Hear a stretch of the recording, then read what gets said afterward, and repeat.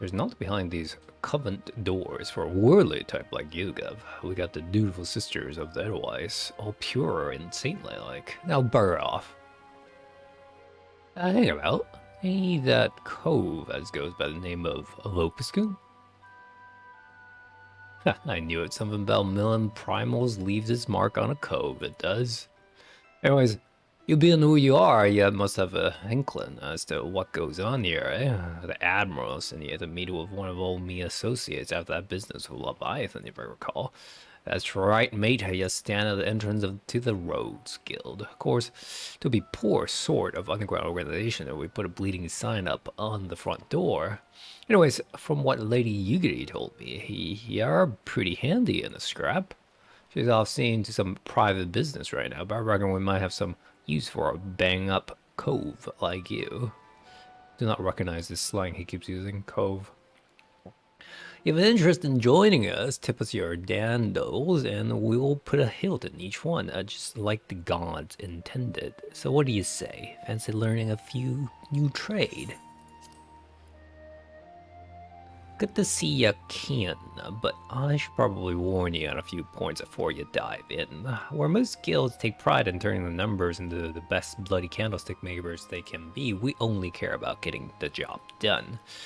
Ain't the job ain't pretty, you become one of us, and you'll soon be neck-deep in scum and knife fights.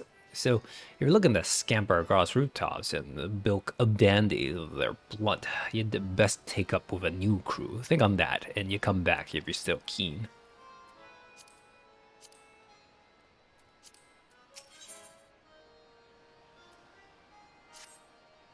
I didn't scare you off then, Ben. They told me it was a meddlesome cove, and so it's proved. You'll need every ounce of that metal soon enough. Now step inside and have a battle with Jack. He's our upright man, the master of the guild.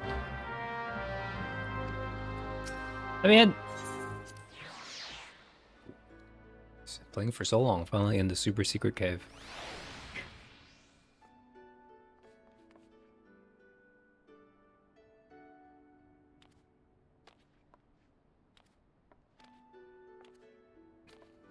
Pretty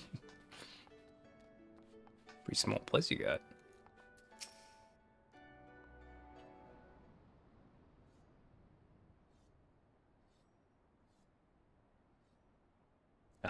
I'm the one they call Jackie, so I'm surprised you heard of me. Perhaps you'd be good enough to tell me your name, along with that old, the kindly cove has told you mine.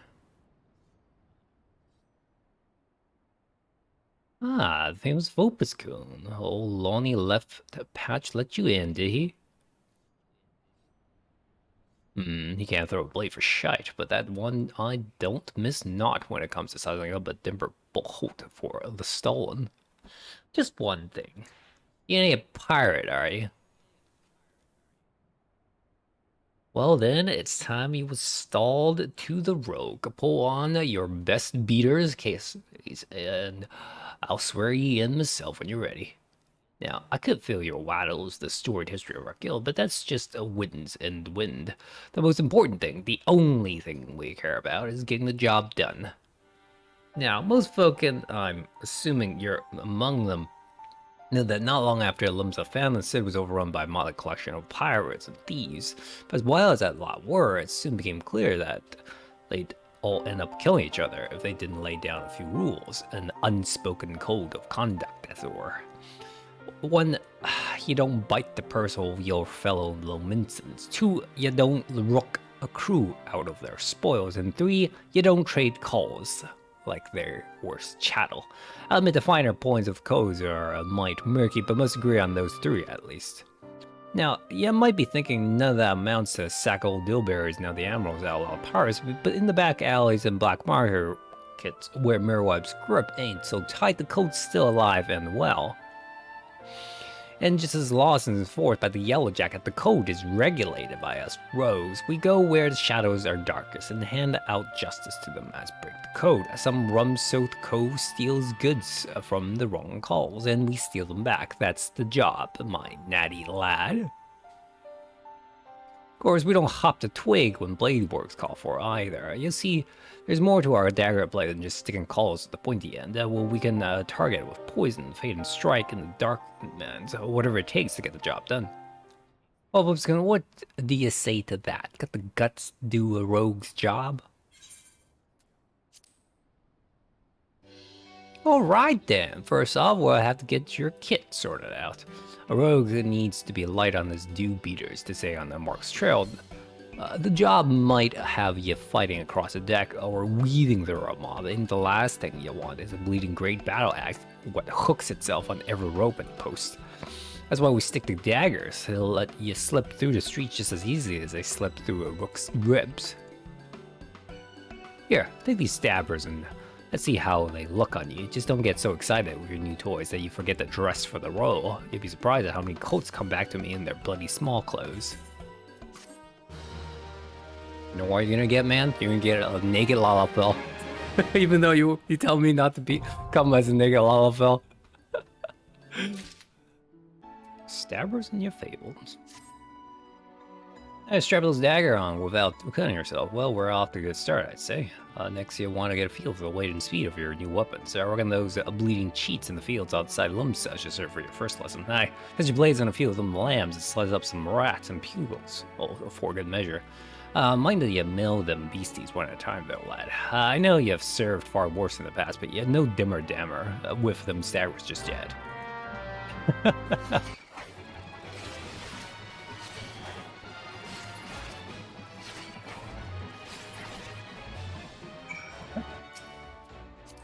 Oh, you're a millionaire, are you? You can never have enough blade practice, me young coat. In fact, I'll even add a list of old marks to your hunting log. Put yourself against the lawn, and you soon learn some new steps for your dance with the daggers.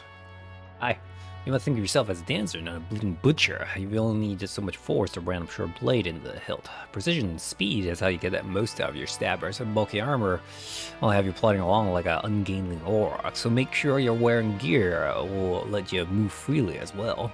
Alright, get your blade work up to scratch, Roscoon. I might just have a job for you.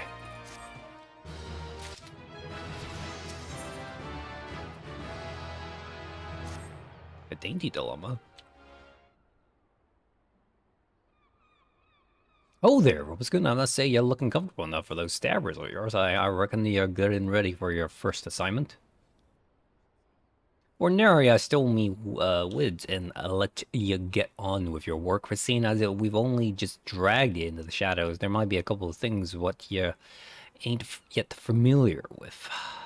Let's build on what you likely do know, and that's the fact that Admiral, God bless your soul, has outlawed piracy in Lumsa. So, what do you think there is still so many plotting pirates in this town? I'll tell you why. It's because there's still one way for them to loot and pillage without incurring the wrath of the law. All you need to do is apply to serve the Thaumaturge as a certified privateer. A captain with a privateer's license is free to terrorize the seas till the old goats come home, so long as he only targets vessels what belong to the Garlean Empire.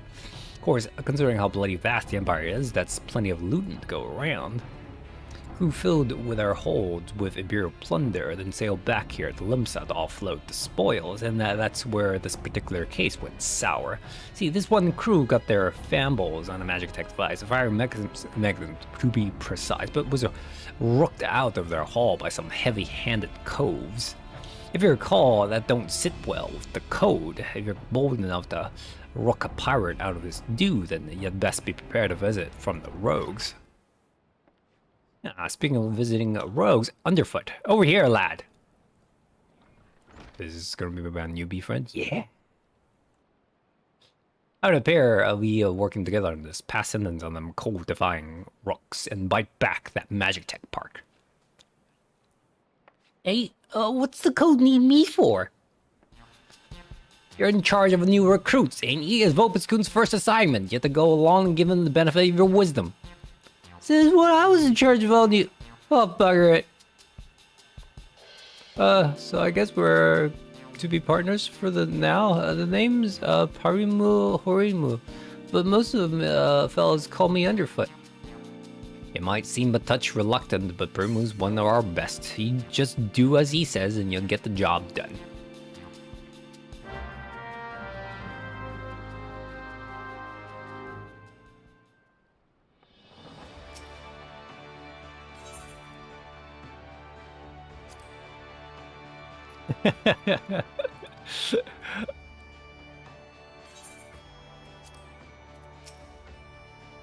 Alright then, me, young rogue, seeing as this is your first official out, and I want to be sure your dance steps are up to the task.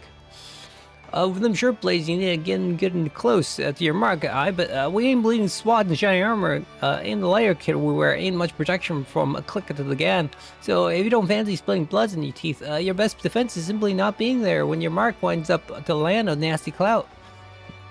Stay around to the flight usually does the trick, but there's some rum fun. Every rogue should master the shade shift. Clear your mind and trust in your speed, and you can leave an axe-wielding brute or spell-sling mage chasing your shadows while you're burying your daggers in his guts. Right. Now, it's time to put this lesson into practice against some of all these Aurelia out in Lower Alosia. I hope you're paying attention, lad, because those tentacles can pack a wallop. Enjoy! Okay. Okay.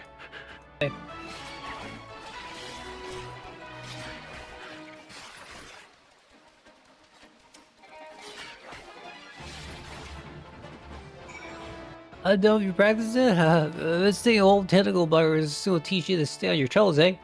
Now you got your bullet rush, I'd say it's time to get down to work. First things first, we need to track down the adult coves what broke that magic tech gadget.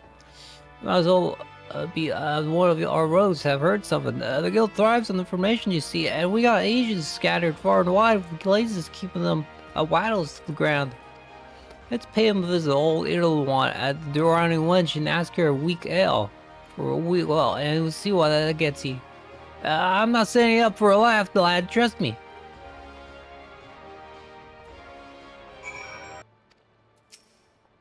Welcome to the Durrani Wench. What's your pleasure, sir? A strong ale. Take a seat over. Change your mind? A chilled ale. A weak ale.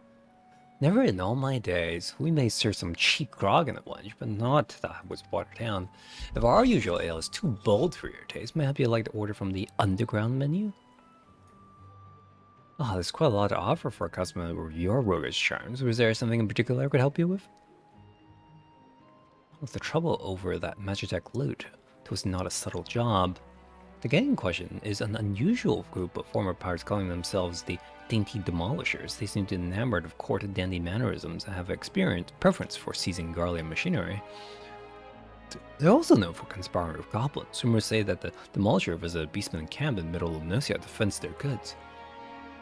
And those goods generally take the form of Imperial technology. I imagine the goblins were rather pleased to take possession of a Mark XL-111 anti-aircraft cannon firing mechanism. If you mean to steal the device back, then your trail leads to the goblin camp in Summerford. Summerford, eh? On your way, lad. Meet me across the river from the camp and we'll plan our next move.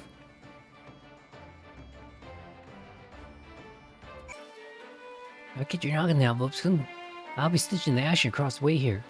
No sign of old Demolishers. I didn't see one of them gambler clothes stuffing the garland gadget in his backpack. I don't Ilwan told us to steer. That's alright. This is your chance, lad. Caught that gambler, gobby, and grab that device. I lost track of which gob it was, but I'm thinking it was saw on the left. Just make sure you dance away from any bomb blasts. Twisting your dodge in the middle of fireball might not save you from getting your eyebrows singed off. Okay. Oops, this is... Sorry, got mixed up here. Doing the hunting log instead of the... Plus.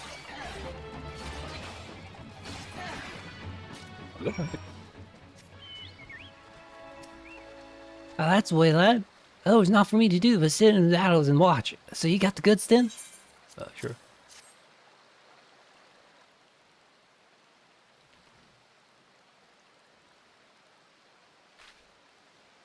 Aye, this is the device, ain't no mistaken. I have to get it back to the guild, eh? We still own the Demolisher Bastards million, but they'll keep for the now. Here, you should want to deliver the price to Jackie. It was your hand that would snatch it out of the Goblin's Paw after all.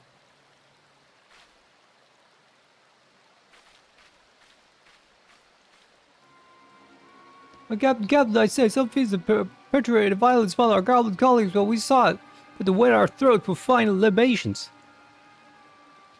This will not stand, Captain. Our finely filled truth has been pilfered from under our noses.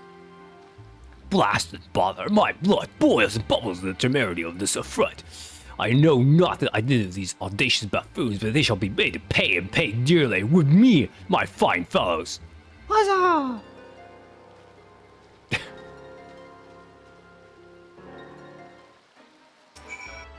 You imagine grabbing the grapple of that fire mechanism you have, Volfskin. Sure.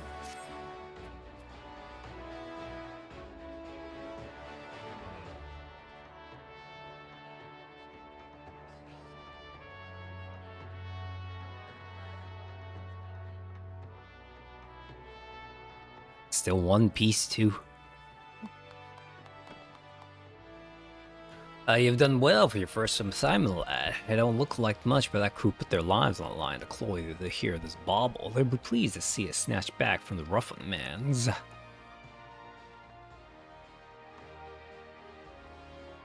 Oh, we had to do for the dainty demolishers, Jackie. The job ain't over. You're right, Underfoot. It ain't. You break the code, you face the consequences. Oh, this is not what I expected from inside of a convent. Convent? And who might you be, sirs?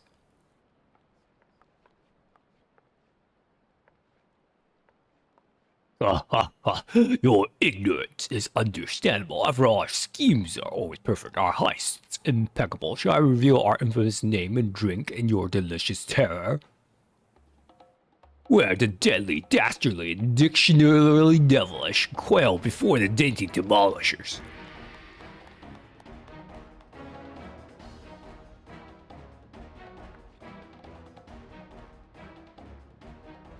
Captain, I say that's the Chad who misappropriated our merchandise. I concur. He's the self-same citizen whom we trail unnoticed to this very establishment. Surprise, surprise. Now, my dear dandies, let us not be so unpleasant. We should endeavor to resolve this distastefulness without resorting to insults or other less diplomatic methods. At least not yet. You there, yes, the clean-cheeked errand boy. Be a good fellow and fetch me your superior. When your colleagues committed a terrible crime against us, and we shall not be leaving until the proper restitution has been paid. Oh, an errand boy now, am I?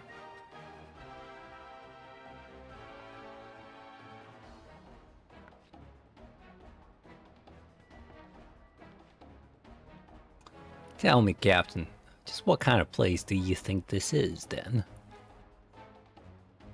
This place, I suppose, is some manner of convent. The one-eyed doorman named it the Dutiful Sisters of Edelweiss or some such.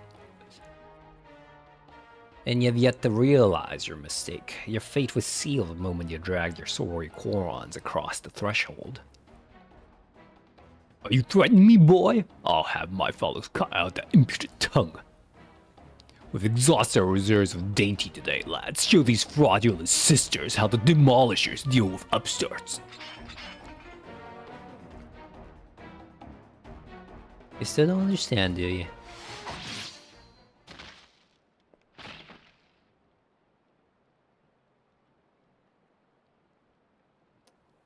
There are but three sort of calls what the doorman let past. Clients, recruits. God, split! I'll kill you all!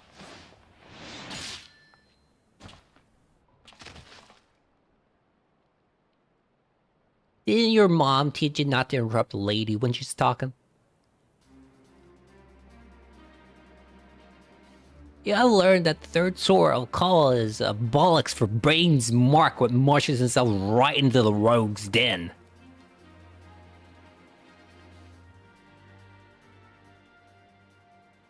Rogues, but we're so careful.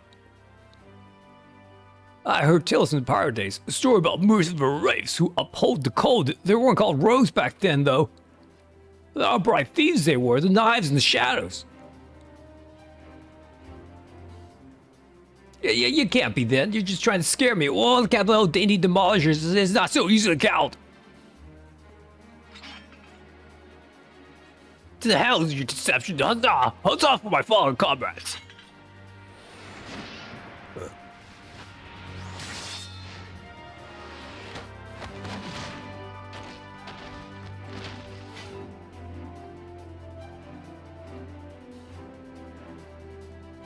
Deceptions, aye. Anyone you meet could be a rogue captain, even the clean-cheeked errand boy. He's still breathing. Find some rope and string him up somewhere in town.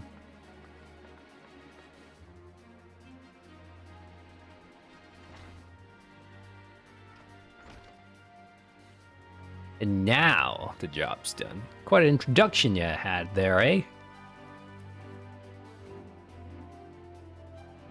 Welcome to Lemsa Lominzas, ever churn an underbelly with thieves shed their skins and become rogues.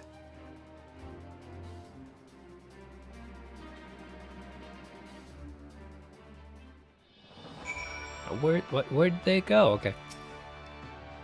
I'm not much for discussing the old days, but since it's come up, I might as well clear up the confusion. It was back when piracy was at its peak. The codes, what protected the code, were dimmer dammers, the best lads and lasses to be had from among the pirate crews. They bid back the goods, what was wrongly bidden, and came for the guilty under cover of dark man's. Upright thief became the title of these codes, what dealt in sanctioned stealings and millions. It was only those as had to cut all ties to the buccaneer's life that was accepted into the ranks, conflicting royalties and all that. They formed their own guild and even their own way of speaking and what was once pirates as pirates no more. Later on, when Merweb took the admiral's chair, the upright thieves agreed to abide by her laws. It became the Rogues Guild, marked a change and altered our raccoon policy to accept adventurers like yourself. But although the title is different, the job remains the same: uphold the code and preserve the underground society what spawned us. Just as you're done with this assignment, keep up the good work, Robskun, and you'll go far in the shadows. Close! Glorious close!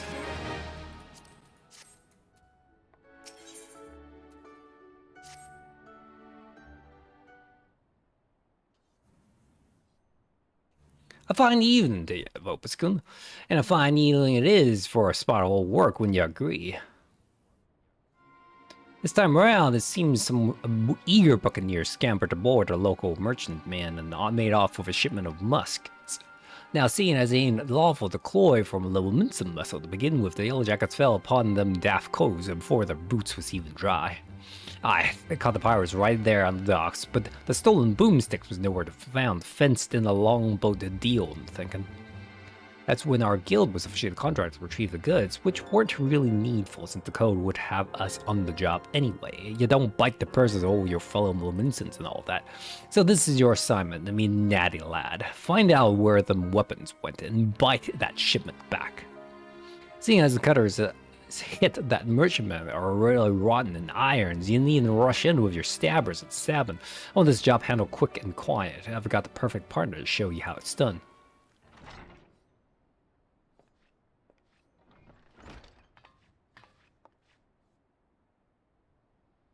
This here's the Keb, the Stray. Ain't no other rogue that can match her in the art of skulking. A pleasure. There's some problem, Keb? You seem a bit out of sorts. I'm bloody starving. I have one old finger sandwich set aside, you know, those egg-filled tasties that make at the Bismarck, but when I got back from the work, it was bloody gone. Uh-oh, that was for cabs. I thought it was for underfoots. Well, you just head out on the job, and I'll see if I can't turn up that missing sandwich by the time you return. All right, Jackie. One more little detail you should know. The muskets was meant for the Yellowjackets' armory, so once all is bob, you can hand the goods over to one of them calls directly. You keep looking at me.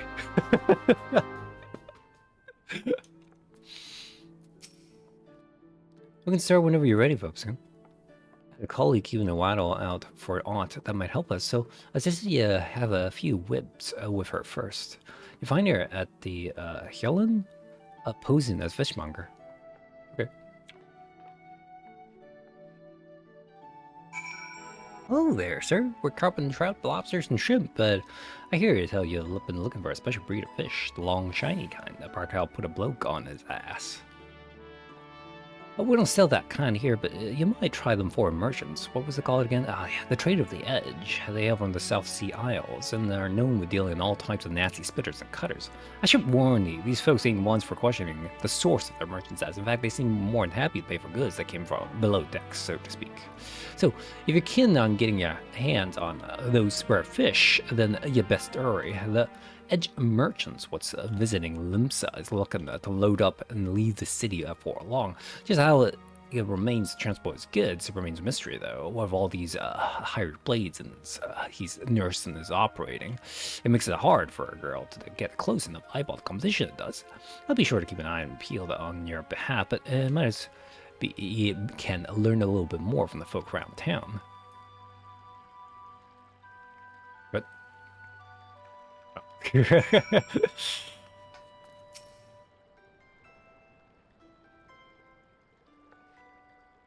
Trader's the Edge, eh? Well, if one of the merchants have been staying in the city, then someone knows something to point us in the right direction. Trick is to listen without being seen. You'd be surprised how all its calls cackle when they think no one is about. We'll focus on places where see plenty of traffic. You can have the Bismarck, the ferry docks, and the East Hawker City. I'll try my luck in one of the other spots and meet me in front of the guild when I'm done. Remember, keep hidden, keep quiet, and keep your waddles open. Waddles, eh? Okay.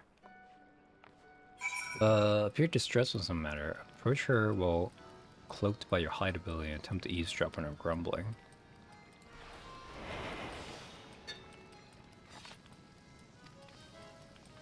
Sneer in the customer is easy and command the skill to cook more villages to meet his pressing departure schedule. I don't know how things are done in the 7th things, but here in Lumsa, people appreciate fine cuisine cannot be rushed.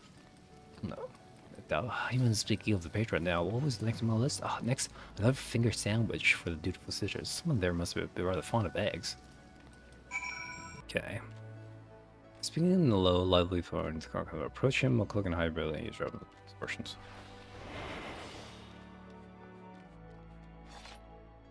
Hawken? And quite a night for calling, sir. We spent an unending range of produce from every corner of our voice, and once become and not visit Lum's low mid so assembling some of the local specialties. Would you care for some freshly squeezed Linosian orange juice, or perhaps your famed salt cod is more to your taste? Fashion urging, little relevance to your assignment. What to do? What to do? Oh, greetings, sir. Do you seek passage to Alaport or Costa de la Sel, perhaps?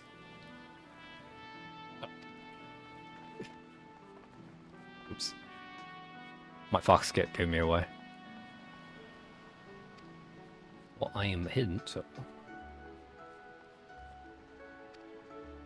I'll curse my sensitivity, or I've stayed at the bench for the extra pint instead of returning early. And as to see anyone being bribed, and certainly not from my relief pilot. I wonder what a merchant was about. Smuggling, most likely.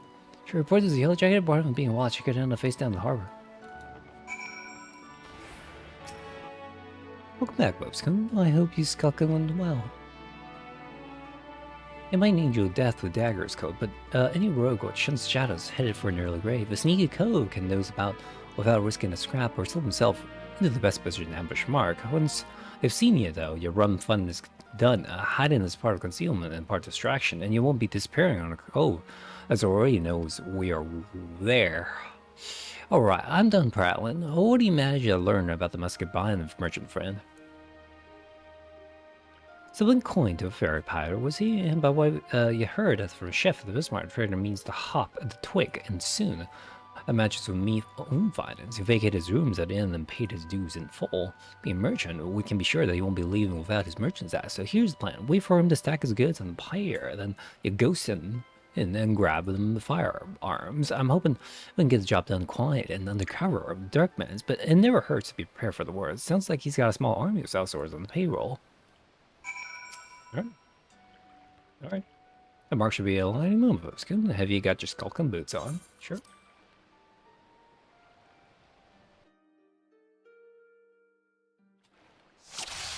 Oh, skulking?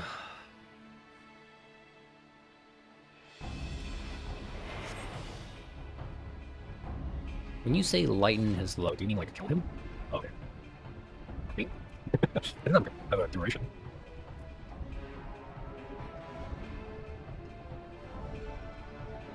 Yoink. That'll be too easy. You're not supposed to be here. I thought all my hair was to keep this jetty clear. 1, 2, 3. There's one missing. My crate of muskets. It's gone. Thief, stop it, you useless sluggers. What am I paying you for? Boys, eating that. Gotcha.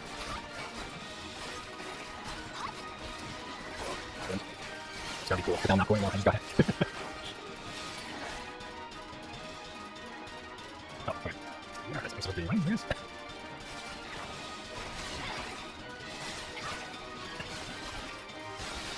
This guy's stuff.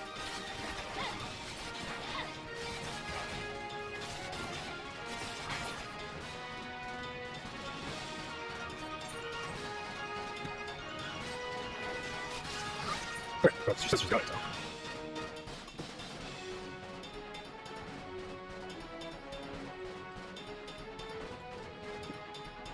Does anyone get this? Well, over here, that's true.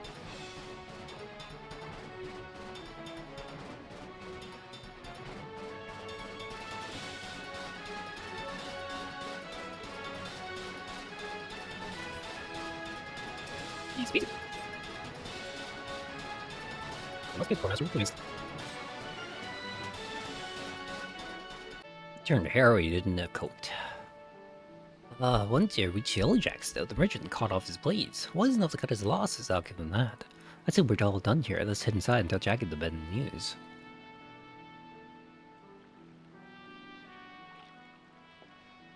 I understand some fighting coming on the outside, and now what will be the cause of it? I thought we were aiming for the subtle on this job.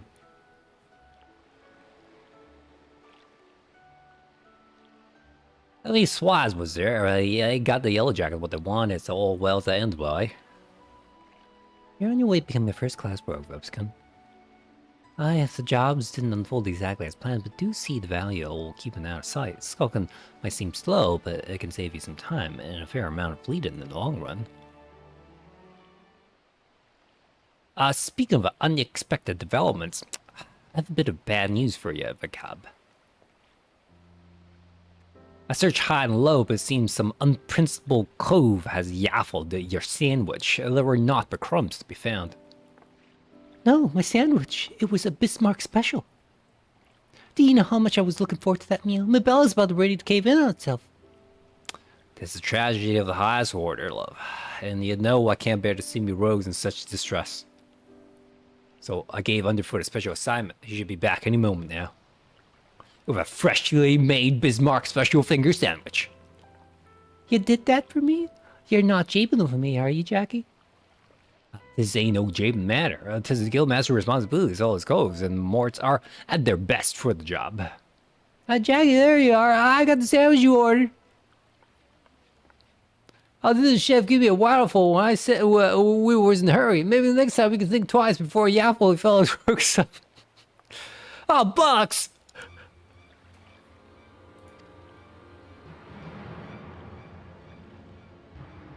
Jackie, did you eat my supper? Now, lass, let's not be hasty. There's a fresh new sandwich right here for you. No harm done, yeah? You've clothed something what belonged to me, Jackie, and I can't ignore the code. Aye, the code! We mustn't ignore the code! You're having a laugh, are you, lass? Lass? Ah!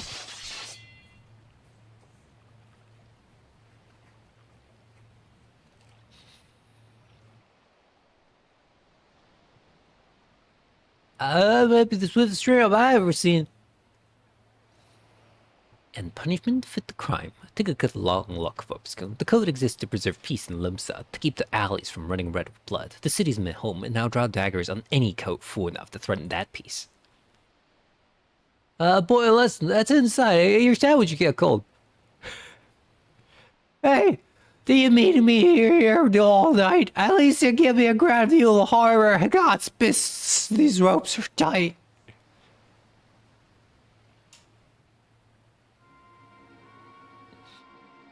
Now we find ourselves indebted to the Rose Guild. The Rose Guild. The impropriety of it all, but I could see them occupying a cell next to those thieving pirates.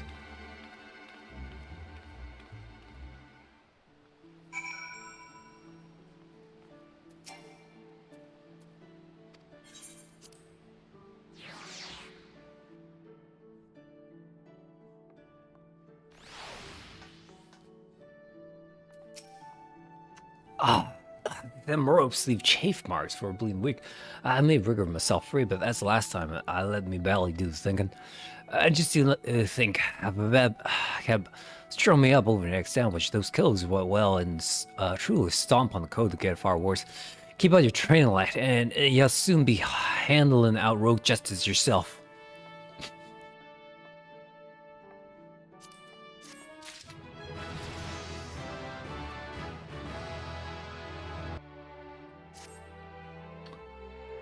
Oops, just the cove I was hoping to see. Oh, some nasty trouble brewing. Client's on his way, so sit tight and pay attention. Calling underfoots and the strays in on this as well. Hope you're a right little rogue family reunion.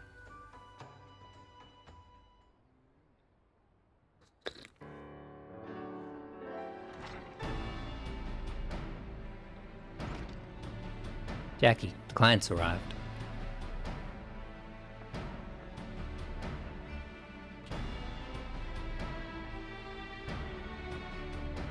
Our guest here has come from Maelstrom Command with confidential orders direct from the Admiral herself, as you know this won't be a simple job. I'm pretty sure our guildmaster speaks truly. It was several days ago when an emancipated man stumbled into one of our camps seeking aid. Upon questioning the poor fellow, we discovered that he had narrowly escaped a life of slavery. He claimed the pirates had raided his village, abducting him and many others selling in the black market auction block. We dispatched a patrol to confirm the tale and found the village almost completely destroyed. It was a meager settlement without so much as a guardhouse. Thus, its unkind fate escaped our notice until now. You think these pirates never even heard of the code? Pillaging honest callers and dipping their wicks in the slave trade, they're heading the right way for a good stabbing. Well, we ain't sit down in so many ways. The code's notorious unforgiving against those that raise weapons against the weak. After all, the first pirates in these parts were callers, who was fleeing oppression in the Northern Seas. Ignore your history and you risk becoming what was your hated most. So, you have a mark for us, then. That we do. From the descriptions given to us by the skipped villager, we determined that these lawbreakers are members of a Jolly Merchants, a pirate crew in possession of an official privateering license. It would appear, however, that privateering has been naught but a screen behind which to hide their illicit activities. One can only imagine how many other Luminescent citizens have fallen prey to these wicked slavers. And we let it happen right under our noses. Naturally, the Admiral's desires a swift resolution to this ignominy, but merely tracking down those poor souls who have already been sold and is proving heavily taxing to our allocated resources. We could throw most urges at the problem, but that run the risk of drawing the small folks' attention and inciting undue panic. Thus do we come to the Rose Guild for help. We ask that you eliminate the Jolly Merchants and liberate the village presently in their custody, and that you do so with the utmost discretion.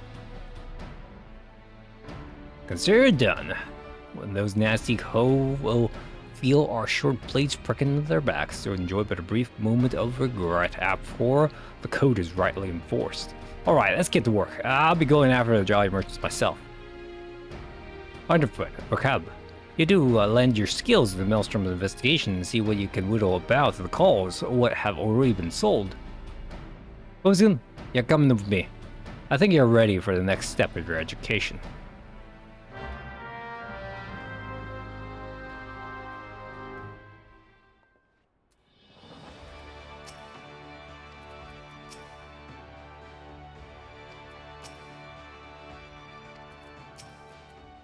Shall we get after the slaving cutthroats, then?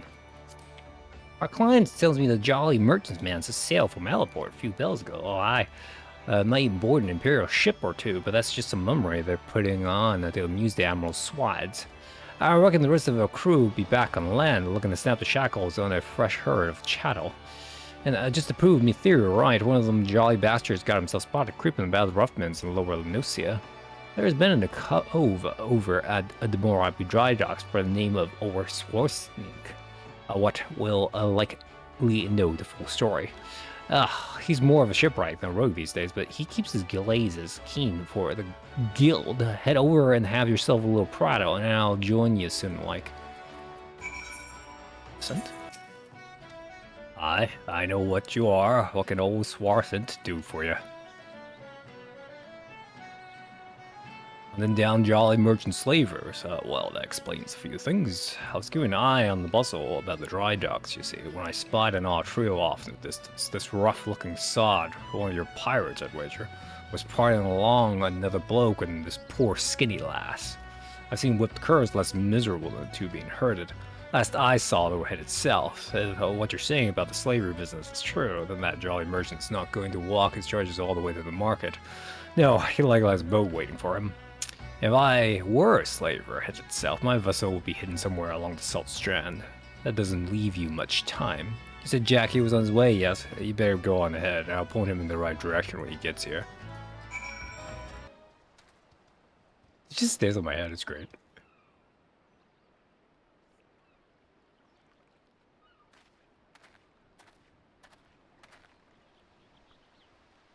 What's in came through for us, eh? And now, what do we got here? This one looks a charmer.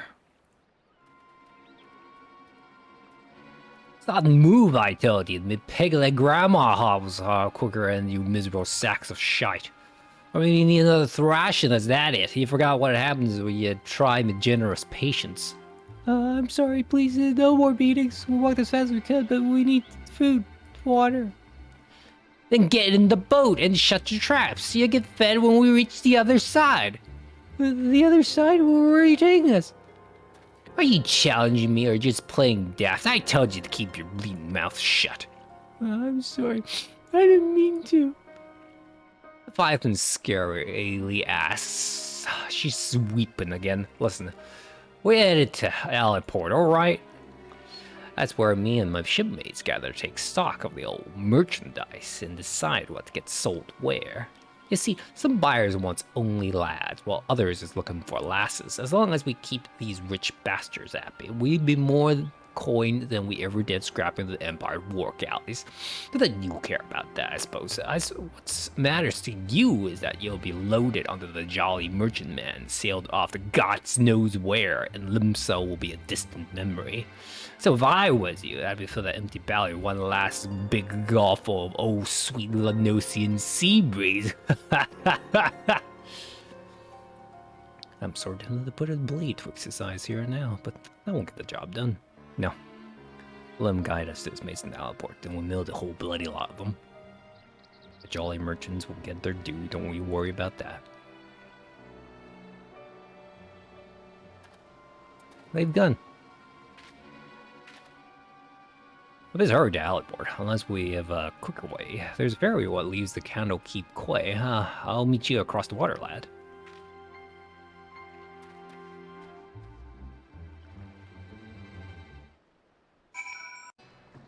Oh, it's gone. The Jolly Merchant's Coves. Still with his captives, seems they've taken a room under an alias. Hiding the operation in plain sight, pulled his brass high, but it's an old slaver's trick, see? Even if some call organizes the merchandise, only a single handler gets boned. The rest of the crew just whistles all innocent-like while their mages march off to cry cockles. And you can bet I've threatened bloody murder for any person that raises a hue and cry. Patience now, Colt. We're just wait here until we are sure that all these blackguards have arrived. Meanwhile, you best sharpen your stabbers. We're a busy night ahead of us. You don't say. But the job then. Old jolly merchants are all here. We ambush sods and set their captives free.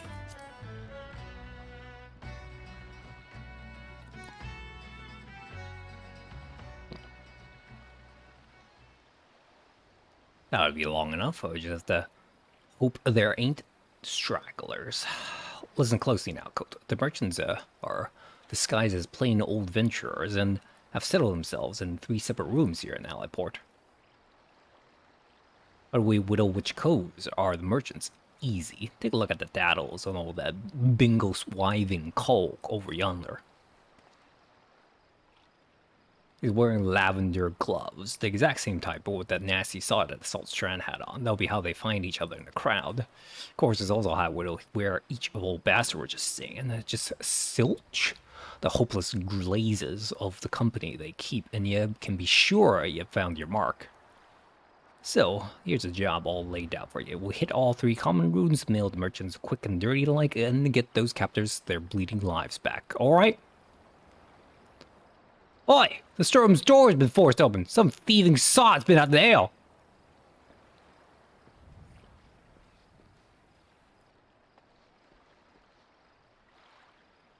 Oh, well, they can't have gone far. Better get the lads and do a sweep of port.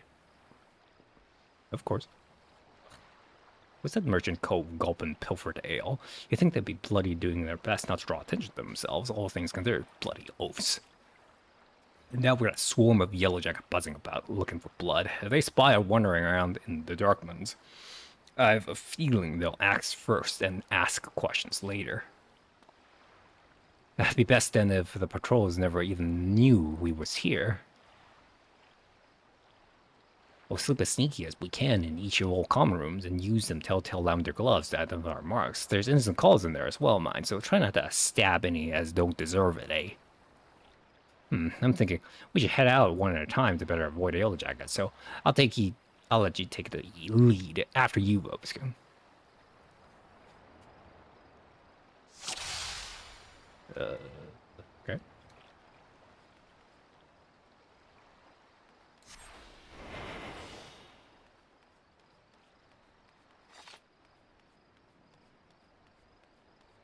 Ready? Oh.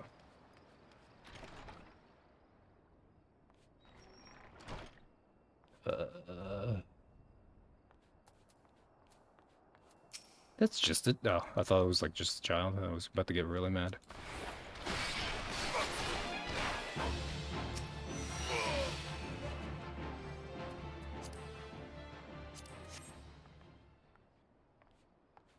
Okay. You got any fancy gloves on? No? You got any fancy gloves on? Nope. Okay. Well, ninja fetish. Out of 4? Okay.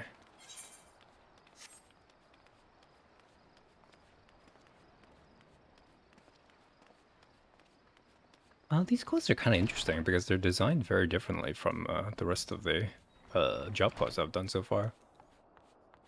Okay. There's only like 1 each though. Weird to me. No, the stabs on. Maybe want to wait. I'll wait for my sneak attack.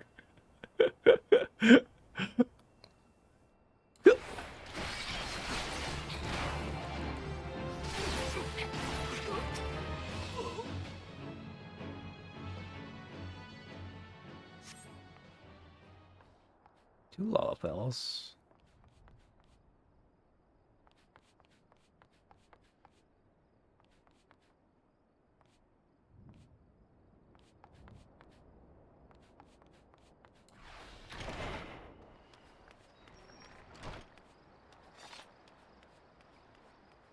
Maybe one of the yellow jackets have pink gloves on. That'll be a riot.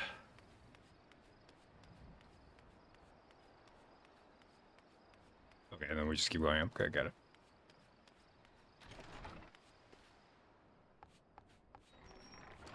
Nope, all these gloves are pretty non-pinkish. Oh, hello. Perfect timing.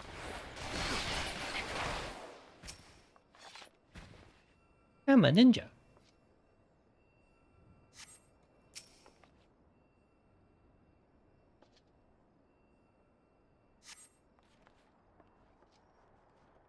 Oh, hi. Well, the last of them, you didn't need my help. Okay. Well, what do we do now? Back in the shadows?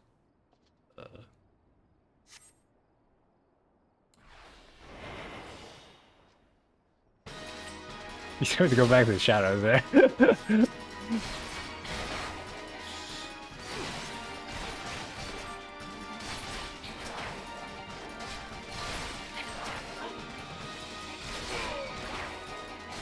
Where did he come from?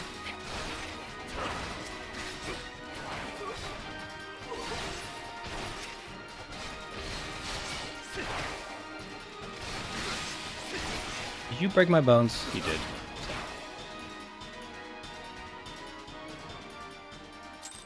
Who tipped us off? Oh,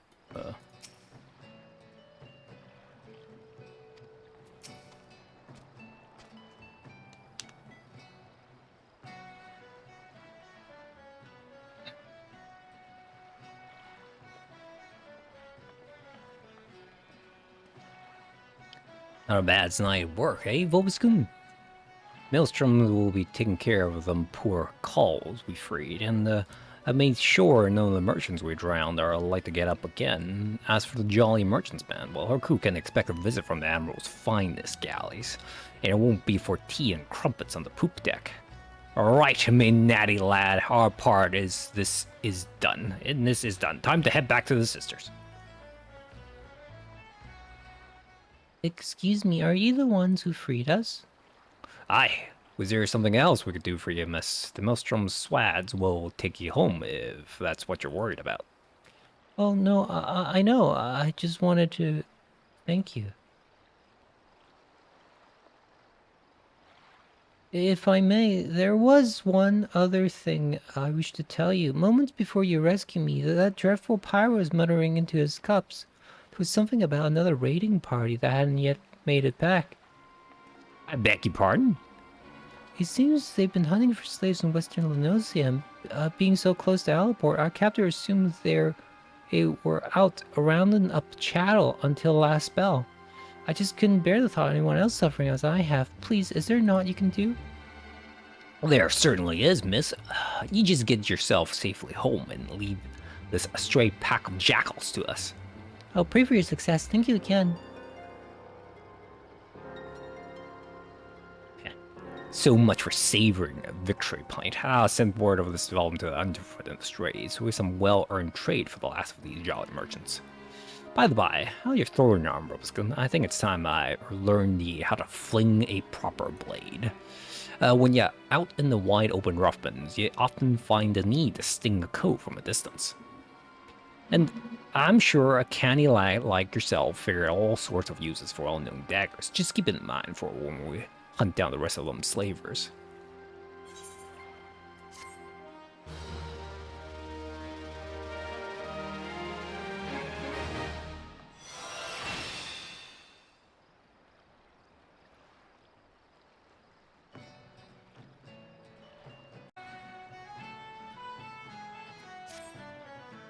Those last few jolly merchant bastards only camped out somewhere in the western Lenosia now. If I was a black-blooded, gill-grubbing slaver, where would I be hiding?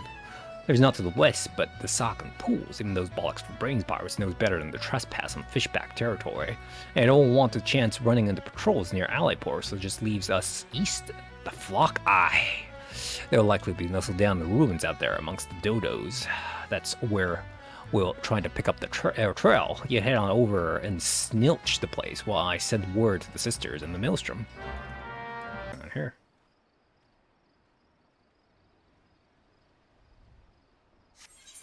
Sure.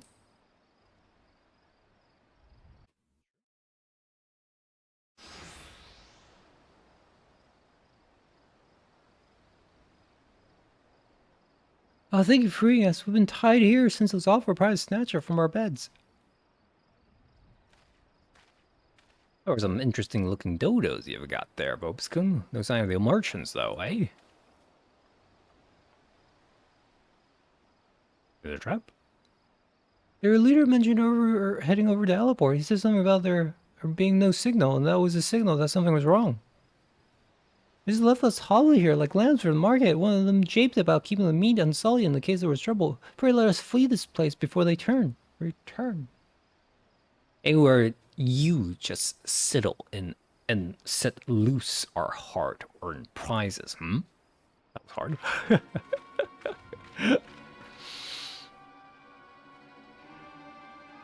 With the damnedest thing, we did have a crew lodged in Aliport, and not one of them survived the night. Down in by a couple of sneaky curs of what favor the short blades, they say. I'm supposing that was you two. Seems you got a bone to pick of our choice of trade. I can't say I have much use for slavers, except as a place to bury my knives, though. And I wouldn't bother yourself with waiting on all your ships to come back neither. The jolly merchants are done for. You might have the right of it, lad. But then you wouldn't know the kind of coin 3 healthy slaves like them ones will bring us. I've a new ship and crew, a new crew before a single moon has passed. You hear that, Shadow? You're each worth a shining bloody fortune, and you have me to thank for helping you learn your true worth. Ignore this bleeding sod. In fact, why don't you step back a ways? These codes are about to learn the consequences of breaking the code, and the discussion is like to get messy. Did you think that would come for you? You can try stifle your victim's screams in the darklands, but the shadows are always listening. Oh, get on it.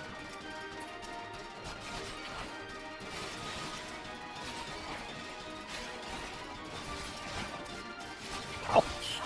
Oh, give me that skill, please!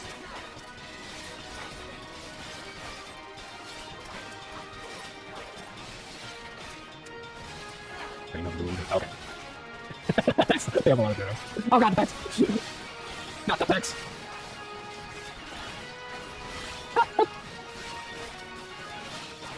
You should die one right? Why is there more power? Why?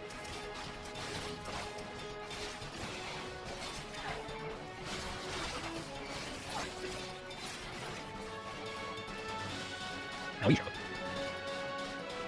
Here's the Jaguar.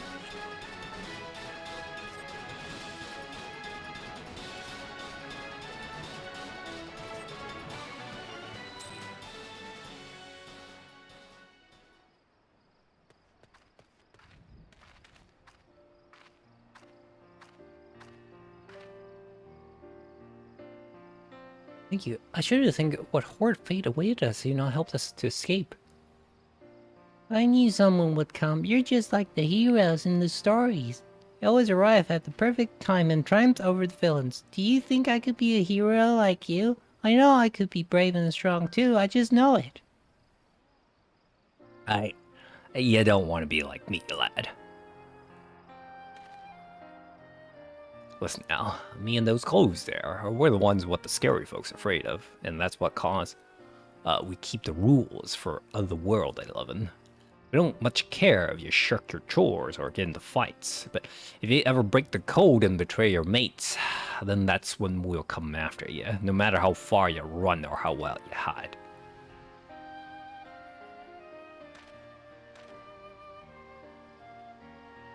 Live your life like the hero you want to be, though, and you never need to worry about that.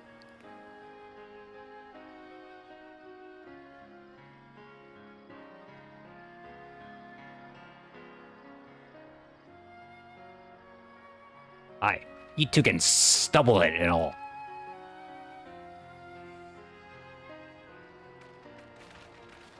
Ah, another law. The one who questions our justice. I assume you're the citizens who were adopted by the Jolly Merchants? I am Captain Milala of the Yellow Jackets. Maelstrom Command has entrusted me with conducting you to safety.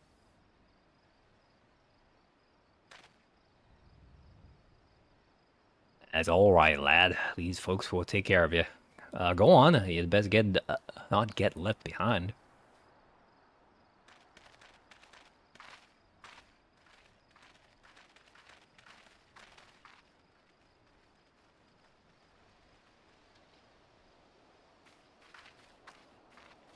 Where else, Captain? Word on a new job. A job? From me? For you? How patently absurd. Why, I'd rather hire a sewer rat to mind my larder. Was it during one of your jobs that you turned Alaport into a slaughterhouse? What dark age is this that we must employ assassins to enforce the law. It is this continued dalliance with underworld miscreants such as you that prevents Limsa Lominsa from ever expunging the stain of our piratical infection. Look at these weapons you bear. A civilized person uses such impediments to carve meat or peel fruit and leaves them at table where they belong. Do you perhaps clench them twixt your teeth as you swing over rails like the pirates you hunt? Our fair city has no place for those who refuse to abandon the brutish ways of the past. The only champions of justice this nation requires are the valiant and forthright soldiers of the Yellow Jackets.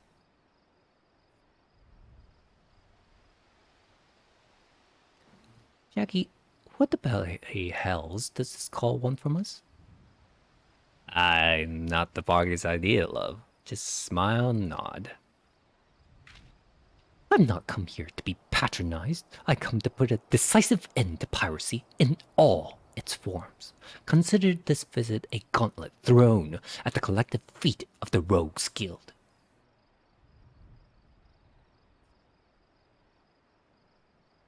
Heed well my words. Just before dawn this very morn, a maelstrom vessel stocked with provisions was boarded and looted by pirates.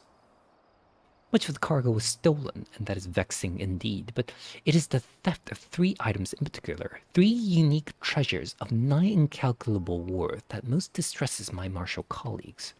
As for the brigands, they made well their escape, despairing in the dawn's mist along their precious plunder.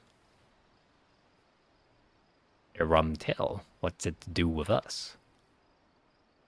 I challenge you, a contest to reclaim these stolen treasures. Should my Yellow Jackets and I succeed in retrieving the greater share, I shall formally propose the abolition of the Rogues Guild. Upon review of our achievements, the Admiral will surely concede that your unscrupulous institution has outlived its usefulness. Ah, blow it out, your waddle. I've never better ways to send me time. Oh, do you now? This incident constitutes a theft against the nation of Limsa Lominsa. Does that not violate your beloved code? If I'm not mistaken, you've no choice but to rise to the occasion, unless, of course, you mean to slink back into your hole and abandon the fundamental precepts of your duty. All right, you screeching shrew. You made your bloody point, and we'll be sorry that you did. I'll promise you that. Your paltry promises amount to naught in the face of my conviction. I shall not rest until Limsa Lominsa is free of every last buccaneer, scoundrel, and shadow-dwelling ne'er-do-well.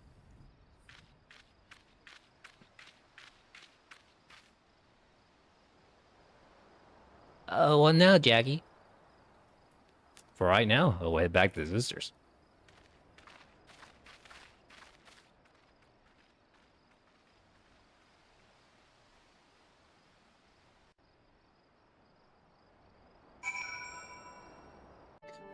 For a wee lass, the Milala's got some bollocks. It seems she's well done with what whiffs of pirate stock.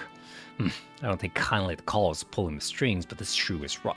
The code's been broken, and we've got a job to do. From the sounds of it, though, them coves knew what they were about when they cloyed them treasures. I'll need you at your best. It's time you learn the art of mugging a rough up and call in just the right way, and he'll give up more than what you'd get if you had just plain knocked him on his arse. Me and the lads will be busy whittling the story on them bidden baubles. You're free to head out and sharpen your skills, might even as you pocket some extra blunt while you're at it, eh? Sure. Money?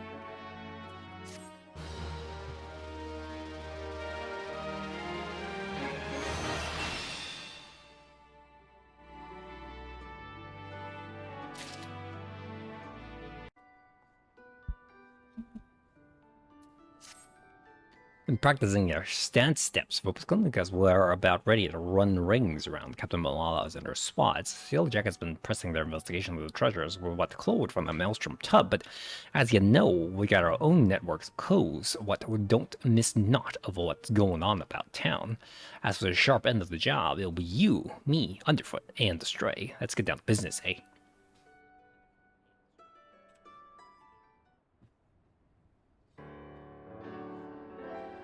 The game's late to the feast, so I'll just make sure we're all on the same page for now. When you get down to it, we have 2 goals for the job. Buy back them 3 treasures and mill the clothes what clothed them in the first place.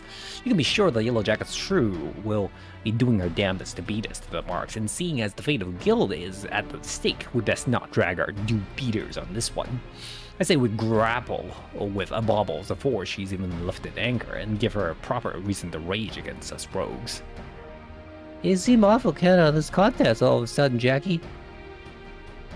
Aye, well, here's the thing. I sent me a grievance to the Thaumaturge regarding the Shrews challenge, but then the paper shufflers don't care a whit as long as one of us gets the job done. So I'd figure I'd sail with the wind rather than against it. Besides, we don't want to shirk our duties and force poor Captain Malala to wander about in the scary dark months now, would we? How very gentleman of you. Well, them's the cards what we've been dealt, ain't they? Now stow your quips and let's hear what you've learned about the Blade treasure already. Hi, it's treasures. According to the manifest of the Maelstrom vessels, we're looking to buy back the Cerulean Star, the Silver Sorrows, and something called the Black Sarcophagus? Aside from the fantasy names, I was able to whittle a few more details. The Cerulean Star for stars is a big old blue diamond that shines like, well, like a star, I suppose. Then we got the Silver Sorrows, a pair of earrings, but one's graced the Wado of the Sultana of Uda. There's a tail there, but one that don't concern us at present. I see this black sarcophagus thing. I'm afraid that the one remained a mystery no matter how much I poked or prodded. In any case, all 3 of these trinkets was recorded as poison from the official privateering raids. Now, even though a pirate will usually sell his plunder through a reliable fence, sometimes they'll holding an auction is the only way to offload goods when it's too extravagant or just too bleeding rare for the average call to deal in. Our 3 wanderers fell into the auction over the category. When the bidding began, the Aliport, the Thaumaturge waded in and with its ample purse made some unmatchable offers and organized a tub for the merchandise to be shipped back to Limsa. That's when our marks swooped in and picked their transport clean. I had a few wits with the Maelstrom sailors as survived the attack, and they pointed the finger at the grinning curs. Problem is, not one's calls seen high nor hair of the curs, not to mention their blade ship since the raid.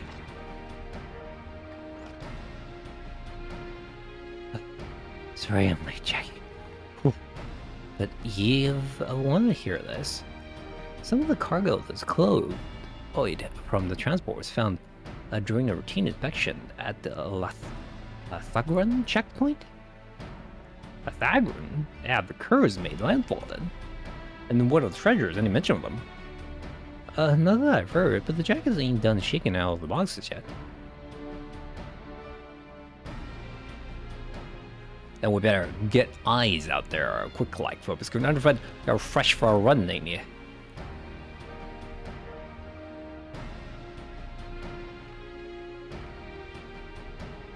Go on, Cole. I'll race you to the checkpoint.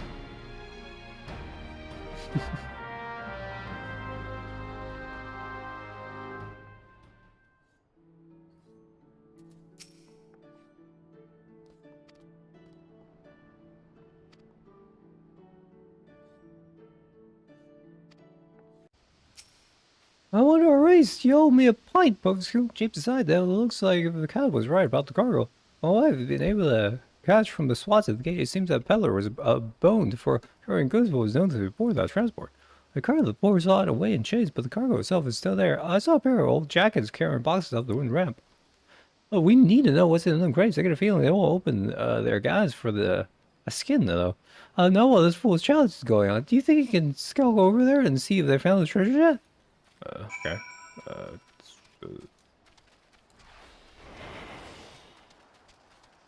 It's a very small box. What the?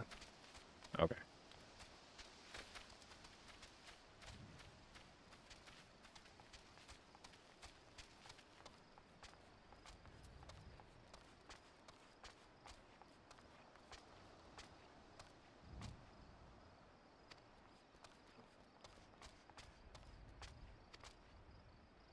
This is all junk. No diamond, no earrings, and no bloody black sarcophagus. Looks like we leaned hard on this skinny peddler if we're to find them treasures. Concerns his merchant is still pleading ignorance, claims he was hired to carry the goods through the checkpoint and not else.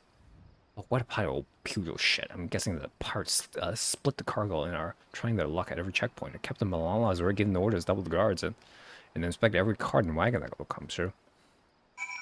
Okay. Do I still need these out?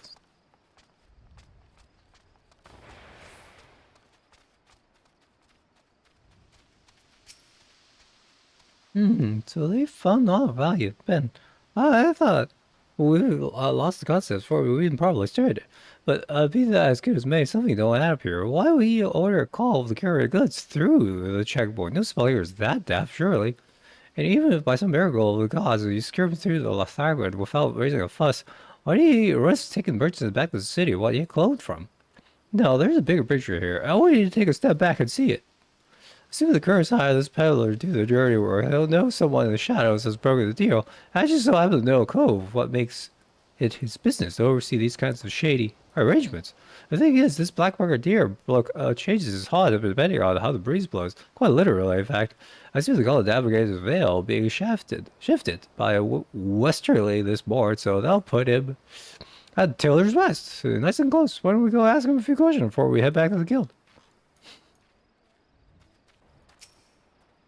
I pride myself on my memory for faces, but yours is unknown to me. Are you an earnest customer or an inquisitive annoyance? I was sure of your intentions. Ready?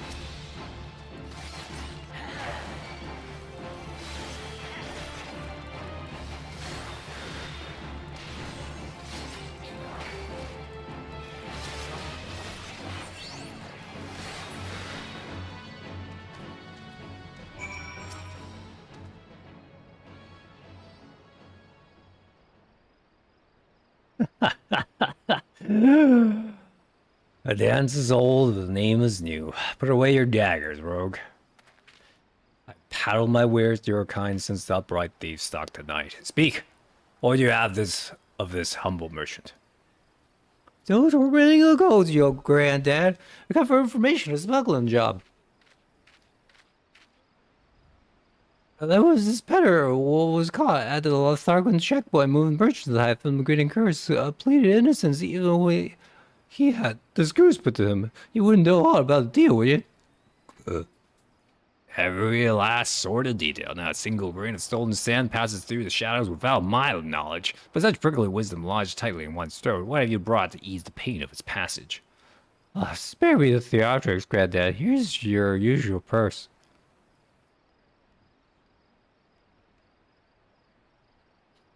A sum is paid. The deal is made. May my answer sate your fickle hunger. Your hapless peddler was indeed innocent. He was but a beast of burden employed by associates of the Great Curse, and likely knew not of his fright's tainted nature. A pawn, if you will, a convenient decoy. There are those amongst my acquaintances who specialize in providing such services. That's what I thought. The girls wanted the call to get caught. And now the jackets have had it, they still wasted their time raffling every shit pie what comes through their checkpoints. Meanwhile, the real treasures are hidden away in the Darklands, along with the Grinning Curse. Not the Darklands, Master Rogue. The Mist. Aside from the traveling merchant, the Curse associates have spent coins on their piece for this little game. A navigator, one who's practiced in piloting a vessel through the Doxy's pole.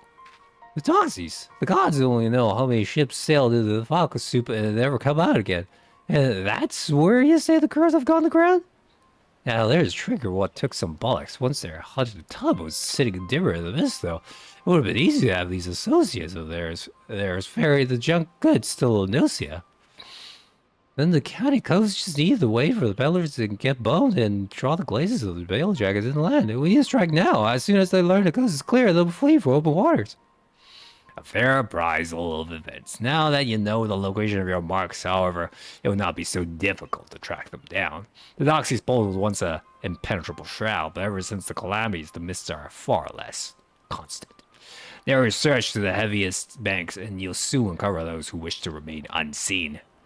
But now, a warning. The mists conceal other dangers besides the dogs you seek. A careless step may land you upon the chopping block. The chopping block? You don't get me.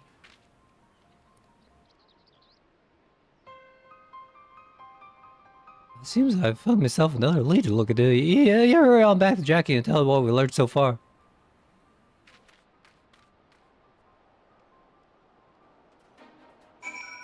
Tell me something?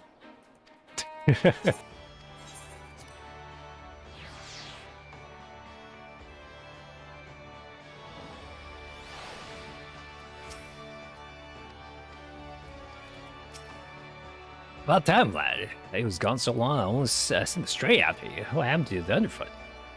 Well, there was this Black Marketeer guy. Our marks and their bitten baubles are snuck inside the Doxy's pullway. I'll not discount the old man's warning, but we have the Benar chance to crash the curves and grab hold them treasures. We're aboard their ship right now, you, me, and Macab. I suppose we'll need ourselves a tub for a voyage out of the woods with Swarsint, and see the dry docks and spare us by the way of ships and a reliable crew. Get your kit together and meet us there.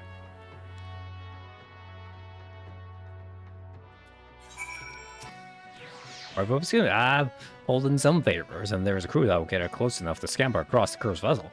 I'll be cramped up on the deck. We try to mill the whole lot at once, we'll soon find ourselves up against the sails. Rails, so you go in quick and quiet and try to knock them all off a few at a time. Well, cool. Are you gonna test your sea legs? Sure.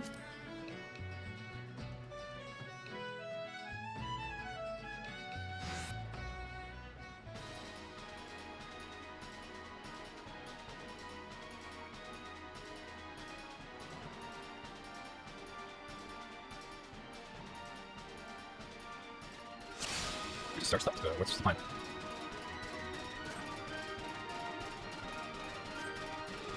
Oh, yeah, okay.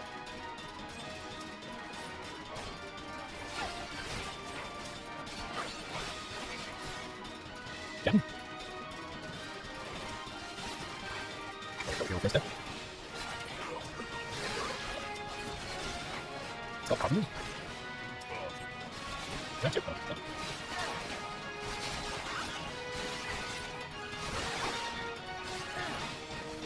Oh.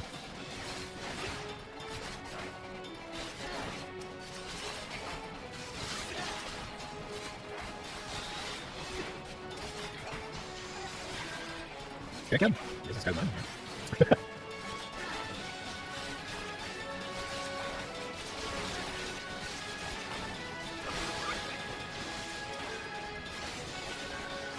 You can't think of save it.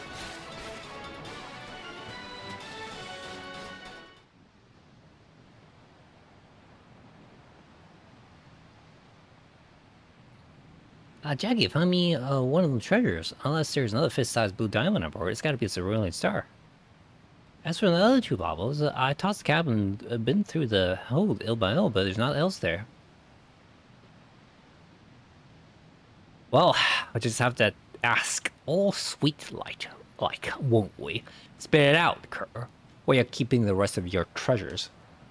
Ha! You think I'd spill my guts for the likes of you, rogue? Maybe we wouldn't at that, but what about this partner you're working with? We don't need no partner. So you're telling me this was all your own idea? You woke up one day and decided you'd attack a maelstrom transport right off the coast of Alport and disappear into the loving embrace of the Doxy's pole? Not exactly your style, is it? The grinning curs are too bleeding famous for their being the crew would turn their snouts up at privateering in favor of keeping to the old ways. You only scrapped the Yellowjacker's grip this long by crawling on your bellies and snatching scraps what fell from the table. You ain't the type to sink your teeth into a Navy-owned missile, no matter the prize. Aye, well, it ain't no profit in being cautious no more. The age of pirates is whiffed coming to an end. Merrow won't be stopped, not by a piddling little crew like mine. That's why we're throwing our lot in with executioners. And that blue rock was just our share of the loot. The scraps from the table, like you said. You don't want them other trinkets, so you have to take it up with our new mates. One job at a time, lad. First, we need to get these stinking coves and their tups back to their docks.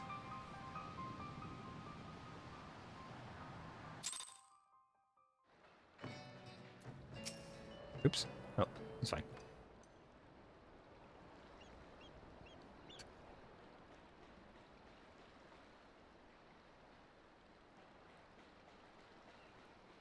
Putting aside the issue of who gave the orders, since no doubt these was the coves as raided that Maelstrom ship, now for punishment of what fits the crime. I was informed that a certain well-known pirate ship was spotted weighing anchor at the Marabi dry docks. I assumed that this was your work? Aye, you missed all the excitement, Captain, but never you mind, the cerulean star is back in the ob and our sneaky little fanballs. And these must be the grinning curs. Degenerate fiends! How dare you ply your filthy trade in Lominson waters? How many innocent sailors were massacred that you might sate your vile avarice? Every one of your kind ought to be lined up and shot. A musket ball is the only answer for this rampant display of lawlessness. Wait, do you mean to just execute them here on the bloody docks? At least take the buggers into custody first. And then over to you for lawful punishment that will satisfy the demands of the code just as well. We've got the answers to our questions, so feel free to take them away. Do not presume to give me orders, rogue. You only managed to capture these villains and their ill-gotten treasures by employing unsavory and unconscionable means. Why, you're not more than pirates yourselves. These bastards ain't worth a true pirate's spit! The upright thieves was formed to protect us from ourselves. Now they're just undogs for the admiral. Bear what begs the leash and another buccaneer disappears. You rogues are traitors to your own kind. If it hadn't been for you... Aye, go on then, blame me and McCo's for your own failures. You know what you was about when you defied the code? You knew that you'd be after you. We're done here. There's still 2 treasures left, rogue, and I mean to claim them both. I had to reconsider this content of yours, Captain. Turns out this fish we're trying to hook is a shark, and it might just swallow you whole.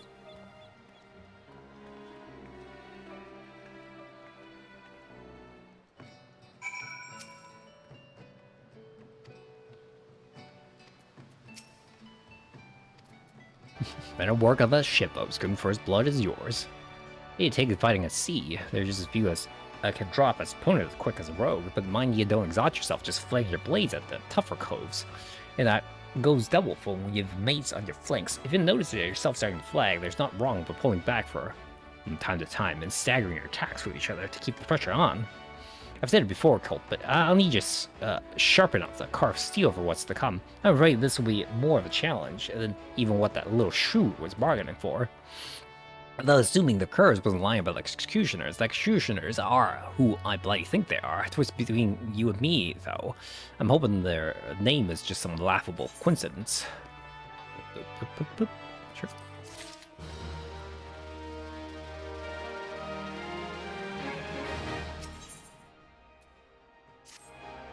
Oh there, Bobskin. We have a rough job ahead of us, that's the fact. Matters are tangled enough with Malala's more snapping our heels, we still manage to grapple the first trinket without too much fuss. Fighting back the other 2 treasures, though, that'll be a different story. Once the Strays gets here, I'll explain what, or more to the point, who we're up against.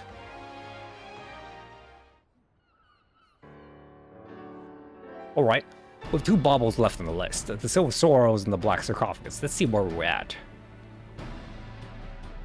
What's Pyramid got to? Underfoot is a look at the widow, the tail behind the bleeding sarcophagus. We're not declaring that stickler until we've at least an inkling as to what that bloody thing looks like.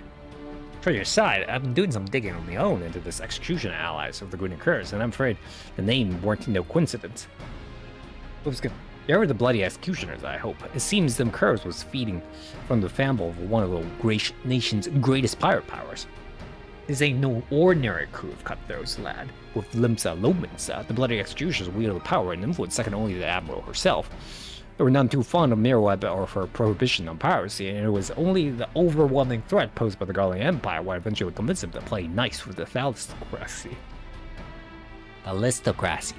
The pirates ain't ones that play nice for long. Now that Hillfar ain't around to helm the ship, the solidarity of the bloody pirates has begun to show cracks. all the strongest captains and lieutenants begun to form their own factions and are scrabbling to claim the top chairs for themselves. Of course, not one bloody cove can agree with one another on which way the executioners ought to sail. Among these new factions, though, is a group what is pushing to break free of the Admiral's grip completely. It turns out the reformists, as they call themselves, were the one that took the grinning curs under their wing. Which means they got possession of the last two treasures we've yet to deploy. Rumors around town say that even for executioner, these coves are bloody and ruthless and not to be crossed. We should sit this one out, Jackie. Piss on Milaw's contest. It ain't worth this kind of grief. We've been inviting wrath of the crew so large and dangerous that even the Admiral ain't keen on coming to blows with them, if they ever come after us. Large or small, it don't much matter. They broke the code when they hit that maelstrom tub. Aye, the grinning curves are paying for the crime, but we'd be poor sodden excuses for rogues if we let real culprits carry on unpunished. I mean, to see this job to the end, and that means biting back them treasures and handing out proper justice to them as they deserve it. But Jackie... Listen, all the infighting going on at the present, us stabbing a short blade in one faction's toe ain't like to bring the whole execution crew down on our heads. Besides, them reformist buggers are so far split from the main mob that they've been avoiding the city altogether. Now, it's about time that we get to work. Folks, track down our black market contact. I set him to look into the Cur's new allies a while back, so he should have some answers for us by now. Vale was lifted by censorly this morning, and they'll put the old man at his haunt in Lower Lenosia. Here, take this out of Old Blunt, and I'll pay a visit to the House of Styx. Styx? That's Cobalt territory. If you didn't know, the old man's bribed them with ore and hires the biggest and meanest as sods as bodyguards. Just be ready for your approach to be challenged.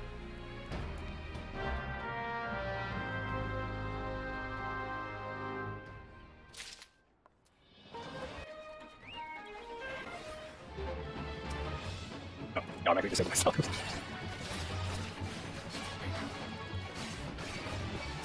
Oh, Mr. I throw daggers. Mr. I throw crap at me.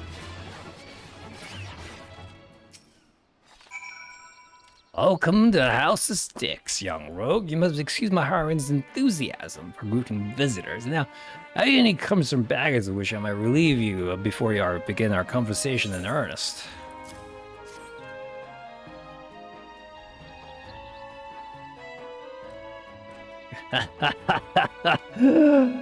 Heavy burden for one of your tender years to bear, but it waits.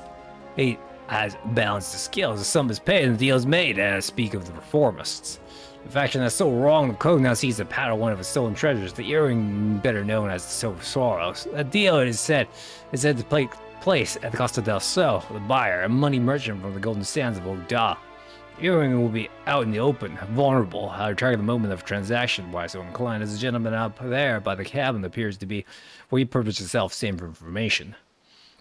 But he attempts to disguise his identity. The stench of a soldier yet lingers. I know not where one such as he came to learn of my existence, but I suspect he works for a certain yellow-coated captain.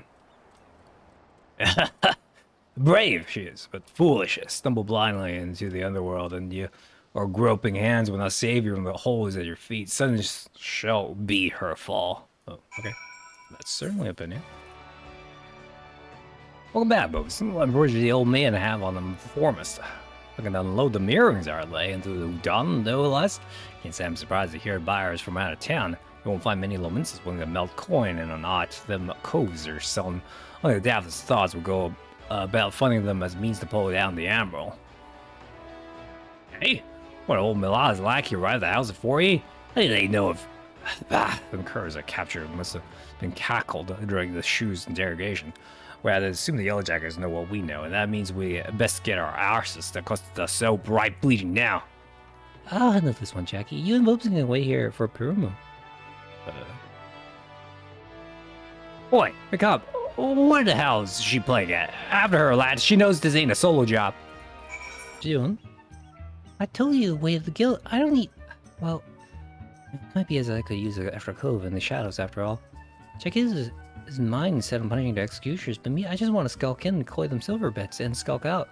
How good if I could manage that with no one the wiser than They wouldn't know who'd come after a finished job without drawing the daggers, you know?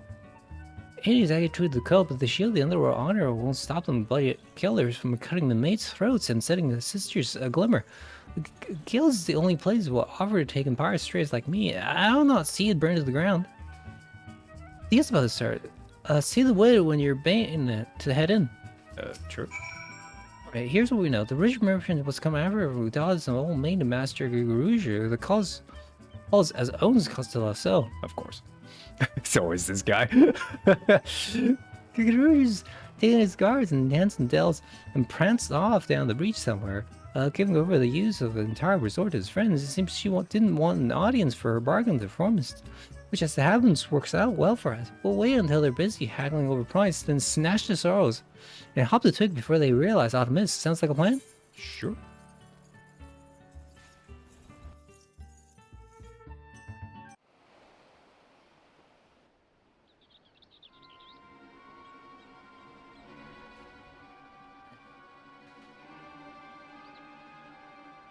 There. The players arrived. Performers coin counter and the Hudon buyer are setting up the southeast platform. The earrings ought to be nearby.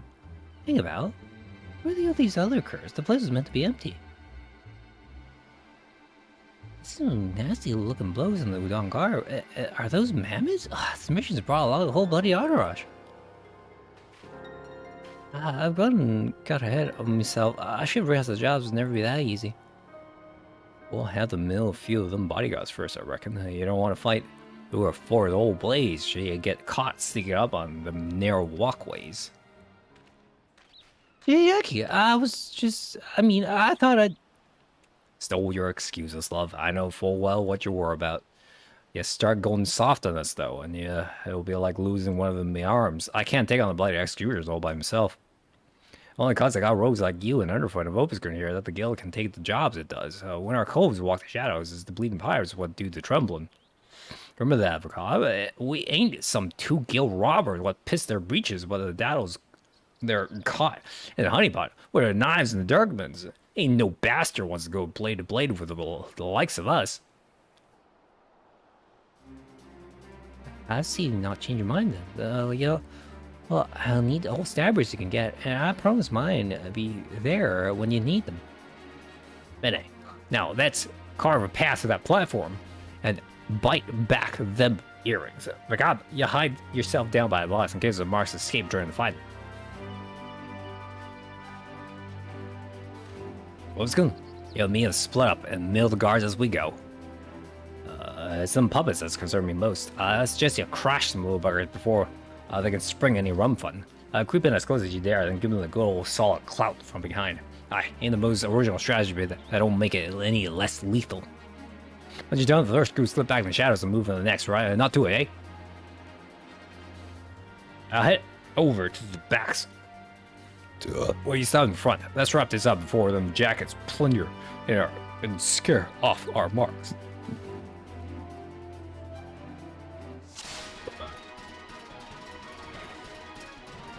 All the limits? All the limits. What? What is it?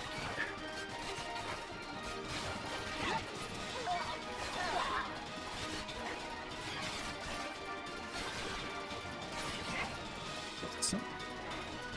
Hey, what's this? I guess got a little too enthusiastic.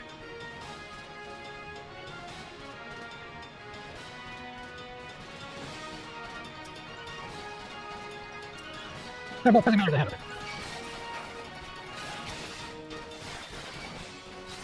Do they? Oh, yeah. Okay, yeah, I should have done this first.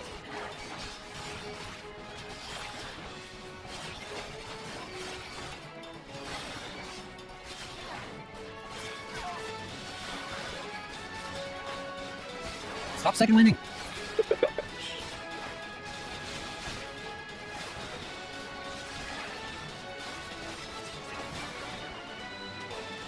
Oh, wait, we didn't need to actually play all of them. We're on beat like. Rogues? Do what mission are about rogues? Oh, what else do you think you're doing? I'm conducting the business strategy on behalf of the bloody executions. Do you understand what that means? Do you know what they were doing to you? I'm all right. It odd then that you're the ones who's shaken. It don't much matter to me who you work for. Your bosses broke the code and we're here to collect. Those be the Silver Sorrows, then. I'm sure you paid a caravan of coin for them shiny baubles, but I doubt they're worth your life. Let's have them, then. Oh, wait, damn you! You should know that this personage is an extremely influential member of the East Aldendar Trading Company. Surely you've heard of it. If the threat of the reprisal will not stay in your hand, then consider the political ramification interfering with foreign dignitary. The admirals would not desire you to damage Limsa's relations with Uda. Yes, exactly. I'm very highly placed in Uda society. I have powerful friends who would not be pleased were you to mistreat me in any fashion. And you must understand, the Silver Sorrows are a historical treasure, a gift once bestowed upon Sultana Nasha by her champion. The earrings were later stolen from the royal vault, and we lost hope of ever recovering them. And I might so easily purchase them, thus is a miracle. The return of these trinkets will be, that is to say, the Sorrows must be returned to Uda. Can you not look the other way for the sake of my nation's pride? You must think me some dull-witted thug. If this deal was being made on behalf of your country, then why are you sneaking about and then consorting with pirates? An excellent point. One might doubt your quality of character were you to continue these feeble fabrications. Is it Ma? It is. Oh, hello. You need only entrust those earrings to me should you truly wish to see them returned to Uda, that is. After all, 'twas to fulfill that very purpose that the Thalistocracy bit on the Sorrows in the first place. Bit late there, aren't you, Captain? I think you agree this round belongs to us. On the contrary, my dear scoundrel, I made the winning move the moment I knew we were dealing with a merchant of Uda. By comparing an official order of seizure authorized by the Admiral herself, you will not be harmed, but I must insist that you cooperate with this reclamation of unlawfully obtained goods. Though Casa del Sol is private property, it nevertheless lies with state-governed territory. Come along quietly. We need not inconvenience Master Gigaruju any further. These suspects will be taken into Yellow Jacket's custody, and do not concern yourself with the Silver Sorrows. They'll be quite safe with me.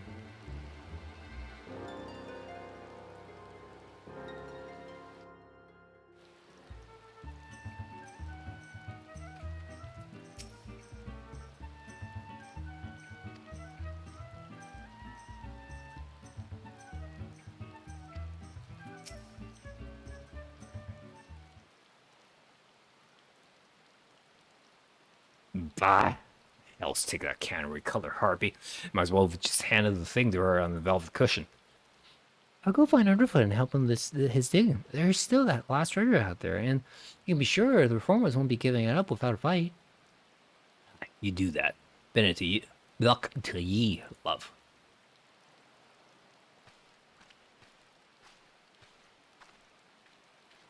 Well, there you are. You left before events had truly been decided, and I thought you deserved to know the score. The Undon merchant has acquiesced to our request and surrendered Silver Sorrows into our keeping. We also apprehended the reformer's accountant and will be holding him for further questioning. Oh ho, Bon and associate of the Bloody Executioners. You Yellow Jackets don't flinch from your duty, I'll give you that. And what's this I hear about you buying information, Captain? I thought that you'd sooner die to assist with elements of the underworld. I'll do what I must to stay ahead in this challenge, and the Marketeer's knowledge was vital to the case. It is true I might find his practices distasteful, but he is no pirate. It is the fading era of piracy which I mean to consign to the history books, and that chapter will never be fully closed until every pirate spawn relic, including you and your guild, becomes a thing of the past. Valiant and forthright, these are the words by which the Yellow Jackets live. It is the manner in which we protect Limsa Lominsa. I swore an oath on these graves of my sisters. No more shall the innocent suffer at the hands of these savage buccaneers, these unrepentant killers. And a grand oath it is. Me, I got my fambles full just keeping the codes intact. But the code is kind of an oath too when you get down to it, and since I've sworn to uphold it, I've no intention of stepping aside and letting you trample over me and my codes.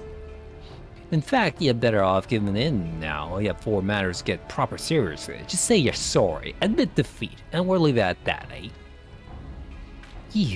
Your audacity knows no bounds. I am done wasting words. I shall reclaim that last treasure, and then I will look on victorious as your guild is dismantled brick by brick. That's the spirit, Captain. Just don't forget to keep an eye on them earrings. The city's crawling with rogues, you know. You can keep the sorrows in the bloody locksbox of the Coral Tower, but look away for a moment and one of the codes will bite them beauties right back.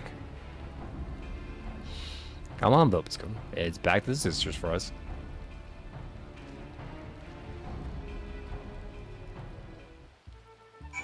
Oh, after all that hard work, the shrew made off with the spoils.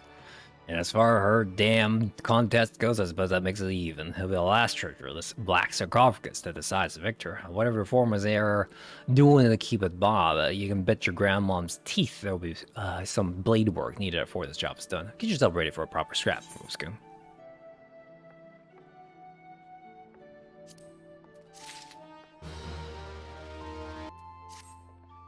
I was wondering that you showed up, Bobscombe.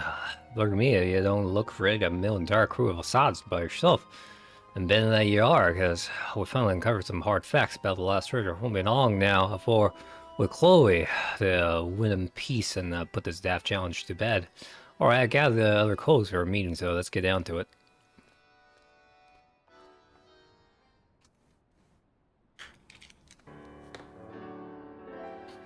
Oh, bloody alas, the Black Sarcophagus has given up his cigarette. Underfoot, you have some news for us. Jackie, I think half the trouble is in whittling the truth of it lay in calling this nasty thing a treasure. Black Sarcophagus ain't no dimmer bauble, it's the Mark L.I. Magitech mine, a bleeding prototype explosives that was been from an Imperial transport vessel. Even though it ain't that big, maybe the size of a smart cargo box, they say the blast have enough kick to consider a bloody behemoth. I see the Garley has been to start production at the factory in Laodicea. They distribute the mines through Castrum Marurium. Like some plucky privateers collect the prototype en route, eh? An experimental weapon. That explains why the Thaumaturge-Black was so bleeding eager to bid at the auction and so reluctant to share the details with us.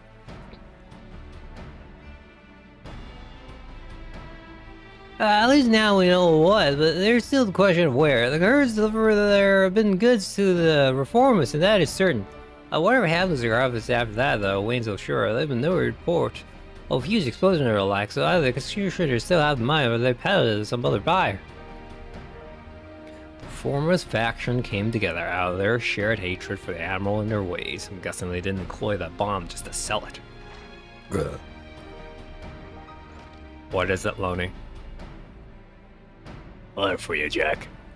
It's urgent.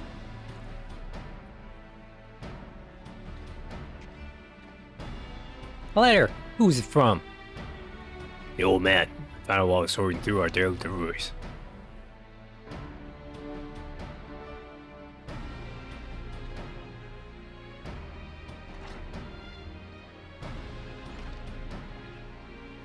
Let's see now. Come to Thalos. I have urgent news. I've been the only old man, the summer customer. I don't want to see him at his usual house for a while, so do you reckon this some rub morsel he's dug up just for us? It could be. Oberson, give me a header to the house. Underfoot, Macabre, you're taking another stab at finding the location of the Scoffers.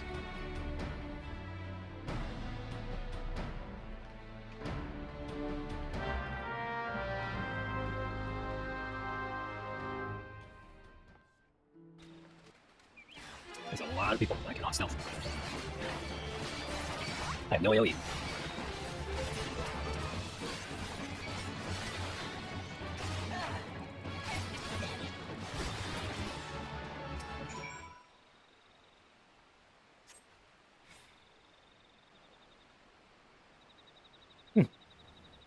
Wasting your time, darling. We'll open that scratch wrinkled throat bells ago.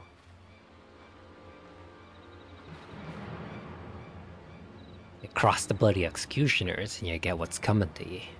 Did you like our message? We wasn't sure you'd fall for it, but a little mystery goes a long way, eh? Oh, now, don't be like that, darling. Me and my mates didn't have much choice. When the boss says, go play with the rogues, then we gotta go play with the rogues. After all, we never asked you to come ruin our game now, did we? Don't give me no long-winded speech about your precious code. The Reformist vision stretches far beyond what them tired old rules is good for. Once Captain Eisber takes command of the executioners, he'll give us back the teeth we lost when submitted to the Admiral's leash. We'll be the terrors of the seas once more, free to rove and plunder in a new age of power and glory. And I'll bathe in blood to see that age come to pass. I'll kick down your shit-stinking code and have all your stinking heads on the chopping block. Like as you will, the only sense what you're being passed today is yours. Hi. Well, there, darling. Ain't you a fine-looking lad? I've heard all this prattle for free to pillage and plunder, is it? Aye, it all sounds grand, but you don't think of the price. That shite stinking code is the only thing what keeps you bloody coves from milling one another. Without limbs allotments to call home, you'd be adrift in the ocean of corns. But if you're so keen on keep company with the dead, I'll be sodden happy to oblige. Ah, you was prettier with your gob shut, but I can see I'm out of my depth here. As much as you like to lop off your noggins, I have to satisfy with dragging the two of you out into the wilds. Kept you well out of the way, haven't I? For that. You know, hobbies. You stubborn scrads looking to swipe our new toy, and my job was to stall you. Tapping as the mind with him right now is to show the rest of the executioners that he's got the stones to sit in the leader's chair. And what's better way to do that than executing the bitch who snapped the chains on our crew? He's targeting the Admiral herself? You're planning to blow up the command room, ain't you? Aye, if we got me permission to panic, of course. If you could steer clear of the city, I'd be glad to keep you company right here, sweet meat.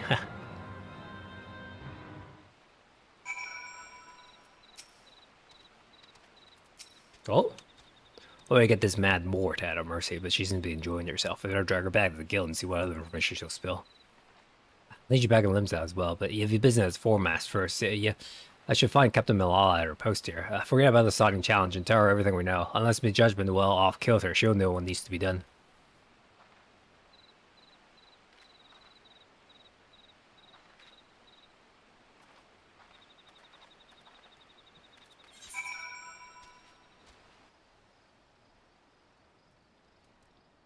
Oh, you're one of the Jackie's rogues. You come to steal the sorrows, have you? Well, you shan't have them. As you can see, they're safely clasped upon my very own... You're not here for the earrings? The Admiral, you say? Are you sure these fiends are in position to discard us? I must deploy more sentries at once. Do you think that this void's our challenge, rogue, and you can relay as much to your impudent guildmaster? I suppose you can thank him for the warning as well. We're definitely stealing the earrings.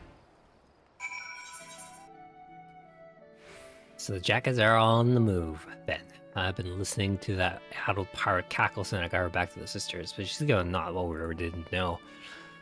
We know more than enough. I say we rally the rogues and go after the mine before it blows up in our mums.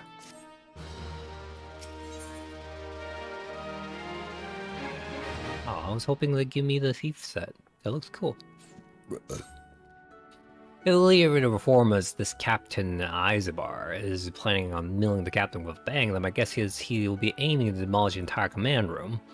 You know, the mizzenmast, aye, the power that holds the drowning wench and bulwarks are, the Admiral's bridge and her command room are right at the top of it. Then you've got the district what surrounds the mizzenmast. That's the busy beating heart of the city. Even with the threat of an attack, you can't just seal it up in a blink of an eye and call the whole thing Bob. I try to explain the danger of the calls while live and work there, and that you have a frightened stampeding mob on your fambles. Nay, lad, the only option is to have I, Snilchin, ever approach into the tower. I put a win out as soon as many coves as I can and spread them through the streets. The job would be to cover the Ath castle. Just wait and see, Bobaskoon. We'll get this Eisbar and his little bomb too. Yep.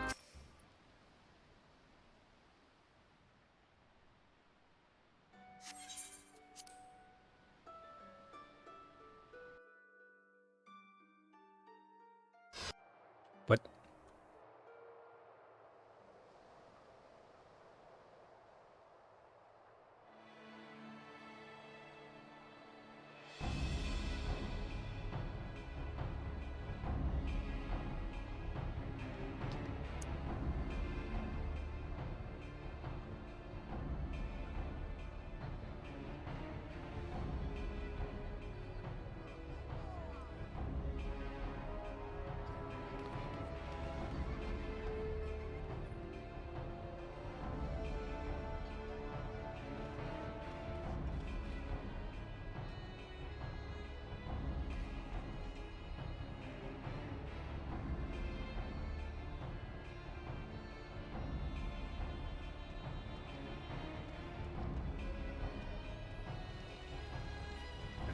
Box, pick the Grand Knight rolling thick. This will make things interesting.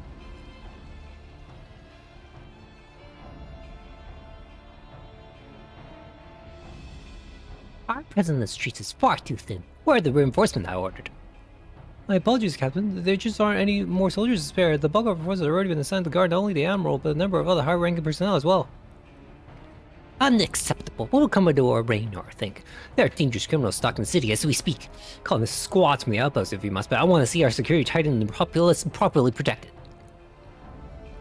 But, Captain, we can't certain pirates' planets and change. If we consider possibility they're switched to target outside the walls, it will be folly to weaken those defenses. You made your point, Sergeant. Return to your post.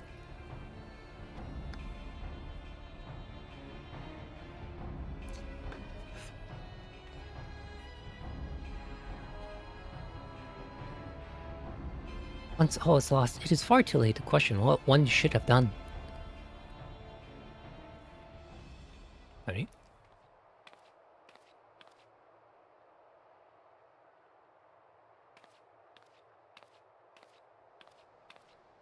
Seem troubled, sir. Perhaps I can be of assistance.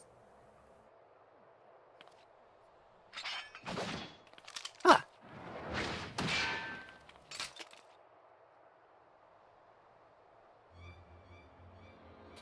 I've been dying to meet you, lass.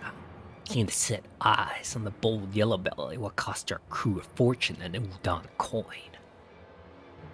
You are an executioner, one of Isabar's men. You have strayed too far in the world you don't understand, lass. Your eyes is fixed on the light of justice, leaving you blind to the chasms opening up at your feet.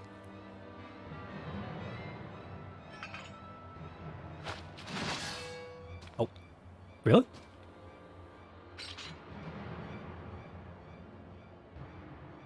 At least they'll say you died with your boots on.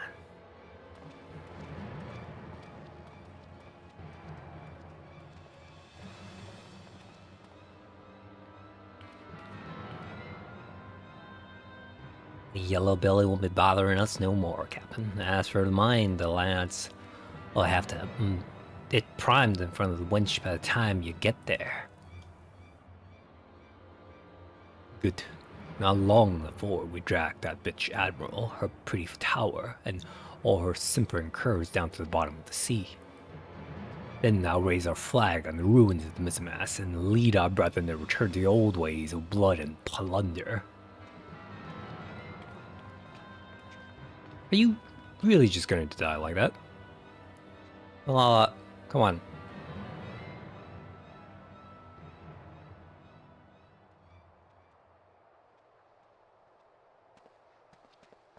The wife is scared. Kill me. Oh, shy then. You breathing?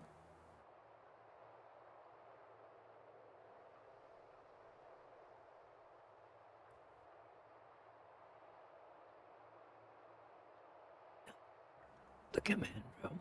They mean to bring down the entire tower. The Misamat falls. The bridge will fall. Half the city will.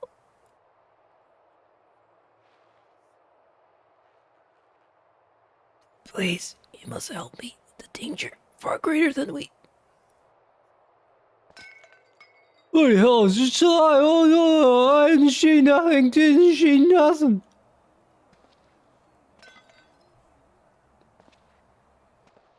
Please, you must send word. Well. Oops.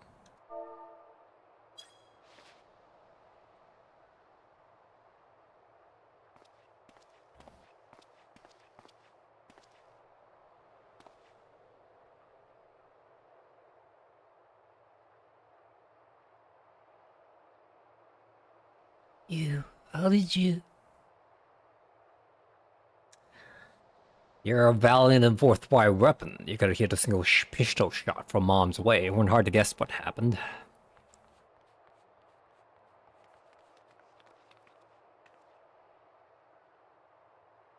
I pulled the yellow jacket. I'll be way over. He'll be wrong, surely. That means we only have one last thing to do. Yeah, never been allies, but I beg of you.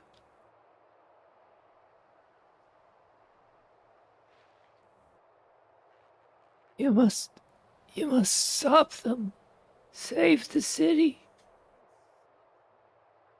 Alas, you only need to ask. Sticking down mad coves and biting back while it was bitten is our job.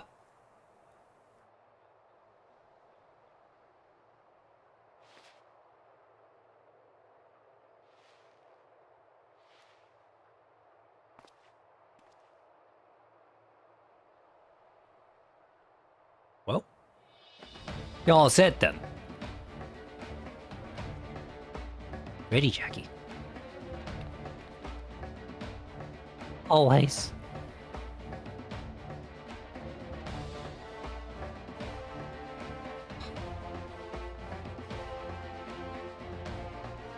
Let's close that sarcophagus and fit Ajabar for a new coffin.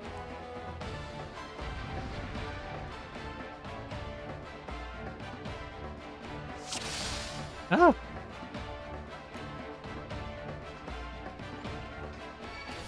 But,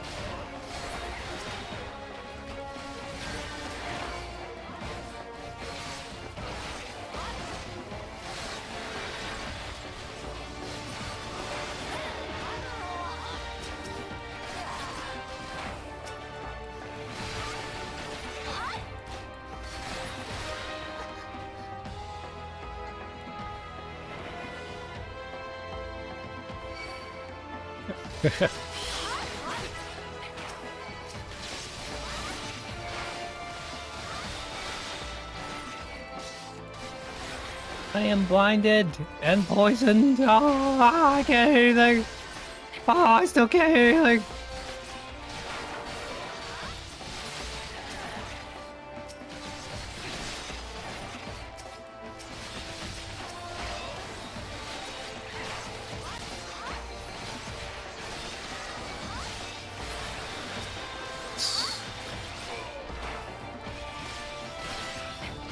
can't still not hear anything.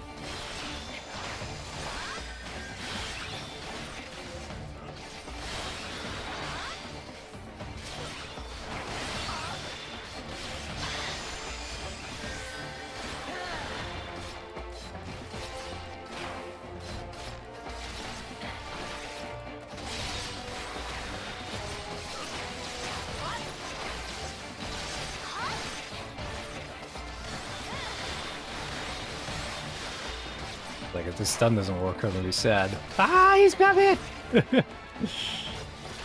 My allies are dumb.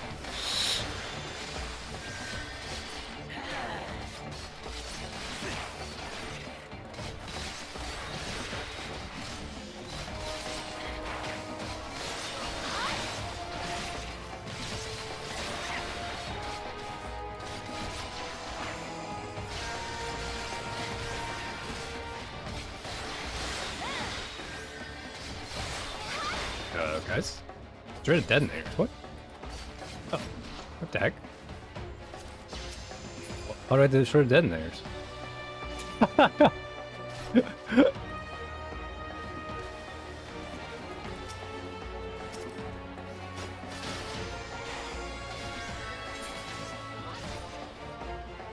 you guys screwing me? Oh, okay.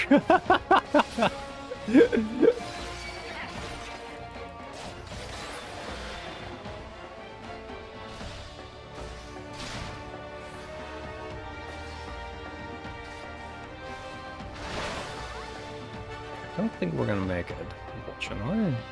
On top, on the bottom. That's enough.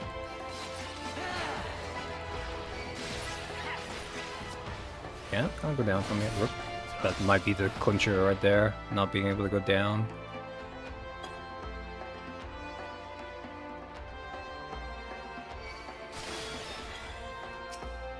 But a little close here. It's fine.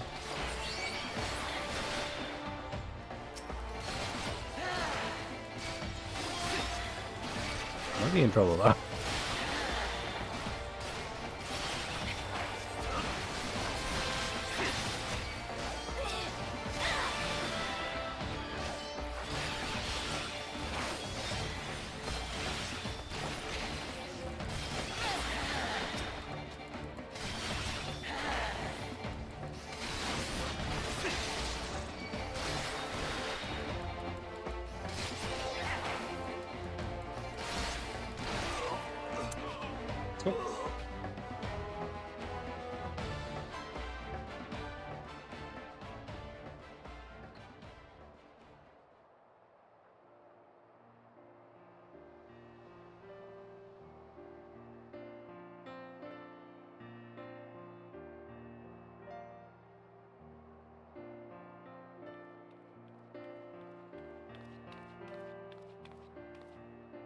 Status report?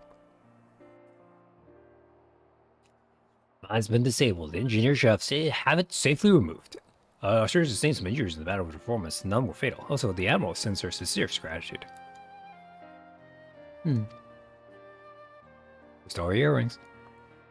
Look, there she is. That's Captain Malala, Hero Limsa Lovensa. Are you recovered from your wound, Captain? We heard how you very nearly lost your life stopping a horde of pirates from blowing up the mizzen mast. Be cheers for the yellow jacket. They're said to be lost of value. But wait, that's not how it... Sergeant, what of the rogues? Did they survive the battle? I don't rightly know, Captain. Well, we found the heirs of Gothams of performance said they're dead or strung from the rafters. Alive then. It seems we're deeply in their dead. Captain, Maya, the Sosaurus from you now, we've been ordered to hand them over to the Commodore along with the Black Grappus. Why, of course, they're right. The earrings, I could swear I was still... He wouldn't have. He stole them from me while I lay dying? That cat, I knew he was not to be trusted. Keep an eye on them, indeed. I should have known.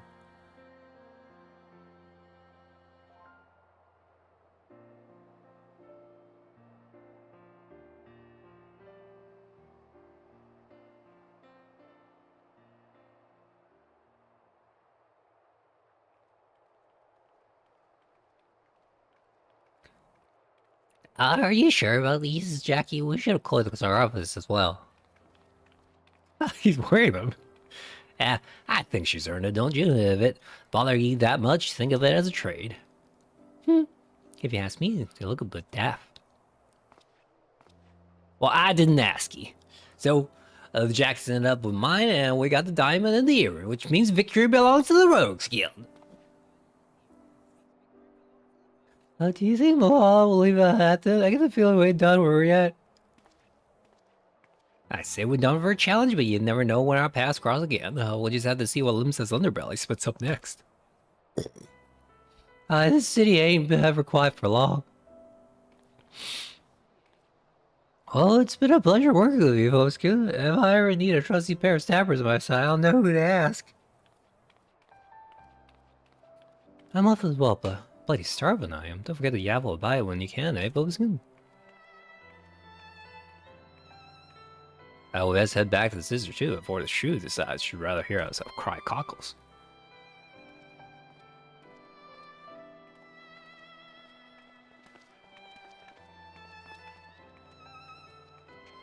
Don't worry, Bobskin. Be seeing you soon.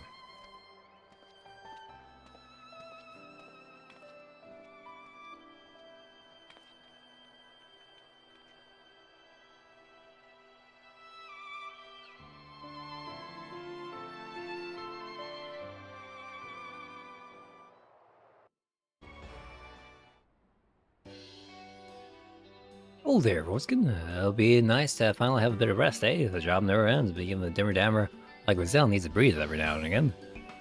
The inventory mates must be wondering where you got to. That was a proper long assignment, but I'm glad you decided to see it through.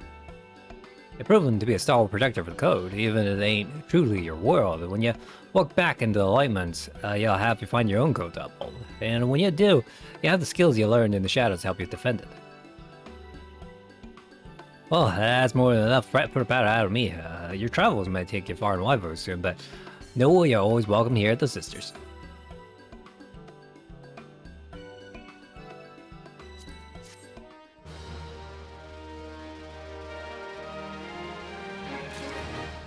Peasants by day, ninjas by night. Bob's coming. Keeping your stab sharpened, I hope, because I got a job to be done. I reckon the dimmer damper what put the execution on the shopping block is just the one to do the doing. My men decided some shifty types around the wine point of late, and not cold to break and curse, so I know, and that's the rub. We don't know half as much about them as I like. They seem to be simple peasants, refugee from some far-flung realm, but I don't know many peasants what skull belt and darklands as much as they've been doing. So long as they're not breaking the code, they can do as they please, but being who we are, it falls to us to look in the matter and make sure that's all's Bob. As my guts tells me, this is maybe a two-road job. I sent her to put it on the head, so pull on your best beater's case, head to Wine Pour and meet him there.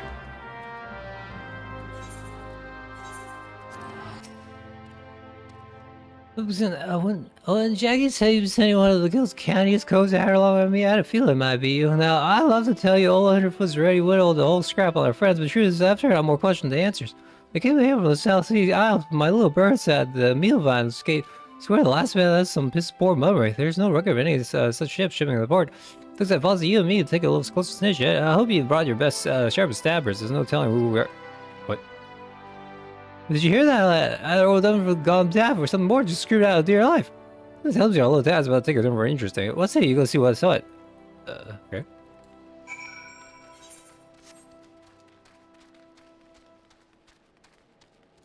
We're made.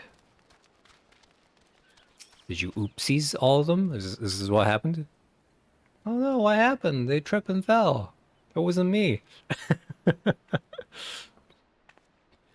Have mercy, I am but a simple milkmaid without not a single guilt to my name.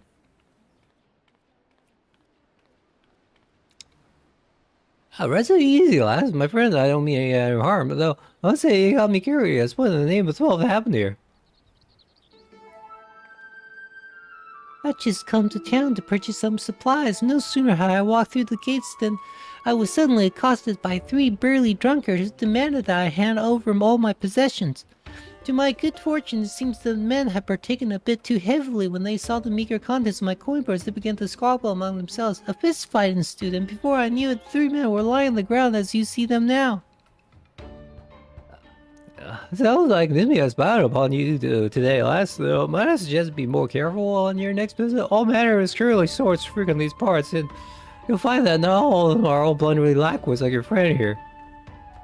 Oh, thank you for your concern, good sir. Rest assured I will take your words to heart. Good day to both of you. Oh, it's good that the girl's wind strikey.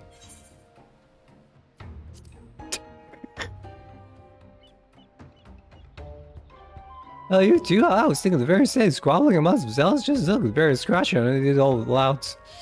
I know there's more than the rum boxy and she's saying, oh, come, let's go on the drag and see what she might be hiding. Ah, stalking the ninjas. I like it.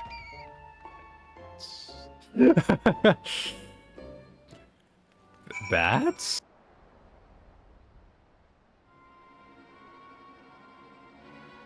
Alright, mess you got here. You reckon these coves got on the wrong side of that ladder, lass? One thing's for sure, there's no more peasant than you and I. One look at these taverns tells me as much. Failed. I beg you, take this and return it to Master Alboro. Stop me. Oh, it's too late. The poor sod's dead. Ask for the stone. You're good against mine. A lucky charm of sort, perhaps. Hey, Ro, we best start moving our dew beaters before the last gets away. Our footprints lead the direction up Lodosia.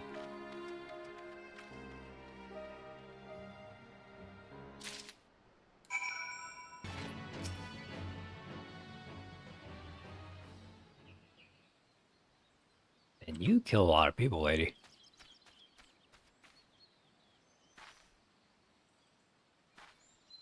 She hides behind a tree, as if that could hide her from me.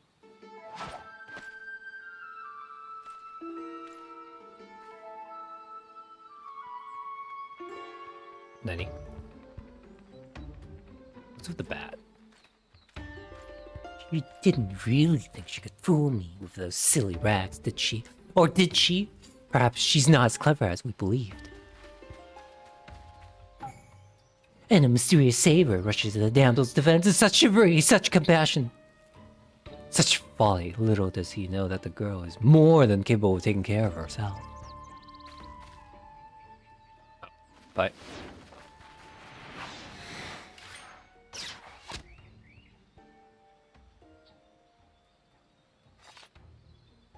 And right on cue, Oboro the Dim leaps onto the scene to save his dear little swallow in the most unsurprising surprise attack that the realm has ever seen.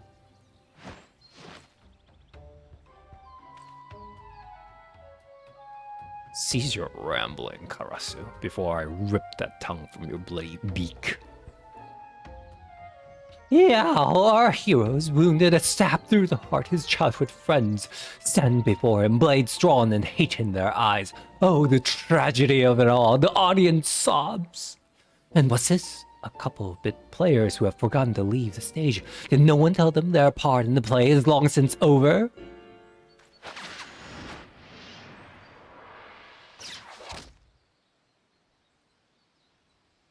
Oh, and the faceless rogue shows surprising skill. Perhaps he has a role to play. I will say this as much. Unlike a certain someone, at least you intrigue me. But the other matters demand our hero's attention, and so the first act must draw to a close. Come, my pet. Wait, Karasu. I have a quick to retreat that one. The two gentlemen from Wineport, did you follow me here? I beg pardon, miss. My friends and I here on behalf of the dutiful sisters, and you, sister, have some questions to answer. I've lived on the Earth of society long enough to recognize when a man's more than he seems, so make this easy for us, lads. Just who exactly are you? What are you doing here? Here's hoping for both our sakes that it doesn't involve breaking no code. So, you are the rogues of whom Lady Yugiri spoke. Forgive me, we were remiss in not seeking you out sooner. Very well. You shall know all there is to know. My name is Oboro, and she is Tsubame. We hail from a village in Doma, 7,000 moms across the sea. We are... perhaps you have no words for what we are. In our own tongue, one might call us shinobi. Doma? The Imperial Province? The same. Though it did not have to be so, our countrymen fought with honor against the might of Garlemald, but we lacked in number. We made up for with martial prowess. It was a battle we could have won, but had we not been betrayed by one of our own. Our every secret, our every move known to our foe, the tide of the battle turned on the morrow. Thousands of our countrymen were slaughtered, and at day's end, Doma remained under the Imperial Oak. The traitorous Kerr joined the Imperial ranks as chief of their covert operatives, and so they say. That is the man you just met, Karasu, though I'm loath to call him a man. To this day he whispers in the ears of Garleans, making a mockery of those who once called him friend and brother, but no longer. We have come to our wars here at our village elders' behest to see that Karasu pays for his crimes with his life. Oh. Come to mill a treacherous rook who blew the gab on his comrades. You sound the right bend cove. Consider old comfort underfoot impressed. Forgive me, this land and its tongues are still new to us. Nonetheless, we're able to lure Karasu here, but more than a few of our comrades have their lives in the effort. And now this. Was there a sacrifice for naught? Job crystal?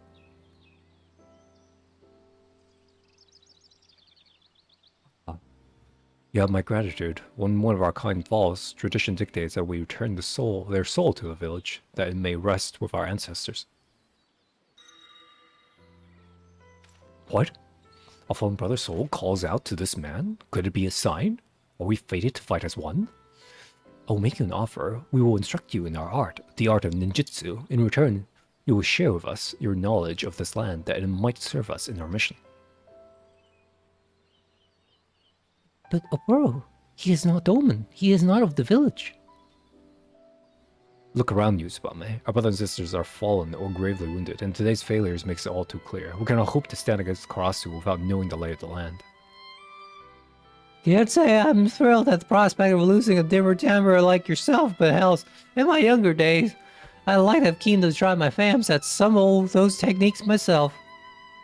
And the more my Waddles takes in, the more these two strike me as Benar and Benar folks. You have a keen, lend them your daddles, I'll not be the one to stand your way. If you would like to know more, come to the dock storehouse at Raincatcher's Gully. We shall await you there.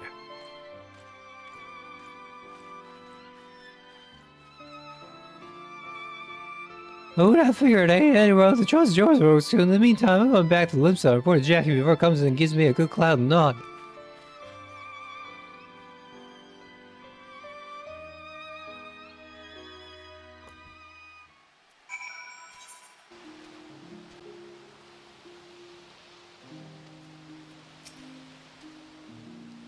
And so we meet again. I'm glad to take your presence to mean that you have chosen to accept our offer.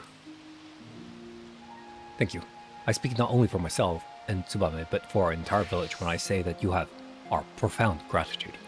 What I would tell you next, I would tell you out of the earshot of strangers. Byakubu, is it Byakubu? Yeah. I've been instructed to let only trusted visitors through the doors behind me. When he speaks to you, Ayame, you will answer Kaede. You do not know what those words mean, only that they will grant you the entrance. You need not.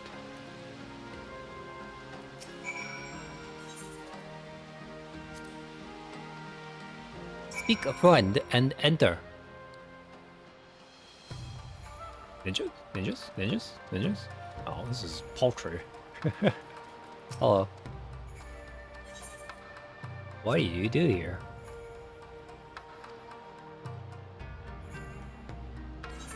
I like the music though.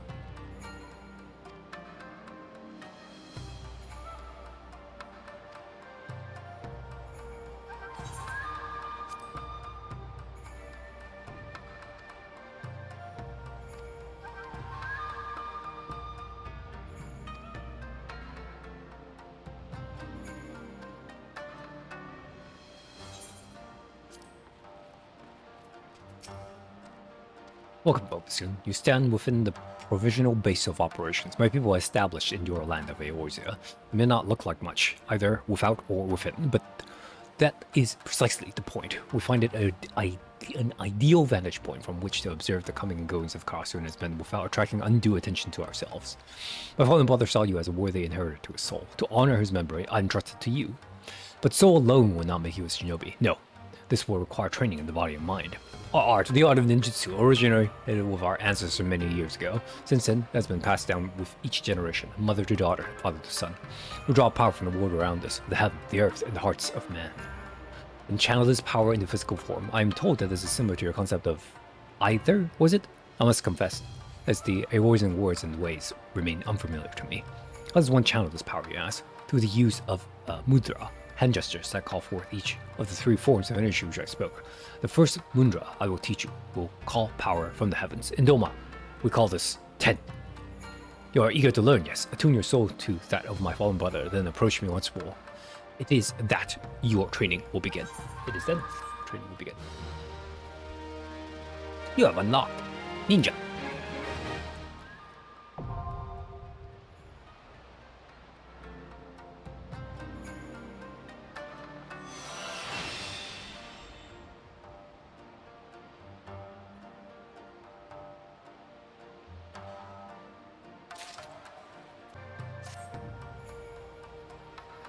Yes, I can sense it. Though you are not of our blood, the soul of my people is strong in you. You are one of us now, a shinobi.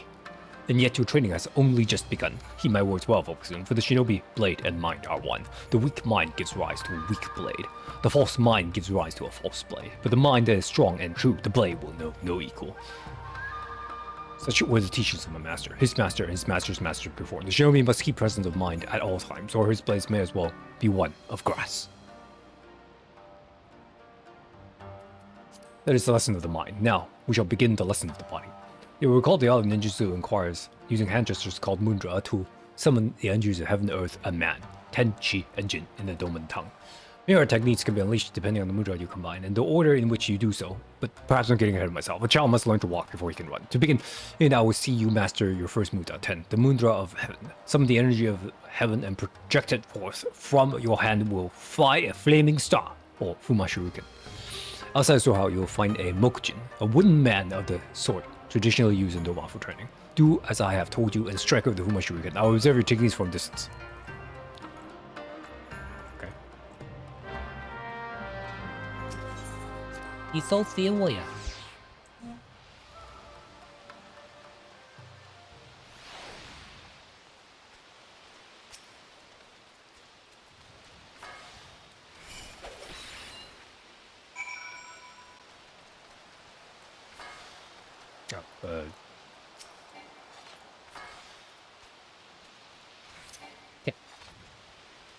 Yes, that will do, Volskum. Clearly, we did not misjudge your potential.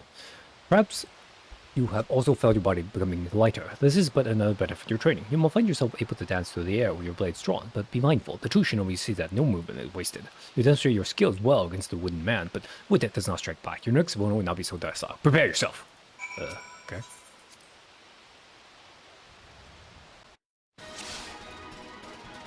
Never mind. Okay. Okay.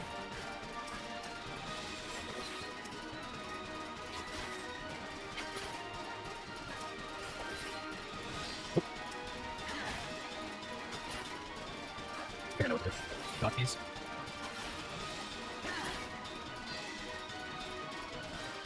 Presence of mind. I'm not sure what you mean. Step. And range close.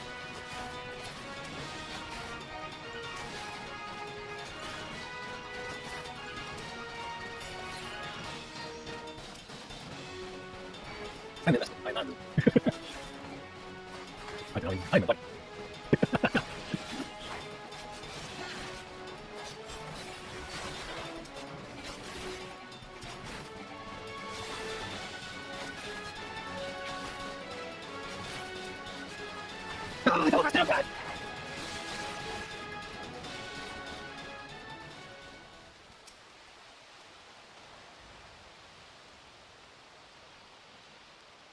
I see, Lady Yuguri spoke true. What Oboro means to say is that he's not seen anyone master the fundamentals of ninjutsu with such swiftness. Is that not so, Oboro? I'm capable of speaking for myself, Tsubane, but it is true, Vobiskuno has exceeded even my own expectations. His blade slices through the air as a fish glides through water. But that is enough training for today. Now it is my turn to be the student, and you to teacher. I will learn the ways of Eorzea. You will instruct me, yes? You have my gratitude, Vobiskuno.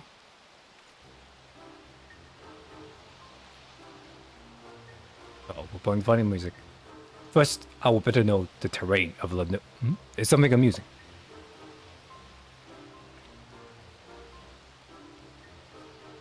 My bow? I see.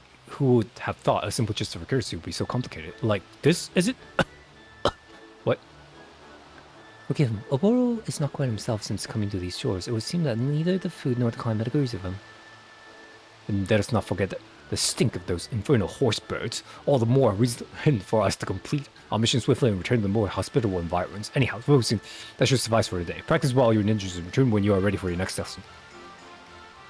You stop making fun of my horse birds! They're adorable! It would seem you have some practicing to do as well.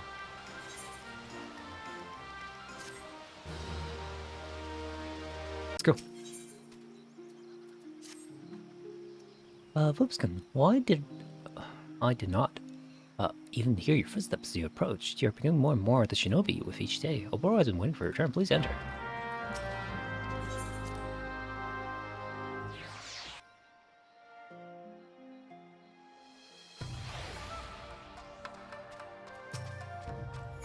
Vobiskuno, it is clear from the manner in which you carry yourself that you've been most diligent in your training. But you are not the only one who has mastered your technique and part to you. Behold, my Eorzean bow, perfect in balance and form. Now it is time for your next lesson. Watch carefully my hands, Folks-kun. With this mudra, the shinobi can summon the energies of the earth, chi, in your tongue, etched its form in your mind, and I shall show you how to employ it in battle.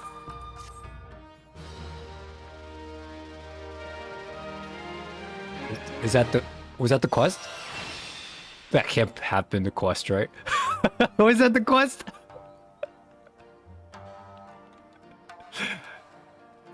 Oh, okay. That's it? What the? Alright. Heat or Earth marks the second mudra that you have learned. With this, you are ready to begin the next phase of your training. It is through the combination of mudra that you will find new techniques. The first thing they will impart to you is Raiton, lightning release. When heaven joins with earth, lightning will flash and thunder will roll. In other words, from the mudra 10 followed by chi, channel the energy forward and bolts of lightning will surge from your hands to strike your foe. This is a more formidable technique than the Fuma Shuriken you have with us thus far. I have taken care to reinforce the Mokujin outside the storehouse. Strike of Raiton, and I shall observe. Raiton, sorry. Not Japanese enough.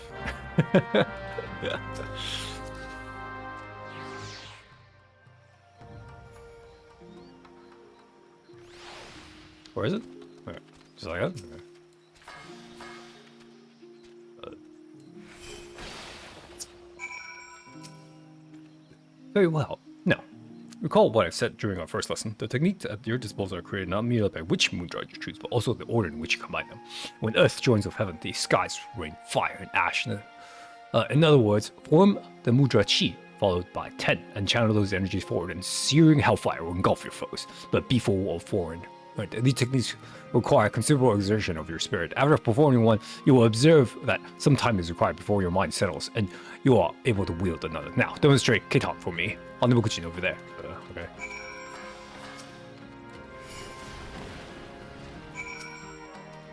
Splendid. Your grasp on the fundamental mudra combination is firm, but knowing the how of the technique is only beginning. You must also understand when to employ it. Chunin is our word for shinobi who has attained full mastery of 2 mudra techniques. In our tradition, when a student is deemed by his master to show such potential, he is led to a waterfall outside the village to conduct intense training. I cannot take you to Doma, of course, but my master tell me of a place in Upper Lunosia that should suffice. Fool Falls. The name is less of auspicious, but it will have to do. Meet me there and we shall proceed.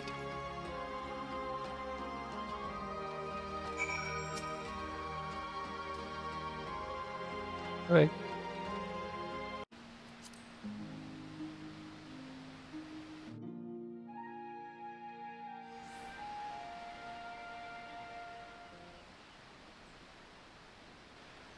And as today, I knew this place only as the letters on the map. Gazing upon it with my own eyes, it is even more beautiful and powerful than I could have imagined. Yes, this will serve us well. And people do not worship your deities, 12. Our gods are all around us, in the trees, in the soil, in the crashing waters before you. Close your eyes and open your heart to the sounds of rushing falls, and you might purge your mind of all worldly thoughts and distractions. The techniques you have learned will serve you well in battle, will confuse the order of your mudra, and you can just as easily turn victory into defeat. It is imperative that you keep a single focused mind. So it is that masters have brought their students to falls like this one for training since my ancestors' times. Who is the more foolish, the fool who falls, or the fool who comes here without realizing he's been followed?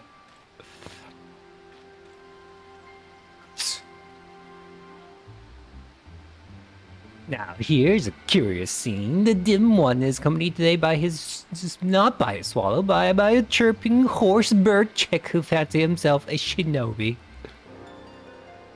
The dim one is displeased. This after our heroes postponed 2 assassinations make this little journey because his friends not meet him with a smile and some crumpets or whatever it is Eorzeans take with their tea. The dim one ponders, how did our hero know to find him here? Yet the answer is plain as day. The dim one is a creature of habit and tradition. Where else could he bring his prized new pupil? Tradition! Our hero spits on tired tradition. No, for he is a shinobi of a different feather, ever-changing, never predictable, but always, always in style. Always, I'm going to spring into song here. Tradition, tradition.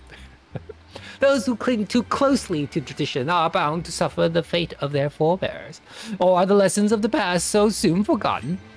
Ready yourself, Obisco. It appears that your training today will be of more practical sorts.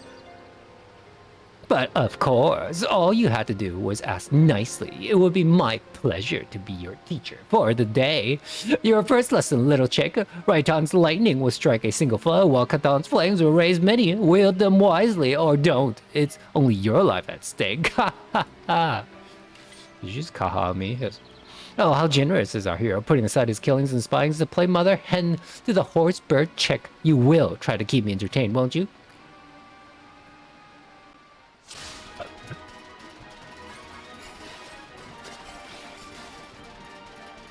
I should have go for it first. I can't teleport!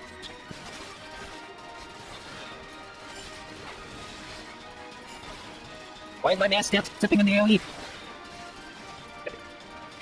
Four techniques. Two techniques. And he's gone.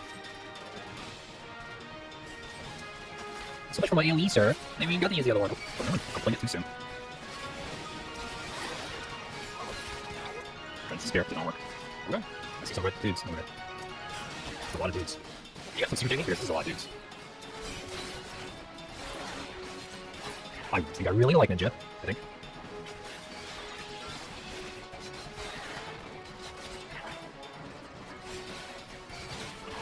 Get that bonus.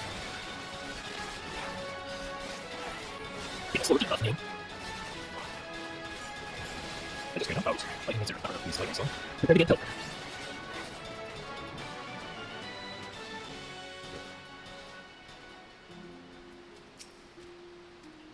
You fought well, Volscon. I, however, should have known to expect a traitor's attack. I was careless and put you in danger. It will not happen again. It appears that Karasu has taken an interest in you, and I fear this complicates matters some. Let us return to our talks. There is much I would tell you.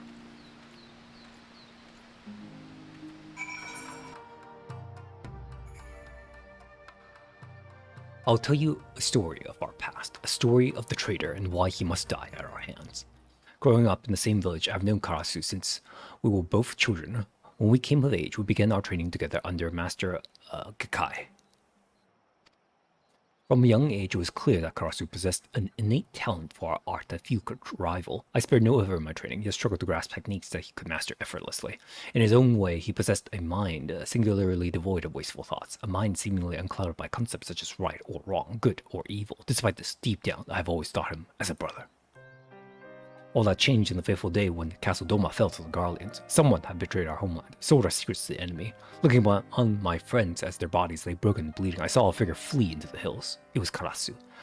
While younger, more naive, I might have pursued Karasu as he fled in an attempt to reason with him, but it was clear that this man, this demon, was no longer one of us, if indeed he had ever been.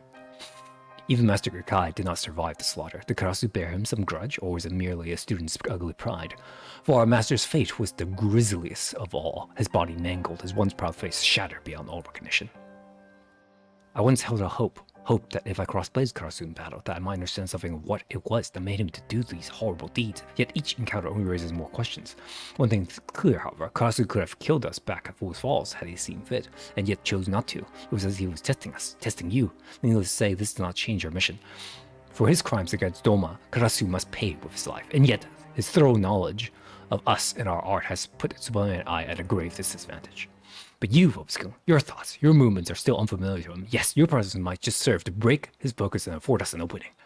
Yet to accomplish this, you must become stronger skill. Promise me that you will not let up in your training.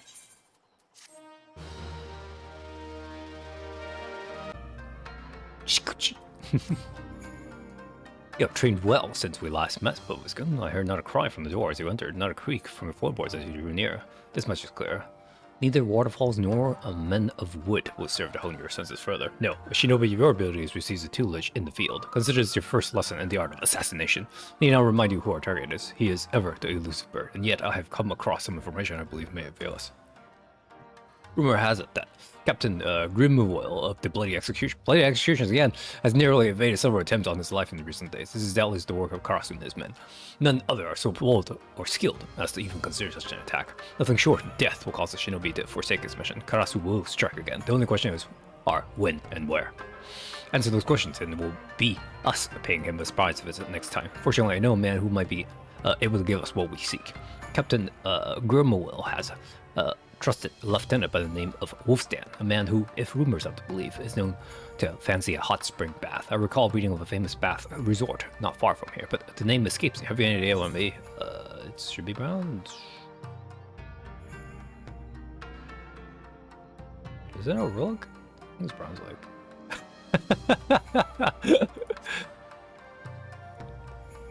Why, yes, that does sound familiar. In Upper Lenosia off to the east, was it? Let us make our way there at once. I like those actually, like they actually made that. I have no idea that so many Eorzeans also enjoy public bathing.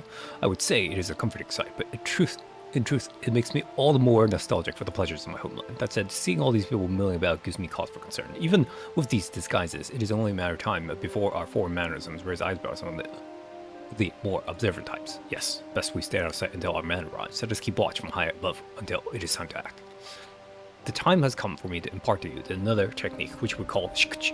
You may think of it as a compressing the physical space around you, allowing you to cross great distances in a blink of an eye. Go ahead, we're just gonna give it a try.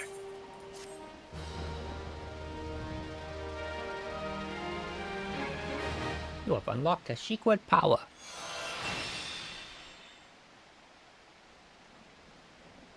I'm guessing level 1 is going to be like a 1 charge. I trust that Shikuchi is now a second nature to you. Very well, I shall wait for you on the rooftop, but be warned, while the technique will allow you to cover great distance in a blink of an eye, it does not allow you to soar at will through the sky. The ledge on which Tsubane now stands is at a level with the roof and should prove a suitable starting point. That said, a shinobi is never resourceful. If you would make your way to the rooftop by any means, that will serve just as well. Where is she? I mean, I can fly. Hey, do I need to Shikuchi this? Oh, hi.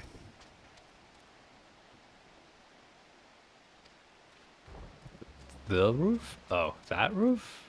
I mean... Oops, sorry.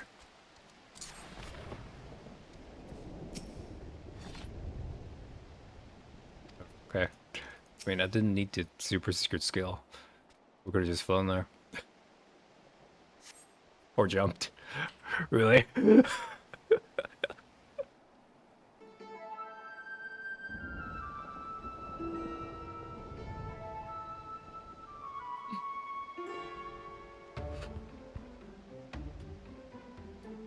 Nothing like a steaming bath, a bottle of fine wine, and a couple old bunch of munches to ease what ails the eye. As far as I'm concerned, Captain Rumawell can take his bloody time. What's him?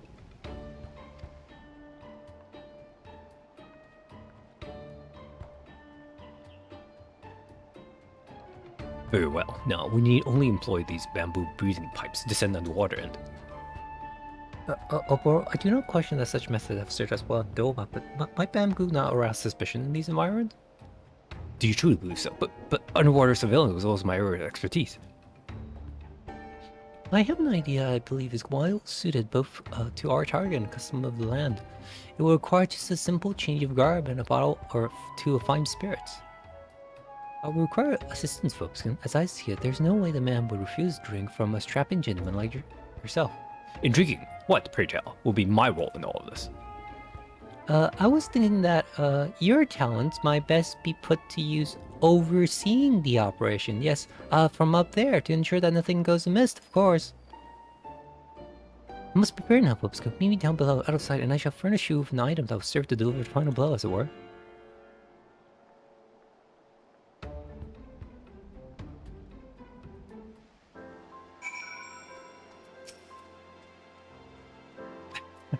Okay. Where is she? I'm confused. Yo. Guys, why are you like this? Wait, what the? Why is hi. Am I wearing this properly, Focuskin? I am not accustomed to garbs that is so revealing. Regardless, I will entrust this to you, though it may appear to be a single bottle of wine. I have made a few enhancements to the recipe. Off duty here now, a salty sea dog like Woostan is certain to be on his guard. I'll start him off with untainted vintage. Once he's sufficiently in good spirits, that's your cue to step in with some the stronger stuff. I suspect that once his mind is sufficiently adult, he'll gladly take a swig with a minimum of fuss. Now, let us begin. Oh dear. Oh dear.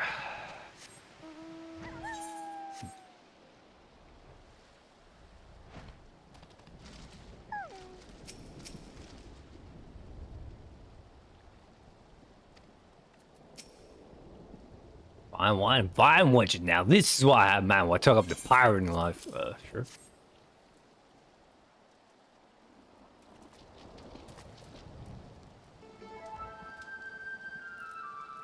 What's this? Think you can outguzzle Wolfstand Seven Stomachs? You're either a legend or a fool. Someone fetch me a cup.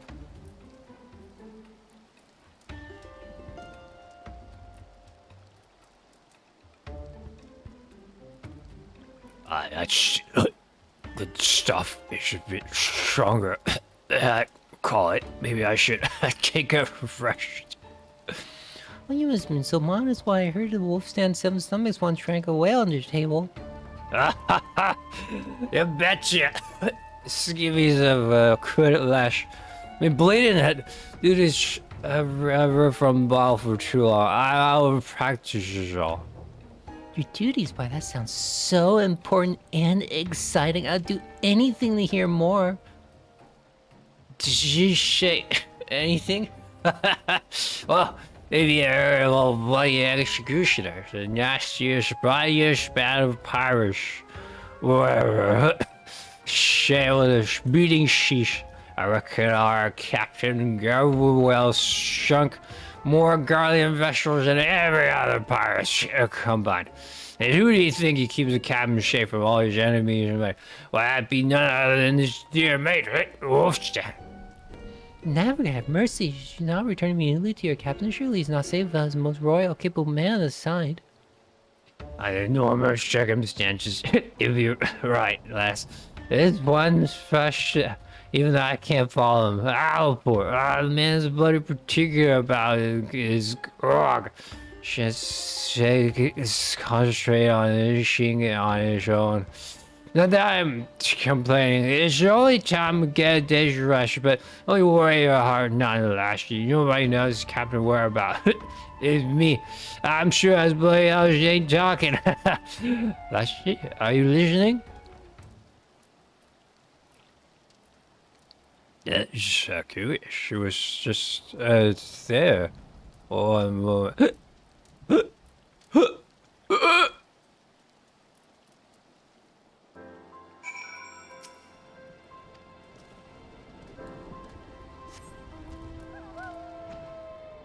I too have no idea what you just said.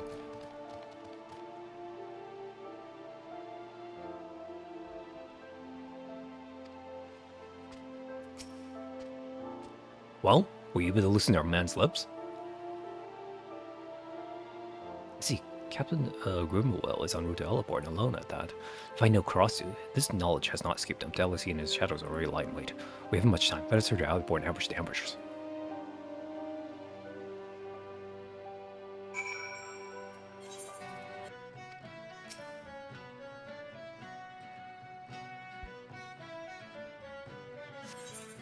Sure.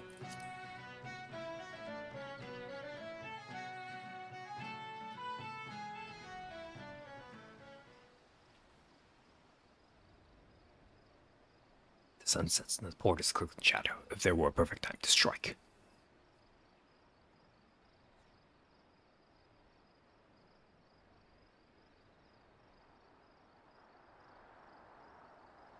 Speak of the devil.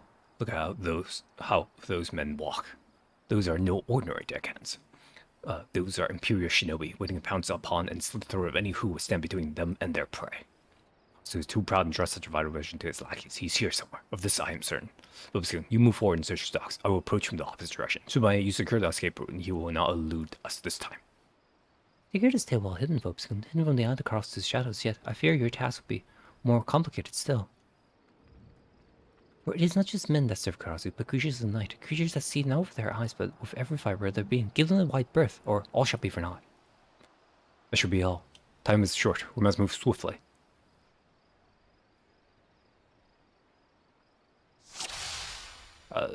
Use your hide ability. Okay. I'm not quite sure where I'm going. Guess we just do this. Let's play it absolutely safe. This guy only comes up to the outline post there. What?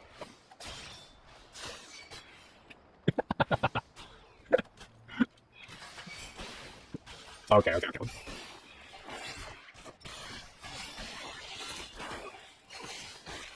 Oh, I guess no, but does that work? Oh, you're the guy that's heavy. That's fine. I still don't have true rolls today, so that's very nice. Could you stop it with auto heavies, please? Try now. Give me a layer though. Okay, that's good. Yeah. Oh, for nothing!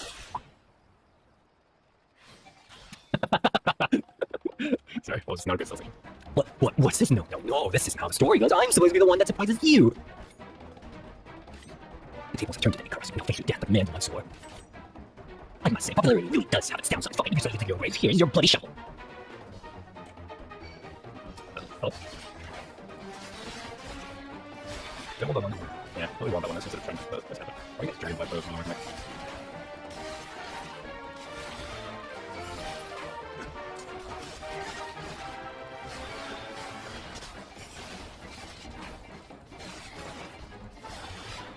You always have okay.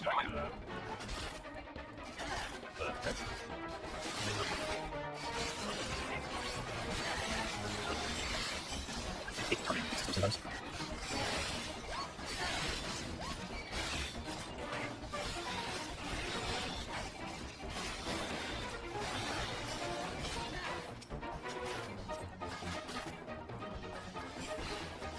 Oh, bye. No, he's not.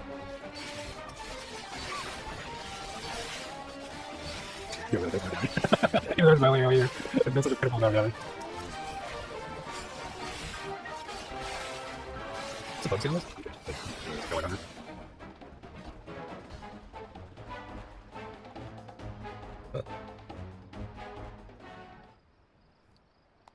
God. Slippery bastard. I think, come too close to abandon hope comes upon me. Vobskun, let us return to the safety of the storehouse and take stock of our options.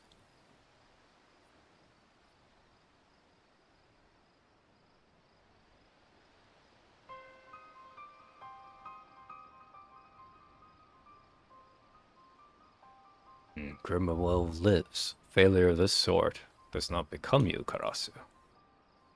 But forgive me, Master. I had an unexpected reunion with some friends. It seems they had a mind to kill me, and just when I thought we were getting on so well. Your job is to give me answers, Karasu, not excuses. We can ill afford to let a few stray rats foil our plans. Should they return, kill them. This is your final warning. The next time you fail me will be your last. Does he have to say it like that? Fine. Never be said I'm not a royal soldier.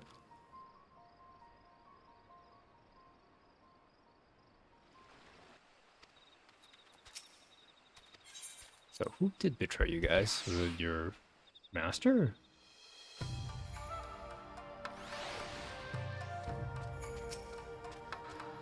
Once more, to Blade Kuroi's magic foil our best laid plans. It is as if his skills burgeon with each encounter, but how could this be? Has he perfected some new training regimen since coming to Erebos yet? There's no time to dwell on past mistakes. Since the times of my ancestors, failing in one's duties is unacceptable for a shinobi. My mission will end in success, Karasu's death or failure, or my own. But all is not lost. Karasu is not the only one who has honed his skills. Fighting beside you back there, at times of us, we trained together since childhood. You have shown remarkable focus and aptitude for our art, but you must grow stronger still. If we were to have any hopes of triumph, devote yourself to your training with the entirety of your body and mind, and Sumbama and I will do the same. I will wait you return, Bobskin. It's time to have some fun. Bobskin, I looked in your eyes today and see a mind unclouded by worldly cares. The time has come.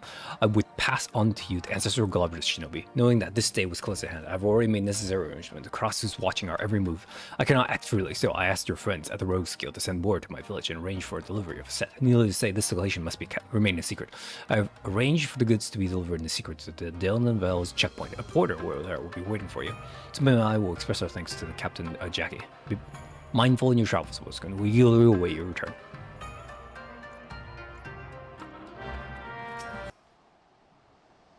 You okay?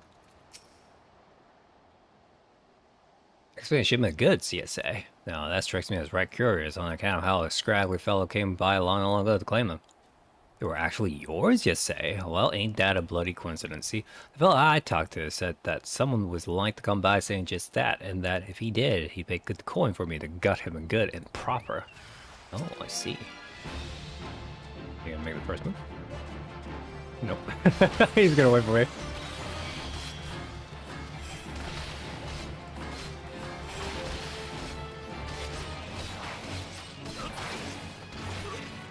Well, sir.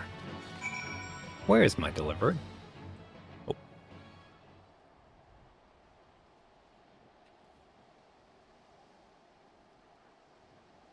Have mercy, I knew you were this strong. I never would have taken his money. Where's my package? Oh. If I knew you were this incompetent, I would have put you out of your misery long ago.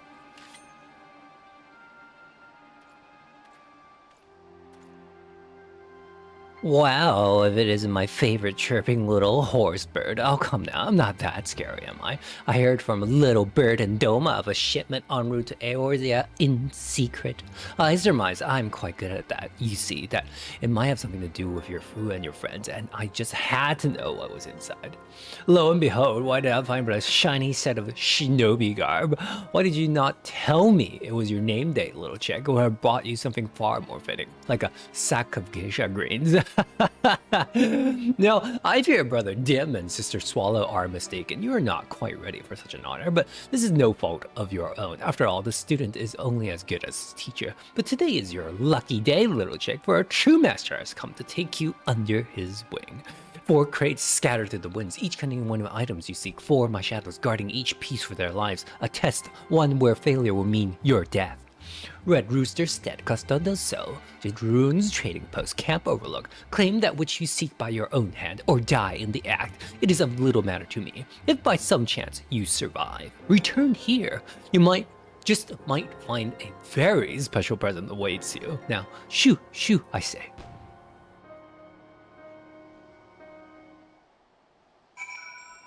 Well, what's not? It is working. I'm not pressing hard.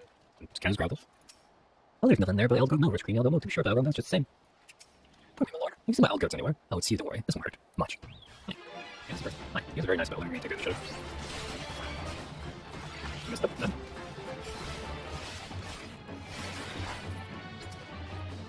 You're dead! Stop talking to me! Personal belongings. With your heavens, Miss Falling Sleep will send they can ever think of arousing you from slumber. What do I say? I slit your throat and call you tonight. Akarasu! One.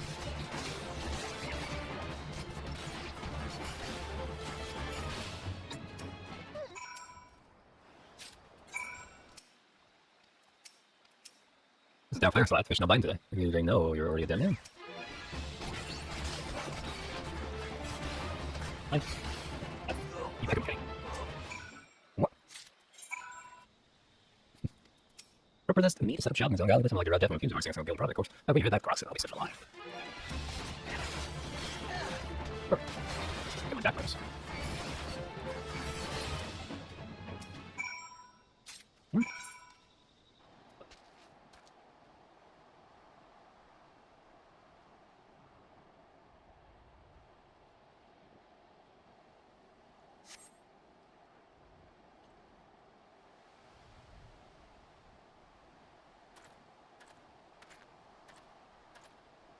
Webson, I'm relieved to see you safe. When you did not return, I feared the worst. Well, you see, we got a problem. Who did what? Forgive me, I never suspected he would have targeted you on his own. It is clear now that his treachery knows no bounds, and yet, it is curious, again, he chose to test you rather than dispatch you by his own hands. His intention remains as inscrutable as ever. What's this?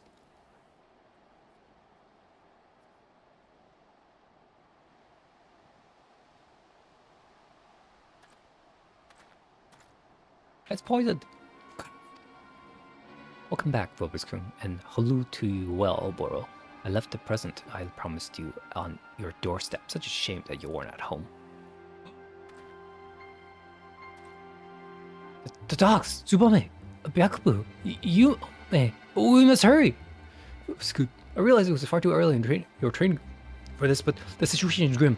Our only hope is fighting the battle ahead is for you to learn the Mudra Jin. This is the Mudra that will allow you to harness the energy of your fellow man. It is also the final Mudra that I can teach you.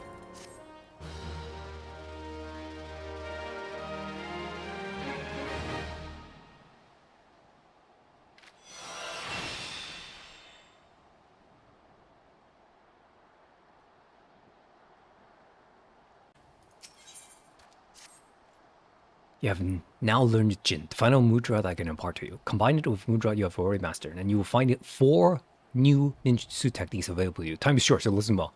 The first is Hyoton, ice release. Form Tenjin or Chijin.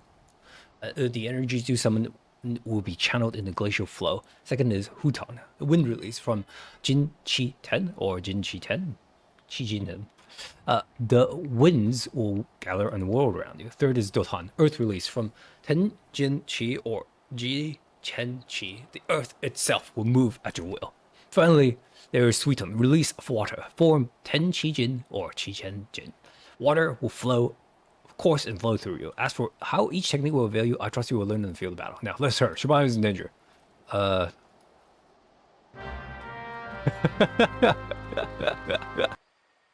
Shuriken, a battle was fought here. I hear no sounds from within. Tsubame must be here, somewhere. Byakubu has lost his words from the shock. He can tell us nothing. Come, we must find Tsubame and quickly. Somewhere near here? You just ran off? Okay. You're right, dude. That's, a lot of iron.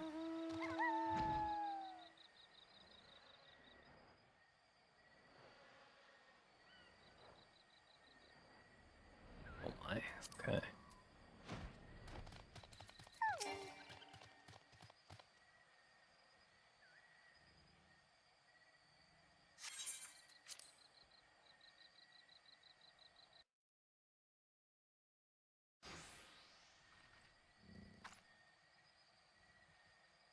Oh. I thought that was this guy. Tsubame! It is but a flesh. Oh boy, look out! Come now, little swallow, say that it hurts, that you were scared. Tell the dim one how I took great pains to see you were fully awake for every moment of agony and terror.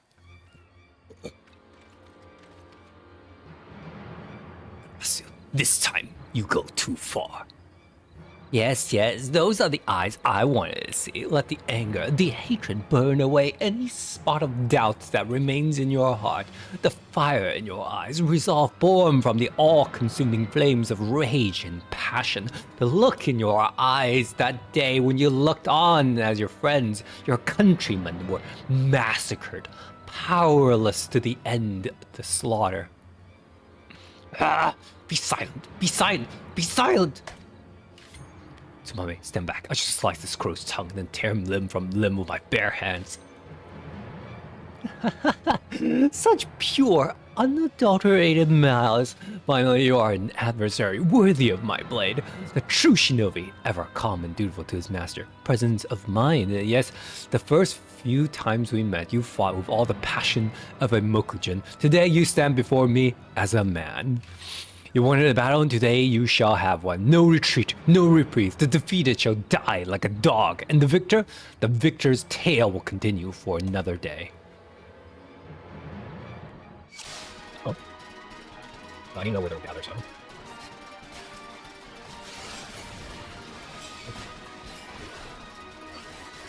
You get your luck at those, jeez. I'm more illegal, guys. Heads.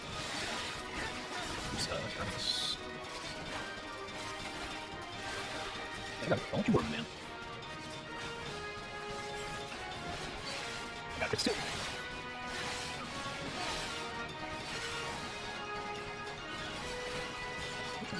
Oh, is the shadow water last? Oh, no. Do something, jeez. Assassinate the circle.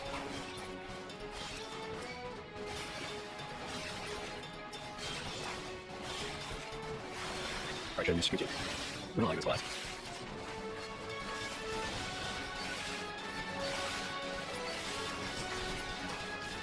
Let's game, sir. Who is behind the crow?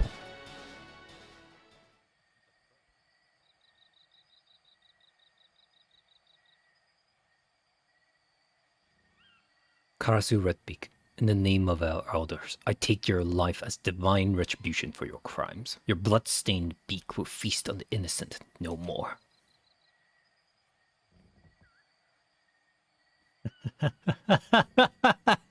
Does he truly believe those words?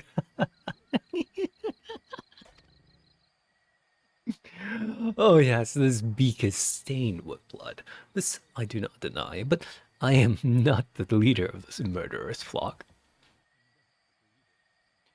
I'm tired of your riddles, Redbeak. Give me one reason why I should not separate your head from your shoulders. Oh dear, what a pickle I find myself in. Now, how can I put this in terms even the dim one can understand? I am not the traitor you seek. He is not I, and I am not he.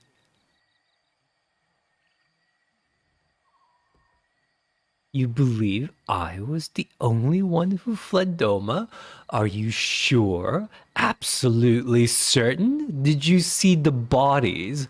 The faces of all your brothers who fell that day? Think! I know it is not a strength of yours, but surely you remember. One body maimed so badly that only the physicians could identify the man, and the face could even be called a face? Not but shattered bone and shredded flesh remains where once had been the proud features of...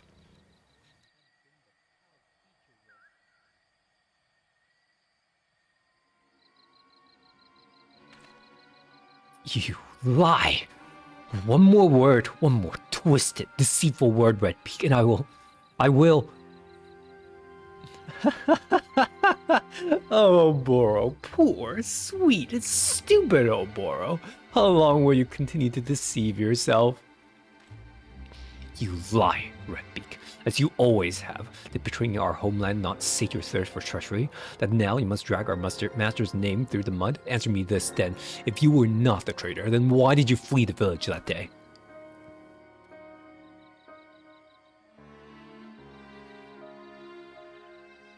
How often have I asked myself the same? Oh, how simpler would have been had I been as naive as you. But the circumstances of Master Gakai's death did not sit well with me. I left the village looking for answers and found something far more interesting. Our master himself, alive and well. In an instant, his hand was at my mouth and his blade at my neck. A simple choice he gave me. Follow him and live. Refuse and die. I would like to say I weighed my decision heavily, but the answer really was quite clear. Death is so final. After all, where life, even a life spent as an Imperial spy, holds so many opportunities. What's the matter, dim one? Do you still find my tale hard to swallow? Oh, believe as you will. Redemption means little to a dead man.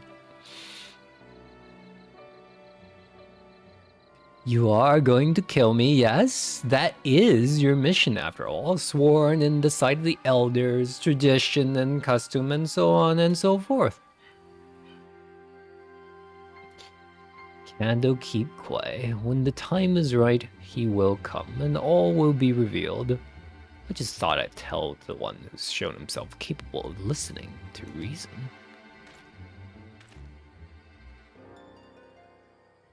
The lights grow dim, the star turned black in the sky. Our hero fought bravely even, but his chapter in the grand memory has come to a close. Summoning his last breaths, our hero speaks.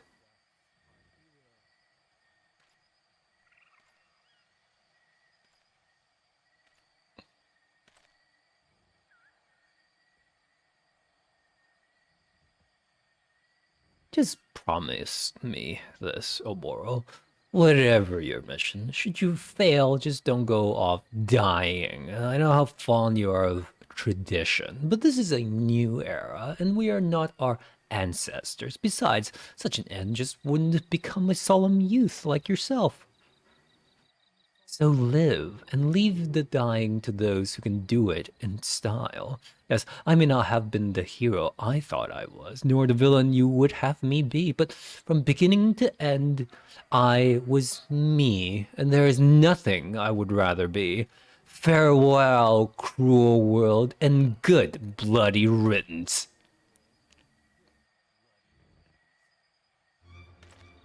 Wait, Cross?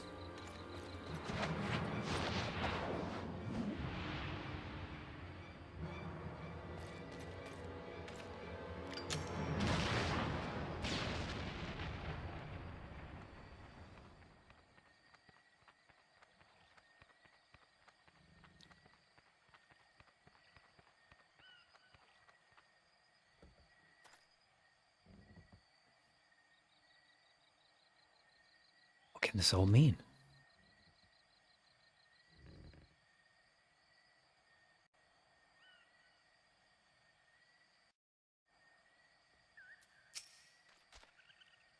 Karasu is dead. Our mission complete, yet you will forgive me if I'm unsure how to feel about this turn of events. In any event, there is nothing more to be done here. Tsubame is wounded. Let us bring her home.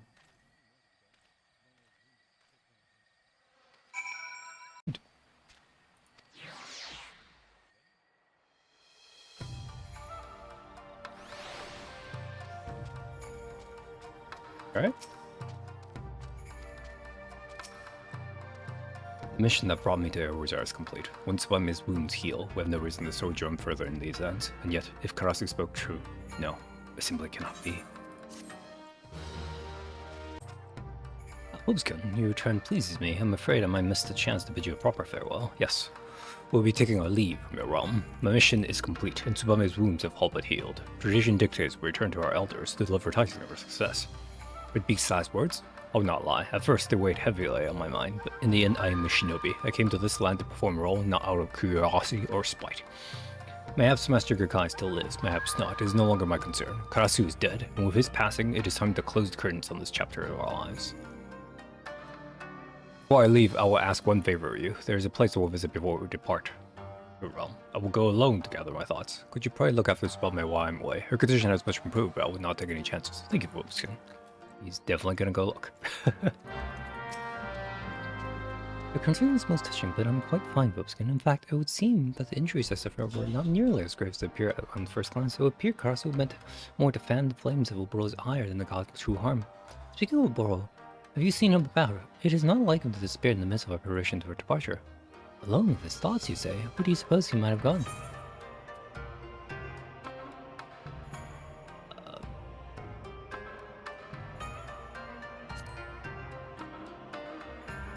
Place where the two of you practice? Yes. He has always had fondness of waterfalls? Yes. That is it. It must be. Hobskin, Oboro is not himself late. Perhaps I worry over much, but I can never forgive myself if something ill were to befall him. You will go look after him for me, will you? I seek not to change his heart, but if his heart is truly made up, I wish only to know his true feelings, that I might support him in whatever humble way I can.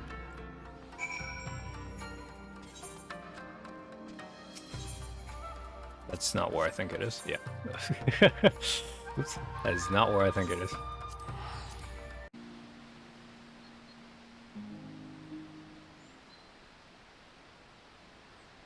What are you doing here, Bobskin? I took you for a man of your word. Tomai sent you, didn't she? It looks like I was a fool for thinking I could fool two who know me so well. Ever since that day, this is the only place in the world where I can find moments of respite from the turmoil that rages within me. Yet, the instant sound of the crashing waters fade from the earshot. It all comes flooding back. You have proven yourself a true friend to us, and a worthy shinobi in your own right. Answer to this for me, Focuskin. For what? For whom do you wield your blade?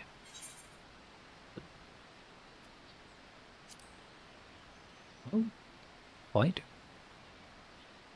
Yes, I knew you, a man after my own heart, Focuskin. Standing here just now, that is the answer I arrived at as well.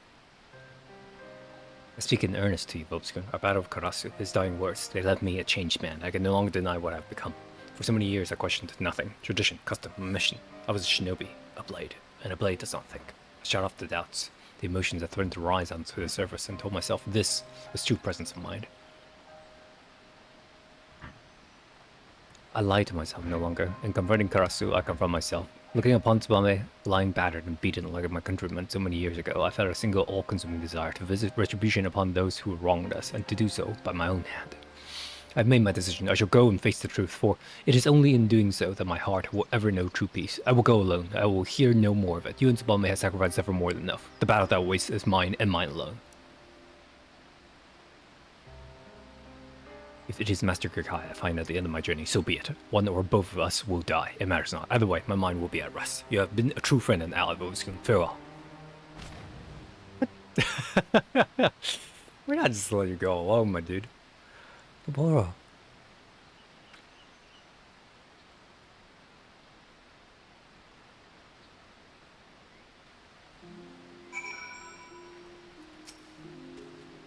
Come here, Voskin.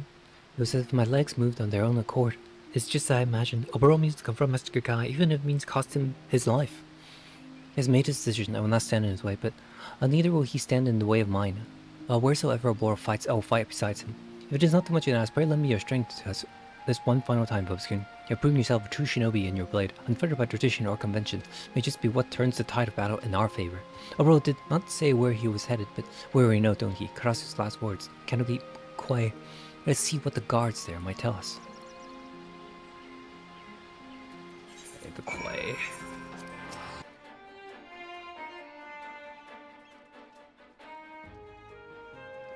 Any unusual happenings of late? Not as much, save for one small private vessel scheduled to dock tomorrow at the crack of dawn. Other than that, it's all pretty quiet around these parts, so there won't be.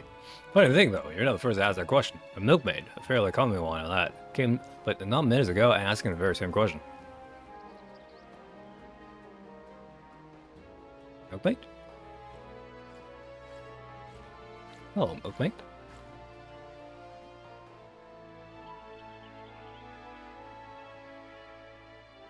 That's so.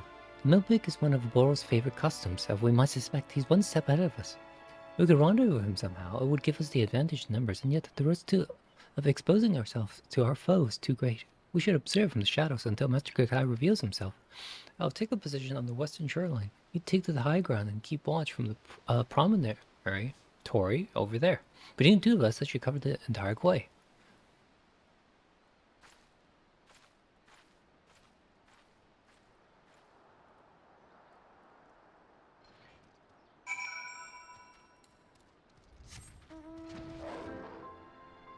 Ah.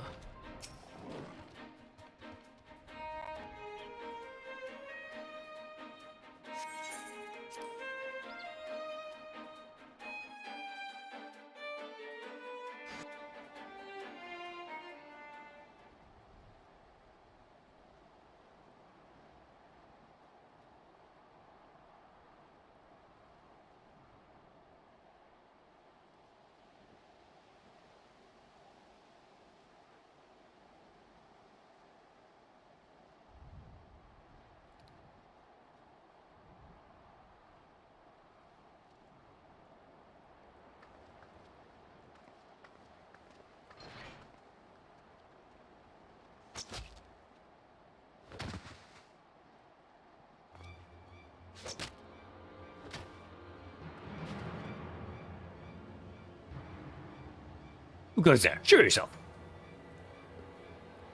I know a rat. When I smell one.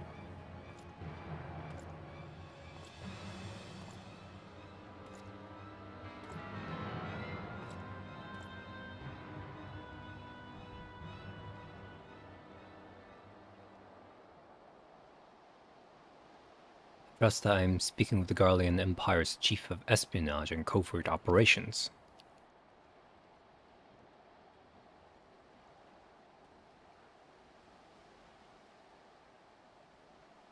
None other.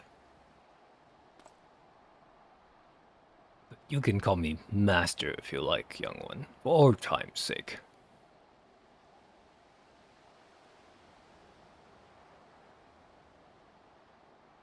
You are so full of surprises these days, young one. The Oboro I knew would have been on the first ship back to Doma once Karasu called his last call.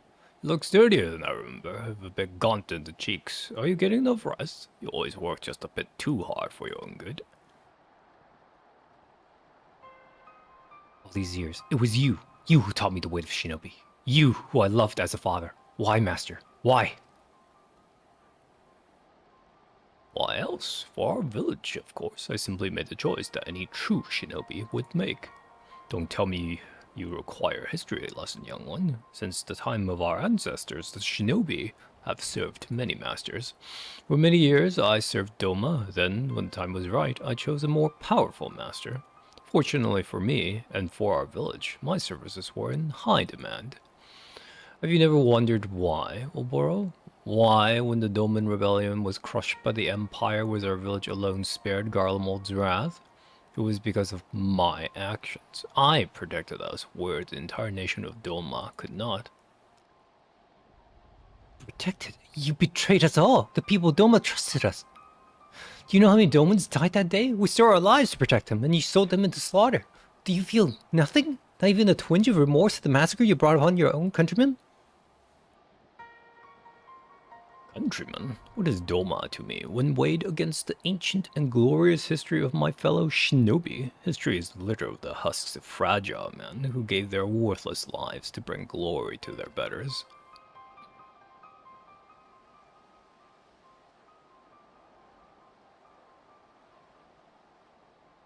I hoped against that Karasu was wrong.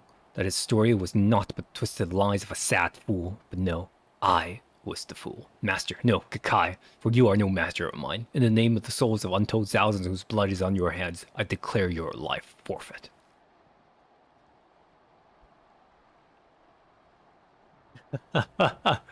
Revenge, is it? Revenge for foot soldiers and peasants? Is that what this is about? That's why you lingered here like a festering boil after your allotted mission was complete? Forsaking your role for some selfish flight of fancy will not earn you many friends back home, Oboro, nor here. The more time I spend in Garlemald, the more I realize that the Empire quite suits me. There is something to be said for a culture that values merciless strength above all. I've won over quite a few loyal subordinates. Poor little one, all your lofty words, and here you stand alone. You are alone because you are weak. He has no subordinates, that is true. This isn't an army, after all.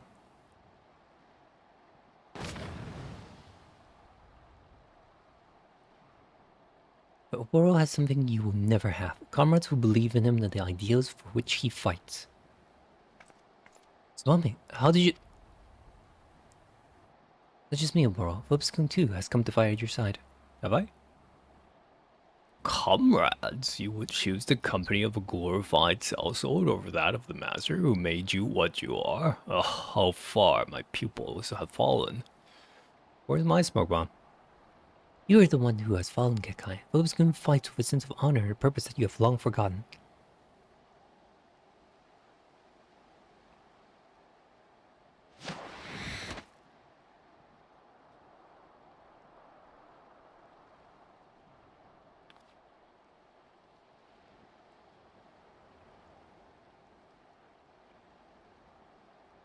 Flipscoon, I cannot begin to express my gratitude.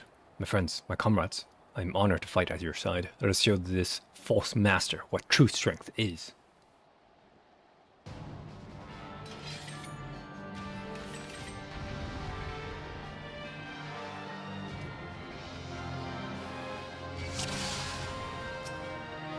Are we ordering?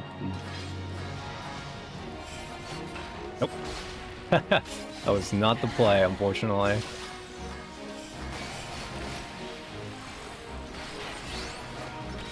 Ah! I did the wrong thing. Well, I didn't do the wrong thing. That's doing damage though.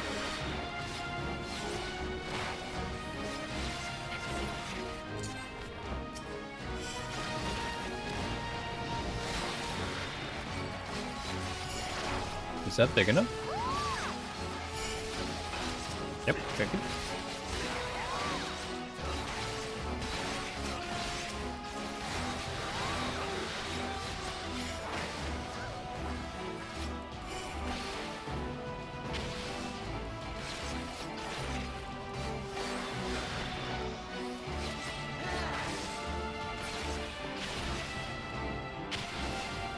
That hit me.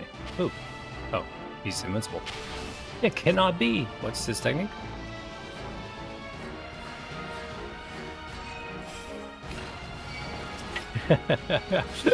Projected. Predictable.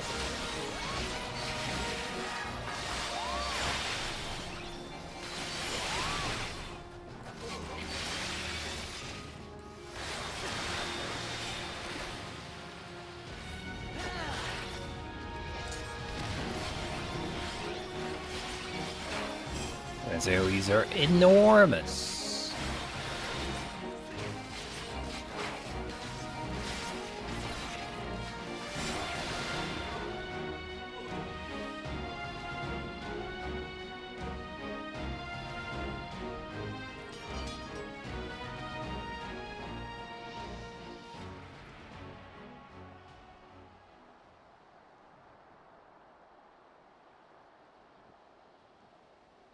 Tsubame, Obiscon, thank you.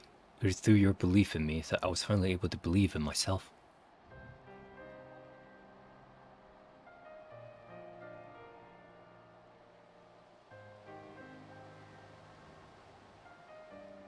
And Karasu, you had a hand in bringing this chapter to a close.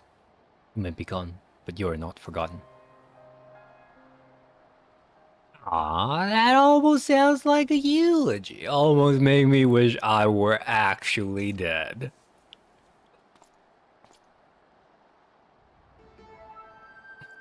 Of course. Karasu, you're still alive, but how? Well, when it comes to playing dead, I did learn from one of the best, you know. I see, but why vanish, only to return? Oh, just an undelivered present. Oh yeah, you do owe me that. This is the fifth and final piece of Opuscon's traditional garb. Let never be said I don't complete my missions, even if it's just playing delivery boy. Who do you think you're on? Wait, Karasu, the others named me traitor to our village. They were simply blind to the truth, as was I. If I explain, they will surely see reason. Please, let us return home, together. What's this now? Now that wasn't in the script. How soon we forget, Oboro. I was not the traitor, no, but I did follow him. That makes me just as much a traitor, at least in their eyes. Perhaps so. At the same time, you risked your life for what you believed in. We are not so different, you and I.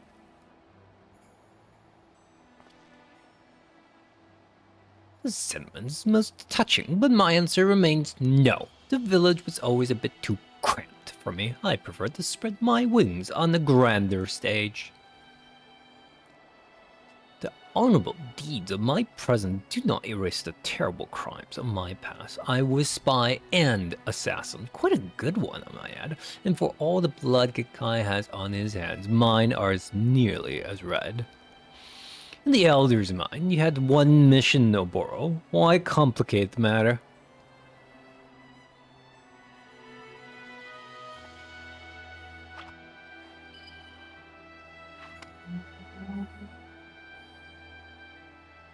Bring this back and tell the others what they want to hear. The traitor Karasu Red Beak is no more. Slain at your hand, you'll be welcomed as a hero. While my fate will be even grander, I will at long last be free.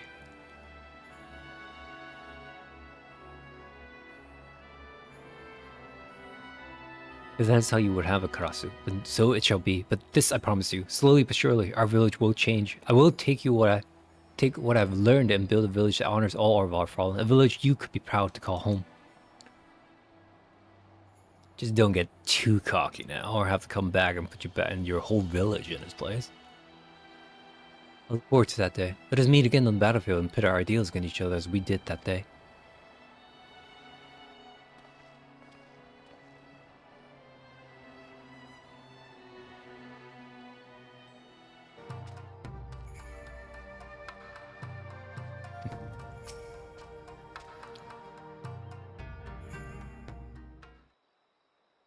It's strange, Vobskin. All this time I believed I was instructing you in the way of the shinobi, and yet now that all is done, I feel like I should be the one to call you teacher.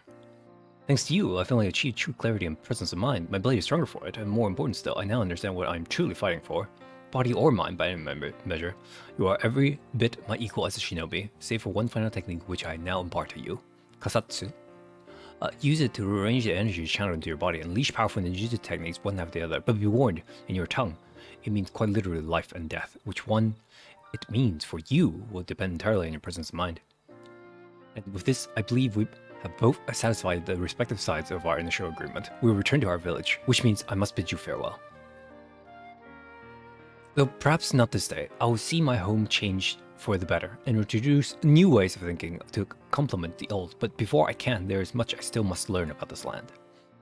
And so I will go on ahead. I will report to our elders the success of Oboro's mission and inform them that he will return as soon as he recuperates from the wounds he sustained in battle.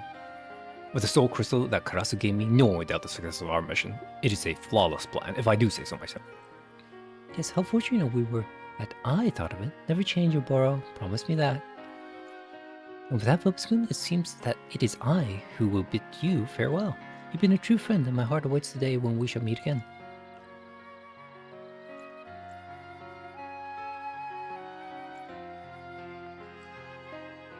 But you will return to give Oboro lessons from time to time, yes? I'm not convinced that his bows are as masterful as he seems to think.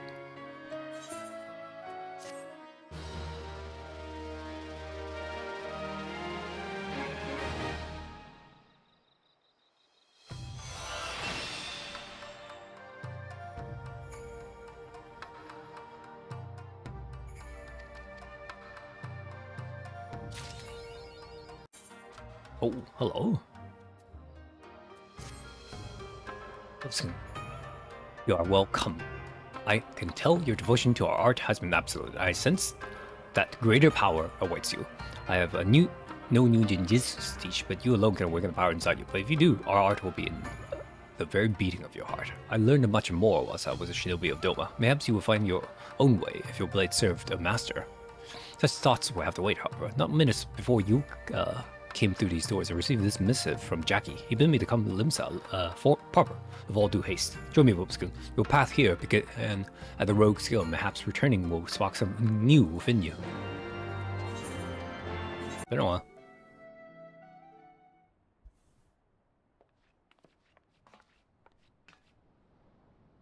Captain Jackie, it has been too long. I never did thank you properly for obtaining the ancestral garb with Shinobi. oh there, I was wondering when you'd show up, and you thought broad Vobscon. How you keeping, lad? Ben. Now, I need a wid from Oboro. There's a thief on the loose, and Lucia's fast. Too fast to be a regular old rook. You have my sympathy for your problem, of course, but why summon me? Well, as I was told that the one doing the clone ain't from Eorzea came from the Far East, judging by the garb. How very strange. The journey's too long to be undertaken lightly. I wonder what drove them here. Who knows, but here's the rum thing. This cove's a ninja by all accounts. A ninja? It is uncanny how much your thief sounds like me, Jackie. Why, if I didn't know better, I would say I was your culprit. So get your daddles where I can see them.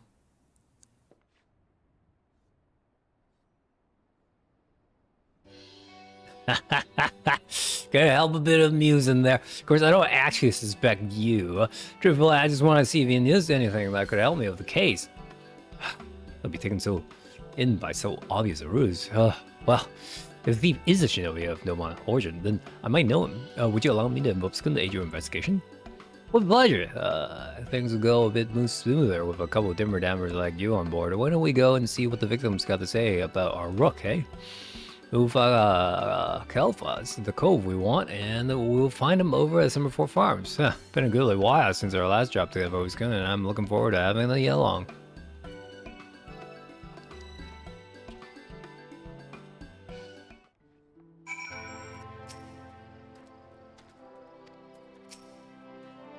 And who, pray tell, are you? Yes, you and the gloomy-looking fellow over there.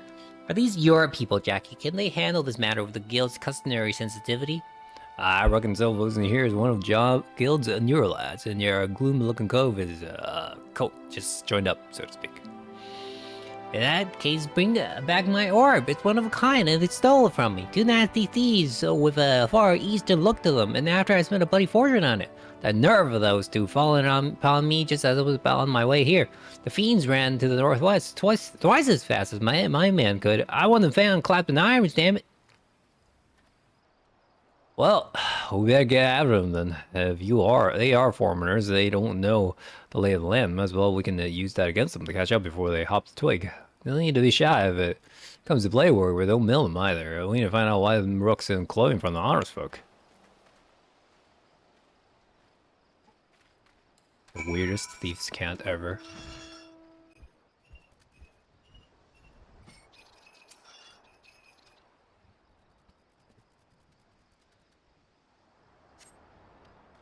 I love looking at footsteps.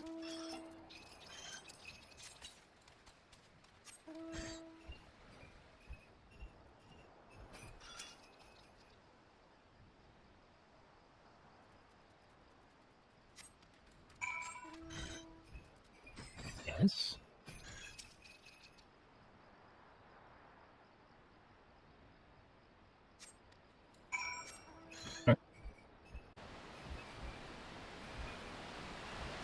Hello, peculiar person.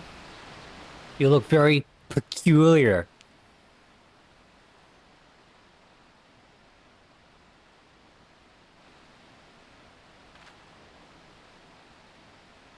It's glowy eyes.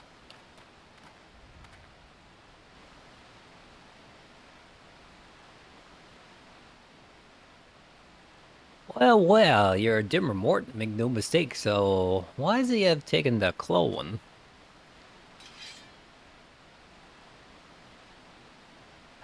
Never tender wit for Jackie, is there? No, it's always a stabber. Yes, that's her, that thief. I knew taking this to the guild was the right choice.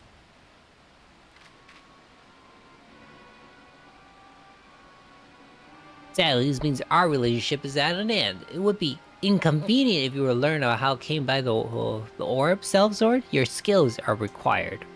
We ain't sell swords. Oh. This guy's got a lot of gambles going. It'd be me pleasure. Jack is one of the who be reckoned with, but not when he's got two flagellants at his side. My trusty stride will do for 'em all.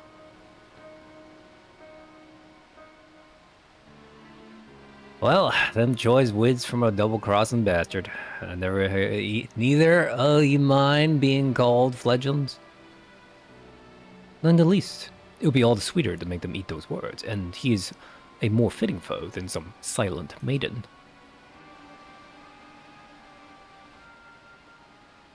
Ha ha! Bluster and rage all you want. It won't be going gently into the night. Ha ha ha!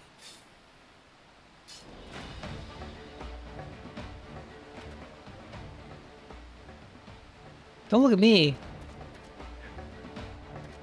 New girl? Oh. He got cutscened. Poor guy.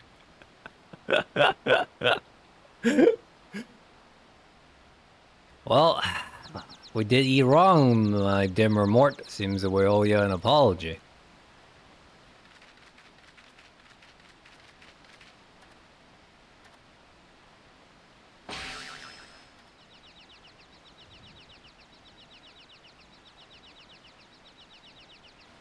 It's still there.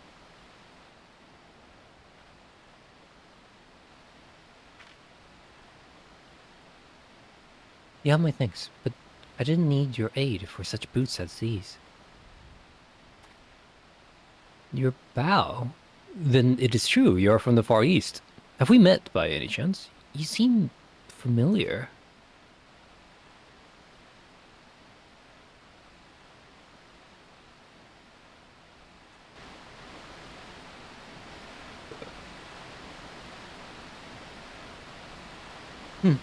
Your accent marks you as shinobi. Akagi, explain the situation.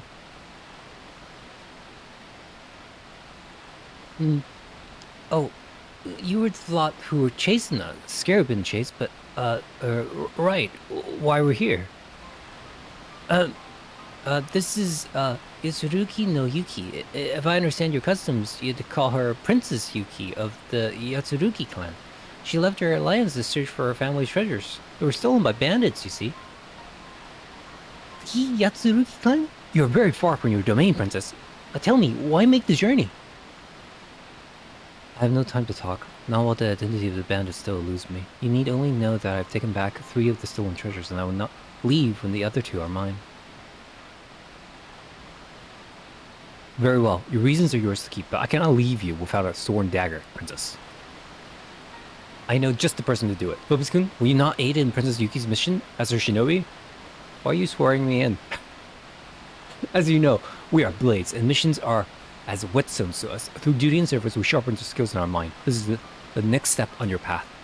The princess is a stranger here. She can trust no one save you. Your mission is to guard her with your life and return her safely to her people. What say you? Yeah. You think me naive enough to trust Shinobi? When Doma fell, we all saw your daggers in his back. Come, Makagi, leave the traitors.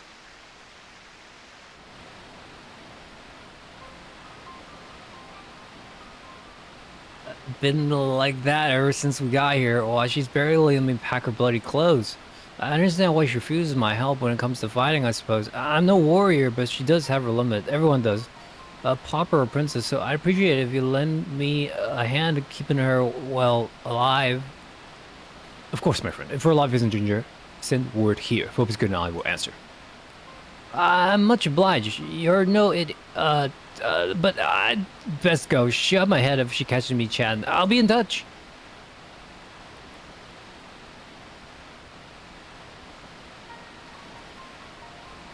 Find back Far Eastern baubles. What was bitten, eh? I'll need a whittle more from that dastardly duo, I expect. The guild will tip a dado to track down the bandits that coy the treasures. Thank you, Jackie. When you have something, you know where to find us. Shall we, Phobos-kun?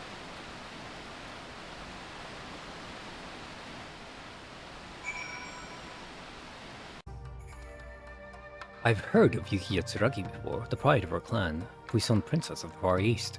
If every 10th of the rumors are true, she has reason to deny our aid, but somehow you must earn her trust. Someday her life may depend on it. The path ahead of you is long. Your resolve cannot falter. I will help where I can, but from this day forth, you must devote your entire being to protecting Princess Yuki. Okay. I think that's... Oh yeah, someone does, folks. Princess Yuki is attempting to infiltrate the Sultan's stronghold. He would have us save her, to use his words. His managed to delay her near the Moon Room's trading post. I trust you know the place. Let us away with all haste. Yes.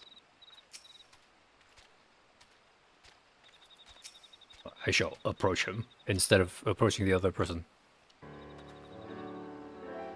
Finally, it's not easy keeping princesses in one place, you know. Incredible.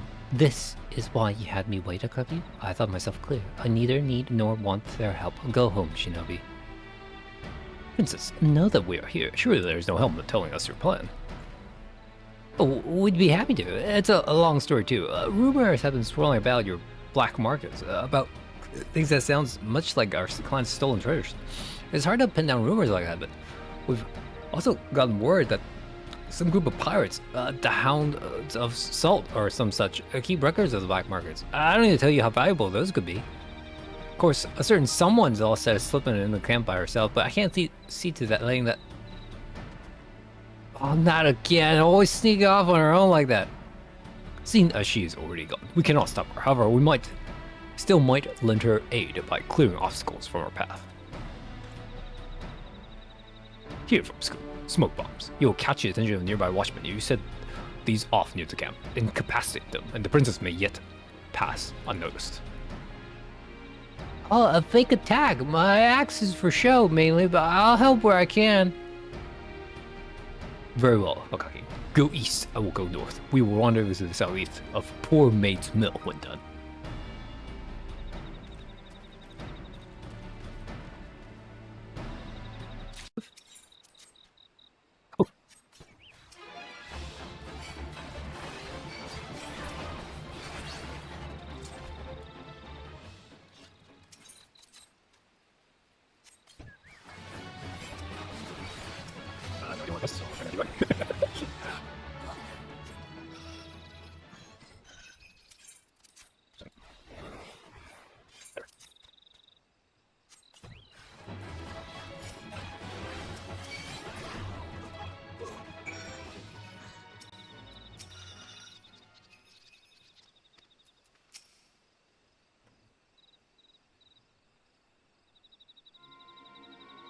All we can do, we have that. Princess Yuki should have made it inside by now.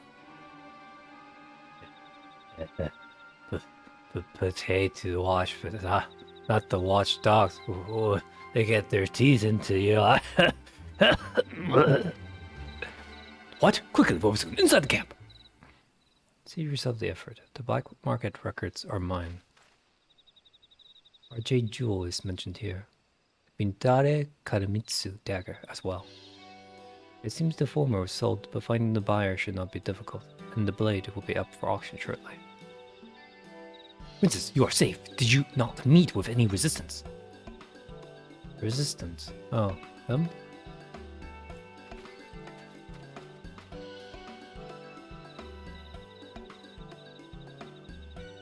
You did that, Princess? She's not the pride of our clan for nothing. The princess is a skilled fighter. She tried her hand at your ninjutsu too. And not even her instructors can keep up with her these days. I trust you see now I have no need of your help. I will reclaim my clan's property myself. Oh, I just wish you understood what she means to our clan. Well, thank you for today. I'll have need of your help again soon, but let's keep on the sly, eh?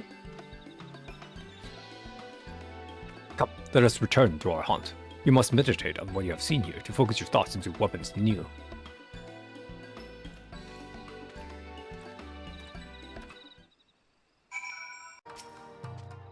Well, the princess' trust is not yet yours, but she is safe. Were this a trial, you would have passed, but your mind is full. Still, your thoughts. Listen to what your heart says in the silence. In doing so, you will grow as a shinobi.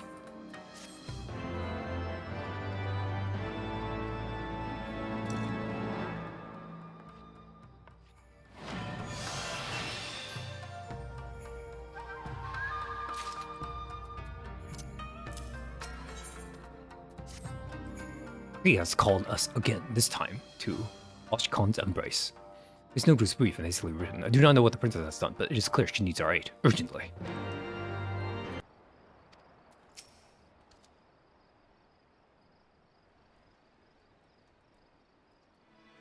You? Where were you? Here I am, worried to half to death because the princess is in danger, and I can't do anything about it. And you just saunter up like... Calm yourself and start at the beginning. Where is the princess? Calm, right. Her highness learned who brought this Clayton's jewels. She just run off to take it back and left me behind.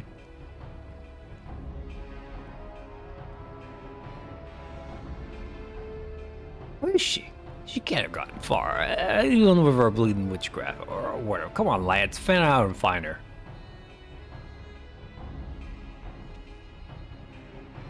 Well, that's it in a nutshell. The guard won't rest till they catch her, and she's stuck up there. Then she will find the jade jewel is just like her, but she has no way to escape. Well, Wobscoon, it's your mission. What takes the greatest priority? What's the mission? Wait, is the mission from this guy? Helping the princess? An answer that befits the true shinobi. The guards think the princess ninjutsu is magic. We can use this ignorance to our benefit. The fly right on. They will mistake the thunder for Princess Yuki's ninjutsu. Draw out the enemy southwest, away from the princess. We will rendezvous on the Salt Strand.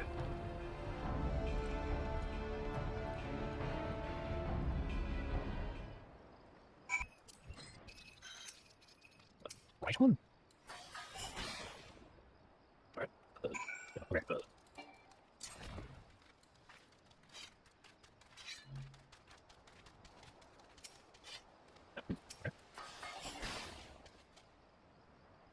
Okay.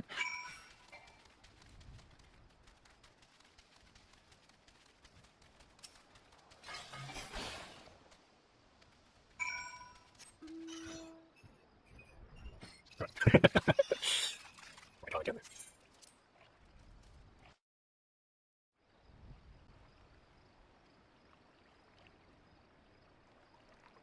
Hello, princess. Oh, you are unexpected. Yes, most unexpected.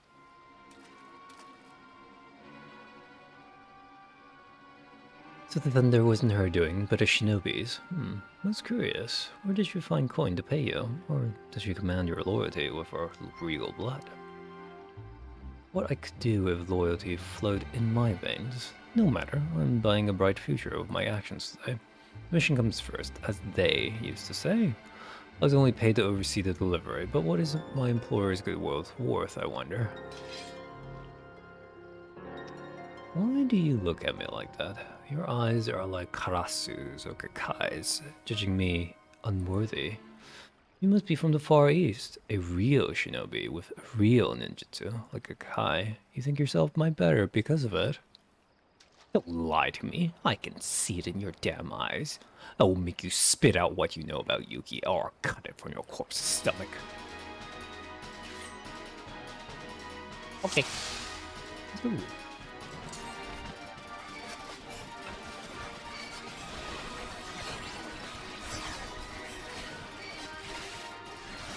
Grab the nails, or not the medium circle stab.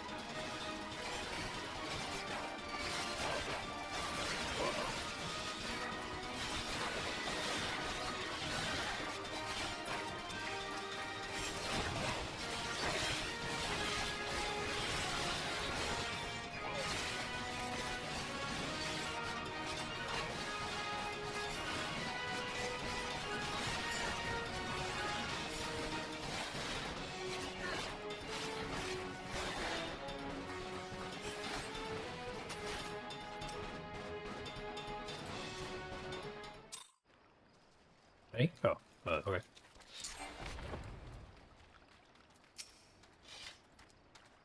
When breed and the other guards, that one. He knew of Karasu of Kakai.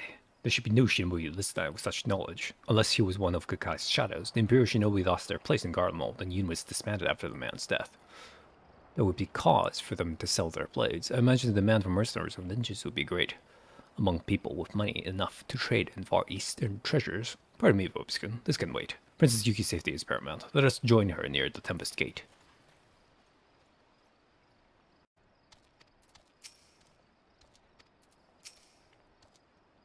Yes, Sakagi told me, and no, your aid was not needed. I could have escaped perfectly well without you.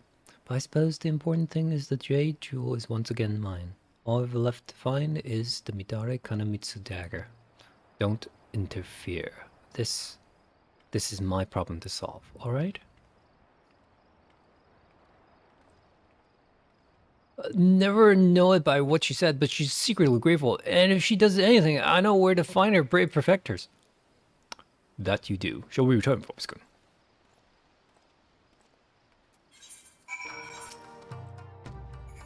I make Akagi aware of that strange sellsword we met on the South Strand. He'll be vigilant, as should you.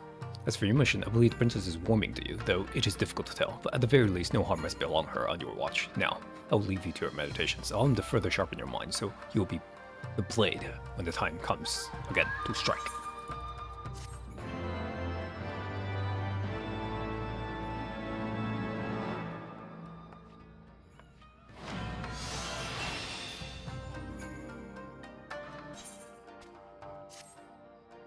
Let's go.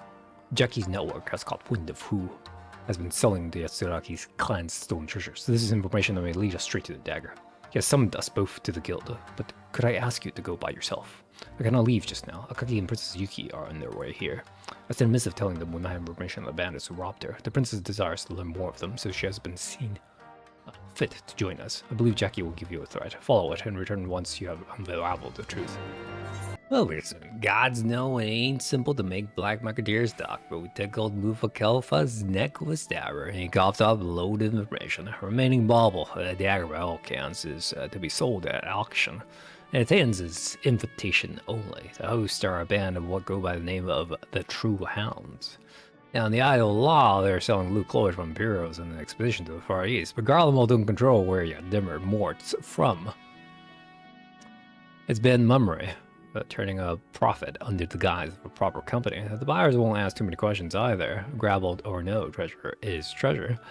But it's just your princess's wit against the True Hounds. The guild can act on that. Not officially, anyways. I've been investigating to, well, that's called him a black marketeer. He's a strange one. Only came to the guild's attention recently, but I've never met a cove who could get information so quickly. The veil was lifted by us suddenly this morn. They'll put the man at the House of Styx. Here's a sack of blunt. Ben luck to you, lad.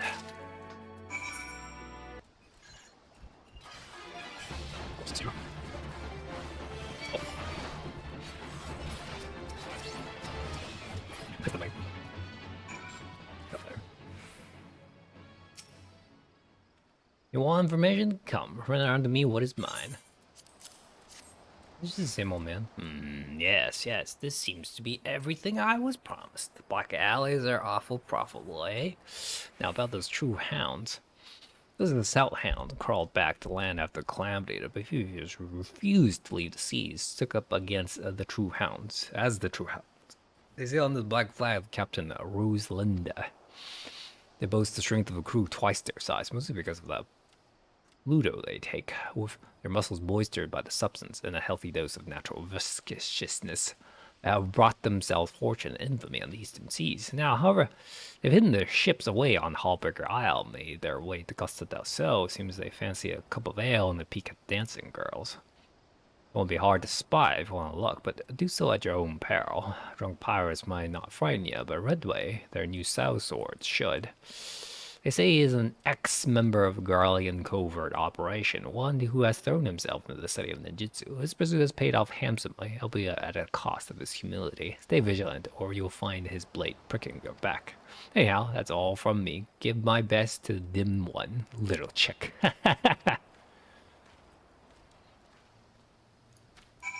Okay.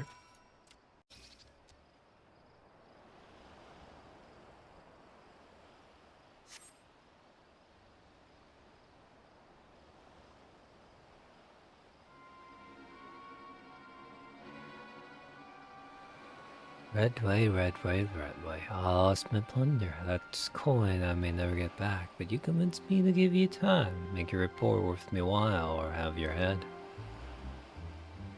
There were two thieves, Captain. The Iron Orchid herself and some servants. The latter looked to be more brawny than brave. The princess is dangerous.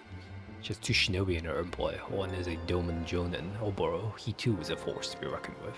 The other is a Lalafell, Vupiskun. If I'm not wrong, he is famous in his own right and dangerous. Their involvement makes me think the princess has more coin than she lets on. These two are responsible for Master's death. Their services cannot be cheap. Your Master's murderers, eh? You wouldn't be dreaming of avenging Gakai on my time now, would he? Vengeance, Captain. Why, Gakai treated me like scum in Karasubo because I wasn't from their precious little village. But Oboro, if I triumphed over Gakai's favorite, I triumphed over a lot of them. That is my heart's desire, yes. I can give an that's so what you do with the ninjas, but it's not them I want, it's the princess, alive.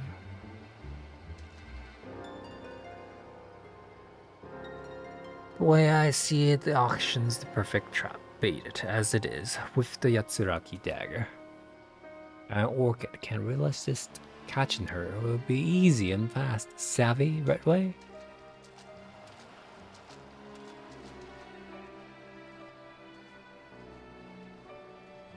Of course. The princess won't stand a chance with the guard doubled. No, she won't.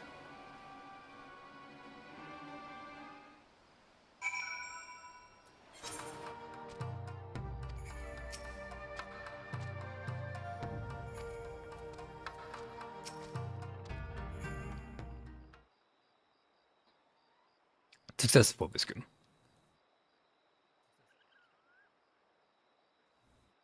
This Rosalinda is a clever one, spying upon us through Redway. Princess, the foe will be watching for our tricks now. Reclaiming the last treasure will be that much harder, so I beg of you, leave it to us, Shinobi. I know there's sense in what you say, Oboro, but this is my problem. I alone must solve it. I will not allow more people to die in my name. The true hounds didn't just steal the treasures. My people stood in their way, and many died. Too many. I wanted to fight, but my vassals wouldn't allow it, and as they were cut down, they called for me, screamed my name. You can imagine how that feels. My lands are so close to destruction, my people on the brink of starvation. If I do not do something, all of their sacrifices will mean nothing. When I came here, I vowed that I would bring prosperity to my country by finding and selling my treasures, alone. No one would ever die protecting me again. nor my small folk, nor my vassals, nor you. You don't want anyone to die protecting you, Princess. What about those of us who give our lives willingly to defend you? If you won't trust in the shinobi, then I'll slice open my belly. I'm bound to you, Princess, but they're not. We're giving them no coin, no gratitude, and yet they're still helping us. You can trust them. You have to. But there's no taking back the treasure. Trust the shinobi, or lose me and add one more to those who died trying to protect you. That'll get you to stop, right, Princess? Akagi, you have the strangest way of... Clearly, the shinobi have left a great impression upon you. Oboro, Vopusun, consider this my formal request. Help me retake our last treasure.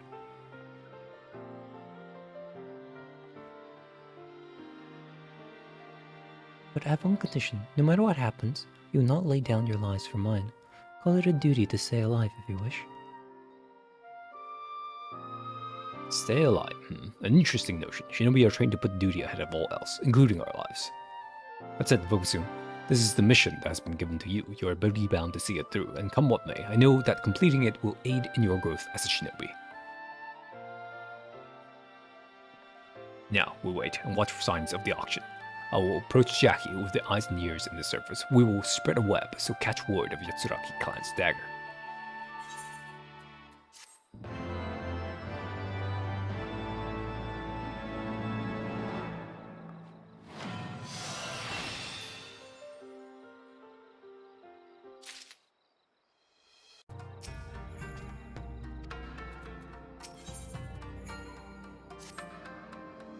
It seems the True Hounds have already held their auction, Vopusun. Some collector bought the Yatsuraki clan's dagger. However, the princess's reputation kept him trembling at home, and he paid a small fortune to have the blade brought directly to Ishgard. So, we strike while it is on the move. I look forward to taking it back from the True Hounds, though there's still the question of their guard. Vopusun, you mentioned the pirates regularly use Pluto, yes? Should someone exchange this for a powerful sleep draught, such as lavender incense? Can we just face them out in the open, or is there something in the shinobi code that forbids straightforward solutions? Nothing so formal, Princess, but a stealthy approach best allows us to carry out your orders, stay alive, and retake the treasure. The True Hounds base their operations in Lenosia. They will supply themselves and themselves for the journey north, a weakness we can exploit by dividing into two groups. Akagi will search the True Hound supplies. Princess, you and Vopusun will visit, what is this? Kyokurun in the Hawker's Valley. Oh, I got it. I've been informed the shopkeeper has a lavender incense in stock. Suggest. I'm perfectly capable of going shopping without Vopusun to help. Here, Vopusun. The funds to purchase the incense. Good luck.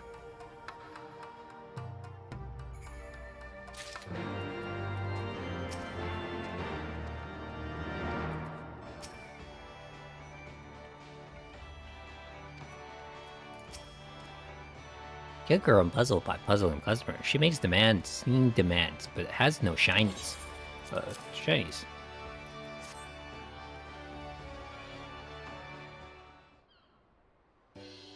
Trade for incense. Kilgrim promise. Good for good night's rest. Breathe deeply for deep, deep sleep. Look, I just forgot my coin purse, that's all. Anyways, you have the incense now. Does it matter who paid? And where are Akagi and Boro? What's she thinking of? Her mother would have died of shock as she lived to read that note. That voice, no, they can't. Not here.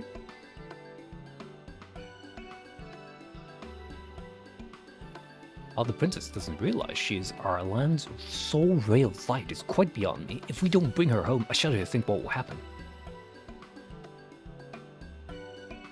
Gods, why would they come here? I told them I'd be back just after I found the treasures.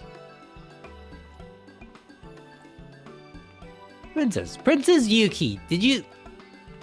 Shut up, you oversized loaf. We're leaving, now. Princess, what'd I do? Princess?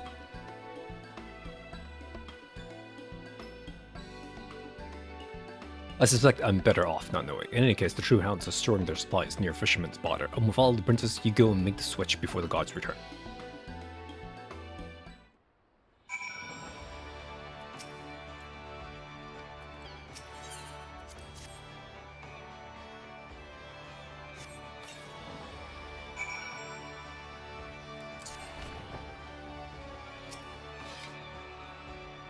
What's happening?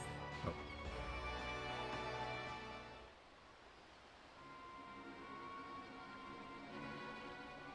Well, that's the last of it. We're getting to Ishgard. Captain won't go within 20 miles of the shroud, mate. We sail to the Drevlian hinterlands and hook on back all around the west from there. There a bit of land between there and the Holy Sea. What if we stopped off in a smaller way, a dose of our medicine to carry out the rest of the way, eh? Don't flee to the whole harbor. I heard the thieves after this all. That's why we're taking it twice to the guards. I'd like to see her try and take it now. They'll take the steam draw and be out like babies. Come on, that's sure to... what was it again? The smoldering waste. What manner of place is it? I have never visited Dravania myself.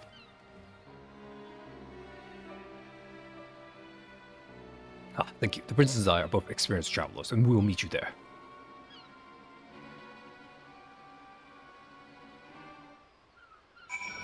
Oboro's plans worked, but not all the patrols have reported in for their Pluto. They could be back at any moment. Stand guard, no, I search his grace. The American and Mitsu gotta be in one of them. Take the south, I gotta get to the north, Oboro's to the east. When you finish your patrol, return here. They should be back. Both be back by then as well. But as I said, no matter what happens, do not lay down your life for mine.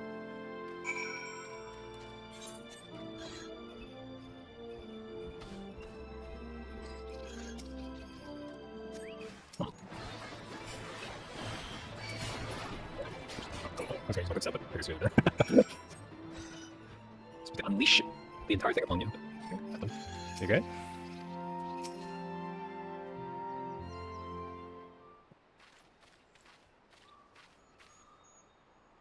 I told you, I'm no good in a real fight.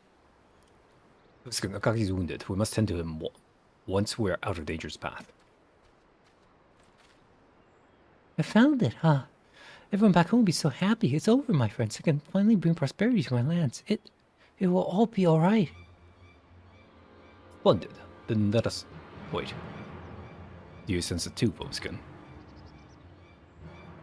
Foe is near.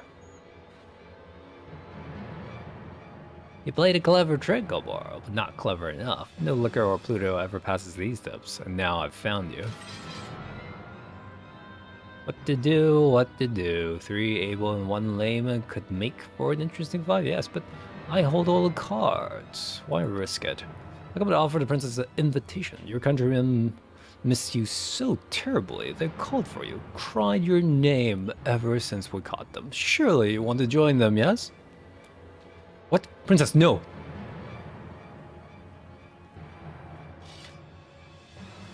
Put up your blades. Fate played us for fools. Right away. I will go. Look at me now, good Kai. I won. I've beaten your proper Doman shinobi. Oh, you're trying to rescue her, won't you? If I see anything out of the ordinary, Oboro, I will slit their throats. Yes, yes. Starting with Yuki's.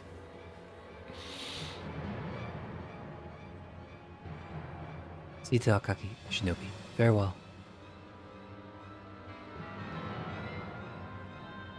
Don't let him get away after Oboro. Damn it, man, move or I'll... Wait, Ubiskin, you can pursue her if you wish, but you must see to Akaki's wounds. That was the princess's order. I know we could have fought, but I understand why she chose not to. Had Redboy escaped, his hostages' lives would have been forfeit. More dead in her defense. The decision was hers to make. It is not our place to question it. We can do nothing more for now. Let us return to the Nocia and head to Akaki here.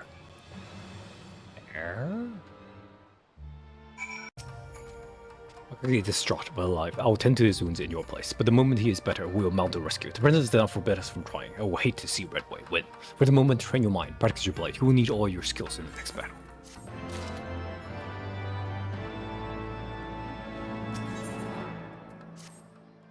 Do not raise your voice, Foskin. The woods are filled with hostile alerts.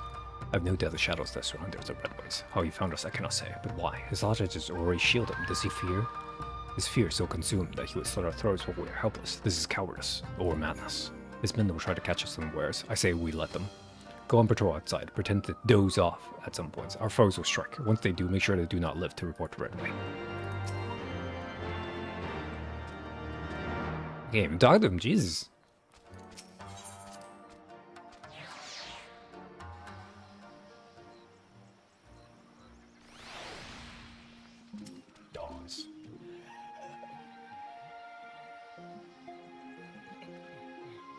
What? That's all I do.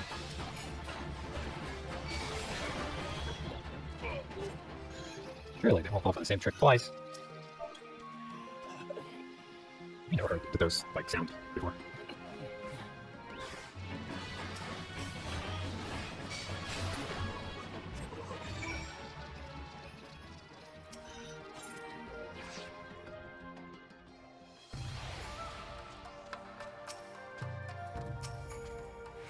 Thank you. Since we are free of unwanted visitor, Akagi is on the mend.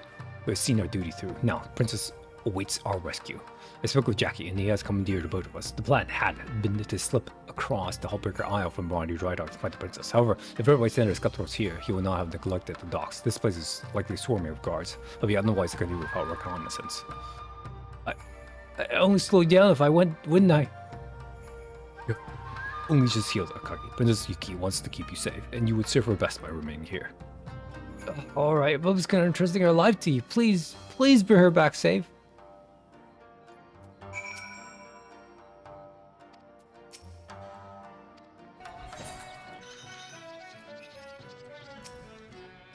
This is even worse than I imagined. There are true hounds everywhere. We cannot risk open battle. Princess Yuki will die if one escapes our blades. I have a plan, but you will not like it. Tell me, Voskin, do you recall what the princess ordered you to do?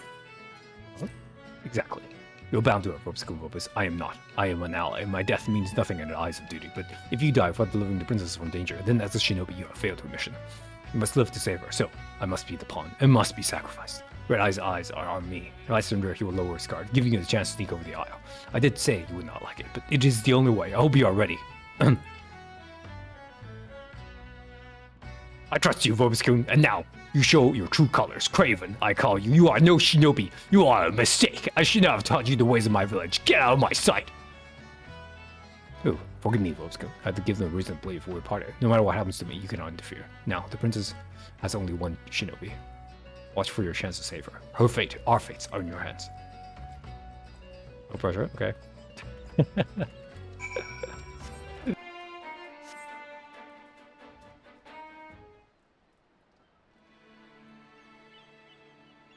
You slew all the South Swords I sent to find you. Perhaps I should have spent more on them and less on buying the location of your little shack. Well, a good lesson for the future. But really, Oboro, how could you be so stupid? You got fled Vobis-kun, but did you know you scurried back like a child who hasn't learned to fear his father's fist? I told you, I'd slit the princess's throat if you came after her. If I still may, if you don't comply. So come along, or she'll die, screaming, yes. Bastard, have you no honor? Don't hide behind your hostages. Fight me. Why should I? You and your honor have lost your way. The traditional way is out. In with the new. Change requires sacrifice. Oboro, your village, for example. I'll lure your elders into the open with you and lay waste to your houses. Then I'll build the shinobi anew in my image. Simple, yes? I've only that word today. Maybe I'll keep you alive to see it. Now heal, Oboro. Your princess awaits. Like the prisoner gets to keep his weapons. What was good? Why are you skulking back here when your friends are in danger? Traitor! You damn you, Shinobi! The princess is right. I should have never trusted you. Go! Come on, get! I'll save her my own bloody self! What? Just a mummery? Oboro's put his life in danger for the princess? I knew that. Never doubted you. Not for 1 second. I bound my leg proper. I can run on it and fight on it too. I won't win the renown back home if I just let the shinobi do it at all. Hey, let's take the battle to them. Thank you, my friend. You won't regret it. Now the Marathi dry box. Now Gar left. I suppose Robo's got them all keeping watch over Boro. Well, it's now or never. Let's get across the island. Boro said something about a boat. True.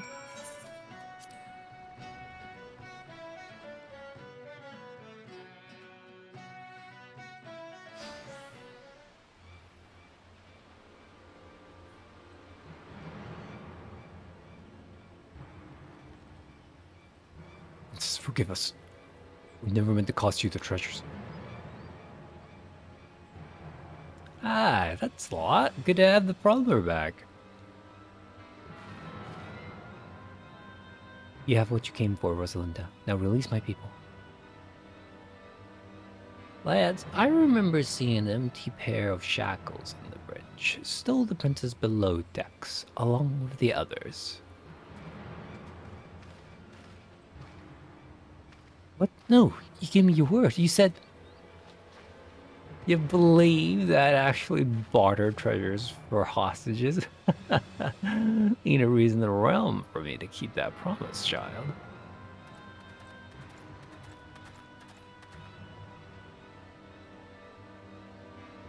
Captain, I got him. Allow me to present Oboro, the last of the princess's would-be rescuers.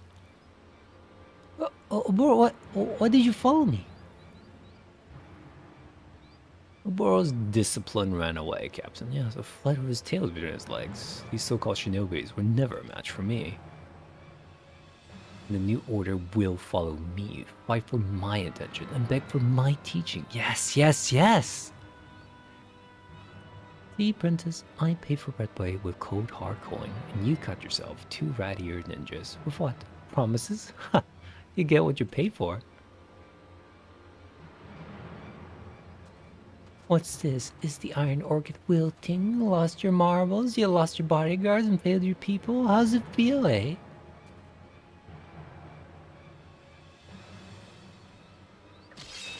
Oh.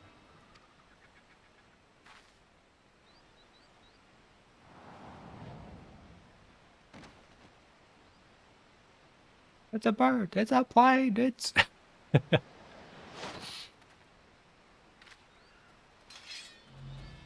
Basically Superman. You?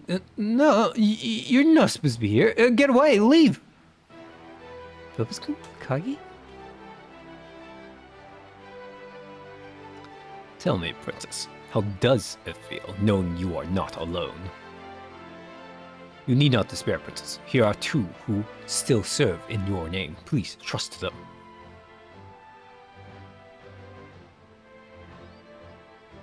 I will lay down my life for you. Save me, Voskun. I order you to defeat these dogs. You have your duty, Volskun. Meow, meow, meow, meow. What? That's a lot of... What the heck is happening there?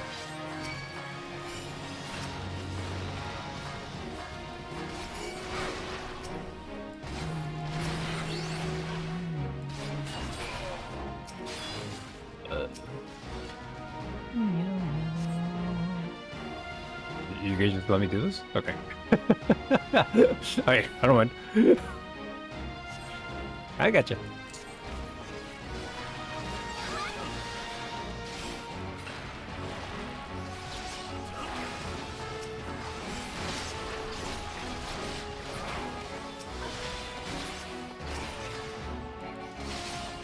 Oh, turn towards me.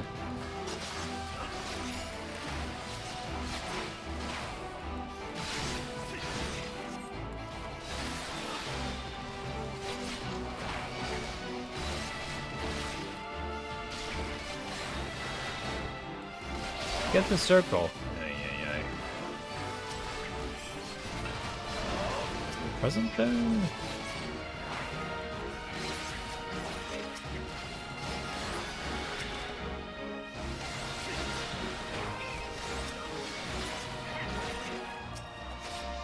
Okay.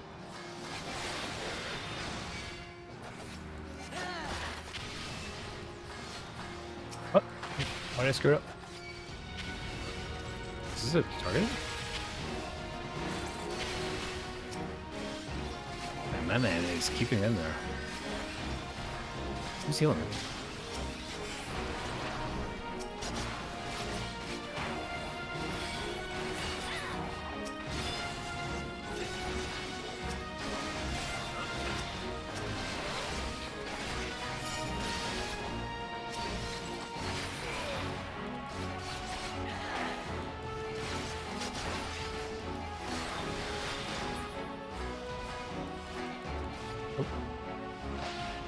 Howard!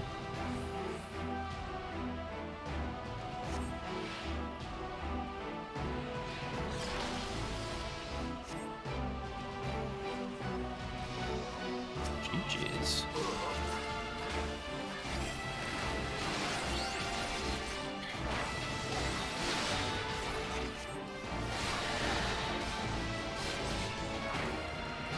Well, you get what you paid for.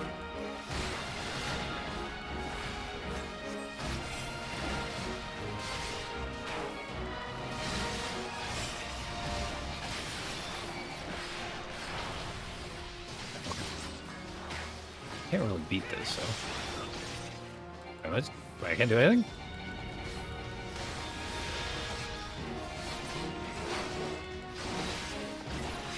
That's not how I thought that skill worked.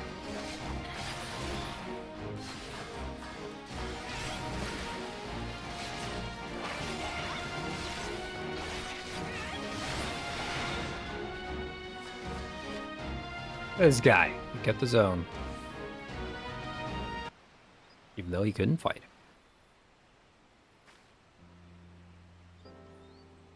Princess, thank the heavens you're safe. What about you? Are you hurt? We can seek treatment upon returning to town.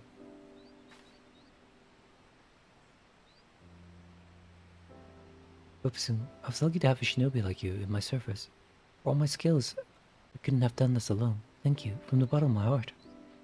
The treasures of the Yatsuragi clan are mine. Your sale will buy tools for the farming and the storehouse for our grain. With hard work, our lands will prosper.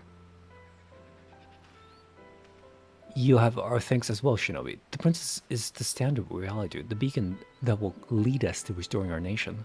There are not words to express our gratitude for defending her.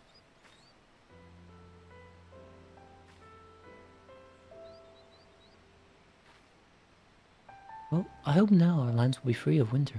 May the snow melt and the spring suns and deliver us from our cold, parched lives. Come, my friends, let us go home and rebuild. You completed your mission. Come and save the country and our people. Remember this moment. Look back upon with pride in your heart. Well, I think we must away. The storehouse awaits. Do long meditations on today's events.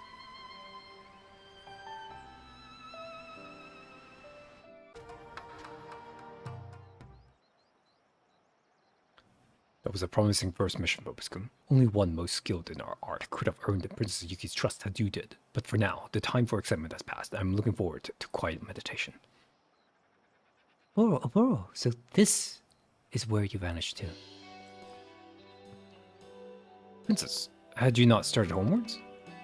Something to tell you before I left. I plan to send a small note of thanks to the duties you perform in my name. From the Yatsuragi clan to your village. Your people and mine both must rebuild. I thought the letter might spark a friendship, but I'm unsure of your customs. Should I just address it to your village elders? Yes, that would be perfect. The village would welcome our friendship, Princess. Thank you for... Wait, to the village elders? Alright, it shall be done. Thank you, Boro. I look forward to meeting you again, Bobskin. No, the elders think I have stayed in order to treat to my wounds. If they find out I'm running about on new missions, I have to catch her. Curses! Why did she had to be so fast? Princess, wait!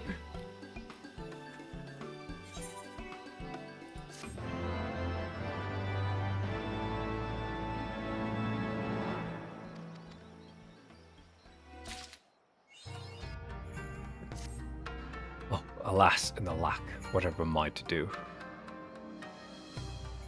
Oh, Ozgun, as a shinobi, I'm loath to admit this, but I did not see you come in. Truth be told, I have been somewhat distracted of late. Princess Yuki, it would seem, sent a letter to my village praising us for our efforts on her behalf, thus revealing my story of injury, preventing from me taking the journey home for the ruse that it was. But my shame is not that I have been summoned back to the village, but rather quite the opposite. Despite knowing that I am hale and hearty, my elders seem to be in no particular hurry to welcome me back into the fold.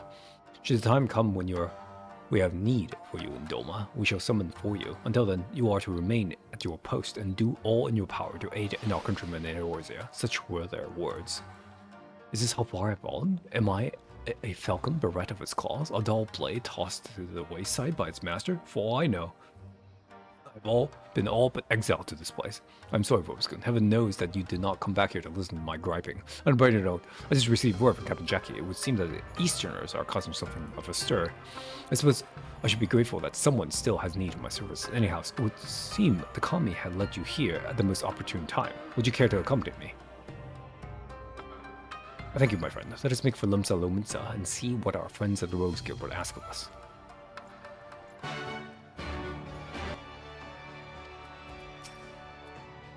Well, it ain't the dimmest dammer of them all. I trust you've been keeping those stabber sharpens with you and old bro on the job. I can all be Bob before Darksman comes around. Here's where we stand. One of me little birds and cracking arms came chirping to me a story about some dolmens who I reckon are breaking one code or another. Seems like the Krakens, that is, were out snilching the eastern seas when they grabbed a vessel flying garland colors as they were wont to do, but then came the rub. The crew claimed to be Doman, you see, and upon whittling their captor's identity, they changed back, begging for asylum on their Orisian shores and offering the entirety of their cargo in return for safe passage. Come to Ben Cove for a fool. The Kraken captain took the self-styled omens up on their offer, stolen the eastern treasures and the eastern themselves away in the fold if they set sail for Limsa. But after pulling into port, a funny thing happened. No sooner had the Krakens dropped anchor than the refugees put on their best beater cases and skulked off in the dead of the Arkmans, leaving all the treasures behind.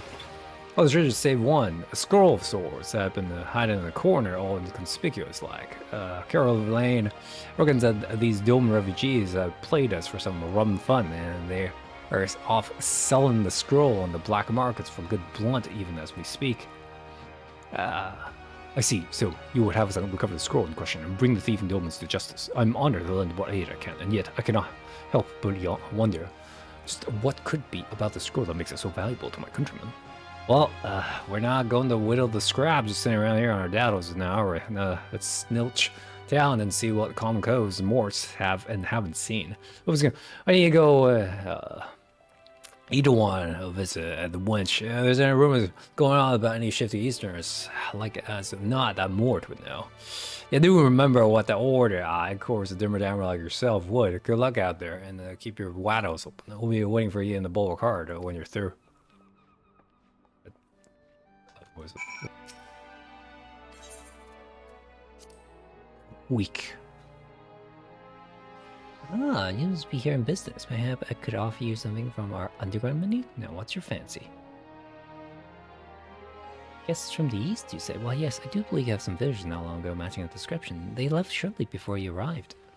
I make a habit of pricking my ears up to catch our patrons' every whispers, but the party in question required little such efforts. Why, they were shouting the tales of riches and glory in a roar that could wake the dead. Said they were on their way to Wineport to make this transaction of a lifetime. They weren't keen on going into details to anyone else. I wouldn't be surprised if there was something less than savory about their business. Speaking of savory, can I interest you in our seafood stew? Love some seafood stew right now. Are you an ahoy in a vast, my honored matey? Forgive me, I was just trying my Wilmington accent. How do you, reckon it sounds? So our lads are heading to Wineport, eh? Been word of what was going to remind me to slip each one some extra blunt next time we stop by for lunch for libations. That's it. Something that's sort of right with me. Cackling the plans for every drunken tavern once a year. I reckon our friends might be looking for muses, if you're widow. On my gist. Keeping your eyes open, your staff sharp, mates.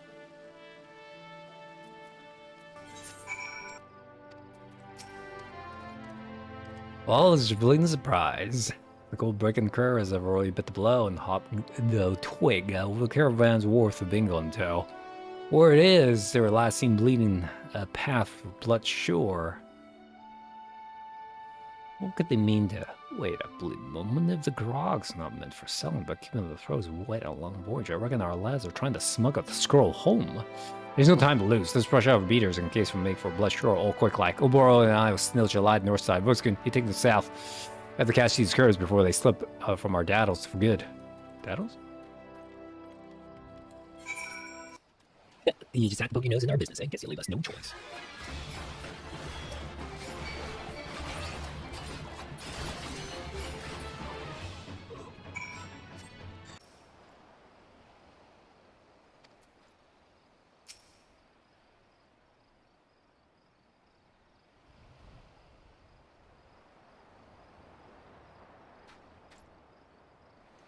Let me guess, you came upon a couple of rough-looking coves. These coves came waving their stabbers in the face before we can get an edge and the ward. We're gonna twist the same for you.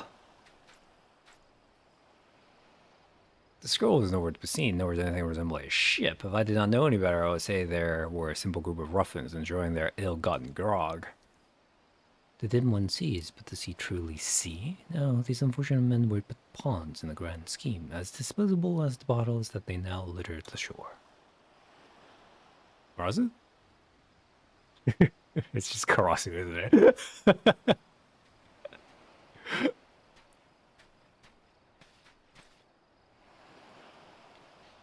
Meanwhile, your true quarry has boarded a trader and sails for Kugane even as we speak, under the auspices of the East Audena Trading Company. No less so cunning a scheme. I thought of it myself, or did I? How do you know all, bugger me? You're the cove from the House of Sticks.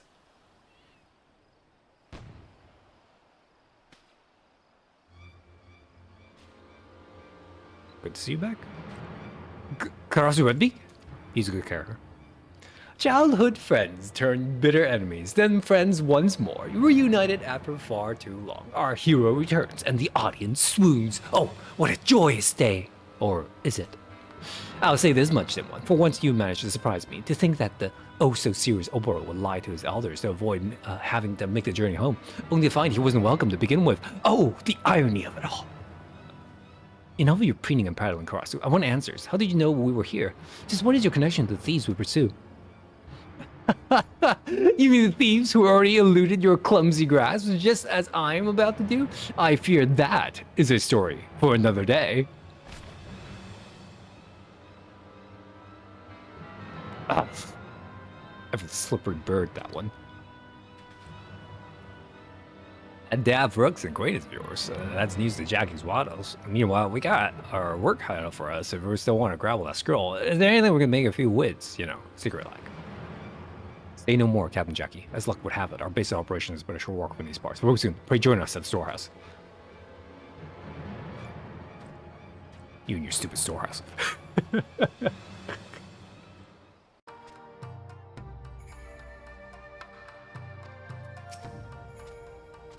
Karasu Wetbeak. Of all the places I thought our search might lead us, never in my wildest dream did I think it would lead us to him. Sounds good, Milboro. Just as is Karasuko. Can we trust him, or is just not as stick us his stabbers in our bag at the moment we turn a blind eye? No, I mean, yes. I mean, he's neither or both. Perhaps I should say it's complicated.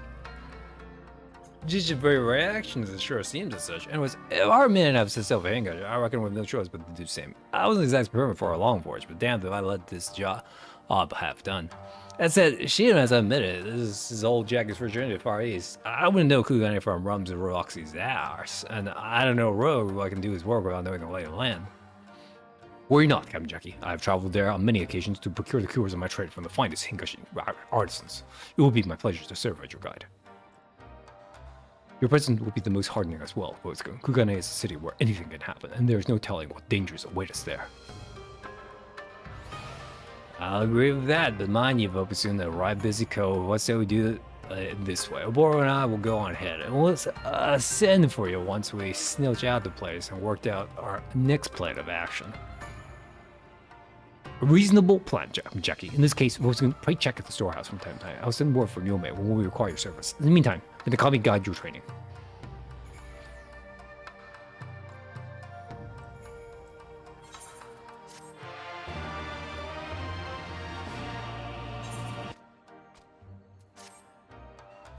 Folks can have a letter from you from Master Oboro. It would appear that his investigation in Kugane has borne fruit. Here, see for yourself.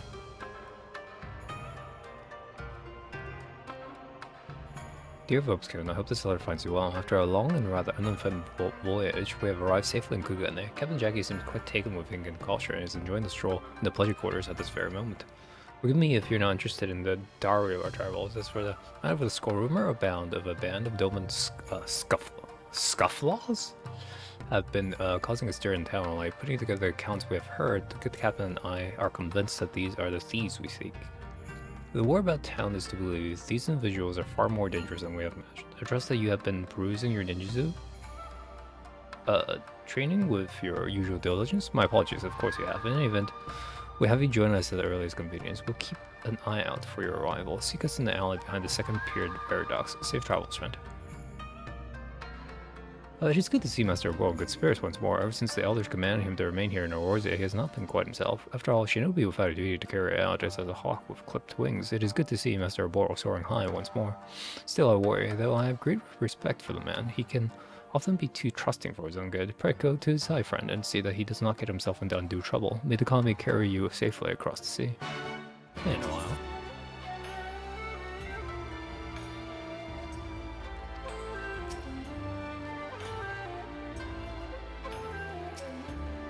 Obiskin, thank you for answering my call. Tsubame too has made the journey from the village to join us, retrieving the scroll.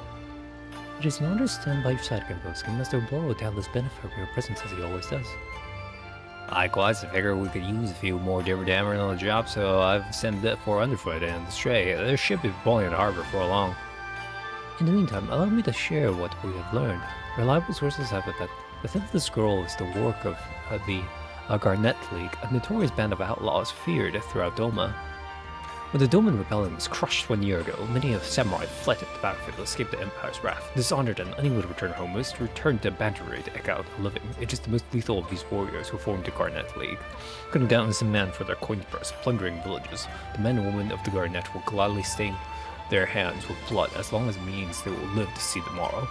Why they covered that scroll so, I cannot say. What I do know is that if we do not stop them, they are all but certain to leave a trail of corpses in their wake. We must move, and quickly.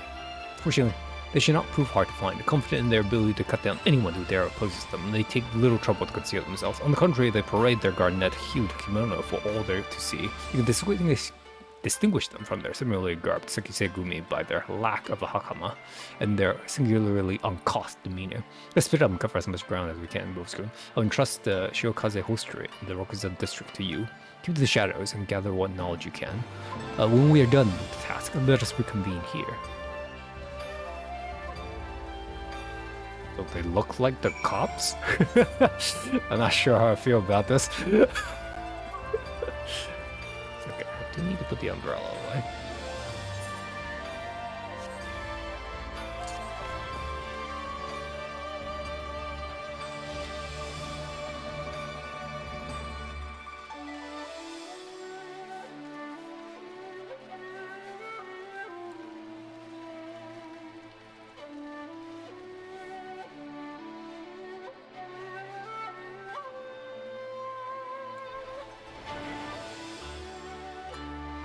Now you tell me he's up top.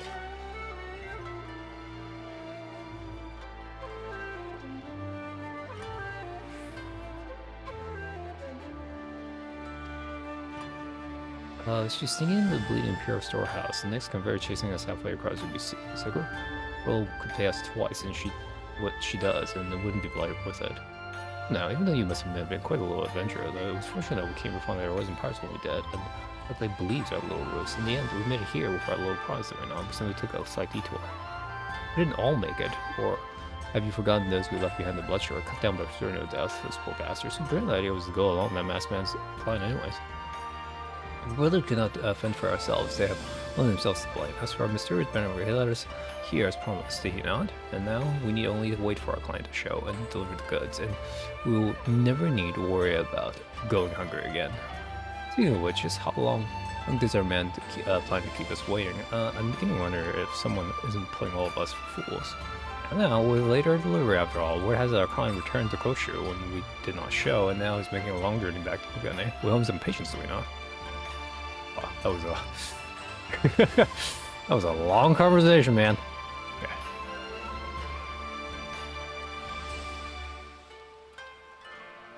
This is up high or down low? This only goes down. Oh, actually, wait a minute.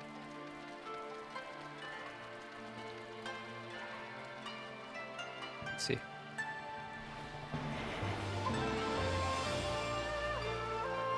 This goes up. I swear, I just want to see what all the fuss was about. Barry put a finger in anything, and next thing I knew it, Sakura's blaze was out of my throat. I thought she was going to cut me down right on the spot. Put yourself in her shoes. They said the client is such a dangerous man that has been known to kill those who renege on their agreements. If anything happened to this girl, her life and ours would be a greater forfeit. You're saying she was scared as Sakura with Brightblood, who single-handedly cut down 100 girlies in the Daydream Rebellion? Sakura Brightblood, who dyes her hair red with blood on her foes? She cut her poison figure, that's true, but deep down she's quite a sensitive type. Is it sensitive? Don't make me laugh. Oh, okay. Ooh, interesting.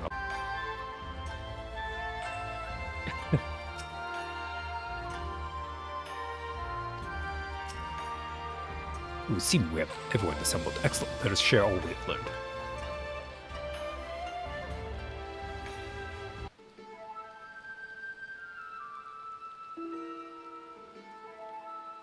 Allow me to see if I have this right. So, in short, Garnet lifted the scroll from Garland's storehouse at the bidding of unknown hidden merchant's client. They met and to sell straight from young child to Garnet, but ran afoul of the Confederacy, doubtless because they were too poor to pay the ruby tithe. In fleeing, they were then captured by the Kraken, so they claimed to be refugees seeking asylum. Upon arriving in their Orza, they made off the scroll and eventually found safe passage to Garnet with Karasu's aid. One's motives remained as inscrutable as ever, but I digress. Wow, that was really complicated. Furthermore, they are led by one Zakuro Brightblood, about whom no small number of Hall tales are told. Regardless of their veracity, there will be no doubting that she is a formidable opponent. For my part, she is most protective of the scroll and keeps it on her person at all times, night and day. Like the Zakuro and the Follows have rented a room at the Bokairo, an inn in town famous for its hot spring baths. All Jackie managed to whittle is that the cove is right fond of old flowing locks, and as she's fancies herself a cup of tea, making the trip of the inn to the tea salon and back at least twice a day. That is most enlightening, Captain Jackie. Now, we must find a way to get our hands on the scroll before the girl client arrives. But how? We could challenge her to single combat. The Sekizegumi will not look kindly on that. Besides, where she'll be or not, we must use stealth to our advantage. We simply need a plan. Yeah, you made it. Look out below! Underfoot's on the scene. Good to see you again, Bulbaskin. Can't wait to snilch new tricks you'll learn from our friends here. What's more gotta do to get herself some sushi? I'm bloody starved. And what's with all these bleeding seagulls? I swear, if another one takes a shit on my hair, it'll be seagull stew for dinner tonight.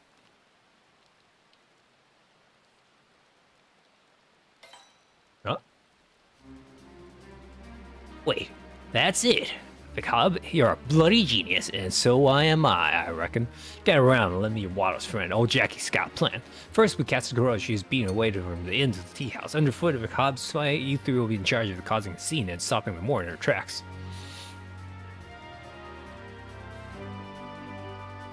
Meanwhile, Lopuskin, you make your way to the perch atop the market and drop some imitation seagull shite to dine from above. With her precious locks all mucked up and more sure to make for the hot springs, she can't very well bring the scroll into the water, so we just follow around all stealth right and heave it from whatever basket she stole it away. And for a good measure, Obro and I will head in the bathtub as well and keep the girl on the ground and Lopuskin the scroll safely in his daddles. A most impressive plan, Captain Jackie, but I have one question. How do you propose that the two of us keep Zakuro occupied? Oh, bro, surely you remember our visit to Bronze Lake and the little show I put on for our pirate friend. It's all quite simple, really. I'm not certain I understand what you... Oh. On second thought, I'm not quite convinced that this is the best course of action. Give yourself some more credit, lad. Now, Boobskin, you'll want to climb out of the roof atop the Bukairo and then make your way across the wire top the markets. Here, this white dash should be a super seagull shot impersonation. Once underfoot and the gang lures a girl into position, let her fly. Just have imitation seagull shot on you all the time? Alright, lad, the lasses, look sharp. We'll be back here once all's up.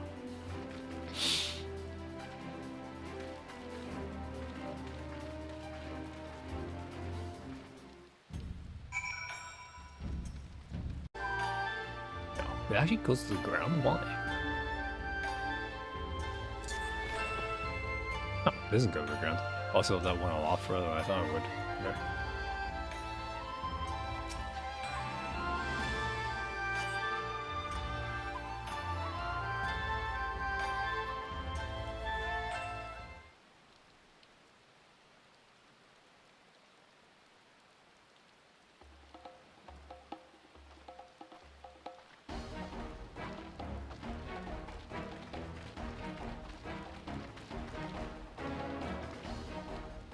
Pain, oh, the pain. My poor girl, whatever is the matter?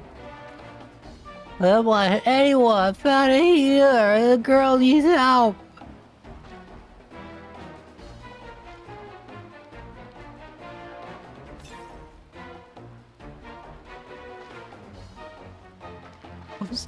Birdshite. Oh, bloody brilliant.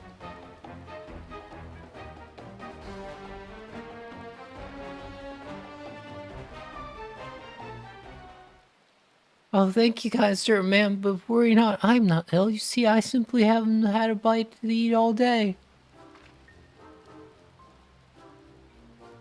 Ah, is that all now? Unfortunately, the shield causing horse race is but a short while away. Here, there's possibility to die for, shall we?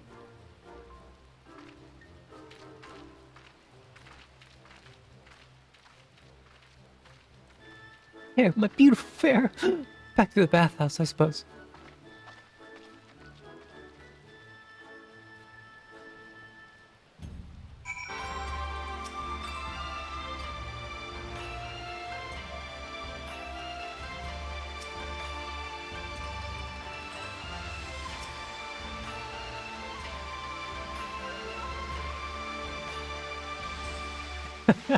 Okay.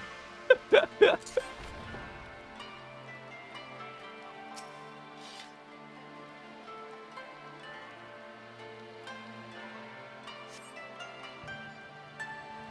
see, around here somewhere.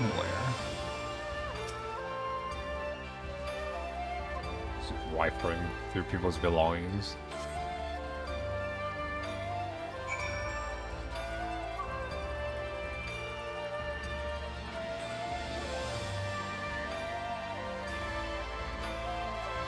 We're just allowed to rifle through people's belongings.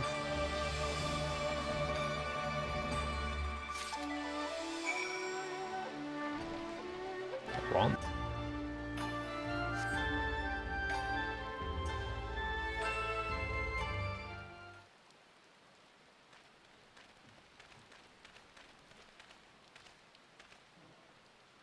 Well done, my friends. The operation was, by any measure, a rousing success. That said, I have not seen Tumame and the others. I do hope all is well. Now that was some rum fun, if I do say so myself. As for the gold, I wouldn't fret. Like, as not, we've caught money for a dragger off with Yaffle and some old Kugani's finer delicacies. No doubt you're right, Captain Jackie. In the meantime, pray show me the scroll of Obscure. I would see just what it is that Sakura's mysterious employer covered, so...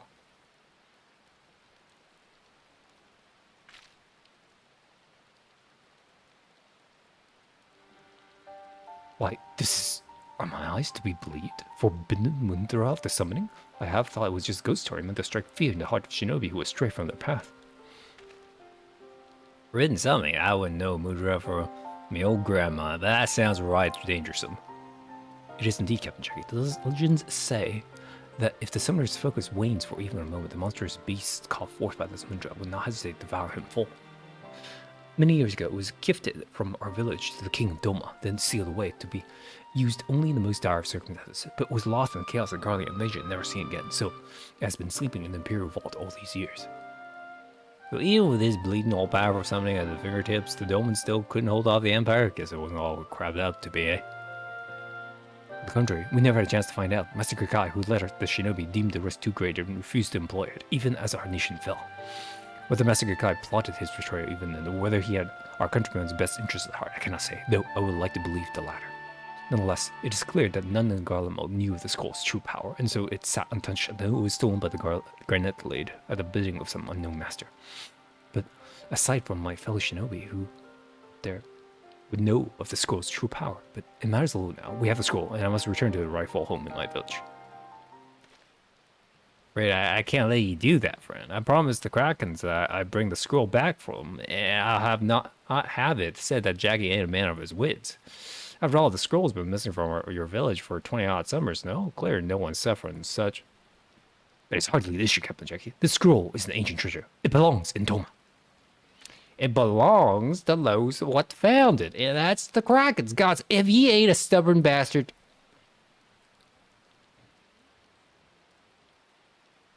Gentlemen, must you make such a scene? After all, strictly speaking, the scroll belongs to neither of you. Neither? Neither?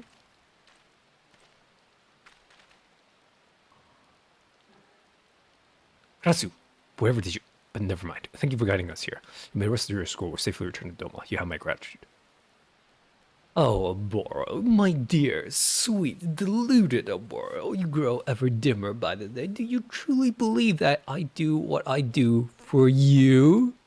I did say that I was pulling all the strings in this little puppet play, did I not? Very well, allow me to put into words even you can understand. The scroll belongs in Hingashi to the master I now serve. My mistake was in trusting to Zakuro and her lackeys, what I should have seen to myself from the very start. Oh well, live and learn, I suppose. In any event, allow me to propose a simple transaction. You hand over the scroll, and I return your friends to you with their heads still attached to their bodies. A fair trade, no? You're craven. On second thought. Yes, I do believe we could have even more fun. Keep your eyes and ears out, dim one. You'll be hearing from me again soon. Oof.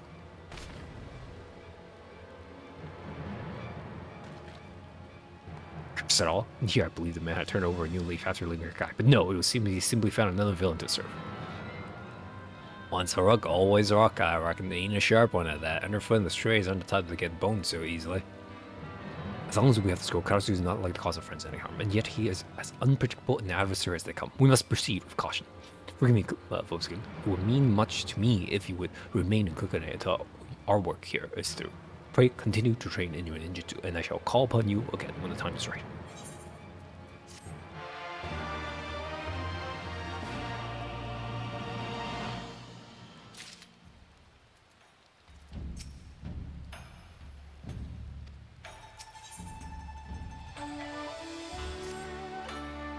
It is good to see you, Vobskin. I've heard nothing from Karasu since last we met. It would seem that we have no choice but to take matters in our own hands, and yet, in our current state, we are outmanned. In hopes of bolstering our ranks, I reached out to Princess Yuki, pride of the Tsurugi clan. Her skills and knowledge of these lands would surely avail us in our effort, I thought. I am pleased to say she was more than happy to lend her aid. That was, in no small part, due to your own efforts on her behalf. Judging from her words, she is quite eager to prove herself, perhaps a little over-eager. I'll ask you to keep an eye on her unless you go off into some sort of trouble.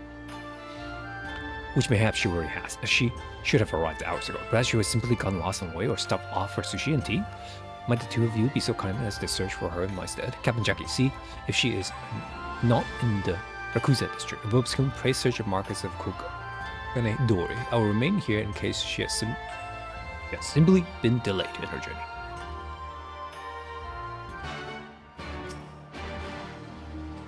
Yuki, we're in the back alleys. Vobskin, whatever are you doing here in Kugane? That time I'm complaining, of course. I'm most happy to see the shinobi who helped me bring prosperity back to my homeland. Yes, thanks to you, my people are doing wonderfully. The only downside of it is that now I have to be a proper princess again. Akaki, he's my personal bodyguard now, you see. He's none too happy when I told him that I'd be heading to Kukane. In fact... Yuki! Princess Yuki, come back at once! Oh, hell, he's onto me. I just have to help you in the world in return for everything you did for me. Surely you understand, Vobskin. Can you confide and can you just tell him that I don't know, that I helped on a ship to Orsay or something?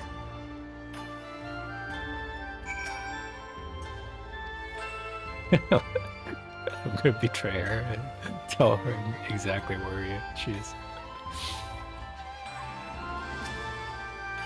Vobskin, fancy meeting you here. You're off a long way from home, eh? But speaking of which, you haven't had a chance to see her items anywhere. I caught her sneaking out of the castle, followed her here to Kugane, but I seem to have lost her. Hey, Orsay, you say? God, suppose it's cool thinking if anything happened to her. I did never hear... But there's no time to lose. To the docks, Princess Yuki, wait for me. Princess Yuki!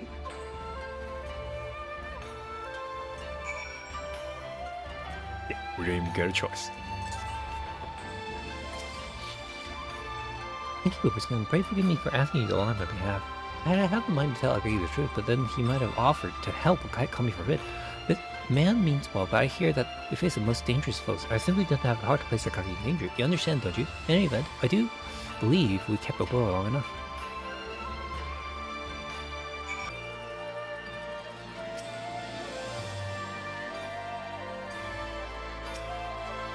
Thank you for leading our highness here, Vobskin. Princess Yuki, thank you for making the journey to Kugane. Before we proceed, we'll hear aught you might know of the recent events in Hingashi.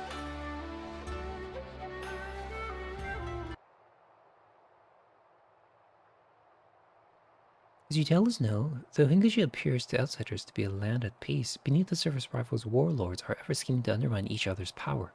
In that sense, it is entirely within the realm of possibility that one of them has employed a shinobi to gain a hidden advantage over his foes.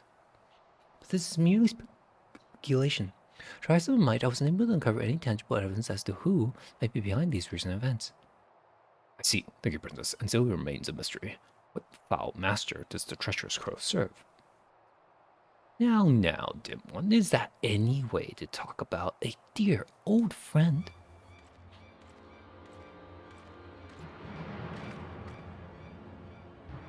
Karasu, you have some gall to call yourself my friend. What have you done with Tsubame and the others?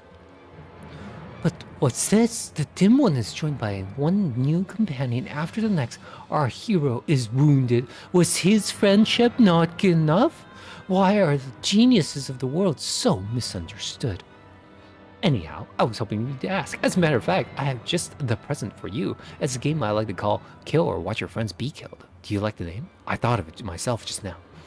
The rules are really quite simple. Your precious Swallow and the others are being held captive by the Garnet Elite on the Eye of Becca. You simply need to march in, cut down Zakuro and her men, and free your companions from their shackles. Succeed, and I'll forget about the scroll, and you can all go marching happily back to Doma. Fail, and I get the scroll, and Zakuro bathes in your blood tonight. Yes, I do believe there's something in it for everyone. I'll be watching from the shadows. Do try to keep me entertained, won't you?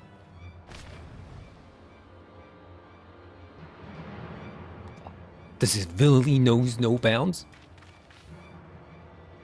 I've been on agreeing to those terms, but don't seem with much choice in the matter. The fight he wants is the fight we'll get. Together, we can take those Garnet curs. What do you say, Bobskin? Forgive me, my friends. If only I had been quicker to unravel Karasu's schemes, I would not have placed you in danger like that. Still, it heartens me to know you stand with us. Same old true for me, lad. Well, I'm not proud we let that rook get the better of us. I feel a lot safer knowing a dimmer down like yourself is on our side. Let's get in front of a cop out of there right quick like.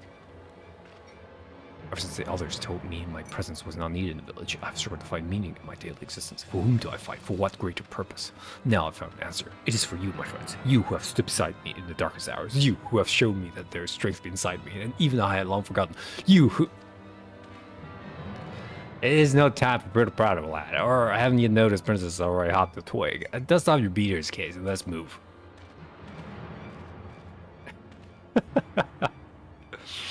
The man speaks true, yes. We must be strong of both body and mind if we hope to prevail. To the Eye of Becca, where our friends await us.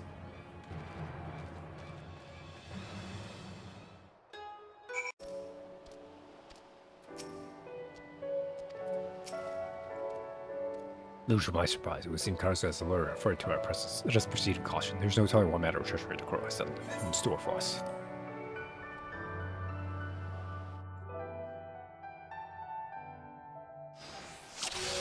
Oh, okay.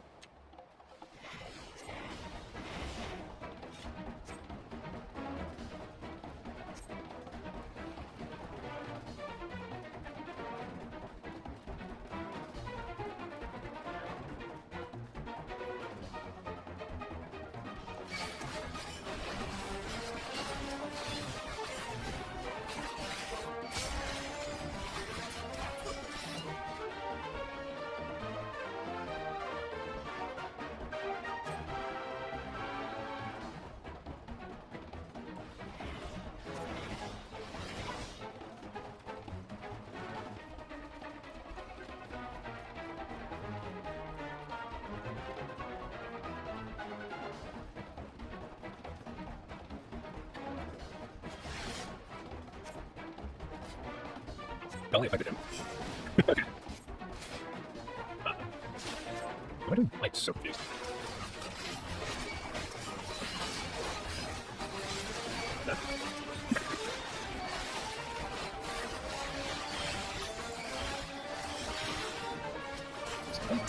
I swear the tap is just like that likes to troll you. Some point behind here.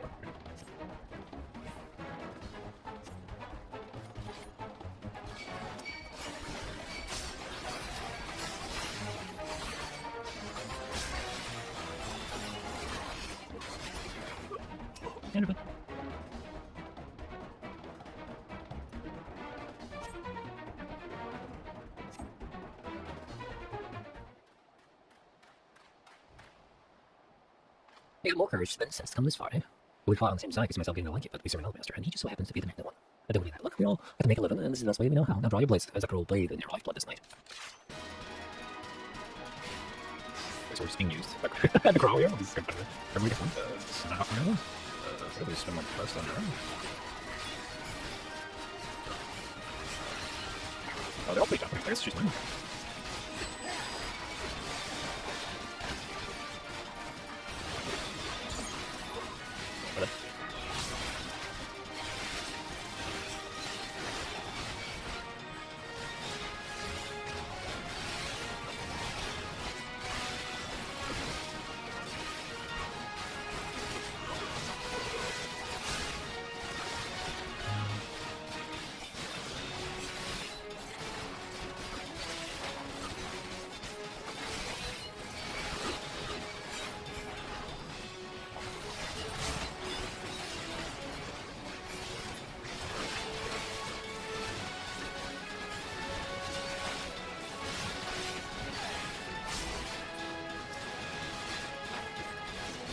I'm not actually not allowed to use them.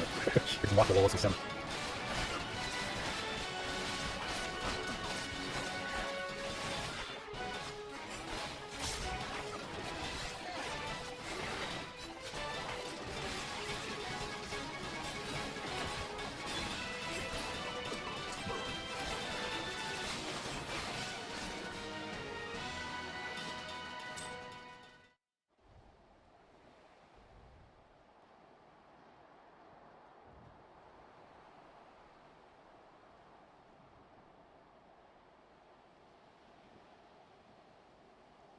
Blades whirling through the air, blood watering the fields, shinobi fighting side by side, all for the sake of their dear friends. Could there be a more moving sight? Our hero is moved to tears, or not?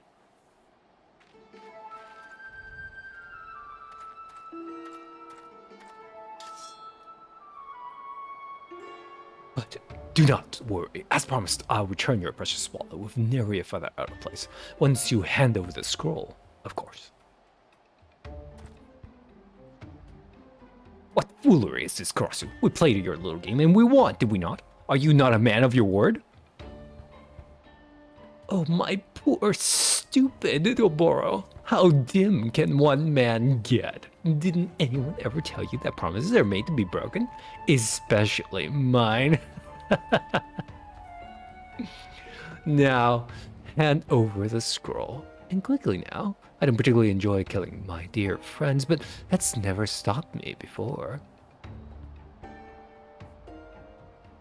Oboro, the scroll.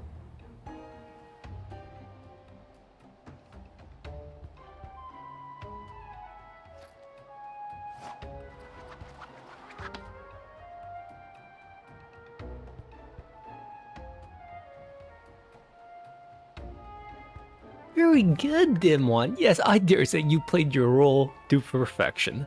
Fly away home, little swallow. We had enough fun for the day.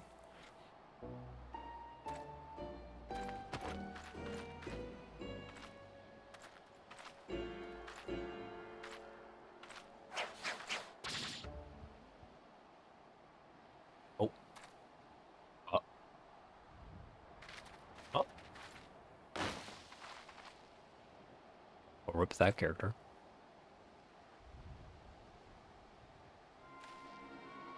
Incompetent fools, the lot of you. How long do you intend to keep me waiting for what is rightfully mine?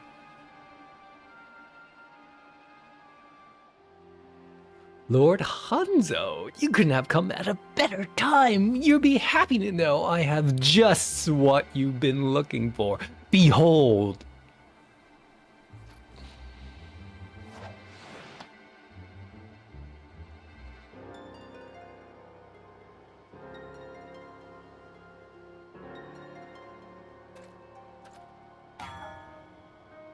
Our hero has truly outdone himself this time. At long last, the ancient secrets of Hinga Ninjutsu will be his. Do tell me, Lord Hanzo, when will training begin? Lord Hanzo?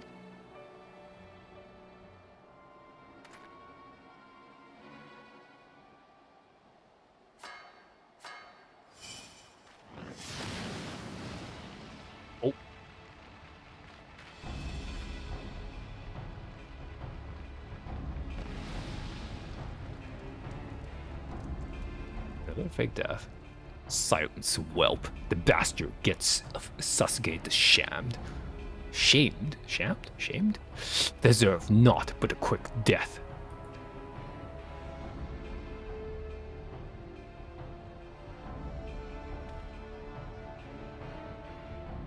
Well, well. A brood of domen dogs who call themselves shinobi. You stand before Hanzo the Hidden, 12th Lord of the Kagekakushi clan, and you should consider yourself fortunate I do not cut you down where you stand. And you will call your petty tricks ninjutsu? I spit on your ninjutsu. Your very existence brings dishonor to every true shinobi who has ever lived. Yes, those of my clan, the original and true practitioners of the art. Be thankful that I have more important matters to attend to today. Enjoy what little remains of your miserable lives. Your time will come, and before you know it,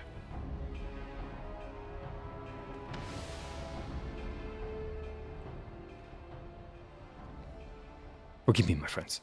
Pray give me a moment to take in all we just saw.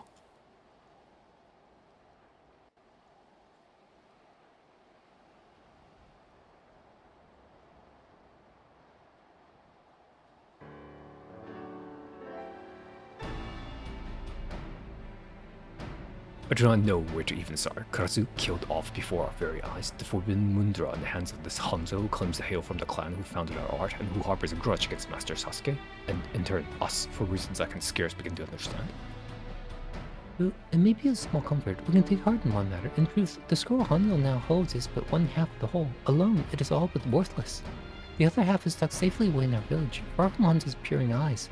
It is a secret known only to the elders, entrusted to me by the old hermit before I took my leave. Is that so? I should have appreciated if someone could have shared that knowledge with me as well. The old hermit always did like you better, for some reason.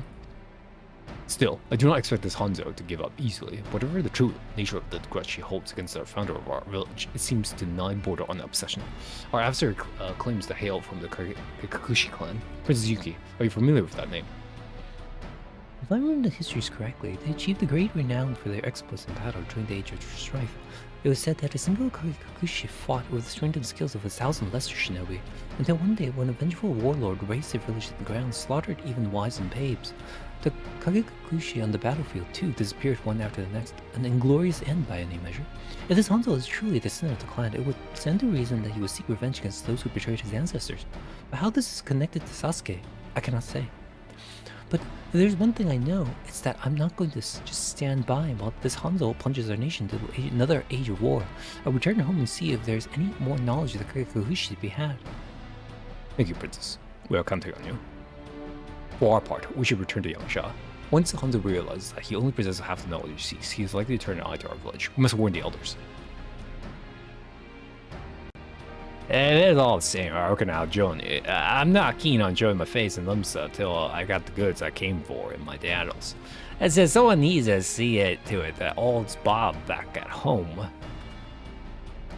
Underfoot, can't count on you to keep things in order till I've been seen to business here. Aye, Captain. Consider it done. Just hurry back, will you? I'll make sure there's a Bismarck special or name on it. Forgive me, this journey hasn't been one surprise happening next, and something tells me the best is yet to come. You'll be joining us, won't you, Volskin, for old time's sake? I cannot thank you enough, friend. The journey to Yangsha is a long one. After we arrive, let us rest up in the village of Namai. Long-awaited homecoming for the first time since I left in pursuit of Karasu. Karasu, have you truly left this world for good? No!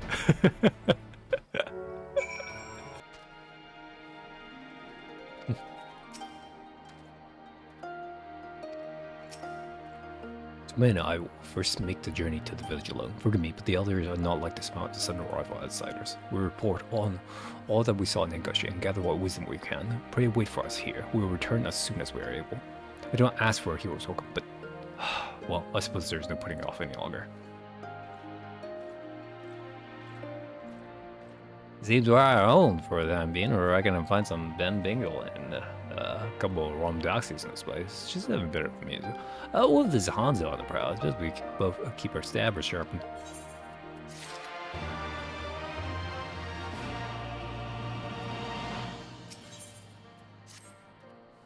Boros got back not long ago. Mumbled something about his trip to the village was uneventful, then dragged his beaters cases off somewhere or another looking for at the ground all the while. Jack ain't know how to read a cove, and something tells me the boy ain't right these days. Like he's carrying the weight of the world on his shoulders.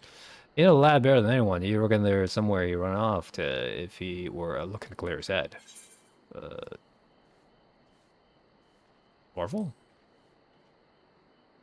Waterfall? Now that you mention it, I did hear a sound of running water when I went on a stroll the other day. I'm not quite sure I would have you, but if that's where you think the lad is, like you're right. Let's go see if we can't ease his cares a bit.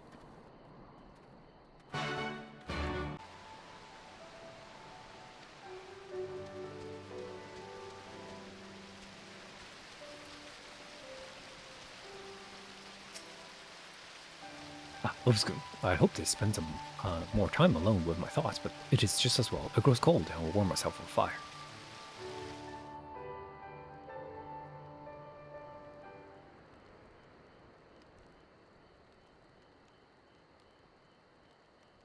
You know me too well, Lipscomb. I suppose I should not be surprised. Well, he shot the living woods out of me. I was like, I was going to find you in front of the waterfall, not in it. At first, I just did just that, Captain Jackie, but when listening to the flow of water knock on my heart as I hoped, I took the next logical course of action. I can't explain. I returned to my village, fully expecting to be punished for my deception and chastised for my failure to perform my duty. Instead, I was greeted as a hero, the honorable shinobi who slew the villainous Karasu, traitor to our village and country.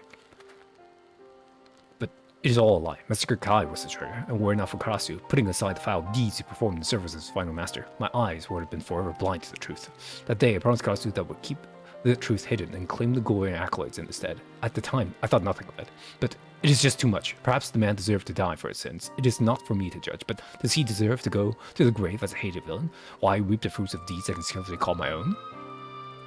You really are too serious for your own good, lad. Let old Jackie tell you a story. Once upon a time, well, maybe not so long ago, there was a dear more by the name of Malala, captain of old Jackets, who was always more style than substance, if you whittle me. Long story short, what was gonna mean did ourselves a good deed, but the last took the credit for herself. Did a part of me resent it? Sure, I got feelings as any other crows, but the people in our business, including Karasu, look, I reckon, need people like her. People that stand in the light men's and claim the glory while we ply our trade in the dark. Malala may not have done the deed, but since then, they say she's a new woman. They're doing all she can to be the hero that people believe her to be. And that not so many words. I guess what I'm saying is, rather than clowning yourself in the knob about glory you feel you don't deserve, why not try to live up to the person your friends would have you be?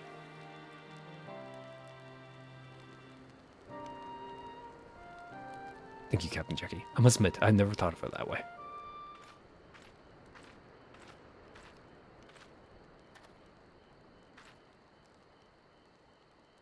Aurora, forgive me. I've ready to welcome as requested. Shall we pay Master Kamui a visit?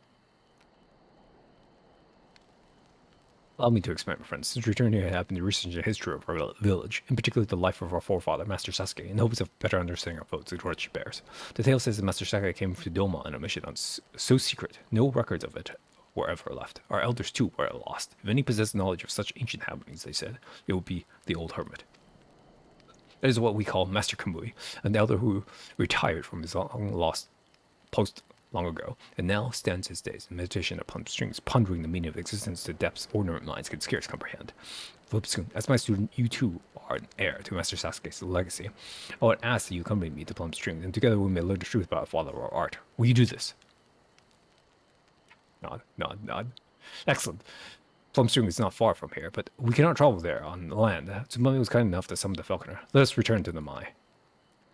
I'm no shinobi. I wouldn't know the Sasuke from a hole in the ground. If I come with you, if for no other reason I'm dying with a change of scenery.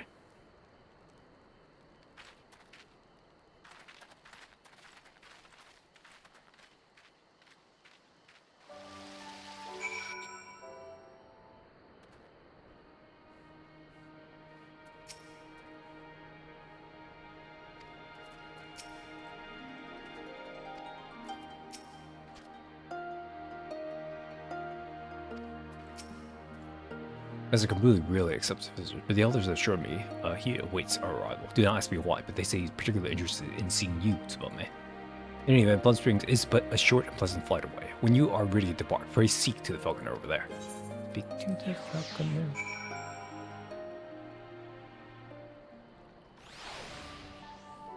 It's just plum strings. No. Just one ordinary falcon.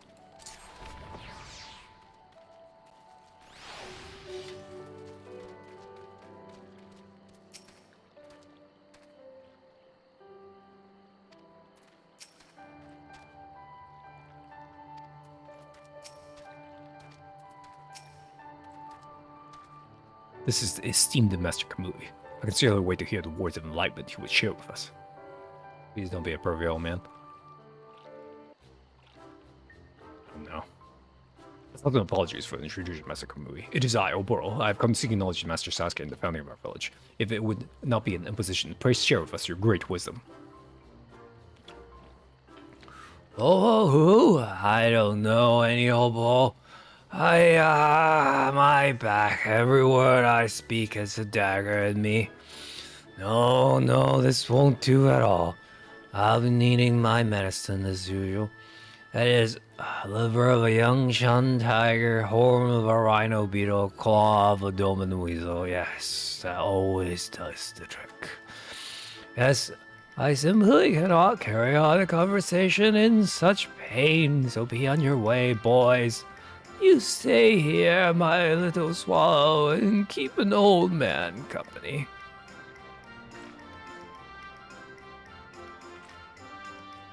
If I ever would, being a dagger in him, he sure like his problem. Oboro!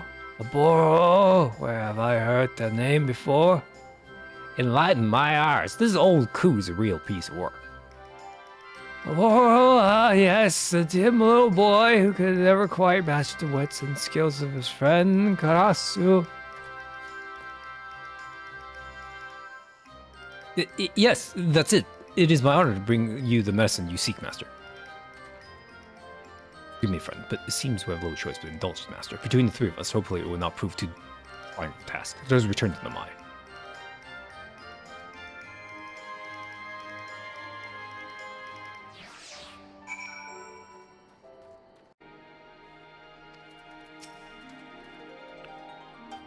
Playing errand boy for Master Kamui. What is spent turn events? Any events that are split up, make sure we're with us. I'll hunt down a Yashin Tiger, Captain Jackie, Price Seed, Rhino, and Beetle. But I was gonna try to do and weasel claw to you. My apologies for showing you with such a menial task, but I fear Master Kamui is nothing if not stubborn. In any event, let us return here when we have found what he seeks. I like weasels. Oh, I'm guessing this weasel is.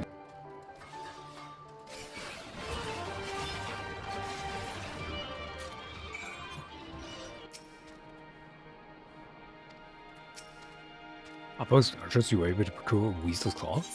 Yep. Friend, I'm pleased to report Captain Jackie out Warsaw successful in heart. Set us return to Plumstream and hope that Master Kamui is feeling more talkative. They all say to you, lads, I'll be staying here thinking kindly. I'm liking how to give that old cooter cloud a knob. And I reckon your elders wouldn't take kindly to that.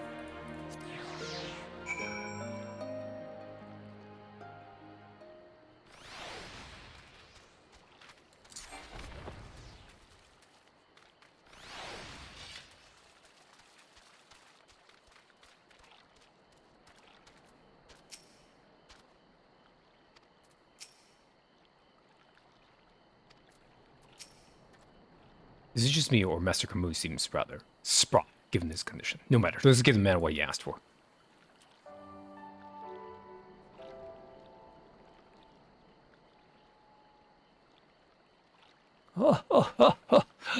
My favorite medicine that never fails to put a spring in an old man's step. But, Master Kamui, we have not begun to boil the... Forgive me, what I mean to say is, warms your heart to see you well. So it was Sasuke's secret mission you wished to hear of, my boy. Let me see what I remember. It was, so long ago. Once upon a time in Hingashi, in the time they call the Age of Strife, there lived a man named Hanzo. Hanzo the First, leader of the Kakakushi clan. He crafted the summoning Moondra of terrifying power. Many warlords had covered this power that they might wield it to unify the warring state under their rule. Hanzo would hear nothing of it. Time and again, he turned down the prestigious post and untold riches, declaring that the Moondra would be used only in defense. He recorded his knowledge on a single scroll and sealed it away far from the eyes of man. Some time later, a vagabond came to Kakekushi. The villagers nursed him back to health. He explained that he had fled across the sea from the land of Doma to escape the reign of a tyrant. So it was that Hanzo I, moved deeply by the traveler's story, called up upon Sasuke, his most trusted protege, to carry the forbidden knowledge across the Ruby Sea and bring freedom to the people of Doma. Sasuke wielded the power, but once such was its power, in a matter of moments the tyrant's army crumbled before its might, and the Doman people at last knew freedom. But Sasuke felt that his job was not yet done. He resolved to remain in Doma and establish a village there. Yeah, and that he might train his new countrymen to carry on his legacy and pass down the art of ninjutsu to future generations. That is the untold story of our village's origins. As for the forbidden Mudra by whose power Doma's freedom was won, who can say why our ancestors feared it so? All that we know is that he was not content to merely seal the scroll away, but took his blade in hand and sliced it clean in two. One piece was presented as an offering to the king of Doma, a celebration of the nation's newfound freedom. The other he sealed away in this village, our village, never to see the light of day. I suspected as much. Master Sakai was no traitor or deserter, but a shinobi of honor. Even at the time, it is said that Hanzo I told none other of Sasuke's true mission. Though unfortunate, it is little surprise that today, centuries later, his descendants see Sasuke as little more than a traitor who stole away with the greatest treasure and fled to a foreign land. Thank you, Master Krui. This is proof more enlightening beyond my widest hopes. Glad to hear, boy, but don't think I'll take kindly to you interrupting my blissful enlightenment again. As for you, my little swallow, you're welcome to come back any time.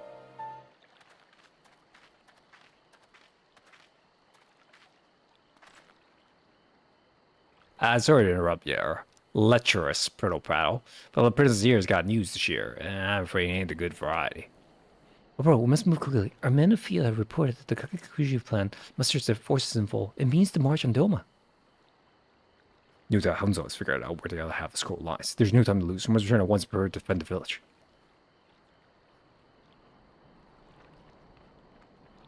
Of course.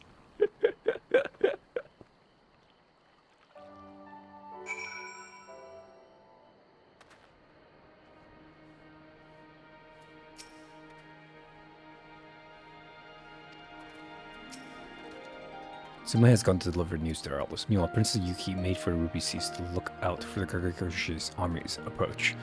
You know not the size of our foe's enemy, nor the strength. Only that both are formidable and then some. Suffice to say, we will be tested as never before. In what time we have, I implore you to devote yourself to training as our very lives depend on it, for surely they do.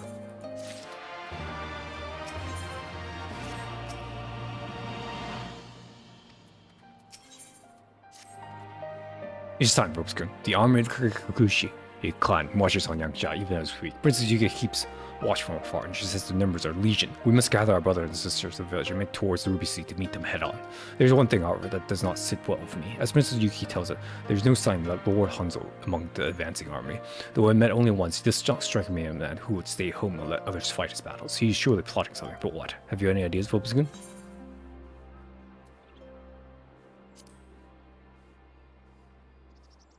Of course, he means to circle around across the village Yangshabai with us himself, catching us from behind. And yet, our foe vastly outnumbers us. We simply cannot afford to spread our forces thinner than we already are. If Hanzo means to sneak through the back door undetected, like as not he comes alone, I would trust the defense of a steep step to you. Go in safely, friend, and may the kami smile on us today. Can't speak for you getting a copy doing 2 Scrawling Ninja Clans wasn't high on my to-do list. Still, we're on the ship together, so might as well see the voyage through to the end. I reckon if this Hanzo shows up, gravel his half of the scroll for me, will ya?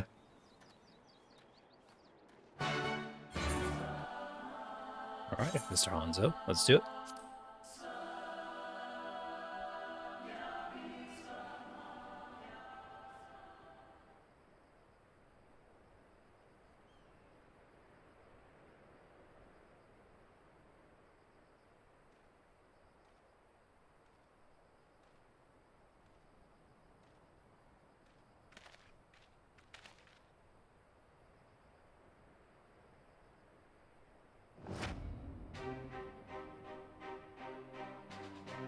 Pardon me, my boy. I seem to have lost my way. Could you show an old man to Plum Springs?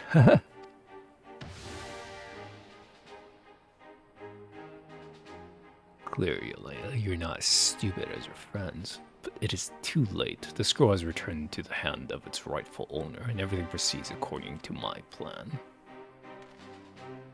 As expected, Doma Ninjutsu was a sad sight to behold, where Sasuke's Sori struggle. Sori gets struggle to wield 3 Mundra, the Jonin of Kagekushi command 4 with ease. Bushin no Jutsu, so we call it in Hingan tongues, mirrors and mirrors of mirrors. In a matter of moments, my few loyal men appeared from afar to be a legion. All but a few abandoning the village to meet the challenge of my army. It was simple enough to put on the guise of the old man and walk out with what was rightfully mine.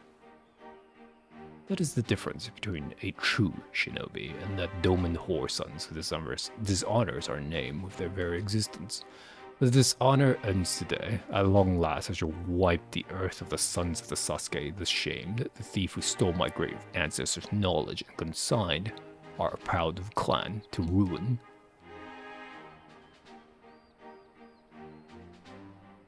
I should not waste my time with a false shinobi such as you, and yet there is a sharpness, an edge in your technique that your Doman friends lack. Yes, you should make a fine test for my newfound powers.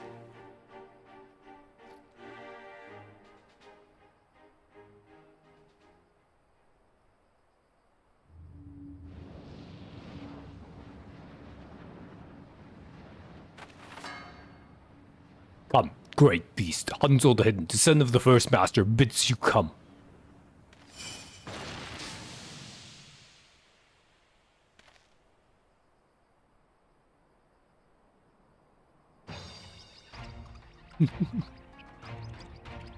Dread beast, thumpty thump thump thump. What? What is the meaning of this? So fearsome, their floppy ears, so terrifying, their sharp, truly protruding teeth. The audience gasps in horror.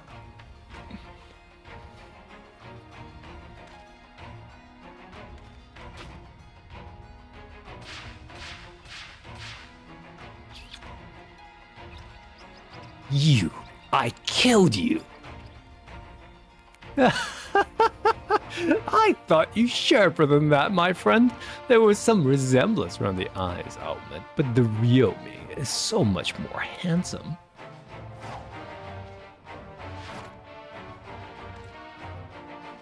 The lordling is dumbfounded, so stubbornly proud was he of his precious fourth Mundra. Never in a million years did it occur to him that my master could kind of master the same technique, a technique he imparted to me.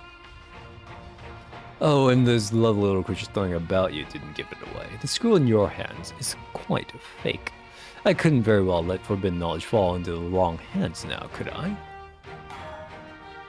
Though you only succeeded in killing my mirror, you did try to kill me. I really didn't appreciate that.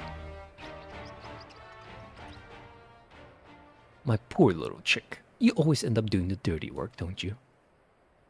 But worry not, for this time, at your side stands not Oboro the Dim or some 2-kill rogues, but the most stylishly lethal shinobi this realm has ever seen. What say we cut this self-important sop down to size?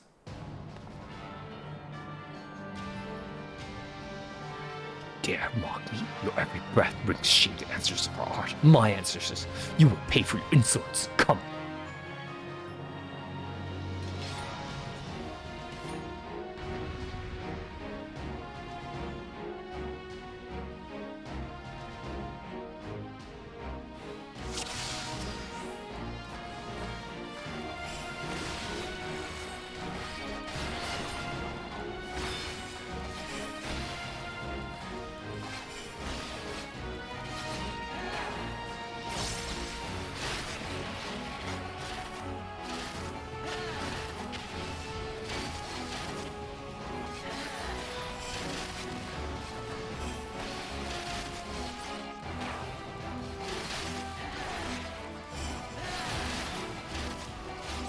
Double poison? How'd you do that?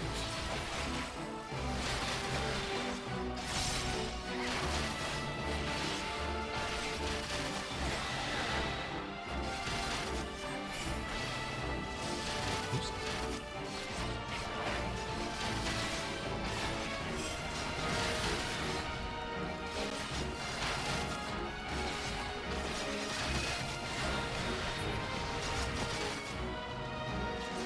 See through the illusion and defeat them.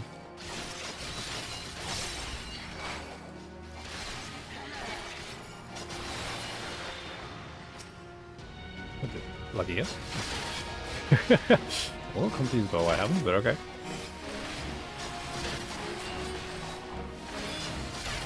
I did not mean to do that.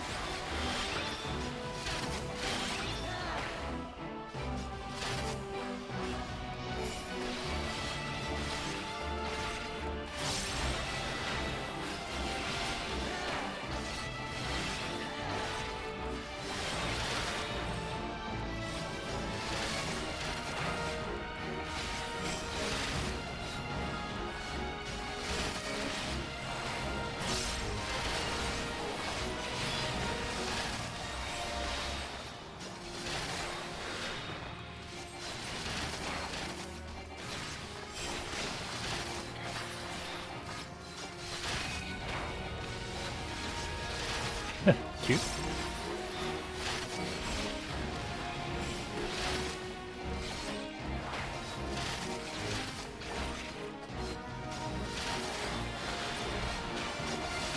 Oops.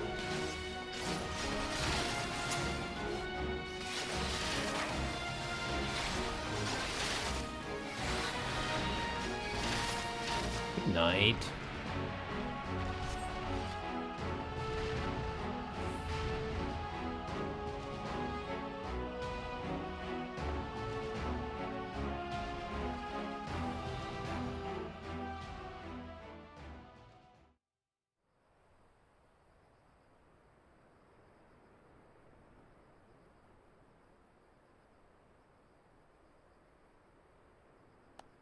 You've come far, my little chick. I dare say you could teach the dim one a lesson or two. Spare Oboro the details. I have a reputation to uphold after all, but it was rather exhilarating to fight on the same side for once. We really should do it again sometimes. Till we meet again. Exit our hero. Stage right.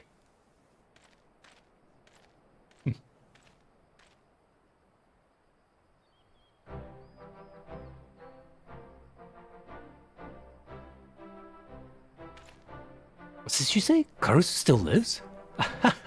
I knew the slippery bird had another trick up his sleeves. All's well that ends well, eh? Seems that Karusu fellow was a right band to hope after all. Reckon you're lucky to have a friend like him. Lucky? For all the troubles he put us through, they'll soon have 1,000 arch enemies. Nemesis? Nemesis? You'll be pleased to know we made short work of Kakushi's army. As soon as we realized it was mostly some smoke and mirrors, so it weren't long before we milled what was left of them. We could not have done it without you, Foskin. You are the savior of the village. I thank you from the bottom of my heart. And we could rest easy, knowing that half the Forbidden Scroll is safely back in our hands. But if the hat Karasu gave to Hanzo at the Albeca was a fake, that means... Curse it all! That confounded crow! My duty is clear. I must pursue Karasu and recover the scroll. Tsubame, pray tell the others that I will be returning to Iwuza for the foreseeable future. Do not mention Karasu's name. Remember, the official story is that the traitor is long since dead. Do not worry, Oboro. I will see that the others leave you alone, as I always do. Sharpened up a bit, haven't you, lad? Now, if you don't mind, I'll be taking False Scroll back with me to Limsa. If even the Hanzo couldn't will the difference, the old Caravan and the Krakens are unlikely to know any better. Oboro, it was my honor to lend your blade to your cause. I wish I could have cut down a few more Hanzo henchmen, but oh well, I suppose that one can't have it all. Now, I must return home to... House, I forgot Akagi. The poor fool is probably tearing the realm upside down looking for you. I must be off, friends.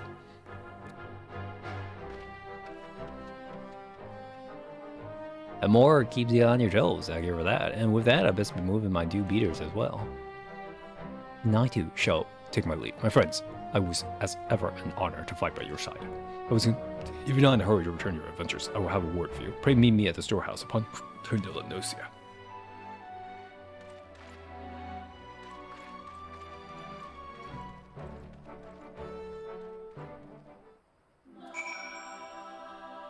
Oh, oops, thank you for coming. I've been reflecting on recent events and contemplating what it means to walk the path for a shinobi. I know you that to be the contemplative sort as well, so I will share with you my thoughts. When I first came to Owusia, I thought only to fulfilling the duty entrusted to me and by my elders. It will be no exaggeration to say that was my sole purpose in life. Meeting you, learning the truth, Master Kai from Karasu, these experiences changed me. In the end, I forsook my honor in favor of following my own heart. I faced my own master in combat and slew him for his treachery. Even after that, I remained here in order to follow my sense of duty. But even though I believe in the path I had chosen, in my heart of hearts, part of me was unsure. Is my true home not my village? Is my true duty not to the brothers and sisters I left behind? I had pondered time and again the story Master Sasuke is told by the old hermit, and at long last it is clear to me. Master Sasuke could not have returned home after freeing the people of Doma from the tyrant's reign. In fact, one could say it was his duty to do so. Instead, he chose to remain there and found a village where I was raised. It was not his duty, at the very least, not a duty tasked to him by his master, Hanzo I, but rather a cause he took up of his own accord. In this sense, I cannot be blaming the descendants of the Kakakushi from viewing him as little more than the somber renegade worth of scorn. Nevertheless, Master Sasuke was willing to forsake his legacy and the recognition of his people to follow a path that he truly believed in. I have no intention of abandoning my village entirely, but I, too, will follow in my ancestors' footsteps in my own humble way. The first mission that I have given myself is to track down Karasu and bring the stolen scroll back to the village where it belongs. He is ever an elusive bird, and this task would not be easy, but I welcome the challenge. But forgive me, Volskin. I've rambled enough. You have proven yourself to be a true shinobi, and more than that, a true friend. I look forward to the day when we can stand together once more.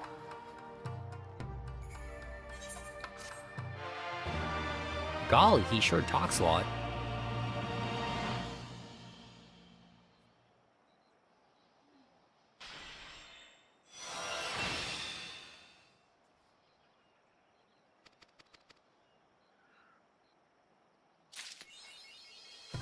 Bobo is wearing a shit-eating grin on his face for a reason you can only begin to imagine. You thought you evaded me for good, did you? We'll see who's the last to laugh. Volskin? By the company, don't sneak up on me. That is, of course, I felt your presence, yes. I was simply deep in thought, that is all. But I dare say for good reason. You see, for I finally tracked down that elusive bird and really seized him by the wings and take back what is mine. I speak, of course, of the blasted Karasu. Ever since he escaped with half the forbidden school, I have not let him in the search for a moment. Today, at long last, I have found him. Truly, this is a reason to rejoice. Would you not agree? And yet, the act of stealing the scroll back will not prove so simple, which is why your arrival is truly a gift from the heavens. You will aid me in this task. Will you not? It will just be like old times. Once again, I owe you my gratitude. Now, let us get down to brass tacks, as Jackie would say. My shinobi have ascertained that Karasu has once again returned to Earth and shores to ply its trade, such as it is in the shadows of the black markets. Furthermore, they say it's taken up resident in secret as a secluded grove in Lenosia, known as Hermit's Hollow. You know the place, yes? Let's meet up there, and I'll share with you the ingenious detail of my plan. I will go ahead on my own. We do not want to attract attention, after all. I thank you for coming, Volskin. Now, without further ado, let me explain precisely how I intend to recover the scroll from Karasu's clutches.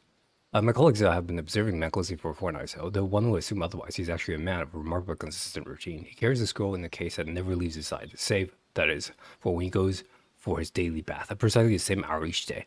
I remind to lift the scroll from his position while he was otherwise occupied, much as we did with Sakuro that one time in Kuzane, but would you believe it? Almost as if by magic, no sooner has he entered the baths than he is out again, the scroll at his side and fully dressed in a garish garb of his. This is where you come in. Worry not. This will not involve any high wire walking or elaborate disguises. I simply intend to invite the man to share a drink and thereby delay his departure. In the meantime, you are to sneak into the bathhouse and steal away with the scroll. Ingenious plotter, would you not say? I need only the law, Clarkson, and the false sense of security with my impeccable acting skills. The scroll is as good as ours. What could possibly go wrong? So let's put the mind in action. Let us make for the hovel. Separately, of course. Find yourself suitable cover and wait for me to lure the crow away. We shall meet again here once you have safely recovered scroll.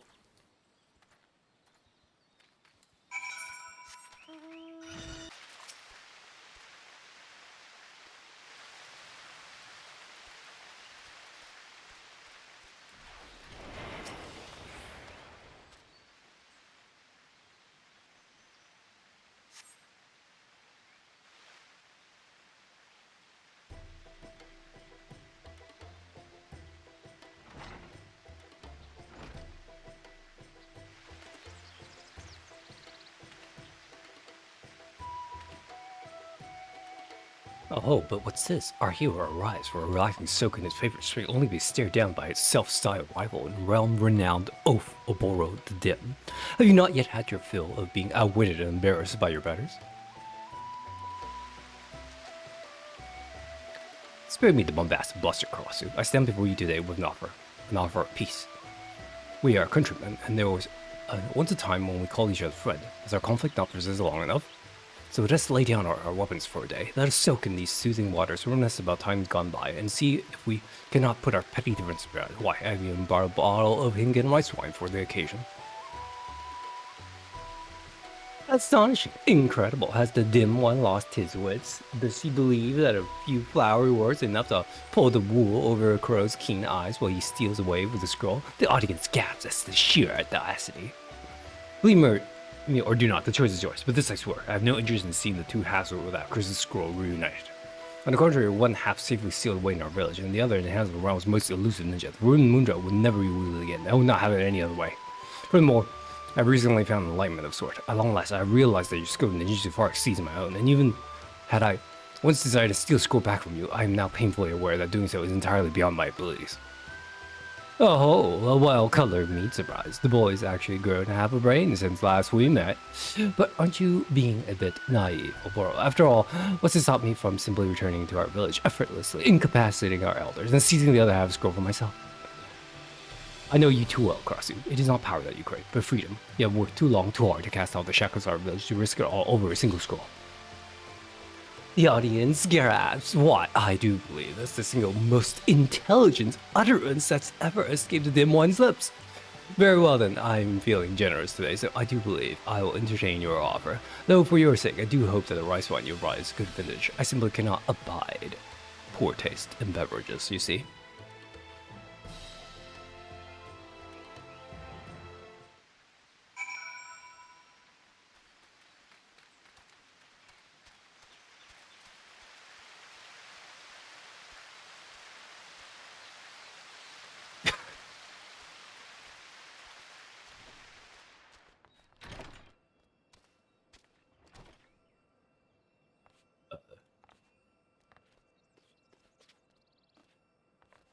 Is this a jumping puzzle?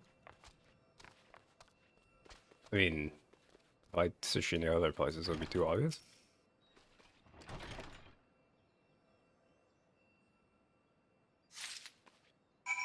Yep. I knew it.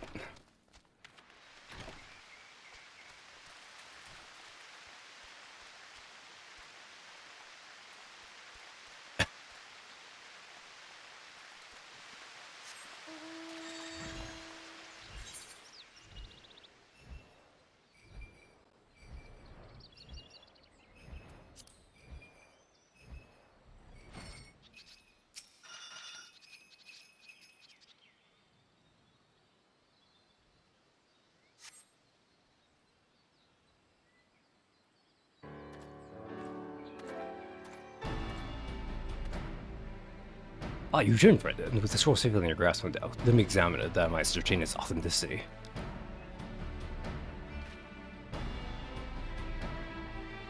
Yes, there can be no doubting it. This is indeed the forbidden moondra I sought after all the years. Finally, I outwitted a cursed crow. And yet, you must be worried. No doubt Karza realized that something gets missed. Let's reconvene at the storehouse before you can pick up our trail.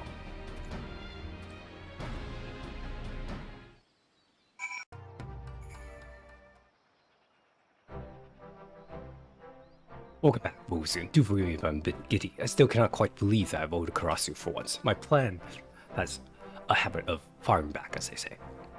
Why, you should have seen him. Some commitments man that by the time we were through, he was stumbling, still there was so much that you think he down the whole bathtub poured for rice wine.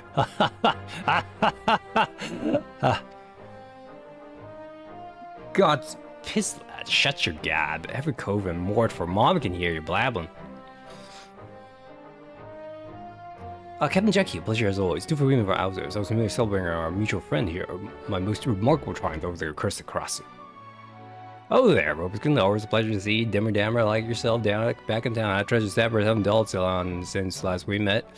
And I think this renewing and Boris hard one victory, I reckon we've got a cause to celebrate. I would say we drag a few beaters back to town and yaffle ourselves a bite of Bismarck. Splendid idea, my friend. Why, I would enjoy nothing more than to share the choice with one of my boon companions. To this is Mark, then. And my first round is on me. That's the spirit. I said head underfoot and astray. The more we've been hour, after all, I been too long since we right little rogue family reunion. An upsetting fellow as ever, that Captain Jackie. But it is somewhat bittersweet, is it not? Now that my long-lasting pursuit of Karasa has come to a close, I find myself in search of a new mission, a new purpose in my life, such as the war. I have no intention of returning to the cramped confines of my village, and yet I am uncertain where my abilities might best avail the people of this realm. Pray tell, what sort of adventures have you been occupying yourself with of late?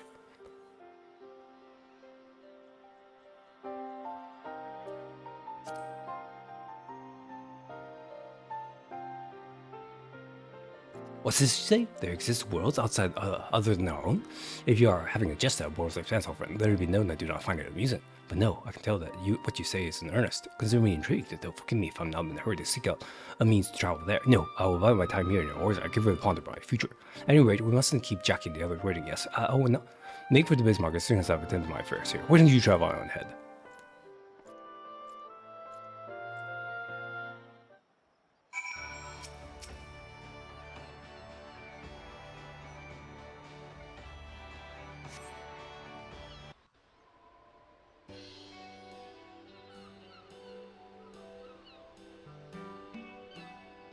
And just like that, the scroll is mine again. And so I say, who is the dim one now, you damn girl? Ha ha! You've told the tale twice over already. This is the mud near yet. I'm right bandit, I say.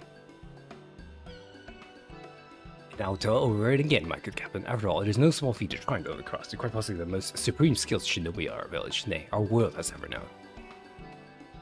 You can say that again. Wait, you already have.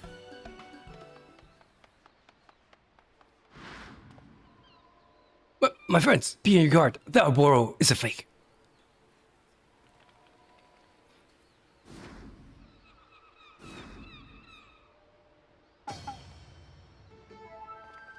What? There's two of them.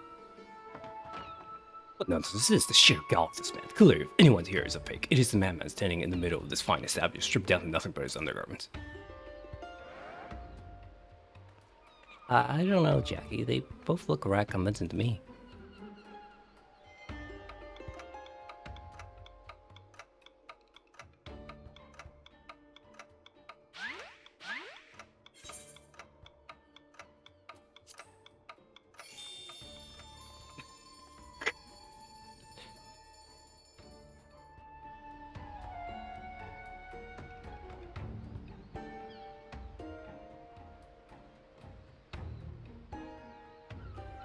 Jackie Glazes say the same. Only Royal Boar will be daft enough to someone in this place stripped down to the skeevies.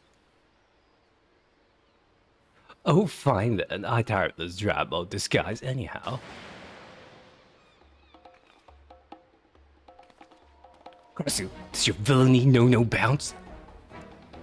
Villainy? You wound me, Oboro. Why, after I learned the art of illusion from the overstuffed lord what's-his-name, I simply thought I would put it to use and have a little fun. We did have fun, didn't we? I must say, Oboro, your friends are far more entertaining than you are. I dare say you could learn a thing or two about them. But oh well, I suppose all good things must come to an end. Till we meet again, farewell.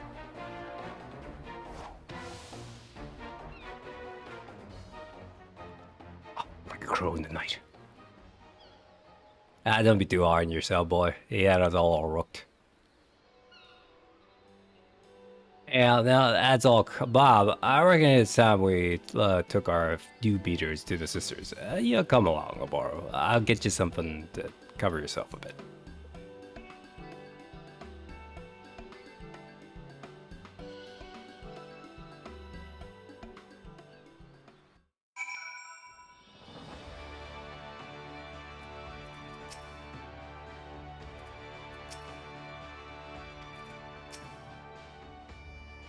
Jackie was kind enough to lend me some garbage personal wardrobe. They're rather, how might I describe it?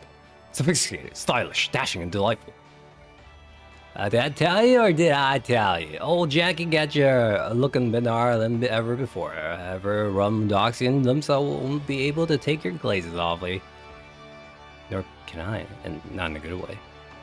In any event, I owe you Well, especially you, Voskun. An apology for this most unfortunate turn of events.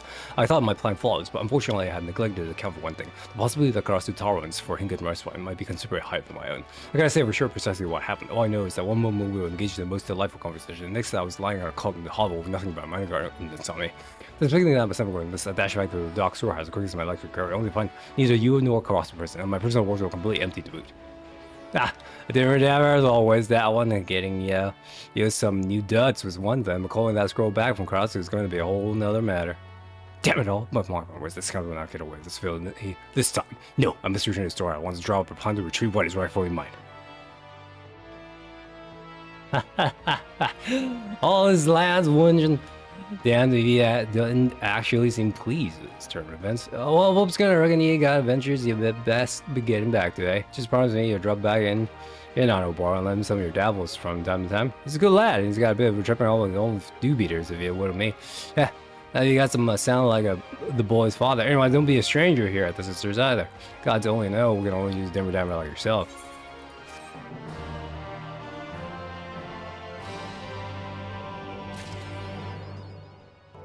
Tell me.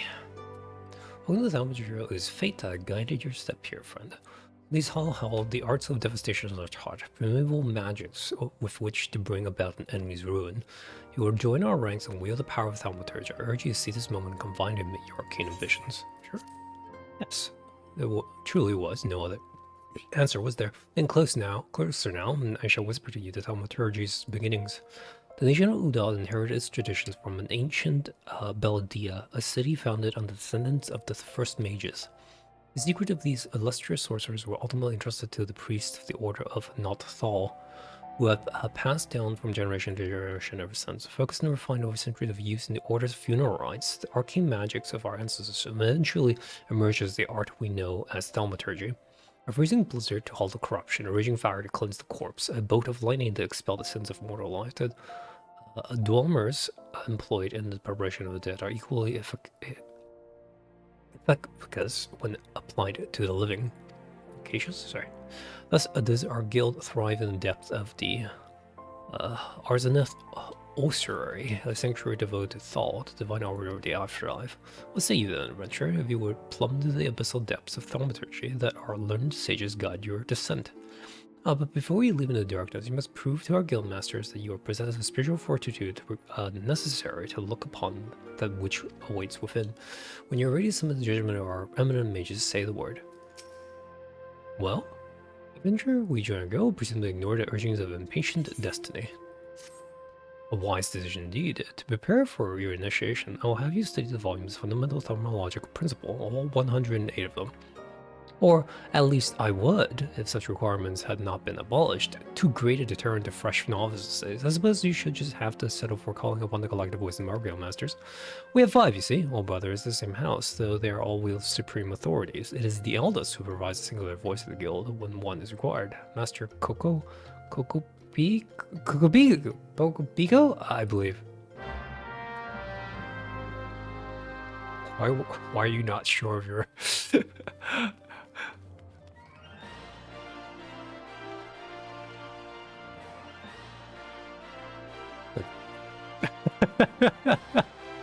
I'm confused. That's the Guild Master.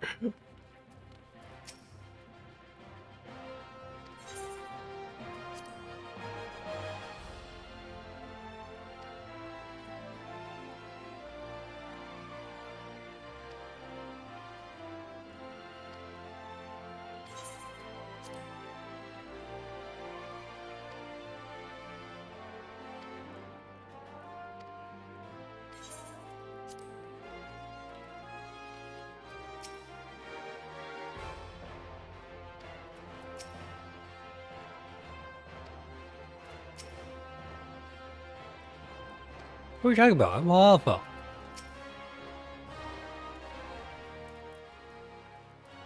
Who? What? Oh, that was Teeth Man. Did your mother never tell you not to startle a thaumaturge? Look at the expectant face of Kokobigo. This gentleman is obviously a new applicant for the guild seeking audience with our eldest brother. Oh, Pearl, yeah, okay. She can recite 307 verses of the funeral rites of the virtuous following, but the simple task of keeping our names straight seems ever beyond her grasp. Ha ha ha ha. Well, I, for one, find the constant confusion endlessly entertaining. My apology, good sir. My Mary was not meant to mock your mistake. It is our sibling, Kokobuki, that you should speak. What's this? What's this? Thou has led to us a new aspirant. Ah, Kokobuki, were you here the entire? Greetings, child. I am Kurobuki, the eldest, and will venture to say the wisest of 5 masters of Thaumaturge's Guild. It is my solemn duty to furnish our would-be initiates with a keen understanding of our beloved art. Thus, I will have your fullest attention. The wheel of Thaumaturgy is to unleash devastation of the highest magnitude. The lethal force of our spells far exceeds the destructive capability of the other forms of arcane manipulation. Fire, lightning, blizzards. Somnolence? The Thaumaturge call upon an expansive arsenal of offensive incantation to incapacitate and obliterate all manners of adversaries. Open your mind to our sorcerer's teachings, and you, too, shall soon hold the unparalleled power of our discipline in the palm of your hand. Of course, such power has a price. You must be willing to plunge headfirst in the forbidden chasm of Thaumaturge's secrets. For advancement of the arts comes only the completion of deadly and terrible trials. I ask you now, aspirant, are you prepared to leap into the abyss in pursuit of power unrivaled? Power? Yes. A confident response. Your name, if you will. Very well, Vobiscun. Let us mark your initiation with 3 eminently practical gifts. The first gift to you shall be in addition to your hunting log, the names of such enemies that will provide suitable to your training as Thaumaturge. The second and the third gifts are the scepter and shield, instruments you shall need to focus the strict force of your will. Did you believe our initiation over, my dear disciple? We must only just begun. Take your new weapons in hand, and I will set you upon your first trial.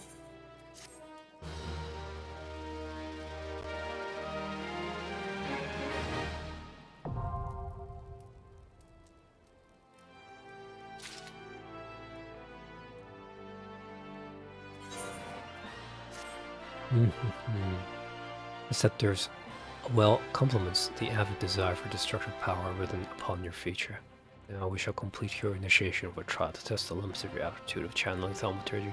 Huge hornets, star marmots, and snapping shrews inhabit this land in abundance. Exercise your sorcerer's might and slay through for these creatures before returning to my side. You have the satisfied look of a mage who has already vanquished his foes. Focusing on a formally welcome to the Brotherhood of Thaumaturges.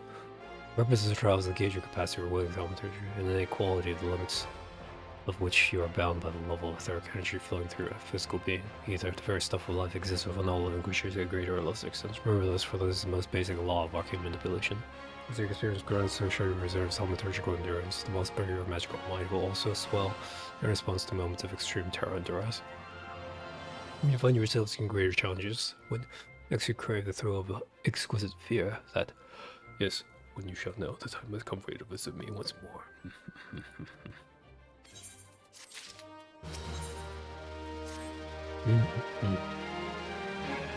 The bludgeoning power strains against confines your untried mortal shell. Another trial you must have.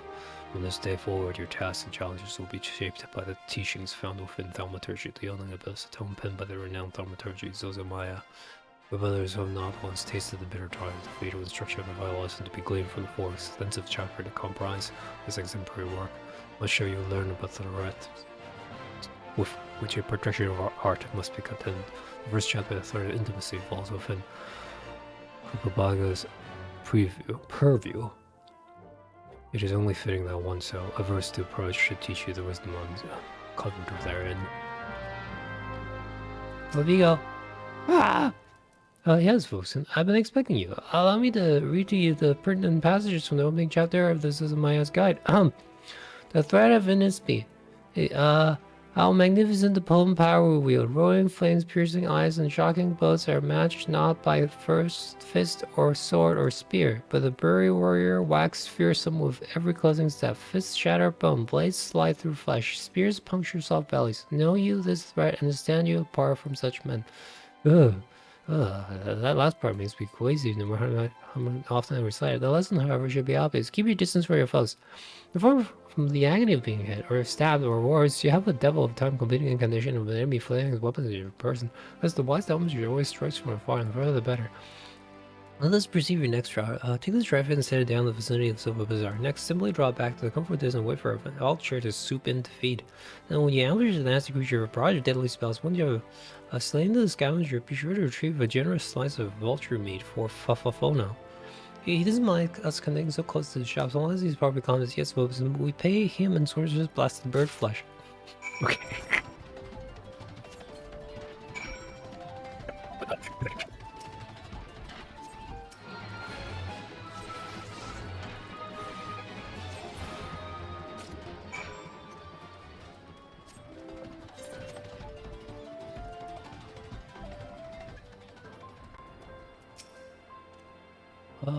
You're done making use of my testing ground, you? Cough of the feet then.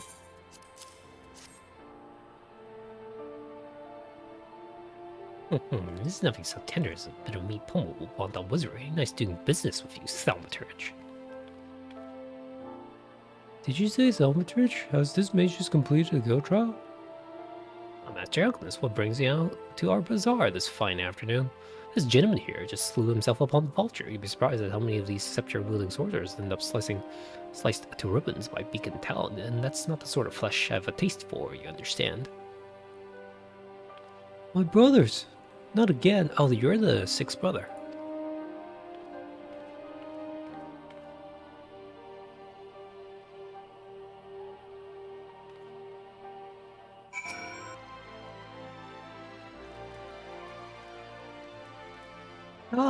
Oh, welcome back, folks. Can you see what done well? Both eyes intact, face appears unshredded. It is truly the most terrible feeling to have one's casting interrupted by heinous injury. It's one of the easier trials, if you ask me. Keep well away from pointy, slashy, bashy things if you want to reach the end of an arcane utterance. That's just common sense. Fortune favors the fighter who flings fire from afar. I simply love the look of loathing leveled at me by the distant duelist distressed by my deadly downpour.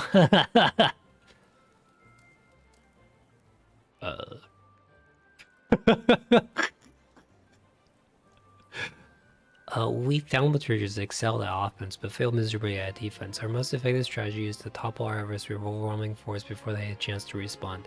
Honor is for the knights and dead mages. Loskin, your studies appears to be progressing nicely. It will be long before you dominate the battlefield as an avatar of sorcerer's destruction. Uh-oh. So it's true, Bookie. Don't try to hide from me. Baigo, or you, Bonnie, or Bazzi, or Boha.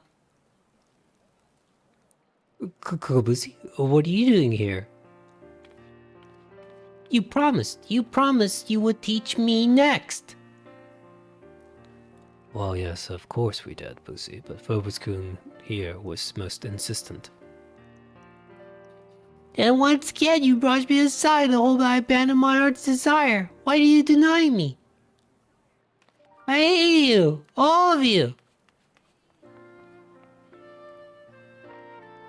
Please, Pussy, you shouldn't say such hurtful things. We know how delicate Baigo is.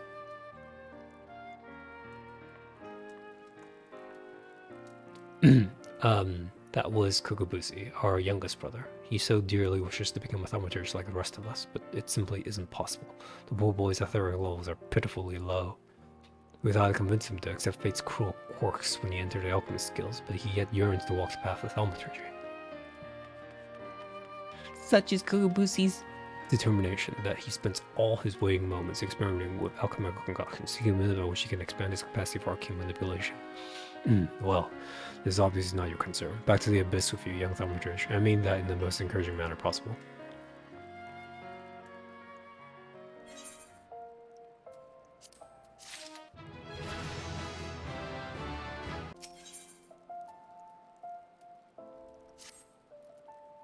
Yes, the aura power surrounding you is palpable. The glare begins to blind my thaumaturgic eye. Your lesson today shall be caught by Kokobani. Go to and hear from the chapter entitled The Threat of Paucity. Aha, so Whoopskun, you have come to learn at the foot of the third eldest Brother, have you? I promise you, however, your education shall not be third rate. Let us read from the second chapter, shall we? Are you settled? No. Last moment trips to the privy? Very well. The threat of paucity. Ah, how magnificent the ruthless power will wield. Flame devours, ice entombs, and the lightning courses through the stricken bodies of our foes. But oh, such desperation when the wellspring runs dry. Flame sputters out, ice melts into slush, and lightning sparks no longer. Know you this threat, and mind you the limits of your mortal vessel. A terrifying thought, isn't it? The Thaumaturge, who has exhausted his arcane reserve, is not but a man with a stick and a funny hat. For we mages, you may as well equate the etheric energy flowing through our veins with our very lifeblood. Should a battle find us lacking this precious resource, we are as good as dead. Controlling the expenditure of your power requires an understanding of etheric balance. The scales can tip in one or two directions, astrally or umbrally. When your mind and spirit lean in the umbral direction, your thaumaturgy is afflicted by a state known as umbralized. The potency of your cells diminish, but they also require less energy to invoke. On the other hand, the thaumaturgy is in astral fire state. Will find the potency of the condition enhanced, but at a greater cost to etheric stamina. Now, with the concept of etheric balance and efficient casting for once in your mind, I bid you go forth and slay 8 Fs. Play do so to stay alive. Reflects badly on when the mauled corpse of one of my pupils is returned to the ossuary. Ah, you arrived before me, upright and breathing. Sorry. I don't know why I resort to that often. Wonderful. It is so much simpler to pose questions to a student without having to resort to necromantic divination. Tell me, what action would you take if you found your thaumaturgic endurance exhausted in the middle of battle? Brandish my scepter as a club. Yes, the scepter is certainly a lethal instrument of death. Your death. Your burial is fool. Remember the first chapter. We do not close distance with our enemies, and we certainly do not hit them with a finely crafted tool of thaumaturgy. Consider replenishing your energy with vile ether before humiliating yourself in melee combat. And ether, the draw of the gods. We thaumaturgy teach any who practice the arts of arcane ability value the substance of all others. Thus, it was with unbridled fury that we see the most recent report of beastman activity. It seems that a Mulger raiding party has attacked the caravan of the trade routes and made off with entire crates of precious ether. The time has come for you to put your new knowledge to test. Annihilating these Mulger bandits and retrieve the cargo of ether-filled vials. According to the report, their armored war transport was last spotted to the south of Drybone. I believe Kobuki has additional requests. While you're busy incinerating a Mulger, be sure to collect some sample of their blood, assuming you can draw any from their smoking remains. Okay.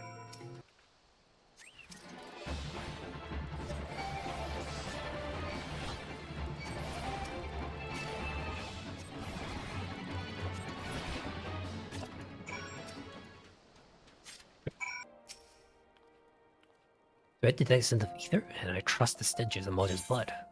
Yes?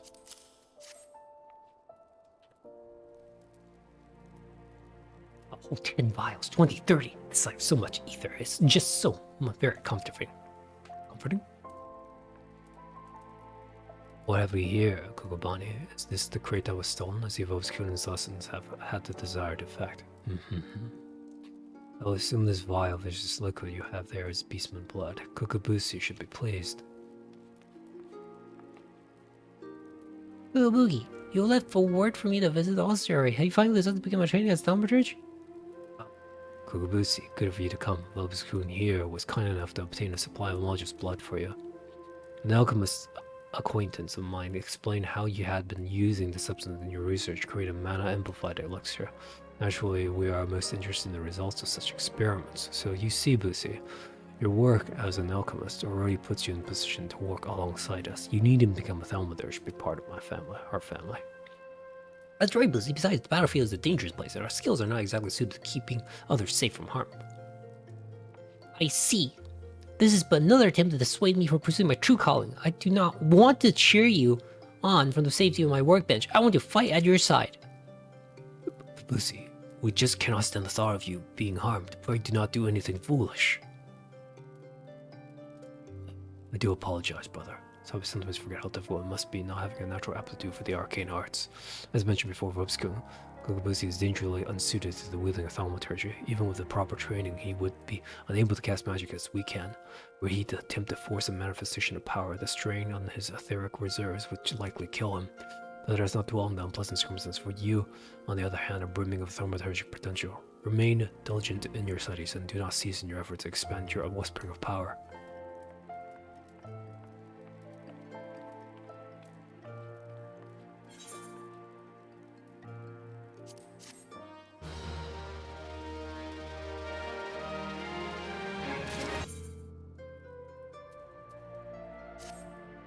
Lobscoon, the yawning best beckons once more. Today, Coco Bessie is reading the chapter entitled The Threat of Superiority.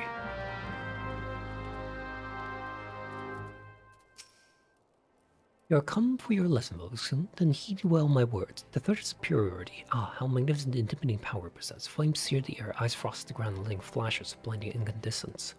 But not all are cowed by our element of fury. Ignite not your flames, summon not your eyes, and strike not with your lightning. Know you this threat, and stay your hand against such foes. Once you cut away all the overbuilt imagery, the passage draws attention to an important tactic. A wise thaumaturge does not engage in battle against opponents he cannot defeat. A fine example of avoiding conflict who does multiple furious versions. These soulless, ravening creatures are afflicted with the madness of insatiable avarice. Do you perhaps recall the crate of ether you retrieved from the Mage banners? Well, a number of irate pillars have arrived at the guild with a gall to demand recompense for a few measly vials we emptied as ours, just reward. Alright, yes, we drank the entire bloody box, but the point is that the guild cannot presently afford to pay such a sum, and thus I pass on to you the secret of my last and most potent defense: shameless weeping.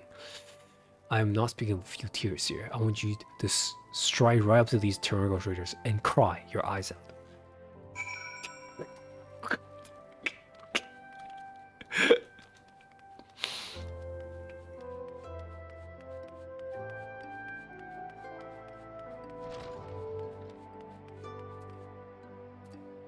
Did I cry at anyone's spirit?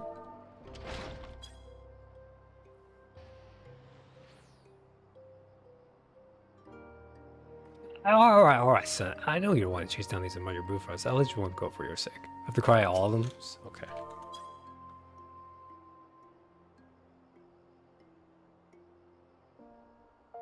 It's not that. Oh dear, I'm not angry. You understand? It's just those five other brother I take issues. You tell them next time this happens, I'll have the price taken out of them principled hides.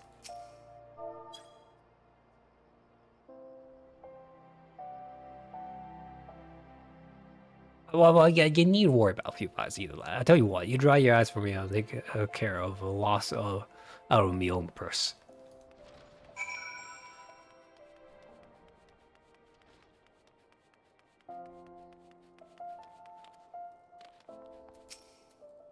A master of performance, Volskin. The sniffling was a nice touch. You will, however, encounter foes who are unmoved by such piteous wailings. Take this recent request, for instance, which I have nominated to serve as your next trial. A team of scholars has asked for Thaumaturge to destroy a cursed relic on Earth known as Momos Urn.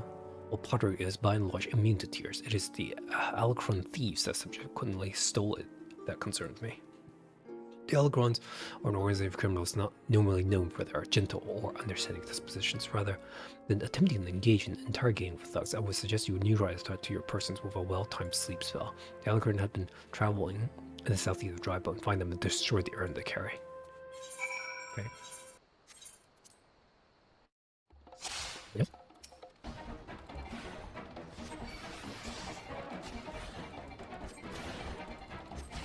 So just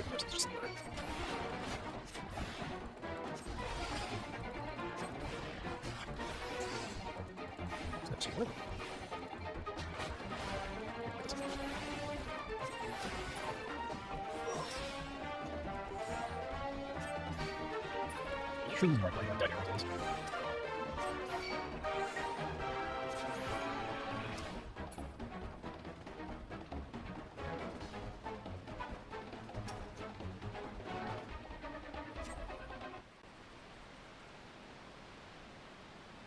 Oops, in a moment, if you please, pray allow me to shatter that urn. I thought that if I assisted you with your task, then my brothers might finally deign to take me seriously, so I followed you. What do we got here then? A couple old nosy sand rabbits are about to get skinned. Oh dear gods, where do they come from?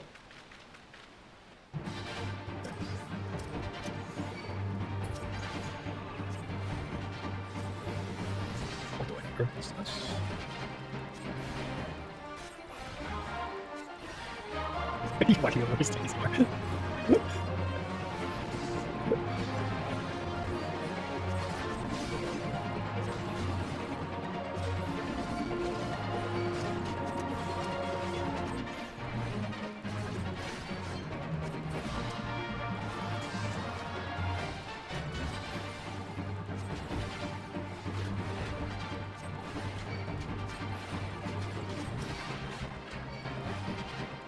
is actually more.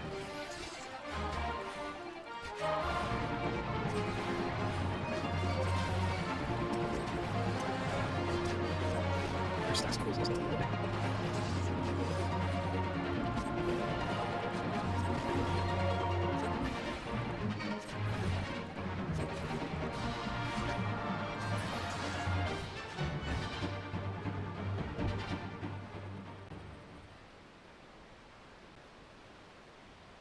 Well, simply incredible. I wish I could wield the same sort of power.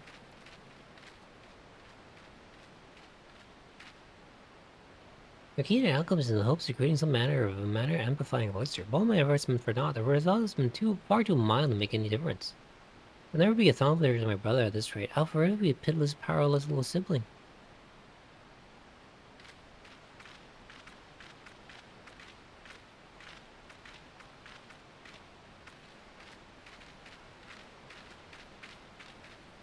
Uh-oh.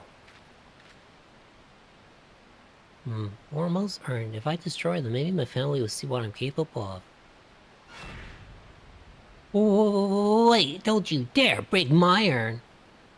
Oh, what the? Did the piece of butter just talk? Are you Mormo to voice it? Do it. Well, yes, I am Mormo, but I am one of the nice Voidsen. It was the nasty ones that sealed me up in here for helping Immortal. If you'll be so kind as to open the lid of my urn, I'll be happy to grant you a wish. Anything you desire. Fortune, fame. I'm not really interested in fame or fortune, but perhaps there is one thing. I'd like to have a third power equal to that of my brothers. Power, is it? A perfectly acceptable wish. In fact, I sense the latent ability buried deep within your spirit. It will be a simple thing for me to turn it loose. What more is there to think about? Open the lid.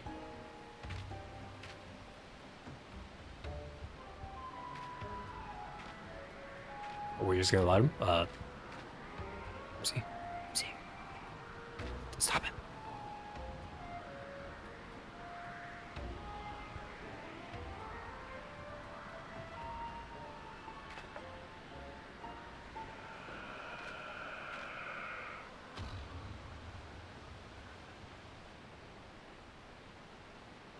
Well, I don't feel any different at all. I think Mormo may have been lying. What was gonna sound we're leaving? Oh, weren't we supposed to break this urn?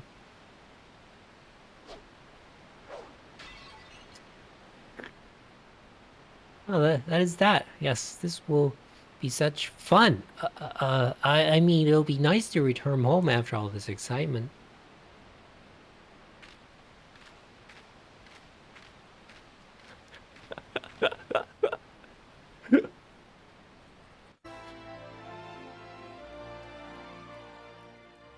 Welcome back, folks. I'm glad to see you making a habit out of not dying.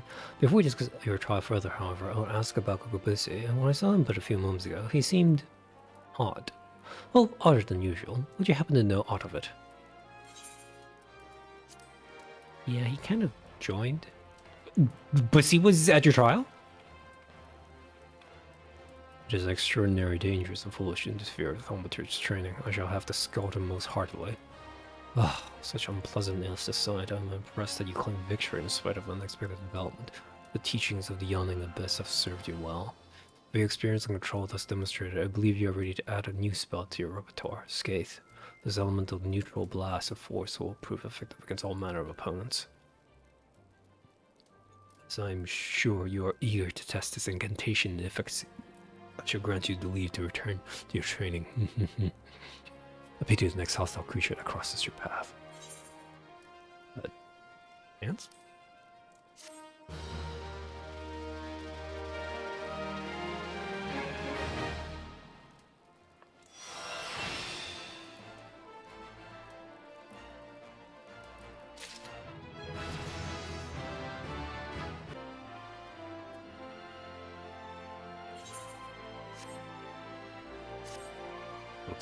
You are safe. I fear you have fallen victim to the Mage Slayer. Have you not heard of the recent respate of Gruesome killings taking place within Uda.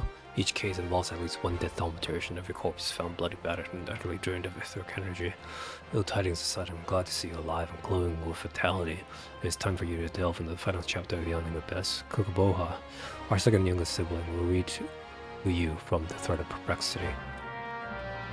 More reading. Ah, the cocky one. Blah! Greetings, Volskun. Are you once more prepared to peruse the pages of Power and Peril? Then let us begin. The thread of perplexity. Ah, how magnificent the daunting powers we wield. Flame pursuit, eyes transfixed, and lightning dances into the ranks of our enemies. But what terror descends when, from all sides, those ranks close. Flames are smothered, ice crushed, and lightning grounded. Know you this threat, and were you this multitudinous foe? Is the point of this passage readily apparent? It would be most problematic, for example, should you meet this malefic mage slayer and he or she proves to be multiple murderers. What a thaumaturge needs is a thick-set thrall, a courageous companion to accompany him in cases where collective cronies are expected. Now, as for your trial. Go on, pray allow me to suggest a practical course for Roboskun's training. The town is buzzing with news of yet more slaughtered thaumaturge. Their mutilated bodies found fouling the waters in Alphika's wells. I will have Voskun aid me in hunting down the culprit while the trail is yet fresh. Voskun may have tolerated interruption of his trial the last time, Bussy, but you are hardly the hardy henchman he needs to clear such a hazardous hurdle. Your concerns are understandable, brother. If it would allay your fears, I can introduce Voskun to a valiant warrior who recently entered my employ. You have secured a service of Star Wars Horseman, then that would indeed be in line with the learning of the lesson of the day, perhaps. Come now, Voskun, let us be about our business before Kukuboa has a change of heart. I'll be waiting for you in Alphika Wells.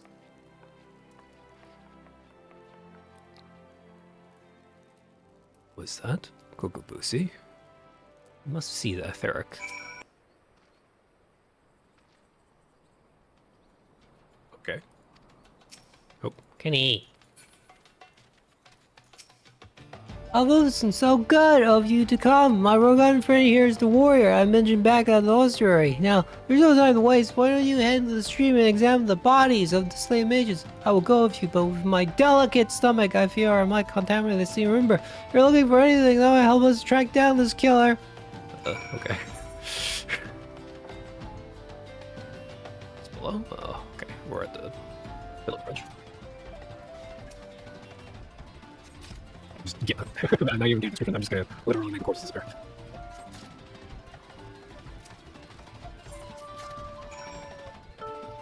Okay.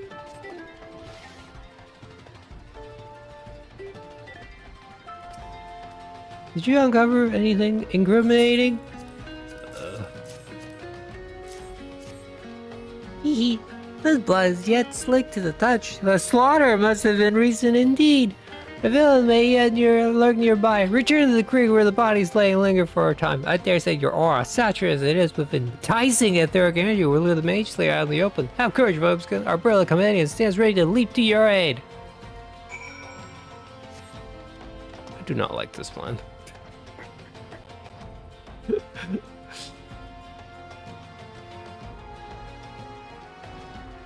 Oh, I see.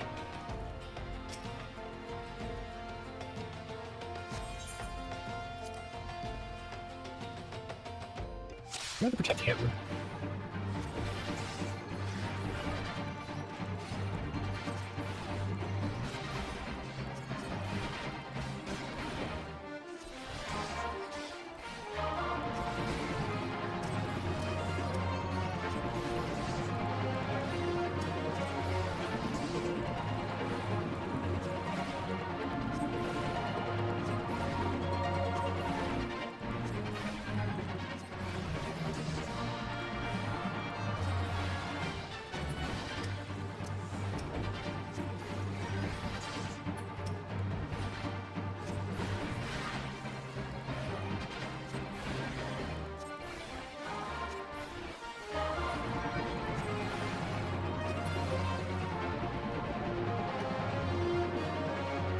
Wait, that was me? Okay, so that was just me? Okay. Tell me you sleep. Listen, man, sleep isn't optimal, okay? Sleep damage? No. Isn't your partnership with our Heartblade went splendidly? It's unfortunate one of the imps was able to flutter away. Did you not notice? You wish you reported Google Bullhut with your trial but half finished, would you? But of course not. I'm afraid, however, that the Rogadin has already collected his workbench and departed to the nearest alehouse. What to do? Surely the Thaumaturge of your caliber can handle a single imp, yes? Well, I'm going to take a flight into that little cave over there. Hurry now before it slips away into some hidden rook or cranny.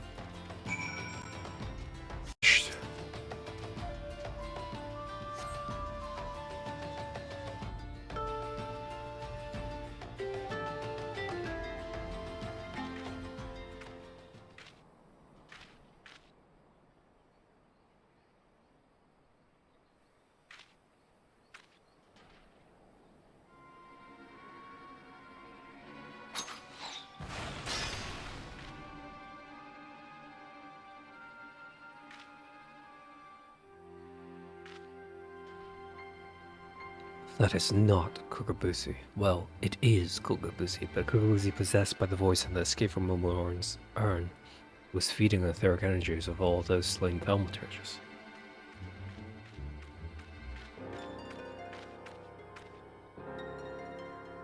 And you, my dear mana-rich Phobos-kun, were to be next. I have wanted to absorb your delicious power since the moment we met. A pity. This has been such an amusing charade. However, did you see through it?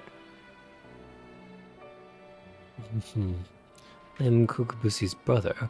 How could I not? It is time I destroyed you, Mormo, and put a stop to these sinister killings. As the eldest, I must take responsibility for my family's misadventures. A coward like you? Destroy me? Your opening strike should have pierced my heart, but instead you aimed it for the knife. Fear stays your hand. Fear that slaying me will also slay your sibling.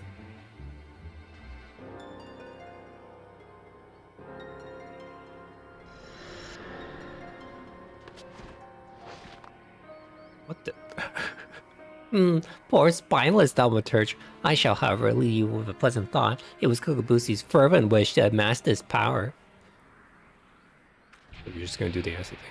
He craved the arcane strength to stand beside his brother as an equal. What a shame that he must now stand against you. It pains me to admit, but there is some truth to the creature's words. I surrendered the perfect opportunity to end this. I had betrayed my own teachings. Return to Osir and report the completion of your trial, Phobos-kun. I will remain here for a time and gather my thoughts.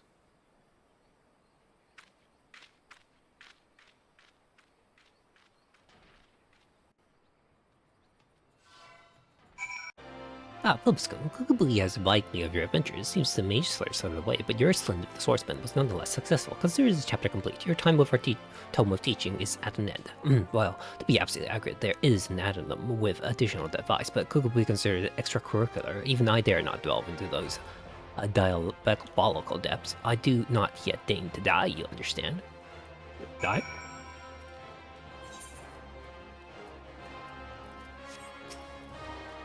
I have yet to inform my brothers of Kukabusi's misfortune. I have yet to reconcile the maelstrom within my own mind. The most fundamental lessons of Thaumaturge demanded I slay the creature where it stood. It was the most opportune moment to strike. Minimal risk and victory all but assured. How many more will suffer for my hesitation and my cowardice? It will likely be some time, however, before more mouths resurface to kill again. Now that we have uncovered the deception, the Voiceman will seek a new hunting ground where Kukabusi's face is unknown. And though the respite may be brief, I must devote this time to considering my next course of action. Pray leave me to my musings, Phobos-kun.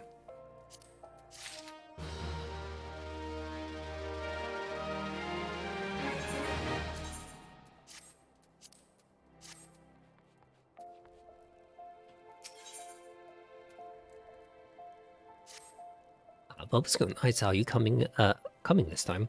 I've been watching since Kukabusi told us about the dreadful business with Kukabusi. We must locate our unfortunate younger sibling as soon as possible and deal with him. But Kukabusi is not his usual unflappable self. It frightens me to see our eldest so indecisive. Terrifies me, in fact. Perhaps you might speak with him and help banish the air of uncertainty. Hopeskin, long have I agonized of Kukubusi's plight and the measures I might take to extricate him from it. It will not do to call upon my Thaumaturge colleagues, no. They would simply seek to obliterate my brother outright. Our teachings from the Yawning Abyss allow for no other alternative. There is, however, one tiny glimmer of hope. I've had word that the scholars who requested destruction one was earned have returned from their expedition. They are currently in Camp Drybone, blowing the ink dry in the collective findings regarding the wretched voice, and I'll ask that you go to these experts of otherworldly phenomena and beg permission to peruse their work. Void math? If they find work on normal, then to go further. I penned an in-depth analysis of this cunning ritual, a method contrived by the mages held to ignite the soul of this, especially potent void sense. When it comes to draining circuitry with etheric energies, one must, but I'm not the time to stand here explaining tricks of shape arcane pottery. Here, take my chapter to read your letter. So much for research.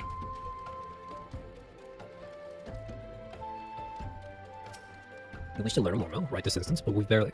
Well, I suppose I can spare. I'll copy my writing. I'm very prepared to exercise to share with potential publishers. I can well understand your curiosity. More is truly fascinating. Every among the oddities of the voice sent. She's far too powerful to make use of the tiny holes that will be around. Thus must send across only her spirit to possess a corpse or some other super host. You'll find it all explained there in the second chapter. Okay.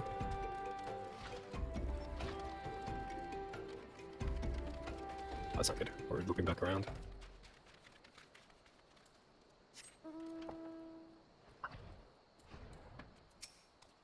You're interested in reading our Book of Mormon? Of course. It'll be a pleasure to share our findings with the fellow student of voice. Here's the first chapter, and mine own humble contribution to our research. It tells the tales of how we become aware of the creature's existence, delves into the nature of the earth, and then presents their first fell power. Okay. The third chapter is the Book of Mormon. There's the unearths in the ruins of Sadil. They bear the suffering wrought by a singular, powerful voice, and the cunning and terrible seductress known as Mormon.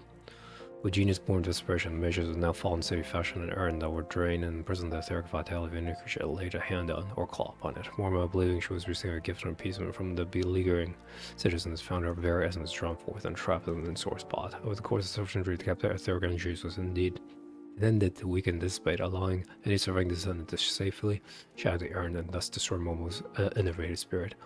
The pot still was never to be opened again. To do so, we released the ravenous voids and freeing her soul inside the nearest mortal vessel.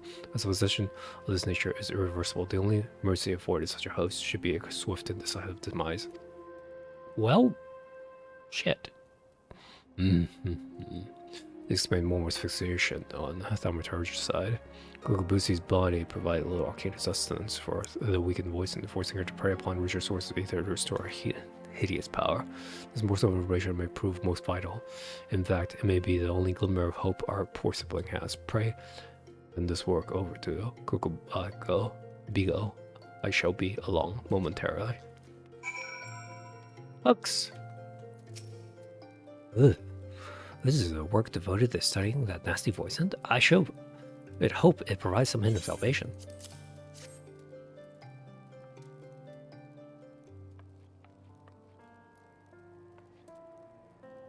Kokobugi, these badgers hold naught but the misery and despair. It seems a little choice but to employ our traditional approach. The fraught of danger, there is one solution that promises an alternative to killing Kokobusi. If we fail, however, it will likely mean death for us all. Who is this mad mage that poses as our eldest brother? What of avoiding the threats, of limiting the risk? Is that not how we Thaumaturge do battle?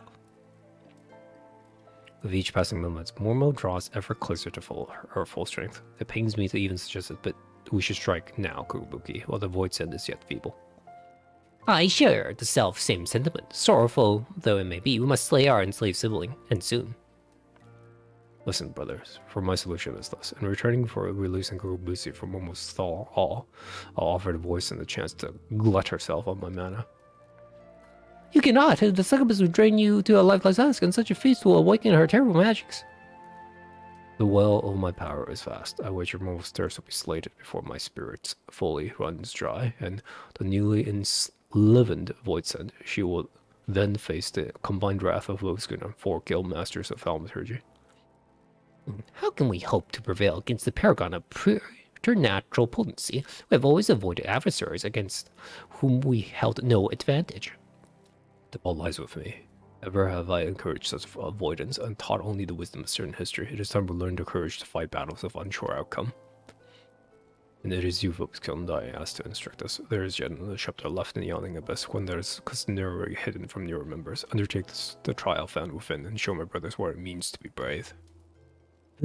How can you ask such a thing of poor Vopuskun when even his guildmasters have yet to attempt the ghastly test?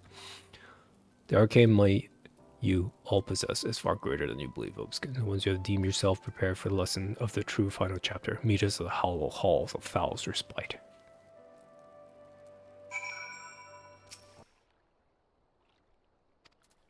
Avoid the trial.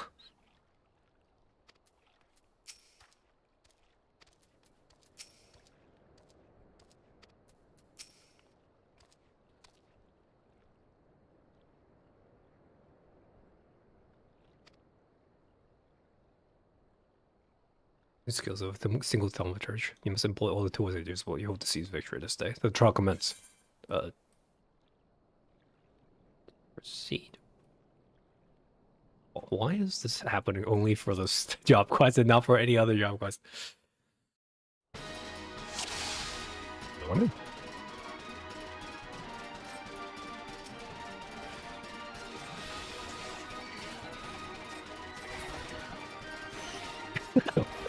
You're the worst drillers. Probably just got my own answer.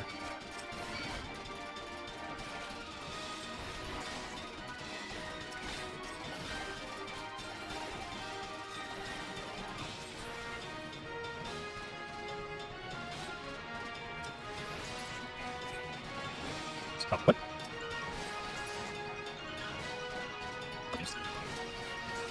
Feel like.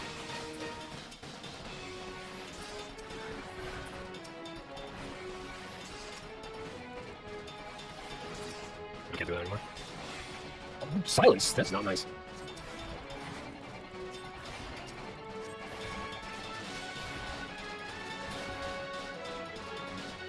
What am I doing?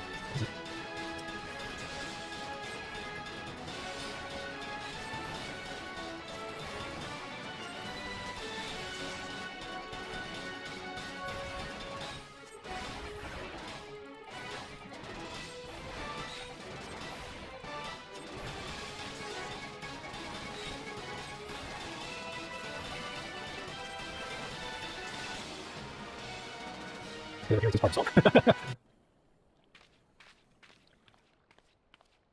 Oh, I cannot stop shaking, but I think this may actually be excitement.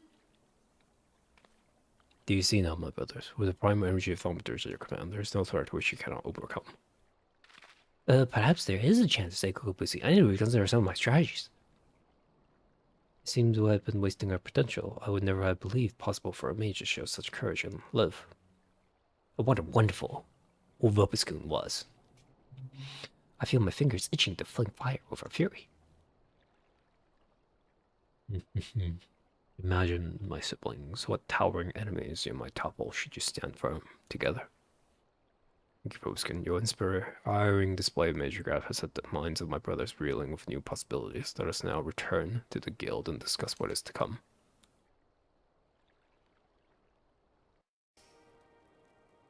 What a formidable team you all shall make. Bigo, Kukubani, Kukubazi, Kukuboha, Vobscon, even Ormel must wither before the onset of your combined thaumaturgy. But before we engage voice and perhaps some time is needed for my brothers to unlearn their ingrained inclinations. Meanwhile, it's just you hurl yourself into the chasm of your studies. Your fearless thaumaturgy is as a beacon to us all.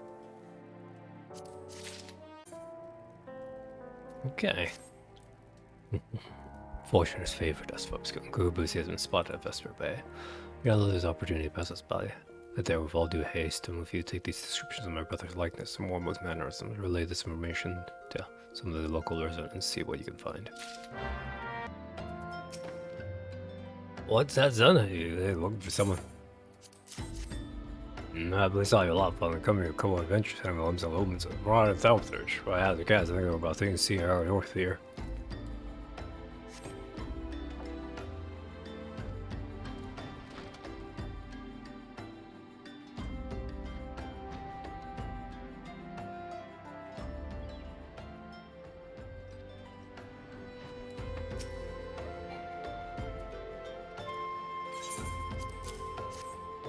Now that I mention it, I did see a lot of Mage's description. He's watching the fairies come in with more than passing interest, looking to hire some adventurers and such, I reckon.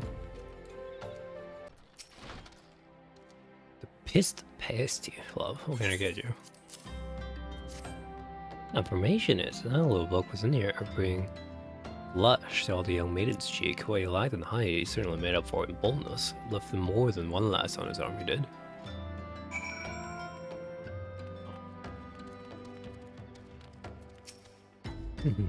So Mormo has chosen this as her new hunting ground.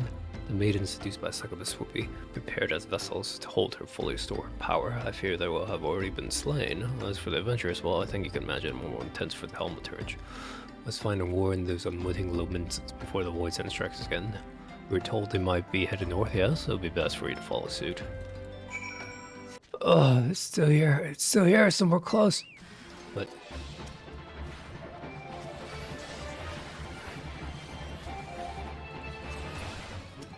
You can never make it simple for me, can you?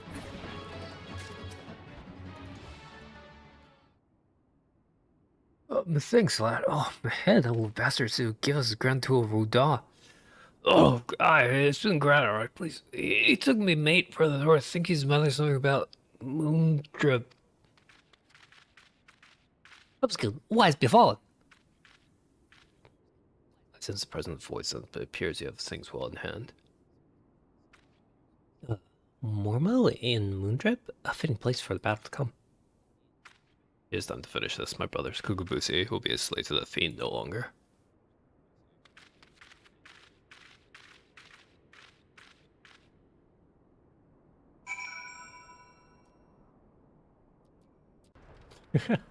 you guys are so...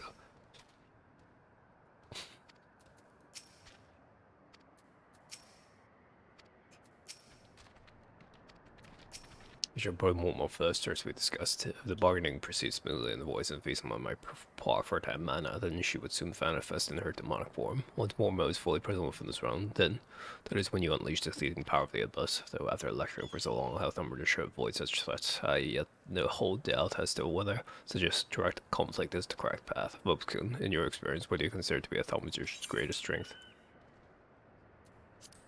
Yes, there are none who can match her propensity for fire ruin. We need not run from danger, but rather employ our unrivaled power to consider all that seek to do us harm. I am decided. My fate awaits. I have faith that no matter what becomes of me, you shall succeed in destroying Mormo, ending her threats to this realm. Were you always this high? How come this is only happening for this quest and not for any of the other quests I've done?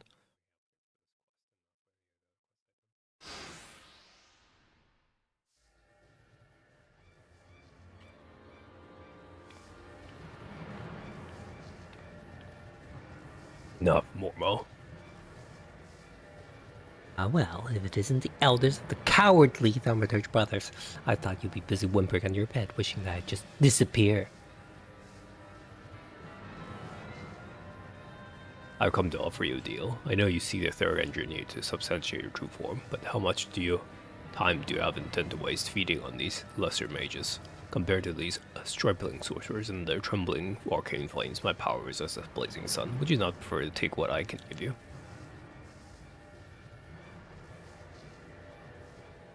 Drain my strength and assume your rightful appearance. I'm sure you think me a coward, but that is on no consequence. Only Kukubusi returned to us unharmed. You are wise to acquiesce, Mage.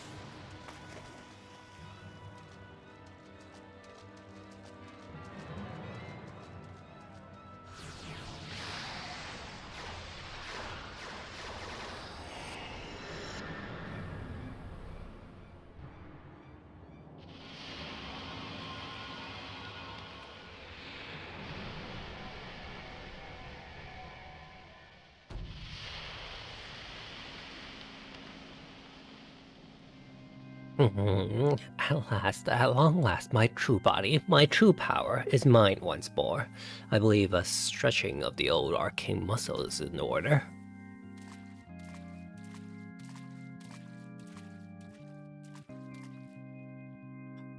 Oh no, you don't, boy said, we won't let you leave here alive.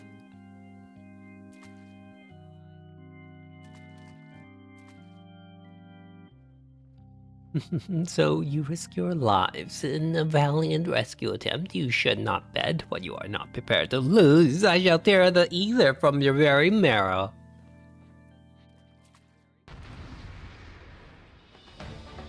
You bunch of cowards. Okay. Maybe we can get their confidence up or something.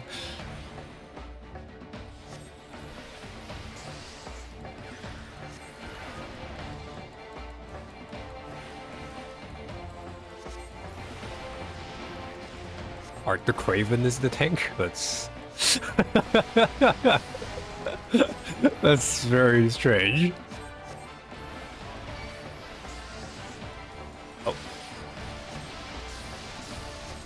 Hard not to stay so close, yeah? Nope, I still have aggro.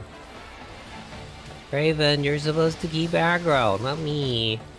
I'm not a good tank. Oh, so I'm screwing this up.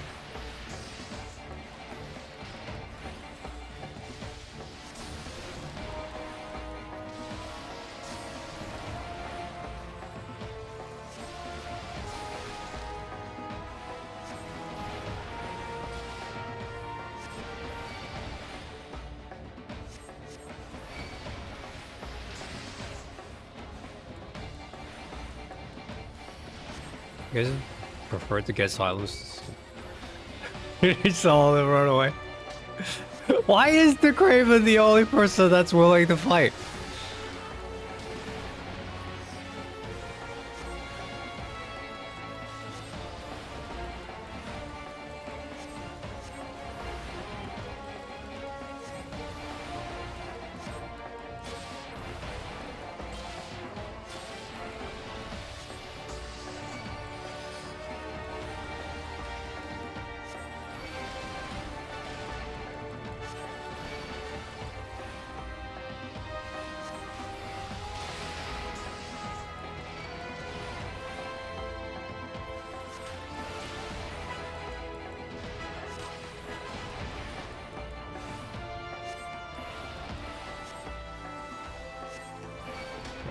I was wondering if you were gonna summon people out. Are we fighting all of them?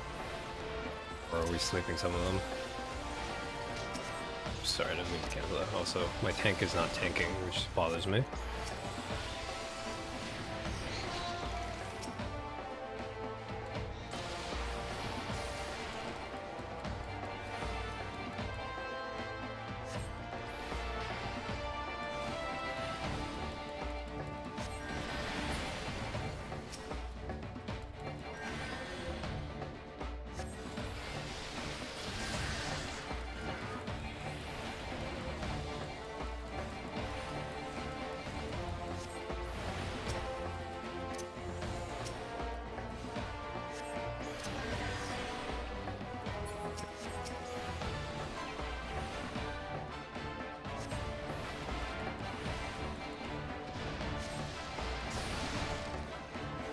And there are all the dudes.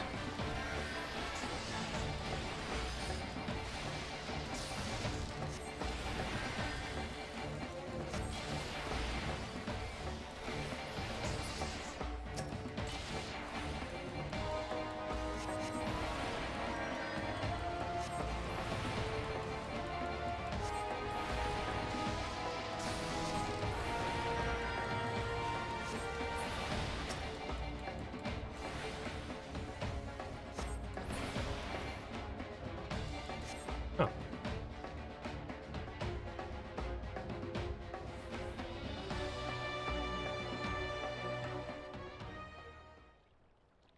We won? We won! Victory is ours! Kukubusi Kubuki! Mormo is dead!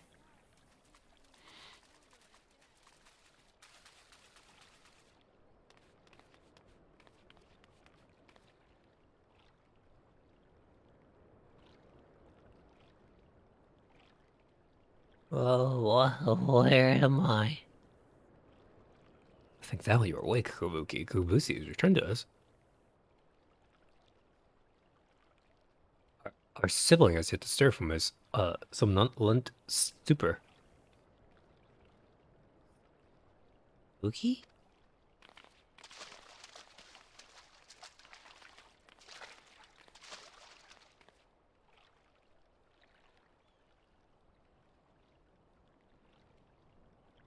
His etheric channels have contracted. They are barely sufficient to sustain the flow of his life force. If we do not increase the capacity for Ether 2, his vitality will drain away completely.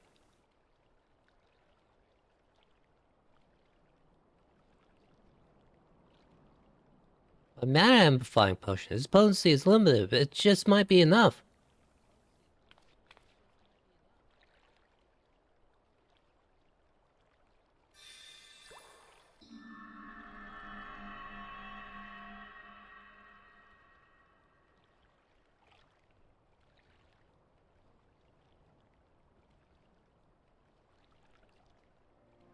I see the battle ended, as I expected. You did it, Kokobusi. Your alchemy saved him.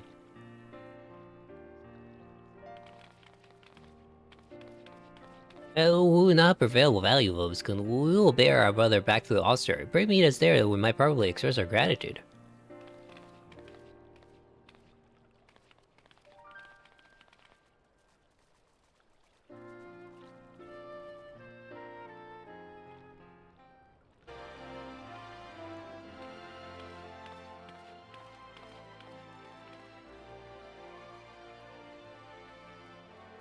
Thank you, Bobiscum. After seeing refuge in the comforting shadows of the abyss for so long, I lost sight of the blazing glory of which Thaumaturge is capable.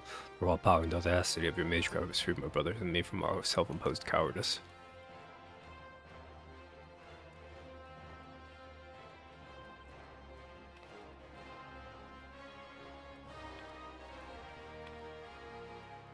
Thought thou himself had his fingers at my throat, but this incision that our once Rumsey is strangely satisfying. As for you, Kokobuzi, you are our brother and our respected colleague. I hope you never again underestimate the precious power you wield.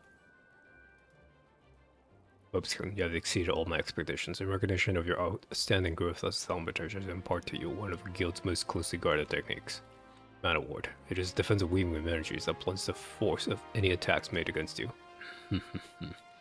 I'm sure you can understand why we do not teach the secret to every hedge wizard who chooses to join our ranks. Now that you have experienced the deadliest threats and the joy that comes from their obliteration, I'm certain you are eager to explore just how deep you might descend into the chasm of Thaumaturge. Your strategies bring wisdom, and your wisdom bring courage. I, for one, look forward to hearing of your future thaumaturgical endeavors.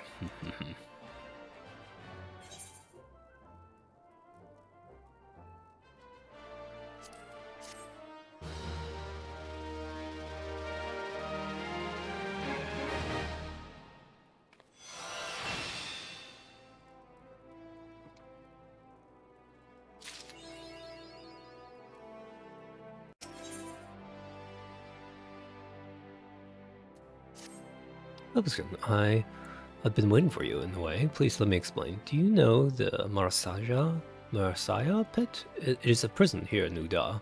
In prison, a man would do almost anything to keep his mind occupied. Of late, one inmate claims to hear the voice of Nathal. No doubt he has lost his mind after suffering 100 years of life sentence. But he knew of you by name, Bobskun, and maintains the traitors demand you win the gem of a Chateau and exchange it for his release. A farce, no doubt. I make it nothing more than the medical ravings of a hell-crazed, sweaty-toothed madman. I fear the only way to be sure is to free him from the pit. The prisoner's name is, what? Kukuruka Tataruka? And as if his story were not proof enough of his lunacy, he also styles himself a black mage. But such magic was lost in the Aurors years ago. Who does this senile charlatan think you will fool? Oh, such rubbish. Oh, nevertheless, he invoked the name of Nalthal, and so the Order feels it unwise to ignore his words. Though I am still no believer, you have come as he said you would. So let us get to the bottom of this, shall we? It may be that you are an agent of fate, perhaps you are merely a crooked old man's accomplice. In the other case, as you travel to Highbridge in eastern Danalam, seek out the planar fissure, a rift between this world and the next. Fell whatever beasts might lurk there, and water the earth with their blood. According to our jailed mummer, doing so will give rise to the gem of Chateau. The gem is no more than a pretty stone often mentioned in bedtime stories and the tale of fairies. We shall see if it truly exists. I shall wait your finding here is me when you do. Stunned.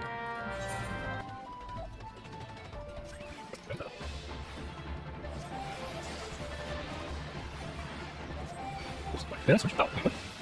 Just, yeah, that was hard, but I still got fluffed.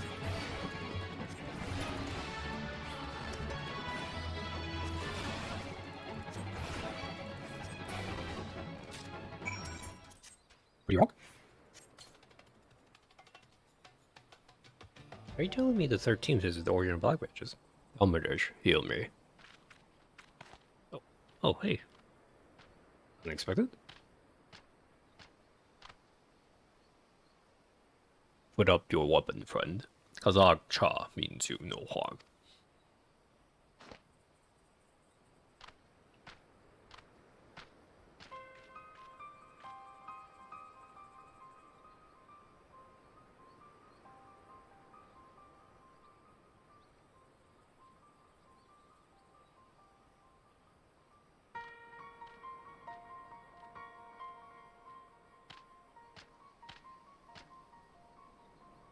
So you are the one of whom Kukuruka's prophecy speaks. By your hand was the blood of these creatures spilt upon this earthen vein, was it not? Then you have earned this gem of Shatoto. Take it. You will know what to do with it when the time comes.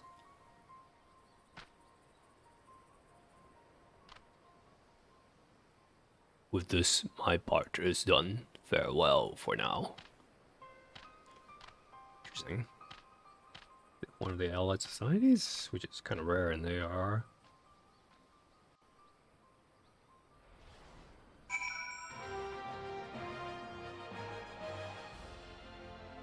Well, you certainly smell as though you've been off spilling blood, but it will take more than a while for founders to convince me your nation divine will. I take it yours was an eventful journey?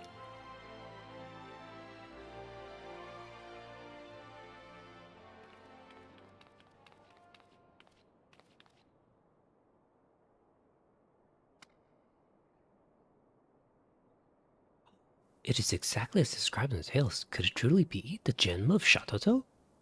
Well, it'd be good. I can feel the magic pulsing within it. The tale tell that only souls blessed by the grace of Nathal are entrusted with the keeping of the gem. This is beyond mere coincidence. I must investigate further. And you must assist me, Vobiscone. This now involves you as much as any other. Still, I cannot shake my inner skeptic. If Kukuruka somehow made contact with the outside world, he may be manipulating adventurers such as yourself for ends yet unknown to us. I will call an emergency council of the Order. Please, wait here. The Order?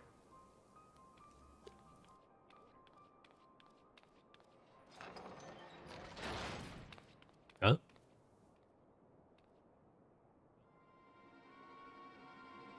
Kukuruka? That would not be necessary.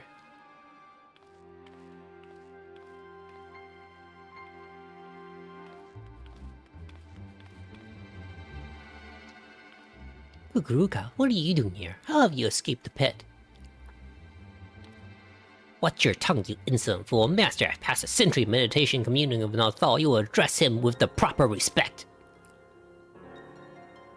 The jailers of the Marasawa, pit are very different from the heretics of your order. Suffice it to say, they had wisdom enough to listen.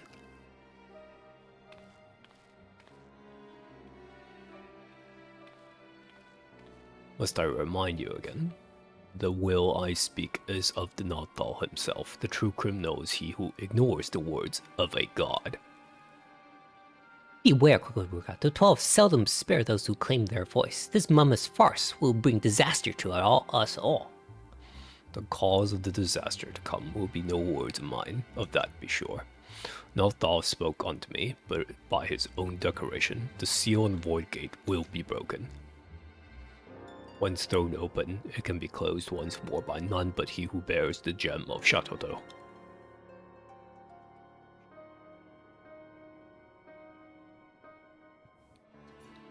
I speak of you, Vobiscone, Vobis.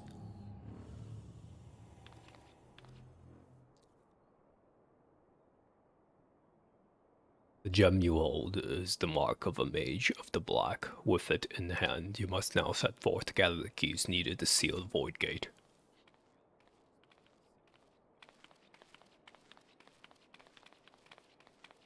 Wait, you can't. I mean, you don't have the right to. I can't just let this happen. Silence, you hollow-pated prick. Those who do not listen shall not be heard. You take for yourself the title of Thaumaturge, so I will not suffer you to claim ignorance. You know as well as any of the existence of another world rife with shadow and monstrosity, the Void. As the power of the Void waxes, the barrier between it and our own world wanes. Eventually, the barrier will falter and the Void Gate will open. Once it has, only the black magic of Eld can reseal it. This is sacrilege! As one who now commands the force of destruction, I bid you go forth, Black Mage. The gem of Chateau is our sigil, the mark of the Magi's, devoted to the true dark art. In it, you already possess the first key required to see the Void Gate sealed. You have taken the black, but time is needed before the black takes you, before it permeates mind and body and colors every fiber of your being dark as pitch. Visit Milverth Sacrarium, and there will hear the words of Lalai.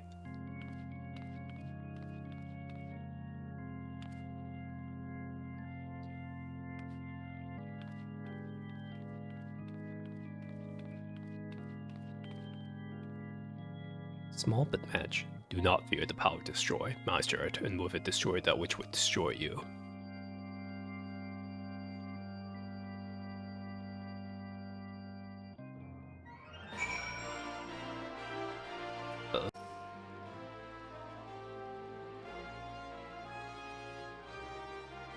Okay. Master is meditating in his chambers, for now Thal always speaks and Master must listen. He has entrusted me with guiding you on your path, but you must walk alone yet. Come again when the black has grown stronger within you. Okay.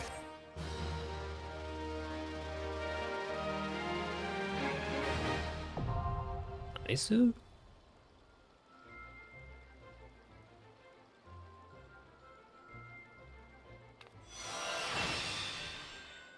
Men avant.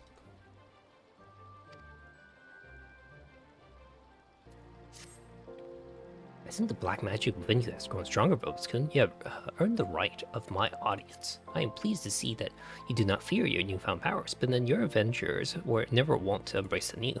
You are now ready to set forth on your journey to find the keys required to seal the Void Gate. Hear me well, for mine are Master's own words, and his those of Thal himself. Both Nald and Thal?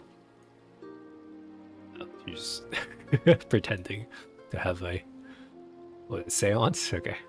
The next key. Acquire the blood of sacrifice. Travel to the Zagoli Desert in southern Thanaland. Slay what fiends emerge from the planar fissure there, and slake the land's thirst with their lifeblood. Once drunk, its essence shall be borne away upon the ethereal veins of the earth, and then serve to notify our friends in the wastelands that the time has come. Complete the task before you, and the black mage testimony you carry will shine full with a new light. Light to envelop and absorb evil. Light to show you destruction and guide you to righteousness. This key light is the key. Take it into you, where it will forever burn bright. That is all. Do you understand and accept what you must do?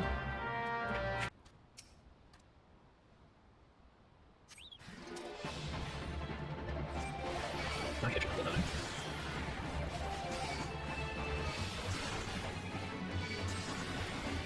Here. So this is problematic because Moin's gonna smile.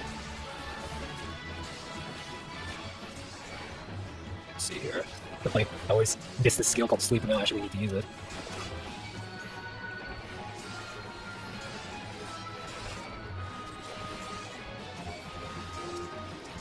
Okay, so we're going to quite excited. Please die, right here. Getting clear up shop here, alright, let's go. And do my combo line, but kind of good. You are, obviously, yes.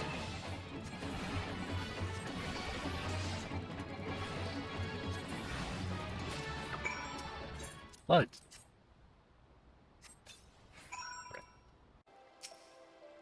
It is done then, but the blackness you have awoken has yet to settle within you. Time is needed, Obiskin. Pray be patient. Continue to practice your mastery of the arcane, and come to me once more when the dark art is as much as you as you it.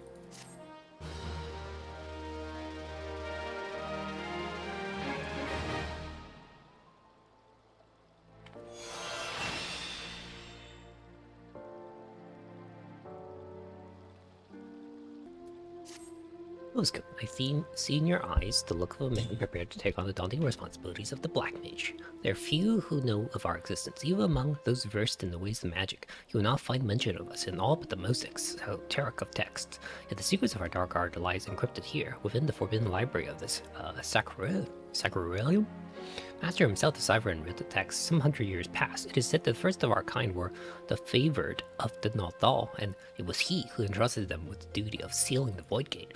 But as you well know, the power of black magic lies in its great potential for destruction. The slightest errancy in its use may give rise to the most tragic of disasters. Of the spirits of black mages from Eorzea, Master says only we must not repeat the errors of the past. Phoboskin, Master made known to me that what it is you must next do. Listen to his words now with all your being.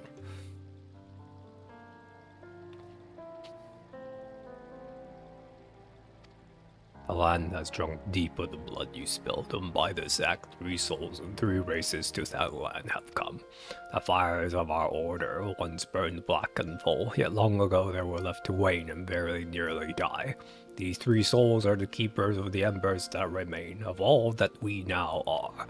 In the hands of one who will usher our return, the gem of Chateau testimony of our creed will shine with new light. And by that light, the 3 keepers will be made your allies. An Amalja by the name of Kazakh awaits at Burgundy Falls in the east of Netherland. Go to it. That is all. Dwell not on the fact that Amalja are the sworn enemies of Udon. It is not your place to question Master's will, for it is the will of Nathal himself. Go forth, Black Mage, and see the Void Gate sealed.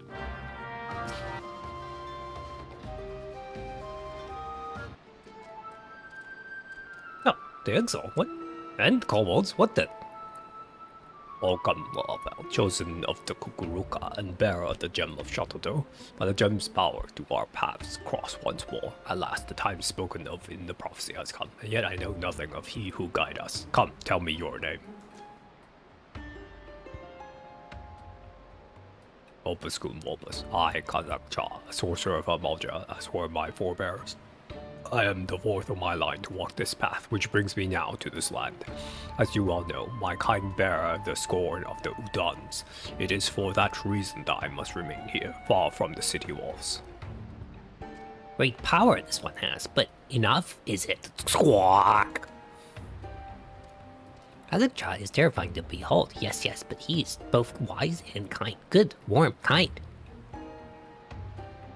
These are my brethren in the black, Vulpus, and now they are yours. As well, before you stand Ixo, the Dozo Malak, and the 269th Order Mendicant of the Kobolds, Daza.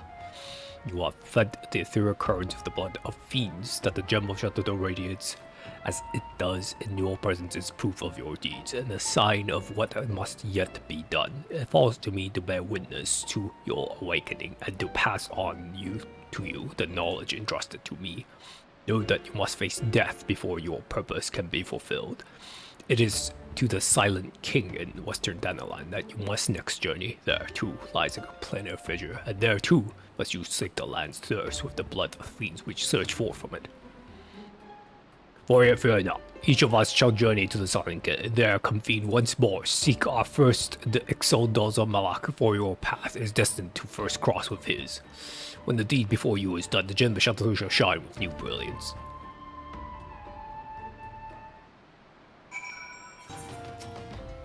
The clothes, fire figure, strong blended. Magic you need. You clothes, then come to Dozak Malak once more. Squawk.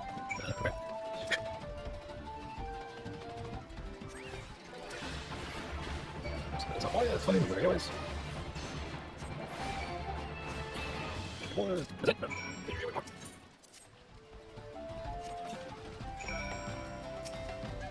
Squawk. Kazak Jack spoke true. Black is strong in Vulpus. We'll go now. Go see Daza.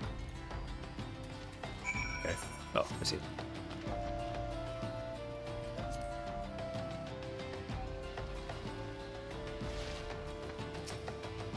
Here lies the planet fissure. Rift, tear, fissure. Use the power within you to seal it. Okay.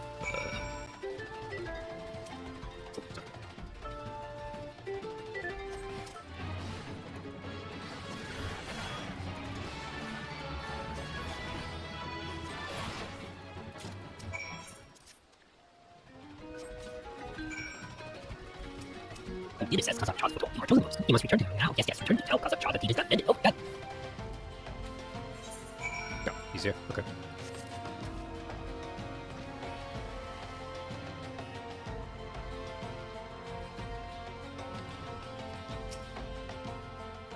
You have done well, Wolfscoon, as I knew you would come. It is time now to return to Burgundy Falls. Wolfscoon, Wolfers of the Black, you return to me victorious. The gems of the dome burns bright, you are indeed the heir to a dark and ancient power, as Kukuruka foretold. I am reminded of a prophecy my great-grandfather uttered long ago. When four magi meet in the barren land, black powers of Eld woven by their hands shall see the fate of wickedness made stark, and the path to light shall be lit by dark. The black power of Eld requires no explanation, and know that wickedness refers to the evil birthed by the void. But the seal holding the void gate shut will falter and fail is beyond doubt. Yet your deeds speak of determination and ability, and in them I spy hope. I have learned all of you that I must. I bestow upon you the knowledge kept by my line. Here and now I speak an oath to discard old grudges. By our power combined, the void gate will be sealed anew. You have brought this old Amalja much happiness. Few believe the words of my great-grandfather. He was mocked and ridiculed, or worse, ignored. Yet, your coming has fulfilled the prophecy he spoke. Wolfscoon, the dark magic coursing through your shares a mighty bond with the Void Gate. Should that portal be cast open, you will come to great peril. Temper yourself in both mind and body. When you are ready, return to this land and seek me out once more. Then, and only then, will I speak to you of your next task.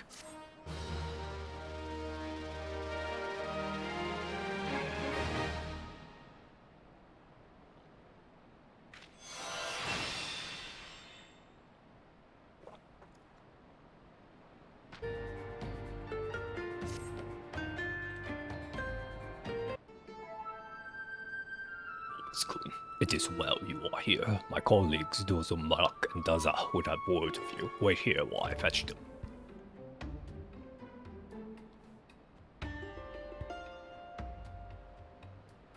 Well, Voidgate, strong black magic unit, ready for test, are you? Yes. Very good. Sharp senses like Dozo. Noticed, have you? Your aura strangeness it has. Now, the void gate, gloom it makes, like black breath. Gloom drawn to black magic, drawn to you like moths to flame. Black magic it seeks to corrupt and make own. Losing strength seal its black magic and void gate share bond. Very deep, but must not lead me too long. Else other side may be taking. No fear yet, still weak gloom is. Time you have strong focus go and find next key. Teach you those are well, what must do? Many black mages there were long ago. One more powerful than the rest. Very powerful, epic even. Epic black mage. Black magic too powerful, too dangerous. Wrong hands must not have. Know this he did. Ciphered spells, hid secrets, dark ways. Passed to few, very few. Teaching and writing spread all around, lost to time they were. Forgotten. One carved in stone. Stone of mossy pillar. Pillar in south shrouds. Quack! Chosen Bulbasaur is chosen. Unleash power of this black magic you can. Key it is. Key to end of gloom. Knowledge of my line this is passed to Dozo from mother of mother. From mother of mother of mother. 4 hatchings past. Strong mage she was. Epic even. Epic mage. Great love for dark art, more than anything. Joined with Lizardman to learn all. Named the betrayer she was. Chased from village. Quack! Her words Dozo keeps. Teach to strong Bulbasaur now. 4 magi meet in barren land.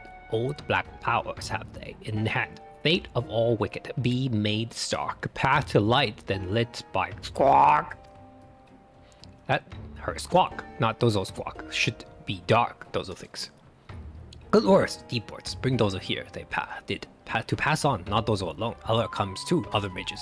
Birdman, Lizardman, no matter. All wait for strong wolves. Strong mind you have and heart. Help you Dozo well. Go to Gridania you must, to Earth's gifts, near pillar, lurking beasts there are. Slay them you must, no need fear beasts, strong foes could be strong. Azog, squawk!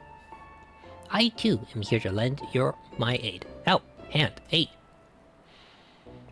What dangers for Dozo for exile? Whalers wait with sharp spears, go in place of Dozo Dozo well. Decided it is. Go now. We will. Squawk. Stop squawking at me.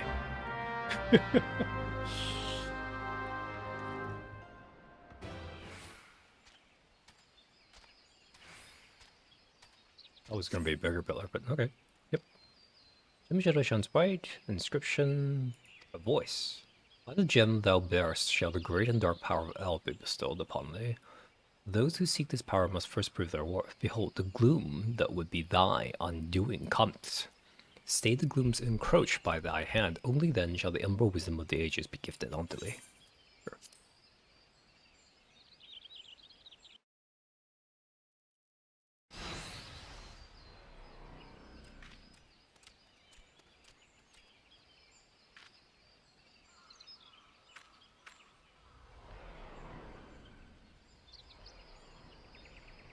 That's odd. The voice spoke true. Look at the gloom gathers, folks, and I sense there are fiends of evil about nearby, close, about.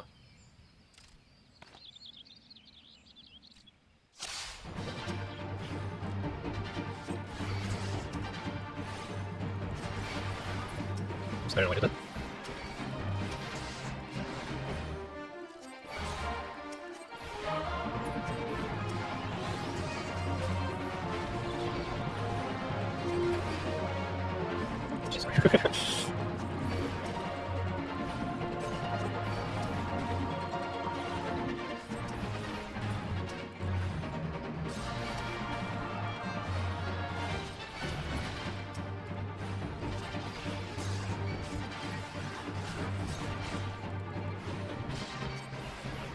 Easy. I know. That's so weird. Okay.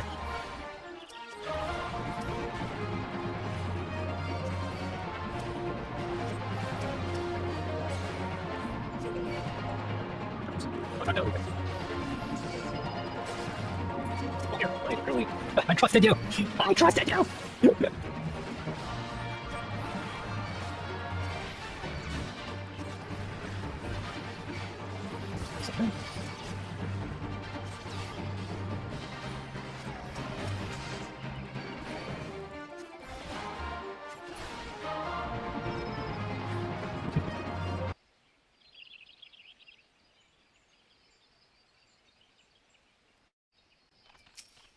Well thought. The gloom is scattered. Scattered is the gloom. Let us return to Burgundy Falls. Yes, yes. Dozomelok awaits us. You, me, us.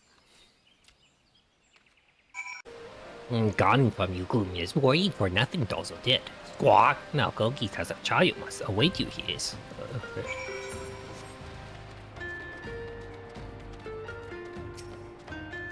Gods are to return you unharmed. The gloom which threatened to taint this world does so no more, and I sense the darkness within you is reborn with a new power. Wield it well, Thaumaturge-Black, and make of it a tool for our ends. Do that, and as the prophecy speaks, the way to light shall be lit by dark before you.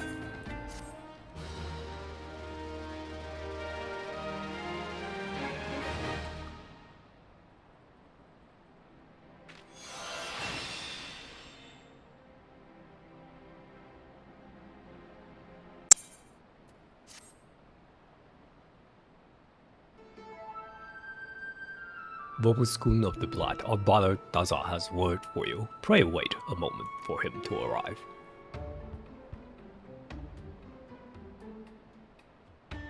You have reclaimed the key from the depths of the shroud. With the forest shroud, yes, you have done well. Very, very well. You are truly the black mage foretold by legend, oracle, prophecy, legend. It was such a legend of my people that brought me to this Thanalan. Such is what legends do. When four magi meet in the barren land, black powers of hell woven by their hand shall see the fate of wickedness made stark, and the path to light shall be lit by dark, black, shadow, dark. You have heard these words before, yes, yes. Here I found Kazakcha and Dozumak. The words that brought us to Thanalan are the same, equal, identical, same. It was 100 years ago that a kobold first deciphered a legend, deciphered. The great mage who did it was my own ancestor, first order patriarch Daku. Yes, yes, my very own. But he broke kobold law. The first patriarch must never lead Ogomoro. No, no, never, but leave he did. He set out from Lanosia to pursue this legend, and for that he was named traitor. Betrayer, turncoat, traitor. Now we're drawn to the words of Daku. No, no, not a single kobold soul. They ignored his words. But when I heard them, I felt strange, peculiar, odd, strange. I felt I must do something. I could not simply be idle. I too left Felnosia, just as Dagu before me, yes. And I have come here to Thanalan. Now I see the legend revealed. Yes, the words kept by Dazzle Cha, Dozo Malak, and myself are true. You have appeared. That is no coincidence. No, no, none at all. I am kobold. Yes, yes, I am. And we kobolds are good at finding things, treasures, trinket things. I will help you where I can. Dagu left behind many things when he left. Yes, many, many things. I was given a stone tablet. The others in my family thought it rubbish, dross, refuse, rubbish. Its surface has many scratches. Yes, many, many, but I sense it in a great power. Here. It may give some. Your gem, the light, it is illuminating tablet. The scratches are glowing. Mighty Titan, those are no scratches. No, no, no scratches at all. Those are carving words.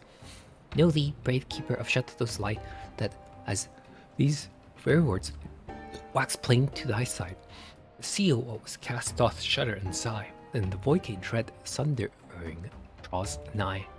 Ward against the creeping of the gloom, thou needst great garb to stay any doom. To this sacred ware thy thought must now tend, unto thy black command darkness shall bend.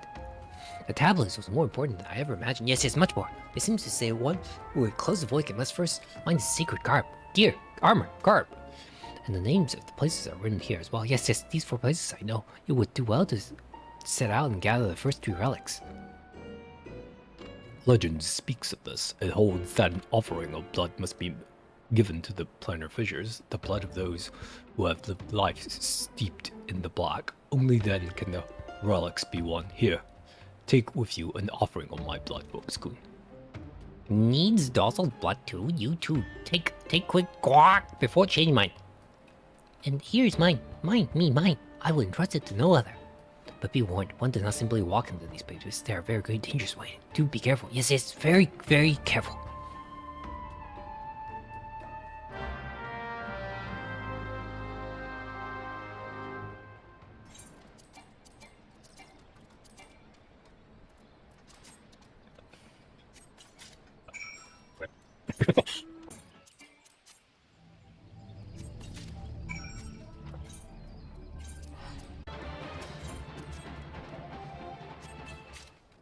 Well, that's it.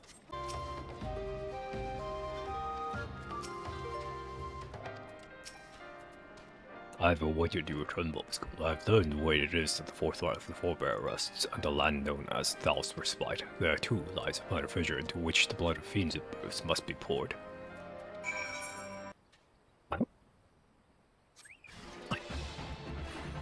Wait.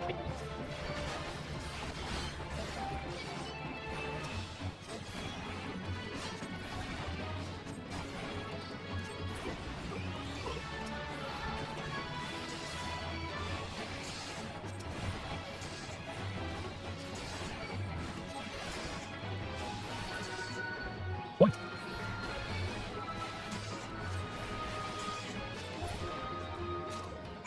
That's what I thought. The first 4 relics are now in your keeping, yet the vital piece remains, and our efforts to learn where it rests has been to no avail. The dark, which empowers at times, obscure, such it is its nature. Daza claims his tablet names the souls of the gods of the location with you, but none among us has ever tell of such a name. When a power worthy to relic's claim takes root in one of righteous end and name, the souls of the gods will be made known, and the last seed of Black Mage be sown. Daza insists his reading is correct, and both Daza Malik and I trust in his ability. We'll endeavor to decode these words, that you might see your quest to its end. The day of the void's opening shall come. Until then, Bobaskun, I ask only that you continue to walk the path of the black.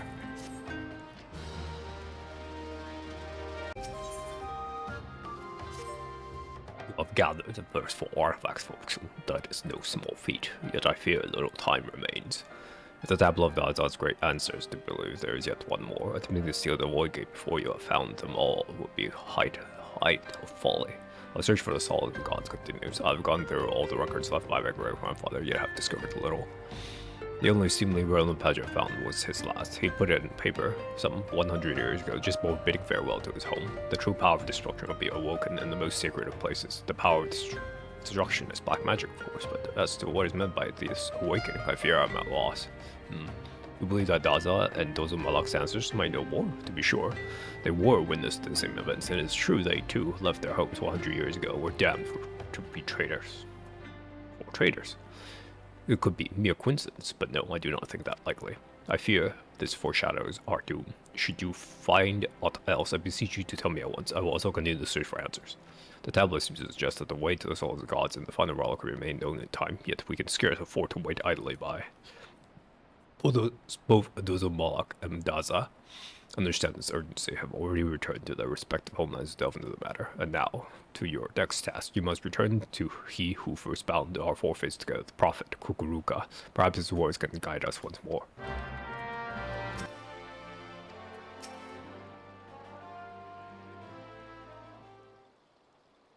Please, you must help me. Kukuruka had disappeared. That man is no longer a messenger of Natal. He is a miscreant and a charlatan, one guilty of the most heinous of crimes. None has seen him for days. I became worried and entered his chambers to see that he was well, though he prohibited me from doing so. Within, I found only evidence of his deception. The records he had hidden were damning. I now know why he was condemned as the greatest criminal of his day. 100 years past, he conspired with Magi from the beast tribe to summon a creature known as Barbatos, a monstrosity that was meant to destroy all of Eorzea. Their plot was discovered by the Order of Natal, and the Void Gate was sealed before Barbatos could emerge. Kukuruka was cast into the Marsaya pit for his crime, where he was to rot until his last breath.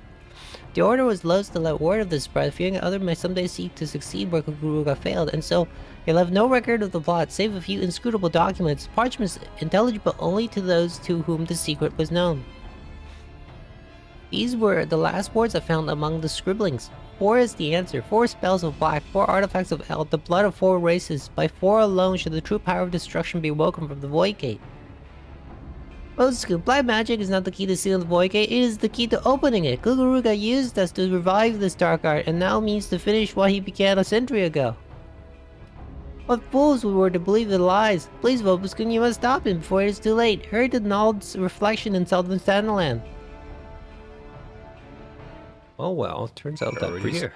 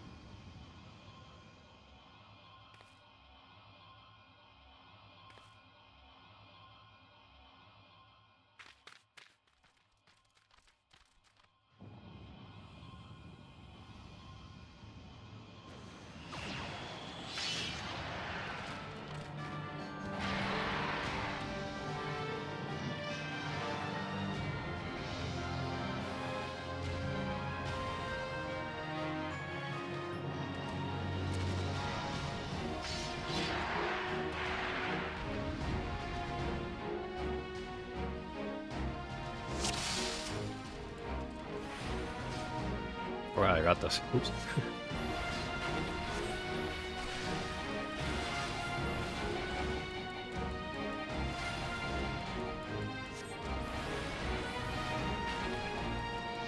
Does this do? Oh, okay.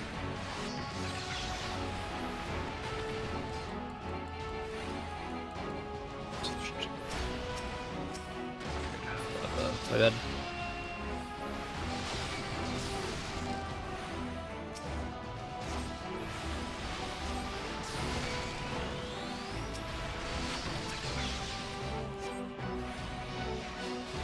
Any more gates?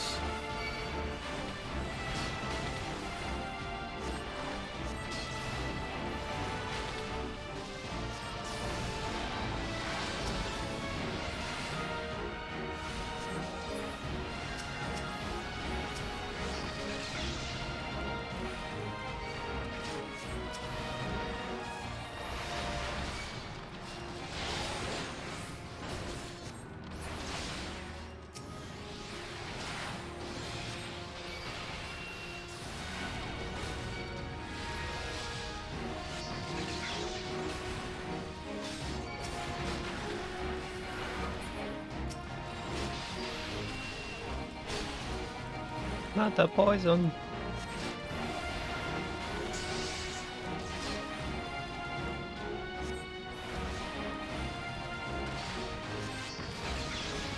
Boom.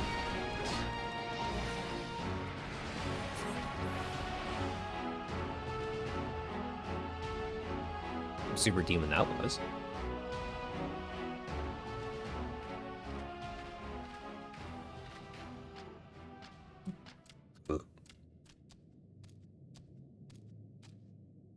You deceived us all, you have squawk. Pay you will.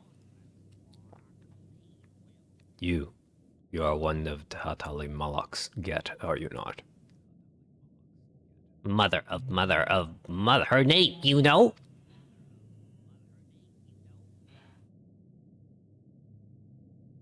And you, Amalja, yes, you are the line of the Kazakh Cha, I can see it. And Kobold, through your vein courses the blood of Dagu, does it not?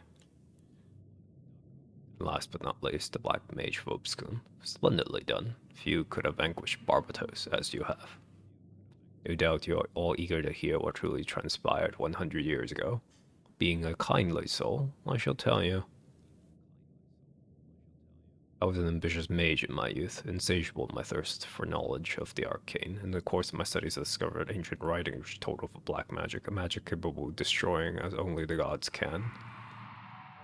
Flashback? We're in a flashback? It was innocent at first, until it wasn't, but then questions began to arise in my mind that demanded answers. Where had all the black mage's hold gone? Why had the existence of art been hidden? And so I probed, endlessly, tirelessly. The more I uncovered, the more it drew me in. There was such power to be had. I was not merely ambitious. I was also vainglorious. I desired recognition, deference. By accomplishing that which no other could, I sought to make my legacy an eternal one. But the pursuit of black magic was trying. I would pass days, weeks, months at a time, unsure of how to proceed. What little progress did come came but slowly. It was then that I met your ancestors.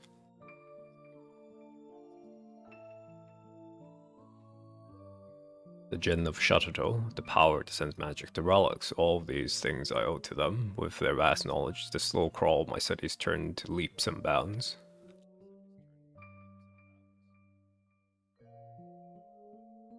I dare say your ancestors sought the same recognition as I.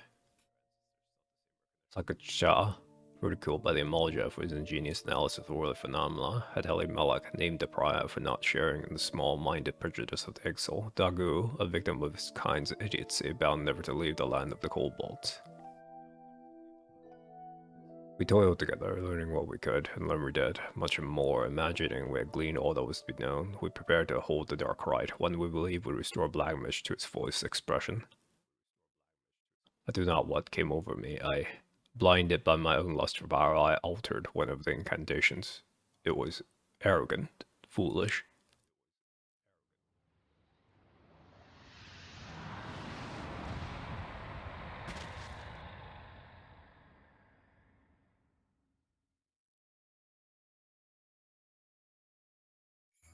Our command over the ancient powers we summoned was lost. I watched as the chaotic ether washed over my friends, ripping them apart, only to fuse them together into an abomination.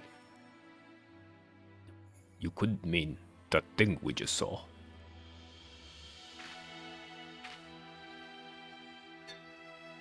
Yes, when I saw what my hubris had created, I mustered all my strength to see Barbatos sealed behind the void gate, sealed yet not defeated. Yet I felt myself corrupted by the ether, and was unsure whether I could hold my powers in check. Fearful, I returned to Uda, where I manipulated the minds of few Thaumaturge of the Order into believing I had committed some terrible crime. Only with me confined to the depths of the Marasawa pit could the realm be safe. And there I remained, waiting for the coming of the one with the power to purify the ether of those three friends with whom I once shared a dream. I do not expect your forgiveness, but I am truly sorry. No one also has squawk. Only squawk. I am not long for this world. Here, take this relic while I still have the strength enough to offer it.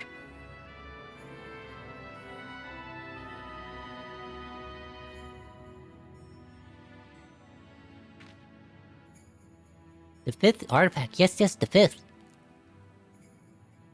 Welcome to the solace of the gods. Perhaps you know it's better at Nalt's reflection, as most do.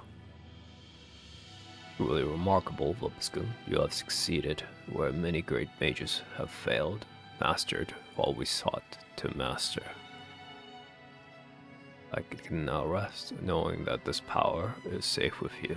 It is for you to set the hatred of the past all right. My time to join Thal has come. May he greet me as a friend.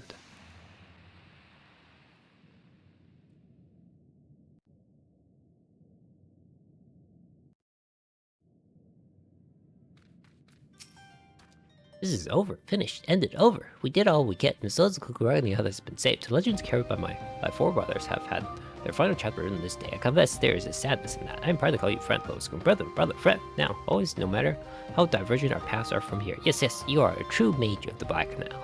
Pray grace we kobolds and Lognosia of your presence someday. Sindri's plan, this was, fulfilled his promise. Kukuruka did. Mother of mother of mother. Forgive Kukuruka, she has. Squawk. Think so, Dozo does. Finished. This story is.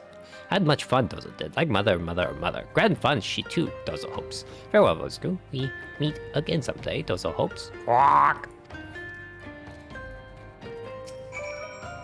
To think Kukuruka carried that anguish 100 long years. His crimes was born of the hubris of youth, yet his atonement came from the wisdom of old age. His soul has found peace, and it is not our place to linger and disturb it. Come, let us return to Burgundy Falls. Things have come to an end, it would seem. Both the threads which bound us all and this tragic tapestry they wove. Most mysterious things these lives we led. Do you recall when the words of so many legends and prophecies first brought you to me? It was here at these same Burgundy Falls. We have spoken much here since then, yet I never imagined this day would come. I stand before you now with no regrets. I'm grateful to the gods for letting our paths cross. Doza Malak, Daza, and you, Vobiscum Vobis. I count as you all as my brethren in black. Together we have seen the souls of our ancestors given peace, and I too now feel happiness I have never known. To have become a true black mage, my friend, and more than that, a true friend, black mage. Let the dark art we share be a symbol of our bond, that the undying and shadow or light by day or night. This concludes the Wire. The Black is taking me, oh no!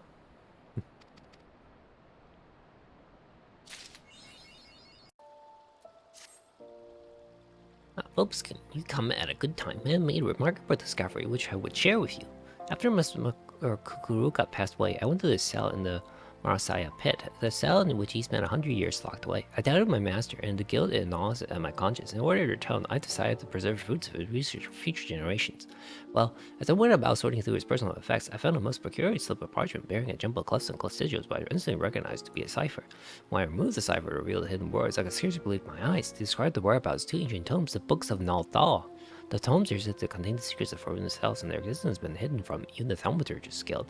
Master Kukuruga entrusted you with his legacy focus, and then he would want the tomes to be in your keeping. The first tome is said to be at Nalt's reflection in southern Thailand. Come, let us make haste and retrieve it. It's just an adjust.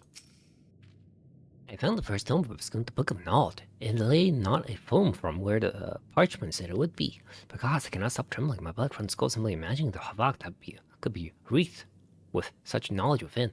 Such power must be safeguarded lest it falls in the wrong hands. Let us make haste and retrieve it. It's twin, the Book of Thal. It should be at Thal's respite. Okay.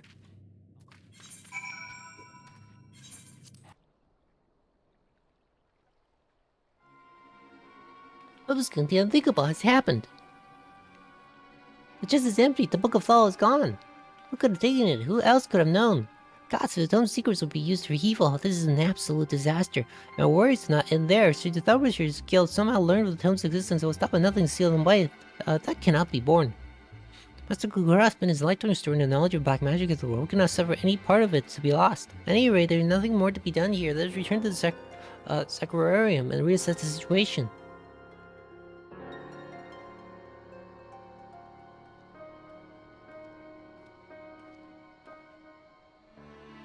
There's nothing left for me here. Nani? I'm sorry you had to see me lose my composure earlier, Rubskin. As I made my way back upon the situation, when I found the chest was covered in a century's worth of dust, some of that dust had been knocked loose by prying hands and nothing had settled in its place. From this it can be inferred that the tome was taken recently. Now, the tome we were able to retrieve, the Book of Knowledge, is enciphered by an enchantment. I think it's safe to assume that its twin benefit from the protection. Such protection would not be easily circumvented. It would take the thief time enough, I hope, for us to track him down. To retrieve the tome and avert disaster. But enough talk. I shall make some discreet inquiries into the missing tome. Oh, and if you do not mind, I would like to hold on to the Book of Knowledge for examination. In the meantime, since you continue training in the dark arts, we have need of your skills there again there long.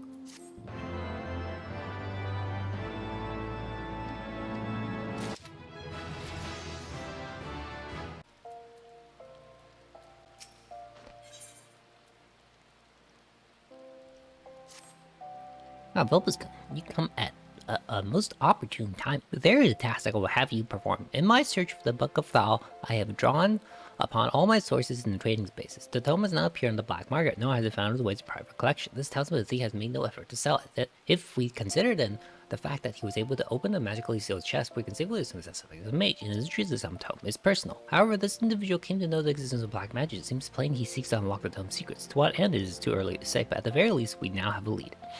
There are scarce few who share knowledge of black magic. You three beastmen friends who were present when Master Kukuruka rendered up his last breath. It may be that the thief's identity is known to one of them. Begin your inquiries in Burgundy Falls, Bobskin, and find out if Kazakh Cha has any suspicious visitors of late.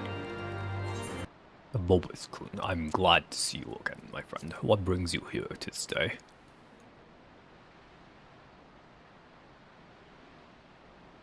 That such tomes should exist, but to answer your question, I have been visited by a suspicious man, and very recently, the visit fails to capture the nature of our meeting. Not a Belgo-robed man appeared before me. Join me, he says, and together we shall master dark arts. A dubious offer, which I naturally declined, but no sooner had the words left my mouth had he unleashed a barrage of spells at me. I could scarce believe it.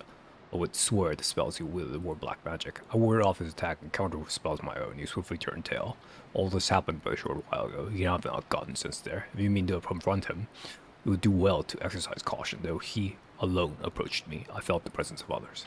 Oh, okay. Where? Okay. Like his name? Zai? Naha? What do you want? Wait, this aura. Yes, there is no mistake. You are a black mage, and you will lead me to him. Now speak, or I'll make you wish you had. But aren't you a black mage? Me, a black mage? How utterly ridiculous. Perhaps you're not one of them after all. I fear there has been a misunderstanding. I am not the villain who attacked the Amalja, nor does it appear you are in league with him. I see you're disinclined to believe me. Well, the truth of my words is easily verified. Let's go to Burgundy Falls and see your friends together. I wish to have words with him at any rate.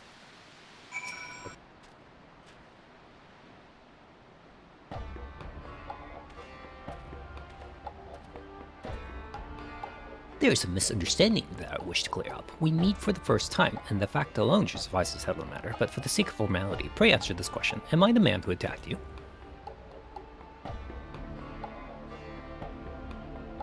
No, you are not. Your bear scent resemblance to the villain. Now that the matter is behind us, allow me to introduce myself. I'm hero of Azaya Nelha of the Conjurers Guild in Gridania. The Seaseer Council has sent me to find a man who wields black magic, the forbidden art of destruction.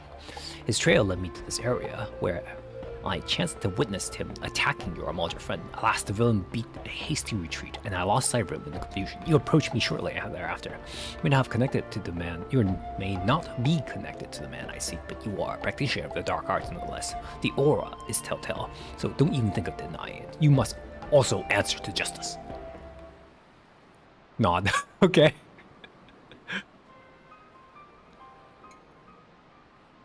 Books of Nalthal. My truth preserve, I was not aware of such terrible tomes existed. This woman, Lalai, she may well know something useful. I will pay her a visit. I expect you to be there as well.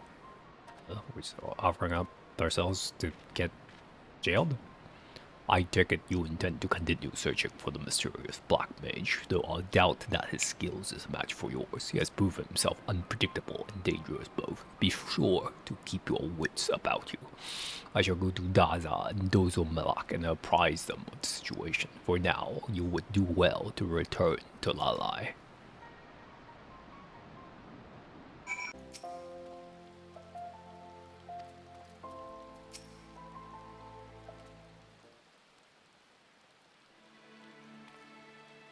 Thank God you have returned. This man, who I had never seen before, charged up here and started berating me for meddling with forbidden arts. He had the nerve to call me a fool. Twice! Aye, and I will say it again, you are a fool, but the worst fool of all was your master, Kukuruka. It is because of him that these miscreants are running rampant.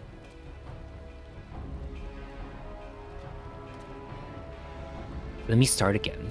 I know about the Book of Thal, and I know the people who took it. They call themselves the Defiant, and their sole objective is to master the arts of destruction.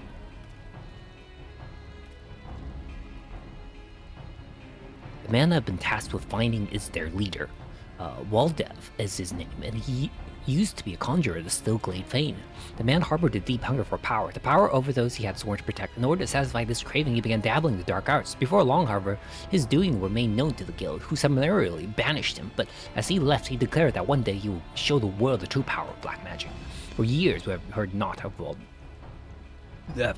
Some of us dared the hopes that his words were but wind. Alas, he has returned, and this can only mean one thing. He is ready to make good on his promise. God's preserve. Are you certain of this? That it is this is Waldev who has taken the tome? I'm afraid so. It is no coincidence that the tome went missing at the same juncture. At the same juncture, the man reappeared. Even now, he continues constructing his minions in black magic, and every day that passes sees the cult grow into a bigger threat. If we are to move against him, we must do so now. I had to assume that you were dealing with a low mage. If it is an entire cult as you say, I will need to reconsider my plans. Oopskin, while you wait about your investigation, I succeeded in deciphering a new spell in the Book of Knowledge. It should be proved useful in the battles to come. I shall teach it to you forthwith. What? You mean to fight destruction with more destruction? This can only end in tragedy, I tell you. Listen to me, hearer. While Devin's call may be a menace to the realm, but Vobskun is nothing like them. Master Kukuruka himself entrusted him with his legacy. He will not misuse the power and cause carnage. On that you have my word. I cannot believe what I'm hearing. With the situation not so dire, it would bring you to justice without a moment of hesitation. Fortunately for you, a greater threat looms over us, and we must cooperate if disaster is to be averted. Your connection have proven useful before, and they may do so again. If you learn aught through them, I will thank you to send me word, but know that I will not tolerate any interference in my investigation.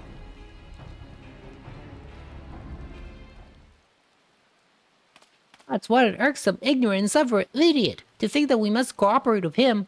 Heed not the mutterings of that stuck-up lout. We shall prepare the gathering storm in our own way. Now, where were we? Oh yes, the new spell, Ley Lines is called. It will be a potent addition to your arsenal. While you go about mastering it, I'll make further inquiries in the situation at hand. If there's any developments, you'll be the first to know.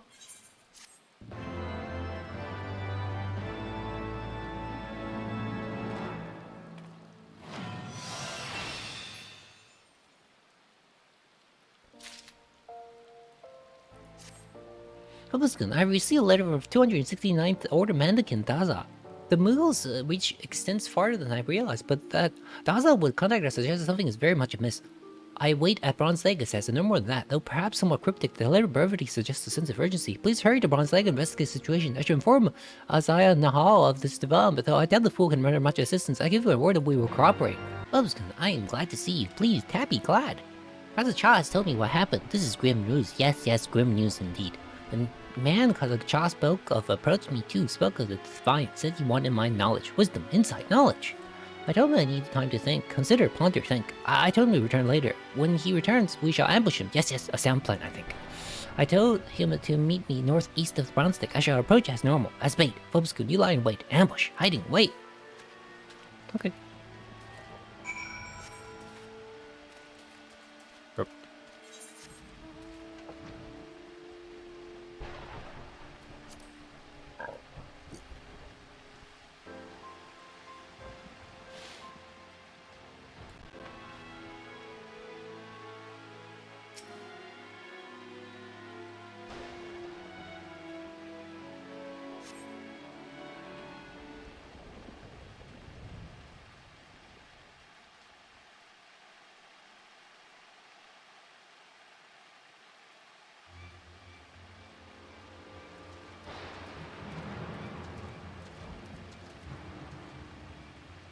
You, are you the leader of the Defiant? My name is Voldev, and you are a descendant from the First Order Patriarch Dagu, yes? I'll go with my ancestor, progenitor, forebear ancestor. You know him?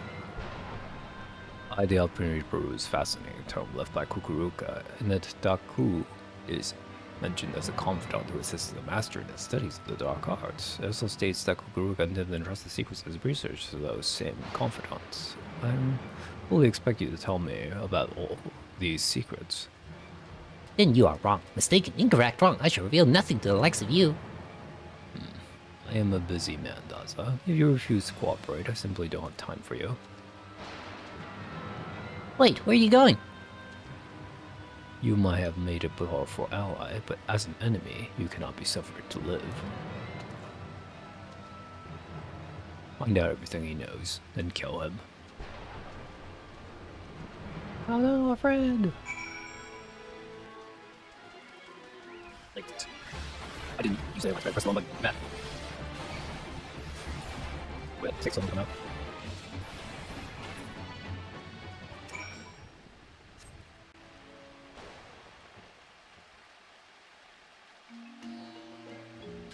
Thank you, Lobsgood. Those Defiants didn't stand a chance. No chance at all. But Voldev got away. Fled, escaped, got away.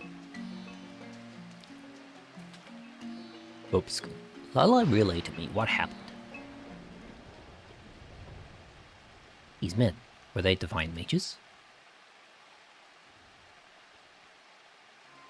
You fool! You killed every last one of them. How do you intend for us to question them now? I knew this would happen. You black mages are quick to wield destructive powers, but rarely do you consider the consequences. We must return to Lala. Do not think I'll forget about what you have done here.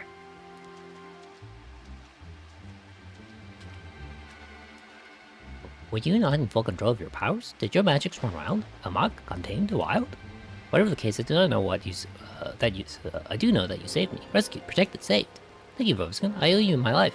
You should hurry to adopt, much as you protect me from a Defiant. I suspect I may benefit from protection from that Mikote. Yes, hurry to Uda. You're finally here.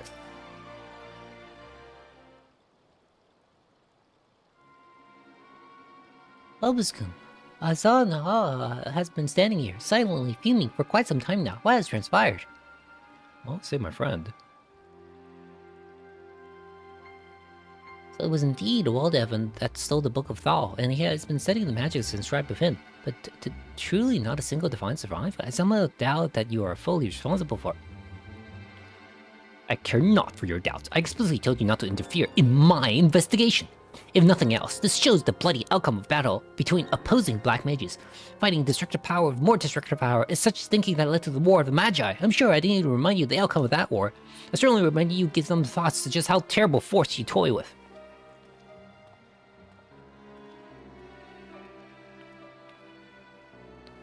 The War of the Magi, I suppose I cannot blame him for seeing the parallels. A war between forces commanding unimaginable destructive magical power, but black magic is not purely to blame. It was the violent conflict of black and white magic that only led to the disaster. It brought about the Sixth Umbral Calamity. It is only natural that the risk of the recurrence of those terrible events would instill great fear. I know you would never be so reckless as to allow something like that to happen. The problem lies not with black magic, but with the Defiant. I'm disinclined to pay heed to Zhao and Hall's words when they run counter to those Daza, who witnessed the battle firsthand. I find it hard to believe that you would lose control of your powers. There must be some other explanation of the death of those mages. It also seems that Waldev is gathering something of a following. To better oppose this growing menace, I should teach you the news power recently derived from the Book of Nod. Remember, Robson, black magic is not a thing to be feared. As a true black mage, you have the power to control it. I believe in you.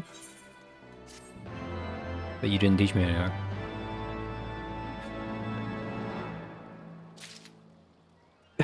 Oh, I guess they changed the skills you get, so...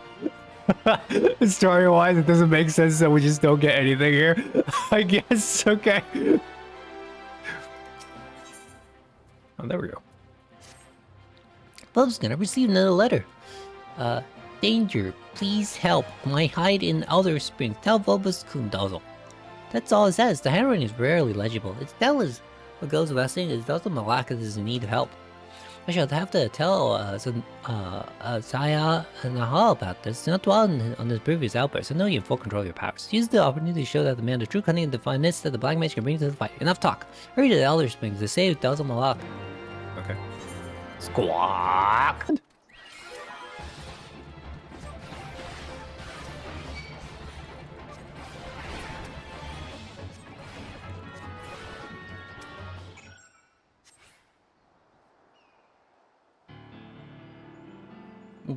Thank you for saved those lives you have. Kaza tried to warn those panic, tried to flee, but get caught, those did. Squawk! Someone knew that Dozo was exiled from tribe, these mages did, so into the forest they chased Dozo. Squawk! Finally, they surrounded Dozo out of friendship at first, but rejected. Dozo did. They said if Dozo is not friend, then Dozo enemy, but save Dozo, you did many things. Kaza! I was too late again. You already cut your swath of reckless destruction. What did you plan to achieve? How many more lives must you end before you realize how fruitless this is? Wait, these wounds, they're unlike anything I've seen. It looks like they were incinerated from the inside. Was this perhaps not your doing after all? Of what does this man speak? I pursued Dozo for a long time. These men did try to kill Dozo. Squawk! Explain, who are they? What did they want?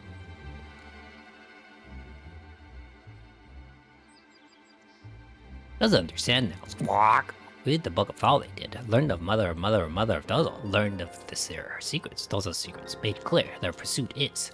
But these wounds, perhaps Dozo has an explanation. These men did not have the gem of Shatato. Squawk! Dozo thinks that this is why they died.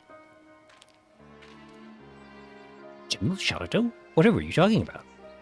Gem is proof that Vobiscum is true Black Mage. Gem brims with magical power. Without the gem of Shatato, impossible to control. The most powerful black magic is squawk.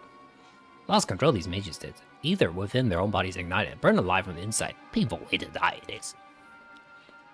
But these divine mages fell victim to their own arrogance, using dark magics that far outstripped their ability to control them, so Vobiscum isn't at fault. The answers you seek, Dozo helps you find, but Dozo cannot stay here. Dozo must leave. Thank you, Vobiscum. Dozo owes your little debt of life. Squawk! One day, Dozo will repay.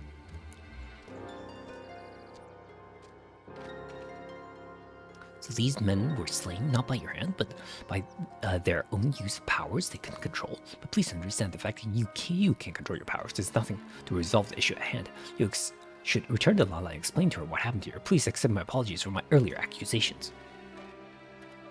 Quack? Vobiscum, was Dozo Malak unharmed?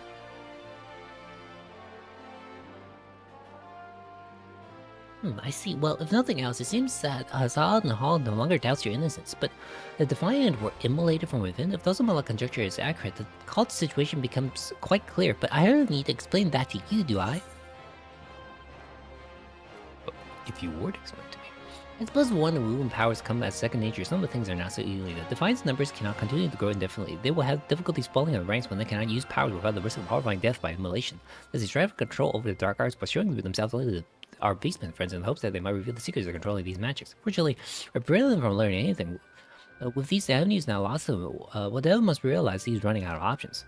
As though he may lack leads from which to track down the Defiant, the position becomes weaker the longer the way. It will soon be forced to take action. There's no need to rush. We need to simply wait the enemy out.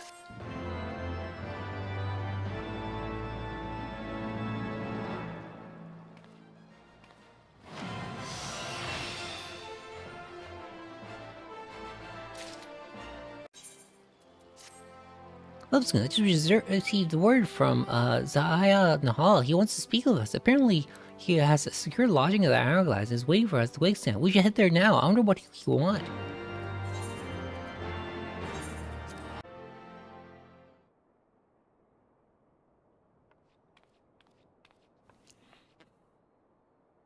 Thank you for coming so quickly, Vobiscum. I have something to ask of you. Some time ago, the country workers contacted the various cities of the realm, entreating assistance in the search for and capture of Odev. It seems that this finally paid off. They just received a missive from the Temple Knights of Ishgard that the client has been sighted at the Holy See. The cause has been trying to garner popular support there. They've been offering what they claim is the power to defeat the Ravanians to anyone who will listen.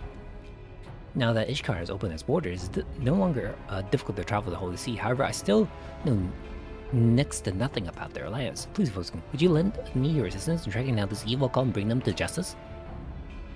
That's all. You have made no effort to conceal your disapproval of we black mages and our ways. Are we to understand you have now come to accept us? That I have. The Temple Knights provide us with intelligence. Are stationed at the Arch of the Worthy within the city of Ishgard. They will be waiting for us there.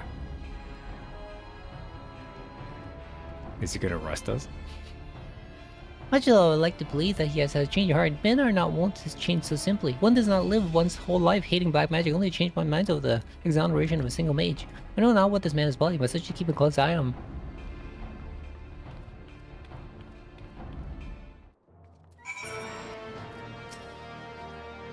You must be an investigator from Gidon. It's about time someone needs to do something about the last man's call. So they were writing on and on about, we would listen, offering a power to feed any wizard guardians have their own way of fighting. We told them it's quite plain white, but it made it difference. Continued their proselytizing. Obviously, such blasphemy would not be allowed to stand. We Temple Knights made our move, but they managed to get away. It hardly mattered to us at the time, but they were no longer spreading their lines there, but they recently reappeared, this time at a convictor in the Western Highlands. And these convictors would do anything that are going through the slaying of a proud dragon. They are young and full of spirit, and naive. I feel that some among them may be deceived, seduced by promise of easy power. Call it for force. Well, our decision is here. To the convictory.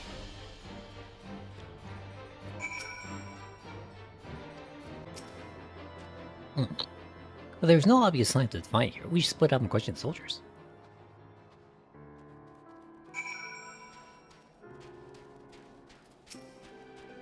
I think I know what you're doing. I thought that was interesting. He just spells no magic against spirit, you said.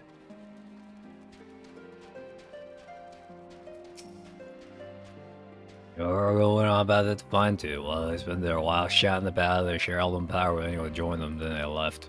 They really set up camp near the Swiftrun River. There's a story of a lot anyway. Some Bacoli chap was asking the same thing a few minutes ago. I told him what I told you and he ran out for I hurry.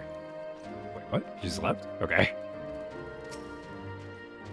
Those crazy midgets? I spent years studying the art of dragon slay. I don't need some magic help outside. They made sure to tell them as much.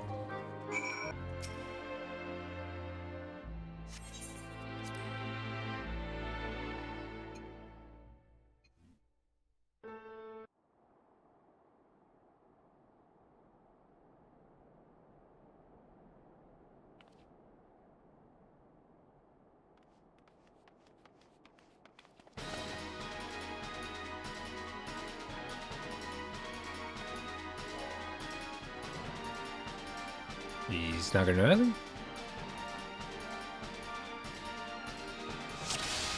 Okay.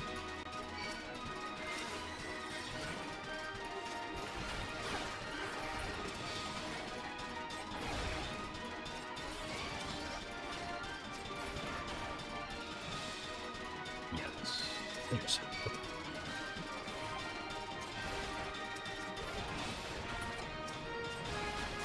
Lands. Probably someone else. Yeah. I know it's a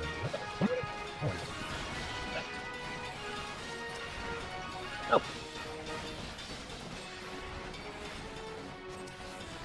Because I like peasant. More peasants.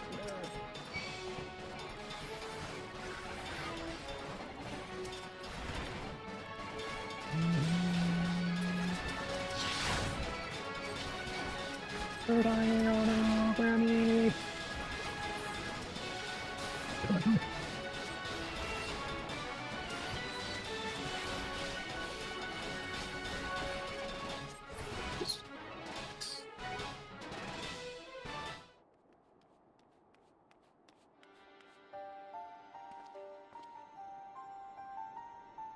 I know what you must be thinking. I treated your help only to run off a mountain, but you know what happened when you get involved. You saw it happen just now. They have no choice but to fight back with all their strength, and when they do so, they lose control of their power, and they burn. Nobody deserves to die like that, so I went to confront them alone. I'm a fool. My healing magic is no match for the destructive power they wield.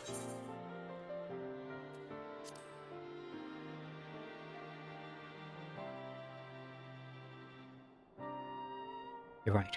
What did I expect to achieve challenging them without any help at all? If we fought together, things would have turned out differently. He would take another measure and flash black magic, me nullifying their attack with my healing spells. I truly was a fool to assume all black magic was evil. I should have seen that as powers that can be harnessed safely, just as it is by you. I apologize. We have lost our only lead, and this time it is clearly my fault. Please pass on my apologies to Lila. My actions were unbefitting a birth of the Seaseer Council. I shall take my leave. I need to reflect on my actions.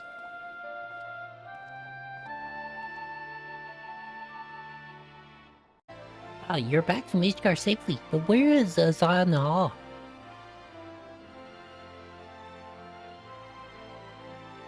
Let's see, if nothing else, you have stopped more pools from joining them at the cursed cult. I can only hope that Zion Hall can see it that way. The fact that the Divine would travel so far as Ishgar in an attempt to recruit new members speaks volumes of how desperate they grow. How focused I almost forgot. I was able to decipher the final remaining spell of the Book of Thal. No, though you might not welcome a nice magic after the frigid winds of Corthius, I'm certain you'll find this frighteningly powerful addition to your repertoire. I doubt the Divine can hold out much longer. They'll be forced to use everything they have in the next fight. They cannot risk being drawn into the protracted war of attrition. Should we defeat them, we can finally recover the Book of Thal and uncover the magics within.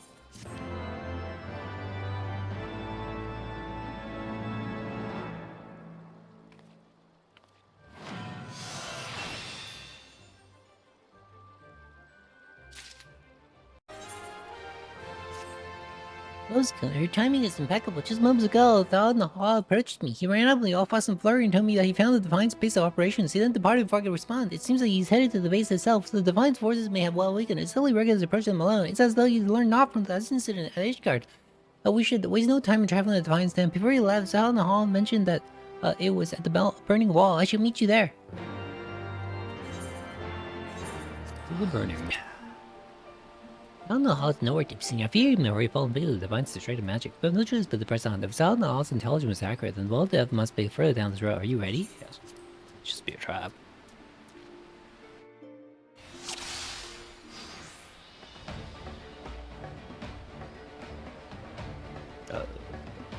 Pursue caution? Well, I ain't interested.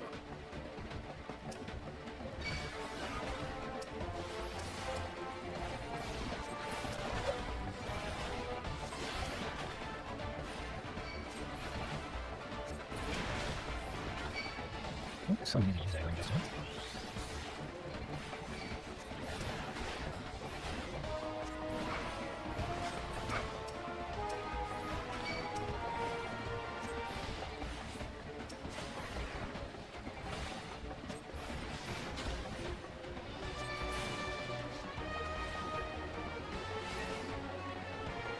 Oh.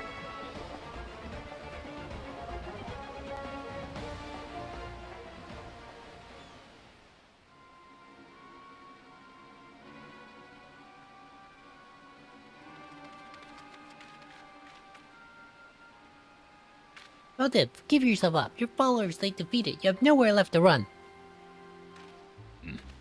There's no need for me to run.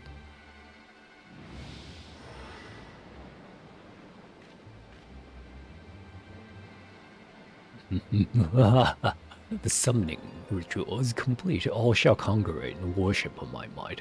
I may not have been power enough to rule this world alone, but with this void center under my control, followers will flock from across the realm to kneel before me. That void kid's colossal. Whatever could he mean to summon? All death, stop. Whatever comes to that portal, you'll never be able to control it. Marcus, I summon thee. Present thyself and be bound to my will.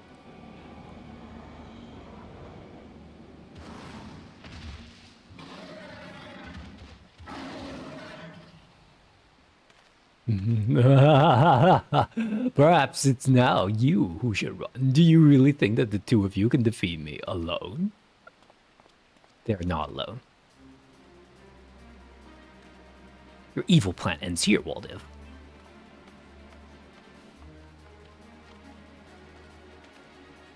Huzzah, where were you? Fool of a mage you are, lost to reason, and shall be shown no mercy. Prepare yourself, Squawk. Here we are in that dead end. Your schemes are, Squawk. Roscoe, we are here to help. Assist, help.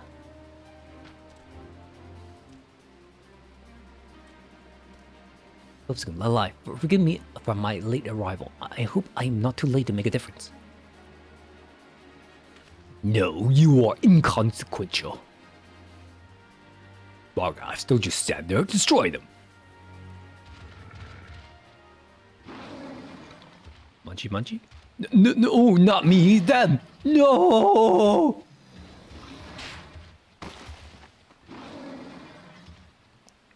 Should have ate him. Zorian, defeated by the very creature he summoned. It comes as no surprise. He was playing with forces far beyond his reckoning. We're doing this thing or not? We can discuss it later. First, let's deal with this voice end.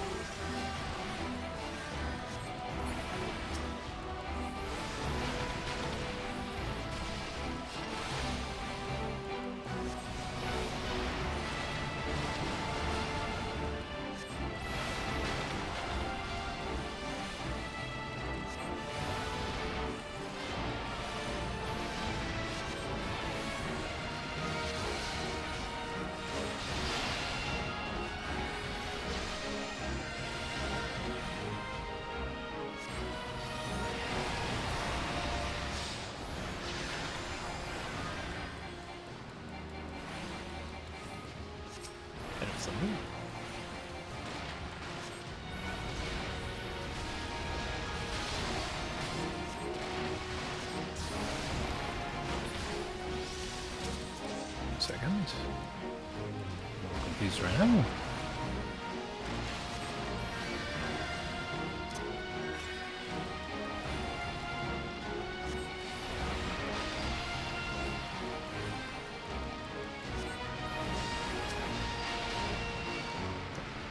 I seem to be very stuck.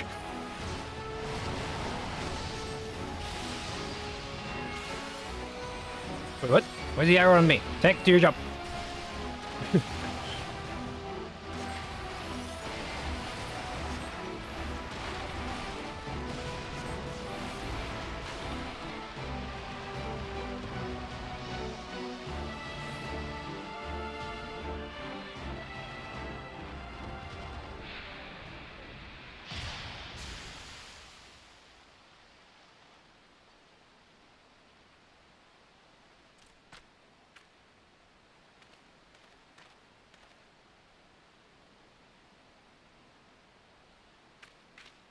You could not have arrived at a better time. We thought you were lost to us. Did you think that I'd rush in alone? What manner of fool do you take me for, to think that we'll repeat so grave an error?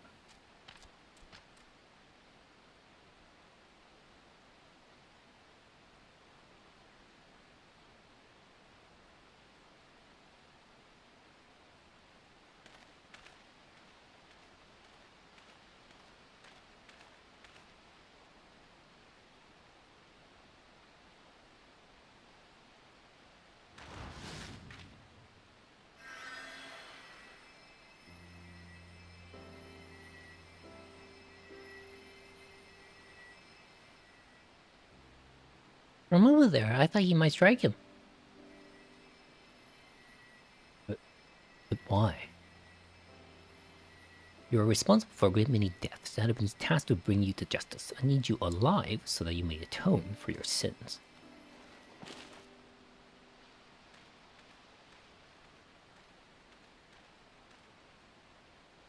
Obscure ally, I owe you my thanks. First, I must see Woldev's incarceration, but once that is done, I shall return to the Melmoth Sacrarium and thank you properly.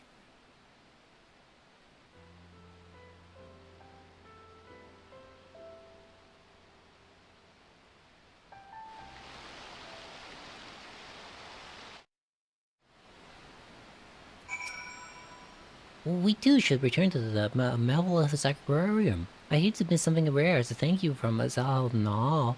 But first, you must speak with our Beastman companions. This is a valuable opportunity to rekindle our relation with them. It will be a folly to waste it. Okay. But why are you up there? You'll all fight together again. It was a hard fight, but fun, enjoyable, satisfying, fun. Until we meet again, Volpscombe.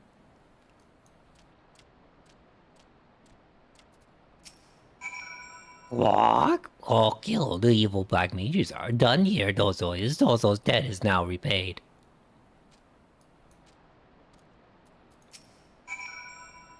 It is well, the man who was brought to justice. I harbor no regrets. Wolfscoon, my friend, though we may be of different lines, the bonds we share cannot be broken. I hope we can all meet again.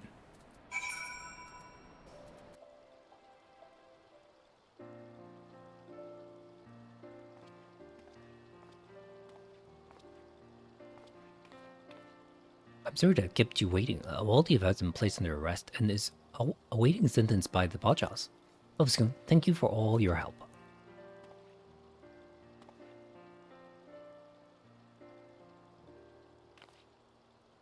The Book of Law was amongst his belongings, while I entrusted it to your care. Are you sure? You've made your views on black magic very clear. Our recent battles have shown me that black magic itself is not evil. It indeed only be used in the right way, in pursuit of the right goals. You have shown yourself to be noble magi with pure intentions. I trust you to use the knowledge within this book wisely. That being said, I am a conjurer. Were I to witness black magic used with ill intent, I will not hesitate to take action. Even if it were you, Lalai, I will hunt you down without mercy. Come now, Lalai. Can we have any fun? Huh. You would do well. Do not forget that my order still considers your black magic forbidden. But if there is more magi like you, I hope this might become the first steps towards a world in which both healing and destructive magics can meet on the battlefield, not as enemies, but as allies.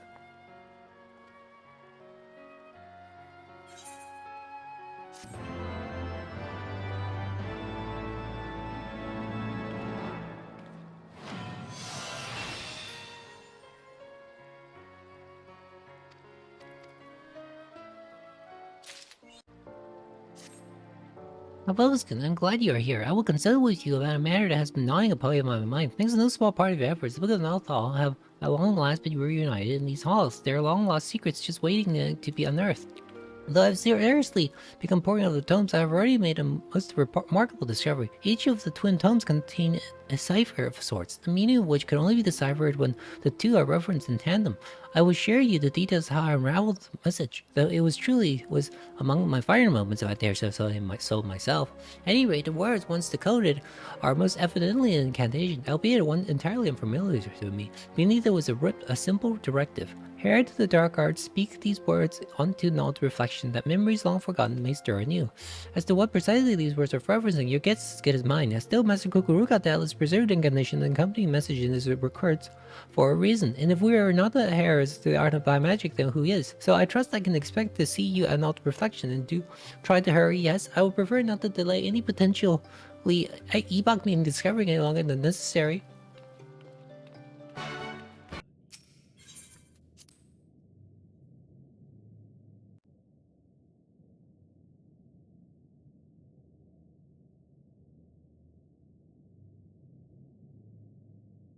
That is all you need to know. When I give the sign, you are to chant the words precisely as instructed. Understood?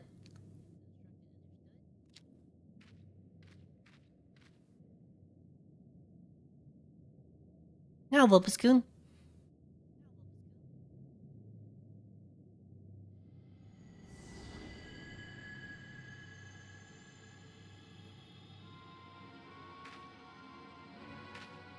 I lied.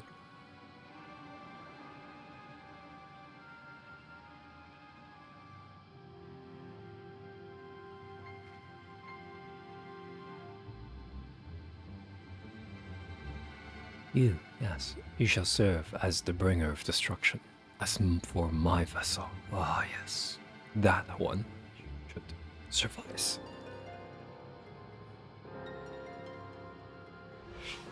Oh, well, I know.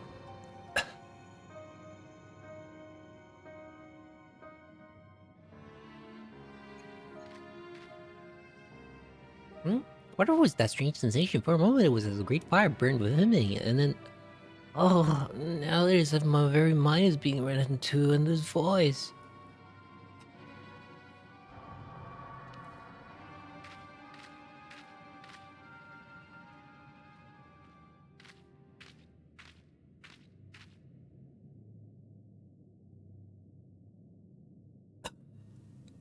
Well. It was good to walk there for the first time in 2 millennia. Seems like old Coot proved himself useful after all. If he hadn't kicked it, I'd find him and give him a pat on the back.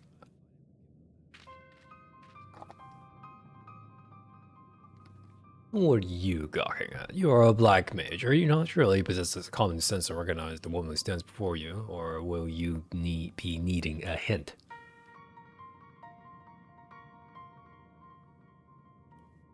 Some would call me Death's handmaiden, but I always find that particular epithet so needlessly morbid. Although, technically speaking, I am but a manifestation of a memory. You may call me by the name I use in life. Shatoto, at your service. But I jest, of course. It's you who are at mine. I must say, what is it with black mages today and these unwieldy hats? Do they truly believe it makes them look more imposing, or are they merely compensating for something? In either event, I have no need of such adornments. Disgracing the hat.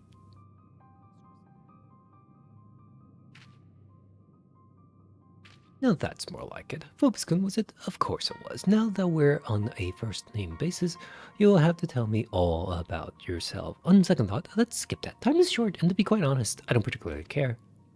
At any rate, as I might have mentioned, I am not the true Shatoto as she once lived, but rather a manifestation of her memory.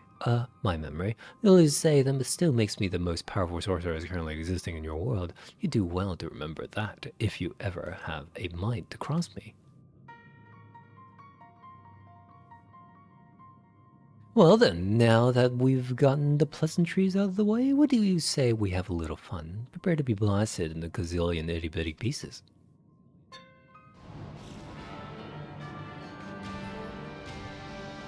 Oh, come now. Must I spell everything out to you? I must know if you're sufficiently adapted to live arts to help me forestall impending doom.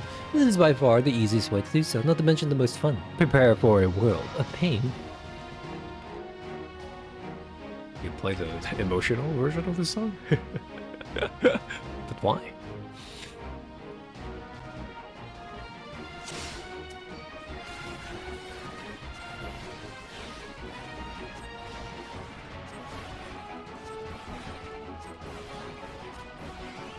This is working on some shit. Casting those.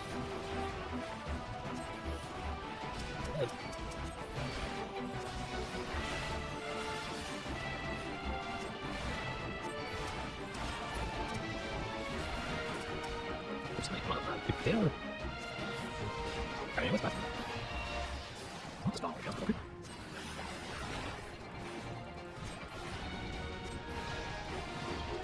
Okay.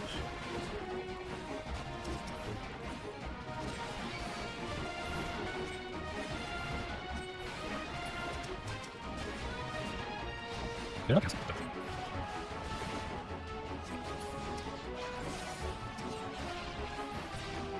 Let's see. Use the order of casting there.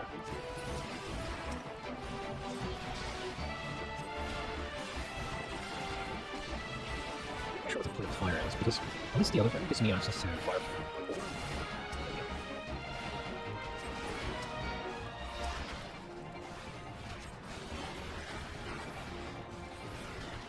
Oh, I think we're getting GG'd here, whether I like it or not. Because I cannot stop this. Jeez. She seems very into this death and destruction thing.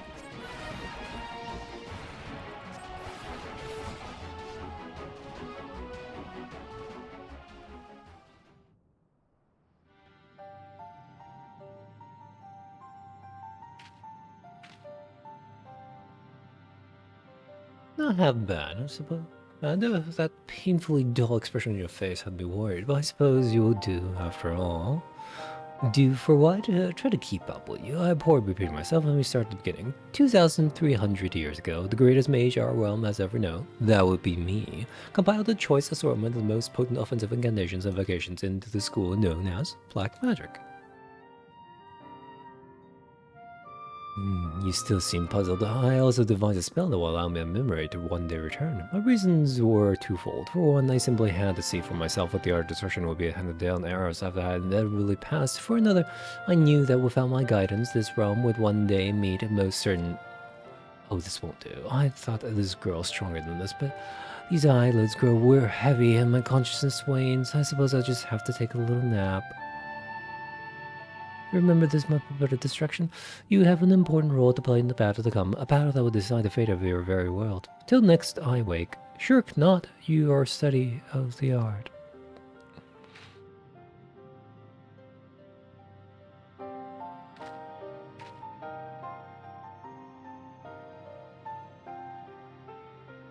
Lobscoop, where are we? It is as if I woke from the strangest dream. And yet my every limb remains as if my respite were more exhausting than the fierce battles. Did you perchance observe anything odd to happen to me?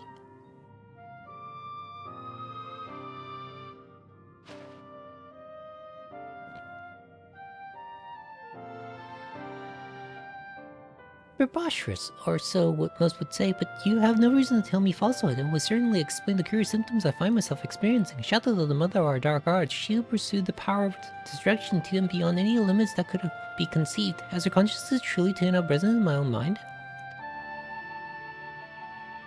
It is no use, I call, but she does not answer. Whether she slumbers or simply deigns not to answer, I cannot say. I feel I'm at something of a loss. Let us return to the Sacrarium and clear our head. Perhaps the answers we seek will yet reveal themselves to us.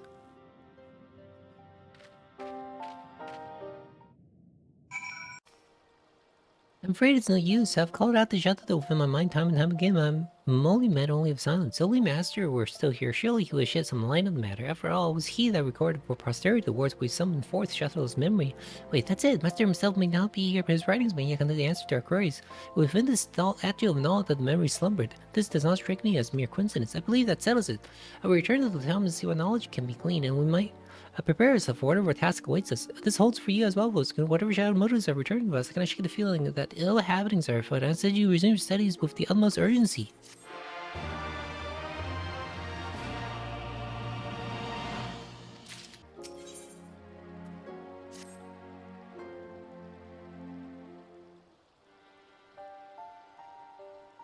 All was good. For better or for worse, it would seem Shatata is still enjoying herself a peaceful slumber. In the meantime, must say that the books of Nathal have proved rather enlightening. In particular, I was surprised to learn that while the statue of Naut's reflection is relatively recent construction, in historical terms, of course, the goblet it holds in its hand is quite ancient. It would appear that it was within the vessel Mistress Shatata's soul was sealed away. Master's records goes on to state the inner surface of the goblet is inscribed with a message in the glyphs of the ancient Mach. It reads, ah yes, here it is. The power of destruction did rend the baleful star, and peace doth reign near and far. Yet 23 centuries hence shall it come anew, and certain doom is sure to ensue. A prophecy of sorts, it would seem. It has been roughly 2,300 years since Shatato founded the Black Magic, which means it is entirely possible she herself selected the inscription, but whatever sort of doom could the prophecy be referring to? I fear it is all rather cryptic. Hello, what's going on? I'll speak with the both of you at once. Of course.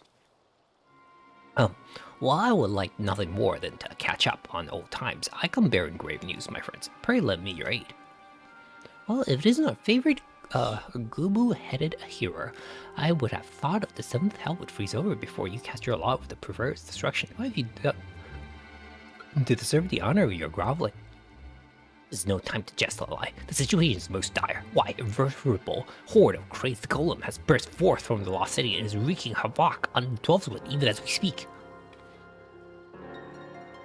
Whatever foul sorcerer led them to abandon their orders and run rampant, we cannot say, but one thing is certain, if we do not deal with them and do so swiftly, there's no telling what damage they may have inflicted on our forest home. That does sound like cause for concern. Very well, I suppose it would not kill us to put the matter of shelter to the side for the moment and... Wait, no, not now.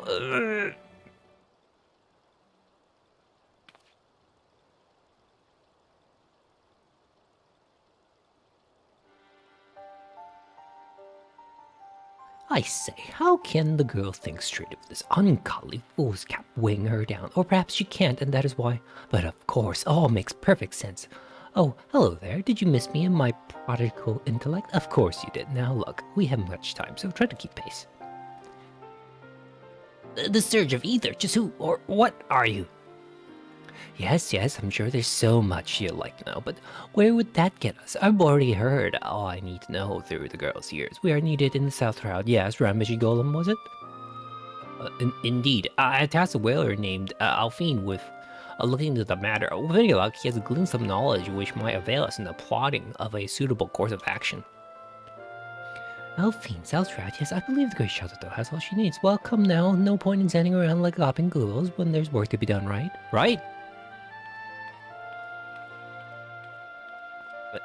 Shato, what was good? I'm most grateful for your aid. Do not get me wrong, but if there's anything you and Lala have been keeping from me, mark my words, I'll hear it of it in full when the task is done.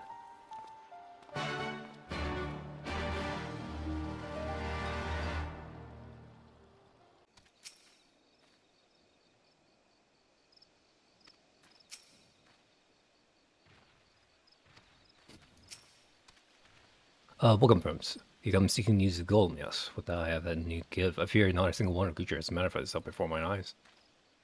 So you say, my good man, but it is possible that you do not see the trees for the forest. Sometimes that which we seek is right before us, and we need only attune our vision. Why, is it just me, or do I spy a number of curious stone structures peeking out from the bush? Yes, I have an inkling that our foe may be hiding in plain sight. But how is one to distinguish living stones from mere or ordinary type? Why, I do believe the former would take far less kindly to being scorched with a burst of hellfire, so the plan is clear. Yes, let's get blasted. Wait.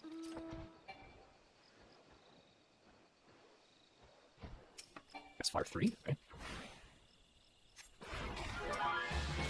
That fire 3 didn't even count, who's that?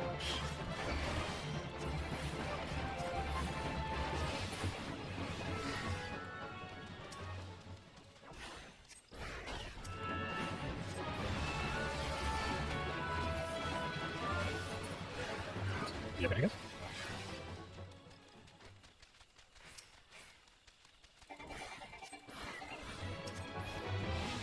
I think so, isn't it? Can you stop bullying one like this? I want you to turn something, don't do it. But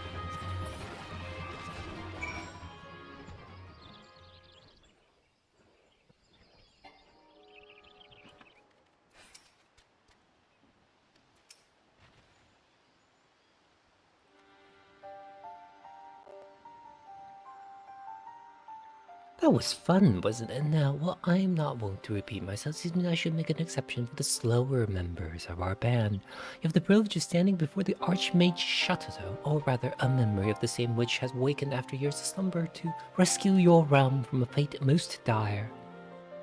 Slower? Lady Shato, if that is truly who you are, I cannot deny your arcane prowess, and yet there is much about this matter that does not sit well with me. Pray explain yourself. What is this dire fate of which you speak?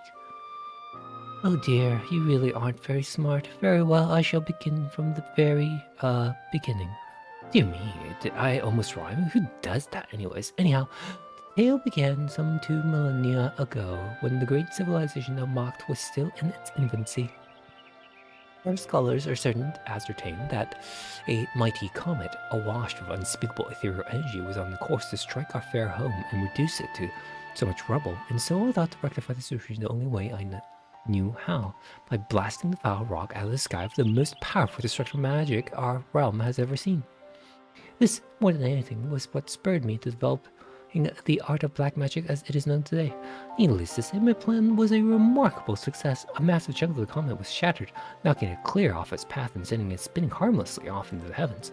This story, however, does not end here. Fragments of the meteor hurtled and embedded themselves in the earth.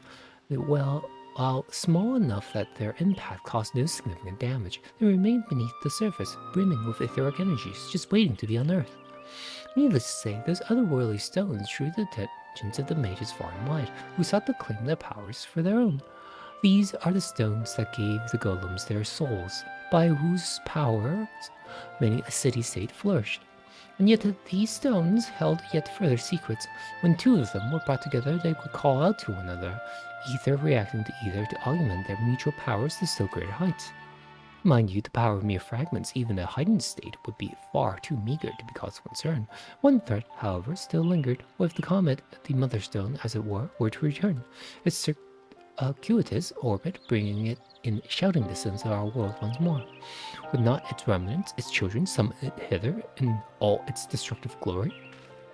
Preposterous! Did your vaunted black magic not knock the comet clear across the sky? What? It is simply inconceivable that its new path will bring it around back in our direction.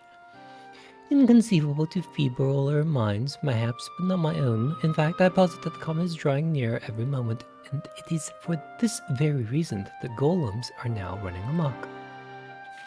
If left unattended, the implications for this world would be calamitous indeed.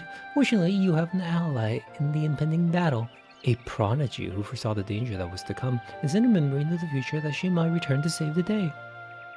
Do you mean to say that you predicted this threat would come over 2,000 years ago? Mind you, and devised an incantation for the sole purpose of allowing you to return to us in our time of need? I do believe I've already said precisely that. Of course, I did not do it entirely on my own. The spell would have been lost to history if crazy old Kukuruka hadn't dug it up when he did and recorded it for posterity. Dear la and Mova's Kunos have played their parts well. Oh, how wonderful it is when one's followers, against their natural tendencies perhaps, manage not to make a natural mess of things. I must admit, the whole story still strikes me as a bit far-fetched. I mistrust neither your motives nor your skill, Lady Shadow, but as a hero in charge over the protection of this wood, I cannot leave this matter to you alone. I will accompany you and offer what I can, but first let us return to Uda. I will hear more of the plan you propose before we take action. Must you? Very well. Just promise you will not get in the way. Now come along, my pets. I have a realm to save, and you are going to help me.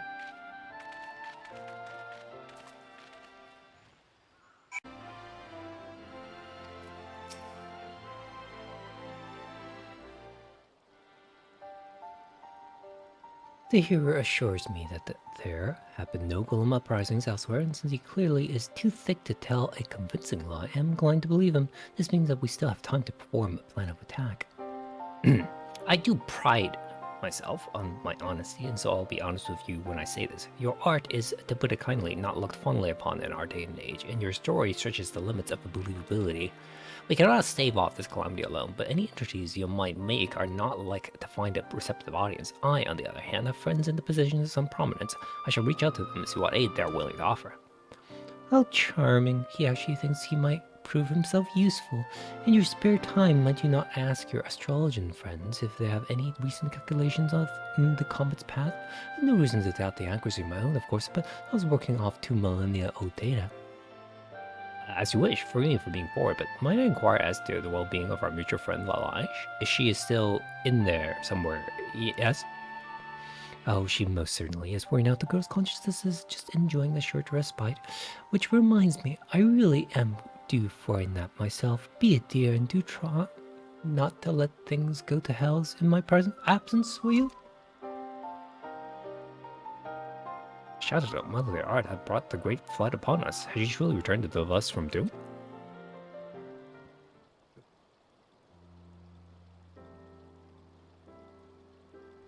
The progenitor of our esteemed art has chosen me as their vessel in the hopes of saving our world from a falling star. I can scarce imagine greater honor. Come, Vipscon, let's put our minds together and figure out how we might best do her bidding. Well, if we take our words at face value, Shadow has only the realm's best interest at heart, and yet I, for one, remain skeptical. Which is not to say I doubt her intentions, or yours for that matter, and yet we speak of the founder of the very art which gave rise to the War of the Magi and the Sixth Umbral Calamity. Could it not be that even in seeking to save our realm, she is like as not to destroy it?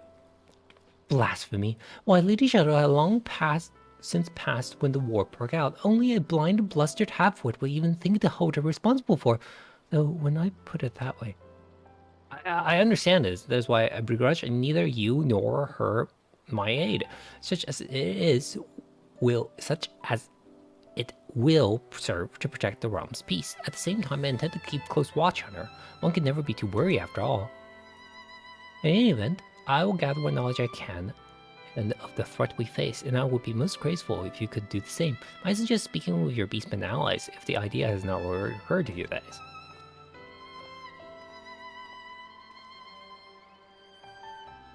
I swear.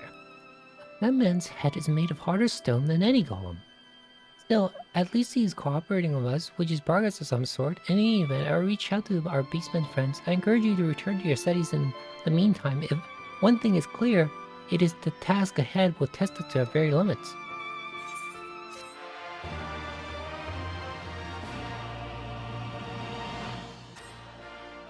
Bulbous-kun, after you have not been shirking your studies, Mistress Shoutout expects much of us and will not disappoint her. For my own part, I've called out to her intently time and again within my mind in hopes of conveying any and all knowledge that might avail us in staving off this impending disaster. If she does not respond, I have the distinct sensation that she is listening in some way or another. Doubtless she will return when she sees fit, but in the meanwhile, we can ill afford to bide our time, and so I have taken Zala Nahal's advice. I can just see the smug grin on his face as I say that I reached out to our friends. Moments ago, a post-Mugo came by with a missive from our friend Daza of the 269th Order. As luck would have it, it seems he had knowledge that might serve us well. To wit, reports of recent sightings of rampaging golems. I ask you to go ahead and see what he knows. I will call for that holier than thou here and join you surely. Not that I'm enamored of his company, far from it, but his insights have proven to be not altogether useless on occasion.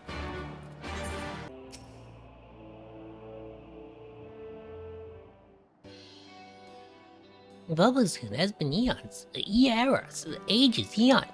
I heard the spirit of the legendary shadow comes alive again inside Lalai, but could this wondrous tale possibly be true?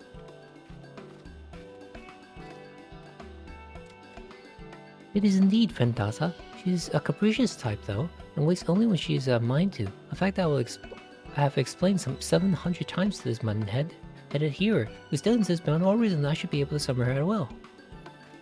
You do me discredit, Lalai. I merely suggested that if there were some means by which we could summon Shatato at our own convenience, rather than waiting for her to come forth of her own accord, it might serve us in facing the dangers ahead.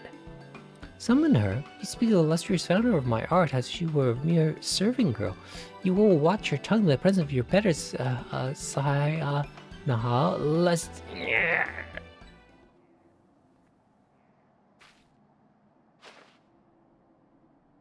I meant no disrespect. I do not deny the power of your art, nor the good it can do in the right hands. I am simply...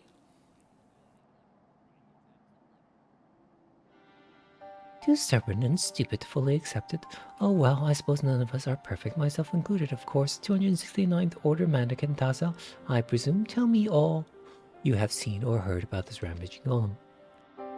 Are my eyes to be believed, trusted, sworn by, believed? Is this truly the great Sharato who stands before my eyes? Yes, yes, it must be. I mean, but of course, my lady. Yes, his Daza will tell all he knows. I saw a strange golem, curious, strange, wandering in the tangle, and that is not all. It was no ordinary golem. No, but rather the same one I saw in the tome handed down my forebearer, Daku, a golem Mage had mocked. One of my own creations? Why, that is simply inconceivable. I designed them to be utterly rampage-proof and led copious instructions ensured that my loyal servants and their apprentices and so on and so forth would see that they stay that way. Mayhaps your followers were not so diligent in carrying out your orders after your passing. We all know of the chaos and destruction wreaked by the Mahi sorcerers during the War of Magi. I suspect that poring over age-old documents and the upkeep of golems is the least of their concerns. Forgive me my doubts, Lady Shotaro, but you seem quite partial to your creations and your countrymen. If we were to find ourselves locked in combat with a golem and Mach, do I have your assurance you would not hesitate to strike down our foe? You do not trust me. Trust us. This I know. I am not deaf to the lie's ceaseless grumblings. So be it. You cannot help but being a simpleton, no more than I can help being the greatest intellect in my era. That old Kukuruka told me what became of Maki after my passing, when he communed with me a century ago. You think I denied the sense of destruction caused by my descendants? With the art I myself wrought, no less? Of course not, for I, unlike some of my present companions, am not a bloody fool. To be even a fool must understand that a tool is only as good or as evil as the one who wields it. So answer me this, what could I possibly stand to gain from standing idly by as my own creations wreak havoc on the realm I once called home? I will grant that there is some sense in what you say. In any event, we thank you for your assistance, Daza. Rest assured that we shall see to the rogue golems before any harm befalls you and yours. To the tangle! Does that overdweller never lighten up? It must be so tiring living each day carrying around a ring of solid stone. Burdensome, worrisome, tiring. You can say that again, my synonym-abusing friend. Lipscomb, you know the man better than I, and for that I pity you. Is there nothing we can do to buy ourselves a moment's respite from his inane cripplings? Whatever do you suppose is bothering his puny mind?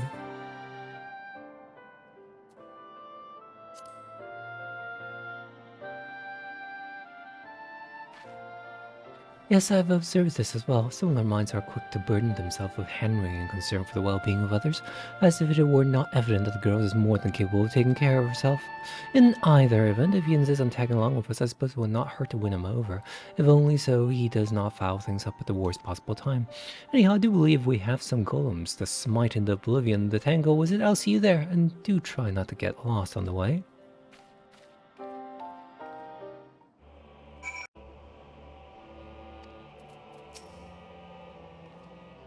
These lands were far more dry and agreeable in my day, but I suppose much can change in 2 millennia, especially without me around to keep things in order. There's no time to get caught up in the nostalgia. We have golems to smash and search for, not necessarily in that order, I suppose. Yes, I can send particularly strong etheric energies coming from that direction. I will accompany Shadow to ensure that she remains focused on the task at hand. Might you survey the area south here? These environs afford our force new and the hiding spots, and I'm ill inclined to walk into an ambush. What you say?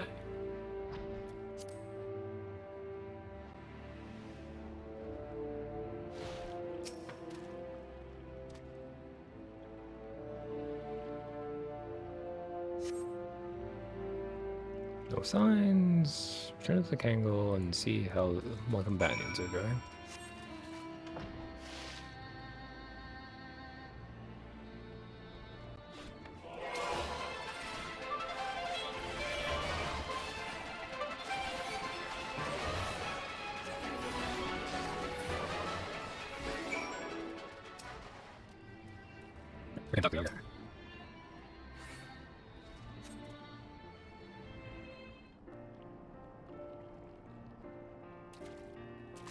Ah, if only this body were my own, I would have raised that oversized block of stone to the ground.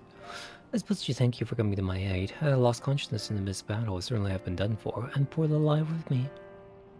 No, Lady Shadow, it is I who owe you a debt of gratitude. Had you not drawn the creature's initial strike, I was sure I met an inglorious end, but that is not the least of my failings. It is my fault, mine alone, that we were caught unawares, so it shames me to say so. My eyes were on you when they should have been watching out for the enemy. Who is this sorcerer who wields such frightful power? Does she truly mean to save our realm, or will she destroy it? These thoughts continue to haunt me, but no more. Seeing you risk your life for me, a humble hero you have just met, I say this with no reservations. You're a paragon of virtue and a model of all mages, white or black. Why, I do believe those are the most intelligent words I have ever heard you utter yet. Keep talking like that, I might yet learn to tolerate your presence. If you think that means I'm going to give you your precious ally back, you best think again. We still have a falling star to fend off, do we not? My precious Lala? I have not the slightest idea what you might be implying. You wouldn't, would you? Ha! Was it not your grand dream to see the white and the black, the arts of healing and destruction united for the common good? So says Lalai. At the very least, is the girl not an invaluable piece of furniture? Future, you would realize? This is all well and true, but invaluable and precious have different connotations, but mayhaps not in your time, but the meanings of words evolve over time, you see, and what I'm saying is, of course Lalai is a friend and an ally, but not the same could be said of Volskin here, and which is not to say I do not want to see her again, of course, only that, oh, never mind. Anyway, I do believe we're done, and all we can here, Lady Sheltato. Please forgive me for, having doubted you. Henceforth, I promise that I will aid you in whatever way I can. With that, I do believe I must be off somewhere.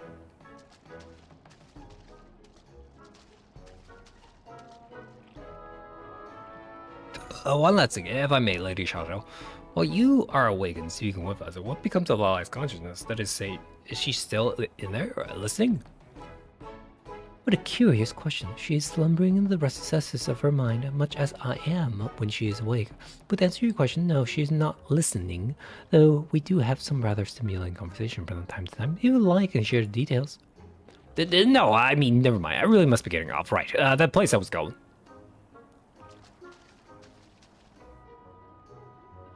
What a curious man. At any rate, I feel my consciousness beginning to wane. The lie will be waking her from slumber ere long. I'll return to Uda before she goes, suggest you do the same. Your friend has much she wishes to discuss with you.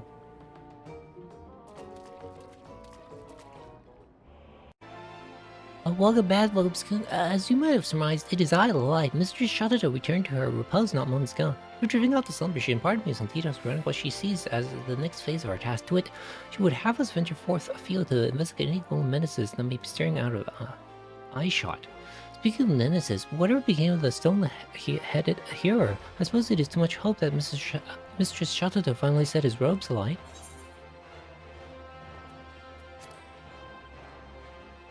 I will assume I misheard you, Vobskin. On the off chance I did not, pray inform the man that he had best not act upon these feelings in my presence, lest I feel like scorching his precious flowing locks from his scalp.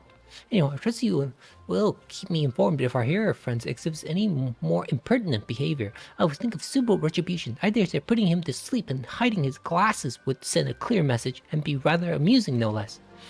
In any event, I should return to my research, as should you. Shadado will be doubtless call upon us before long, and our powers must be primed for the occasion.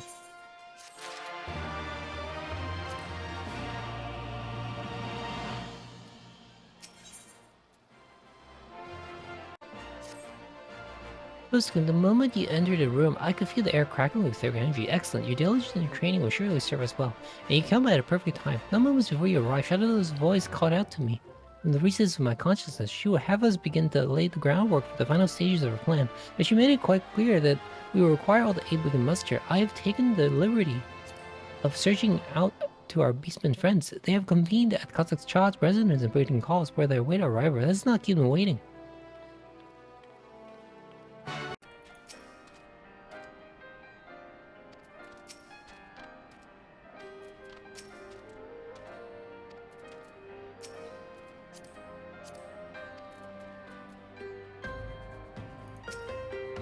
My friends, thank you for coming together on such short notice. Mistress Shadado would have you know that she is most grateful for your cooperation. In fact, I do believe she would rather speak to you directly.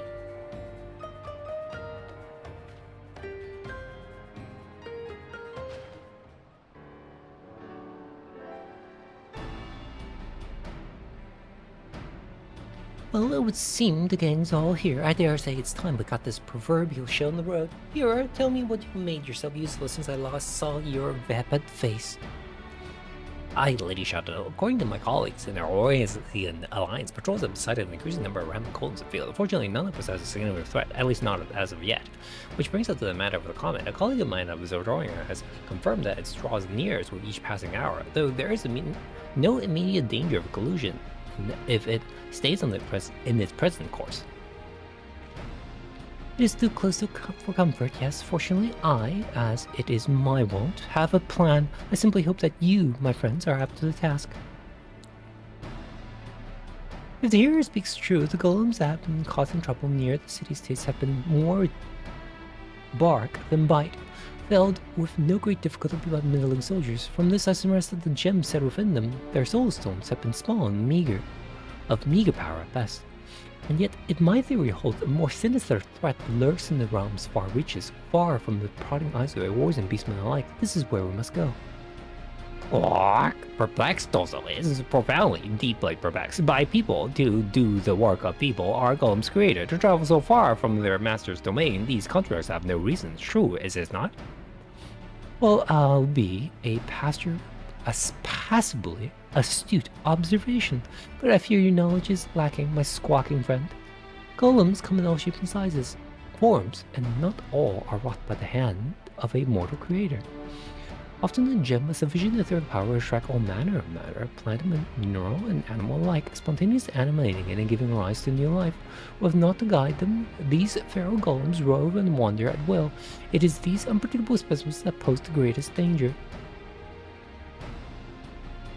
The larger the gem that serves as their soulstone, the greater their power, and the greater the threat when a comet draws nigh, it will appear our task is clear. Let's split up and tend out these wild nations. As we join our beastmen friends and make for the west. I will leave the eastern reaches to the two of you. I trust you will be able to defend it for yourselves. There's one matter in particular I will ask you to investigate. My friends at the Alliance conveyed to me a most curious report, which Lady Shelter of the Wars just now put in a rather different light. Over in Great Albania, in the hamlet of Alagana, villagers claim sightings of, in their words, trees that walk like men. These have gone entirely uninvestigated, written off as the delusions, fantasies of superstitious common folk. But if Lady Shelter speaks true, which I do, they are golems beyond the slightest shadow of a doubt. Were not for Vobskun, I will uproot them and reduce every last leaf and strip of bark to a smoldering ash, won't we, Vobskun? I will leave the particulars regarding the means of destruction to the experts. I, however, have procured a link board that might better coordinate our efforts. Pray take it with you. And with that, I do believe we are prepared, as we could hope to be. Let us be off, my friends. Remember, Shotako missed. I am but a link call away.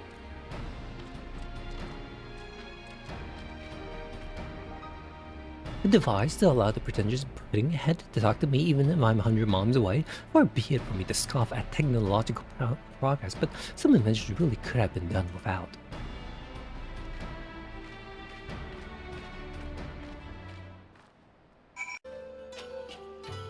Oh, interesting. Well, Mock has devolved into a vermin-infested bog. Gearbania is, if anything, looking more lively than I remember it.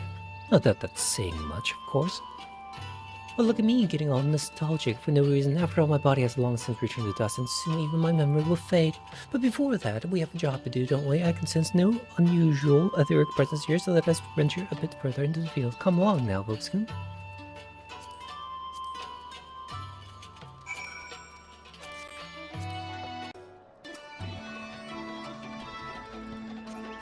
Kill them.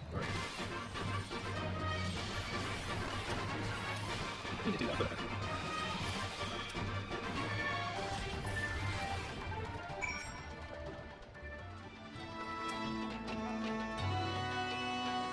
Did you come upon any wood golems, Fusen? As you can see, these two had the misfortune of coming upon little me, but that is not what I saw. Yes, was most remarkable and most horrifying sight.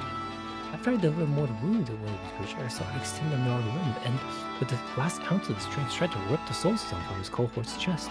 Yes, I was seeing these fair golems have no qualms about cannibalizing each other, which has led me to quite a frightening conclusion to it. Oh, of all the whatever could that for, I'd fool one at a time like this. Yes, it was something to report and make it quick. What? Yes, it would be wise for you to make a discreet retreat. We will do the same.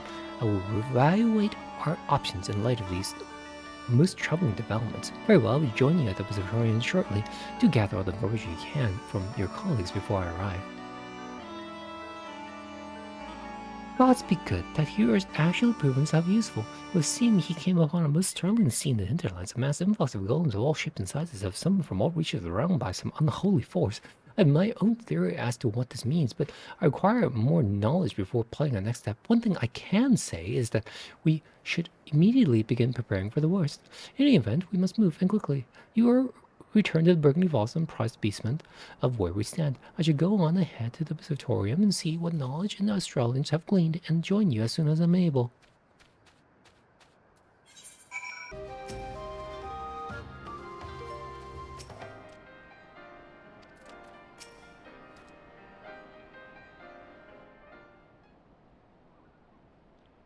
Friends, comrades, brothers and sisters of the Black, we stand at the brink of the disaster, most dire. Even as we speak, our foes grows in number, beings of sentient stone and wood gather, summoned by an unknown force and united by a common purpose, a purpose beyond our understanding.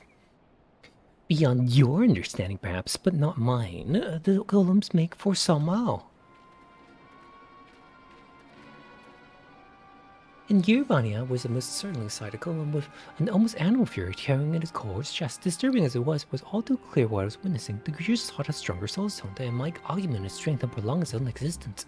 But the power these creatures seek is not limited to that which they can harvest from their own kind. No, they are forever in search of a more potent etheric source, and they have finally found one. The astrologers said that the historians have confirmed my worst fears. The baleful star of our past slowly but inexorably changed its course, bringing it closer and closer to the star. It is as Lady Shelton says, the golems calls out for it, beckoning it ever closer. According to the latest calculation, any further adjustments to his path, and it is all but certain to strike Eorzea head on.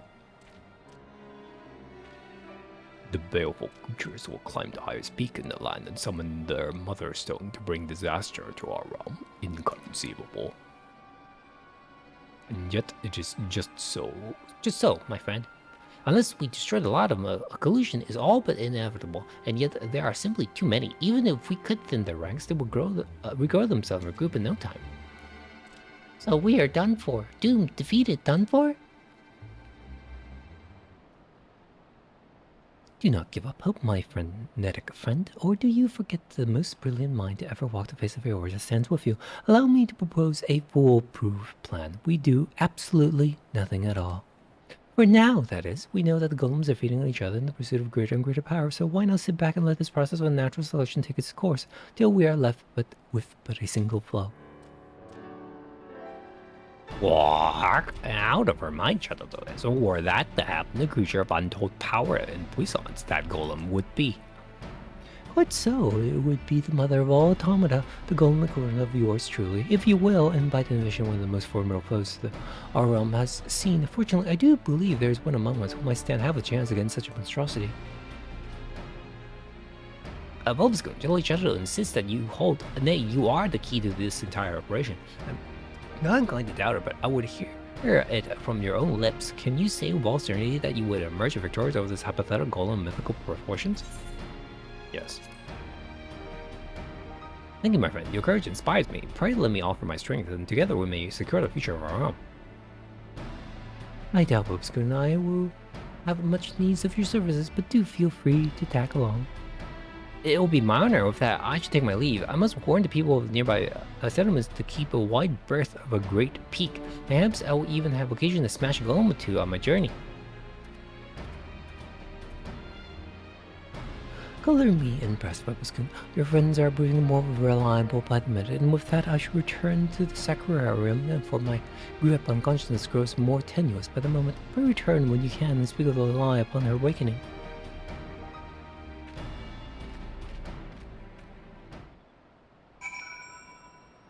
Bulbscoon, I have called out the Shadowtail, but to no avail. No doubt she is deep in slumber, gathering her strength for the battle to come. She did, I relieve a message for you. Slack not in your training, my puppet destruction, for your powers will be tested as never before. That is not ominous in the least now, is it? In any event, I trust you will be up to the task.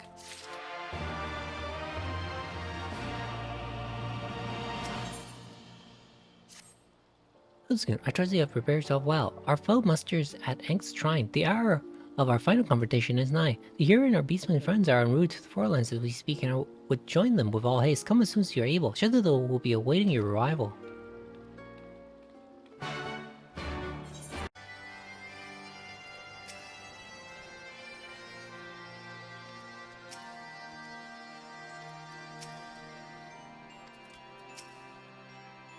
Oh, I thank you so very much, Halai. What with my own corporeal form having long since faded to dust, it is an honor and pleasure to see my legacy carried on by women, men, and beastmen after my own. Oops, was I just speaking aloud? You can stop gawking anytime now, or have you forgotten that we have an army of power-hungry golems bent on destroying our realm to dispose of? Fortunately, I have already formulated the perfect plan to attack. You three will cede to the stragglers still attempting to scale the mountain. I trust you can handle that much. The hero Bulbscoon and myself will scale the mountain, where the oversized augmented agglomeration of golems surely awaits us. If I may be so bold, Lady Shasho, I will proffer a small amendment to this plan. So Mile, as you surely know, is a holy place to all the dragons who call their land home. I am ill inclined to wage war without first obtaining their blessing. The elder Caesar told me that Bulbscoon was as a friend among their kind. My hands would be best if you sought the counsel of this Vidofnir before we proceed. I can't believe I'm saying this, but that's hardly the worst idea I ever heard today. After all, it could hardly hurt to add another powerful ally to our ranks. We'll wait for them. Lead the way.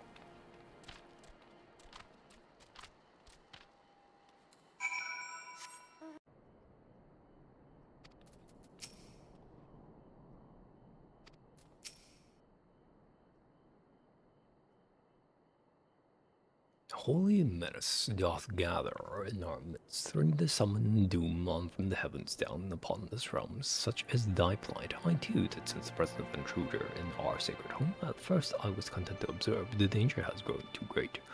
Warrior of warriors, if thou and I would take up arms against the common foes, thou dost have my blessing. Well, that's a ringing endorsement, if I ever heard one. Hearers, send word to our beastman friends we commence with the operation at once. There's no time to lose, Vobscum. Let's make for the summit and dispose of the abomination that awaits us before the comet gets too close for comfort.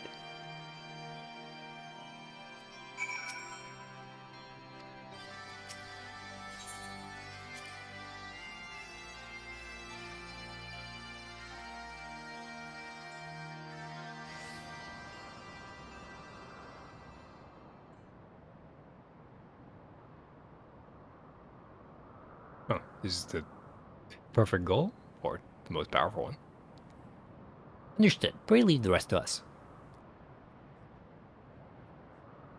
Lady Shashito, my colleagues from the observatory have confirmed your suspicion. On its current path, the falling star was still wide of us, if by the slimmest of margins, yet the path shifts with every second, bringing us slowly but inexorably to the brink of calamity. Call it a hunch, but I do believe this imposing fellow might be responsible. Well, I'm glad to see the obvious hasn't escaped you. At any rate, our task is clear. We need only reduce him to dust before we can summon his dear mother any closer.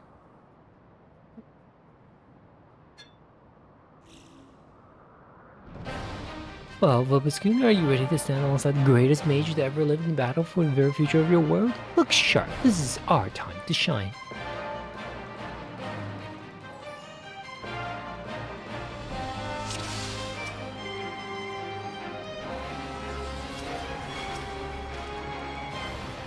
Open purpose.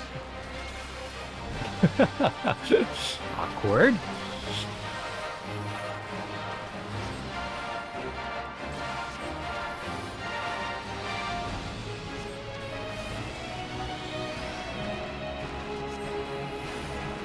I'm scared, I'm not scared.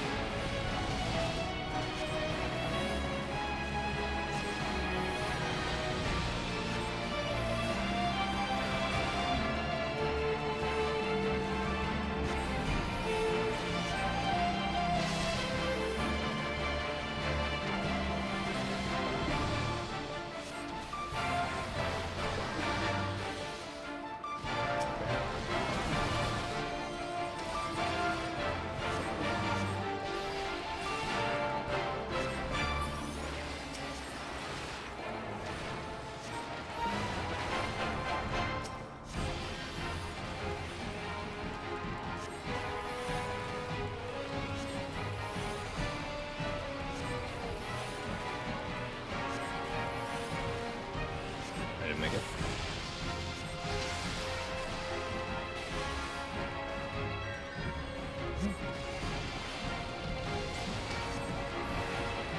Which is a flare, to be honest. I thought I had more time, I did not.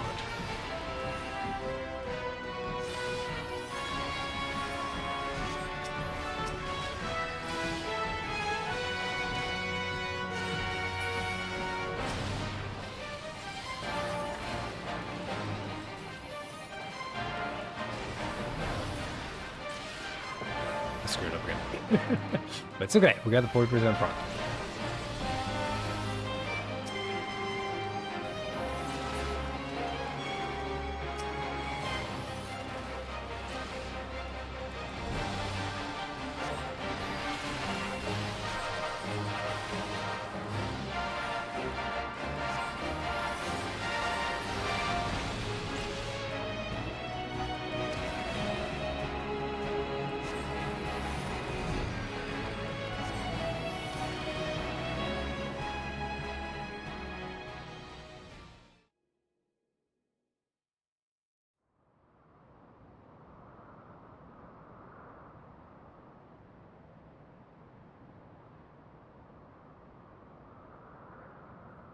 Victory is ours. I only pray it does not come too late. Perhaps if you had some black magic in your repertoire, but it is no matter. I have the utmost faith that Vobiscun and my efforts were not in vain.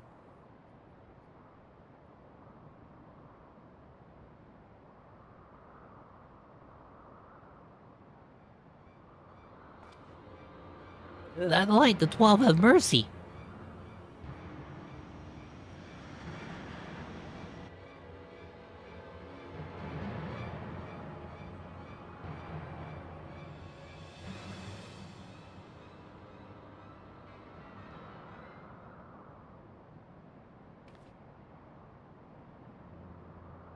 Here it comes, and there it goes. And with that, my friends, I do believe we've been spared a most crushing fate. Stand tall, Obscure. You and I just saved the world. I suppose I should thank you as well here for the doing a most remarkable job of not mucking everything up.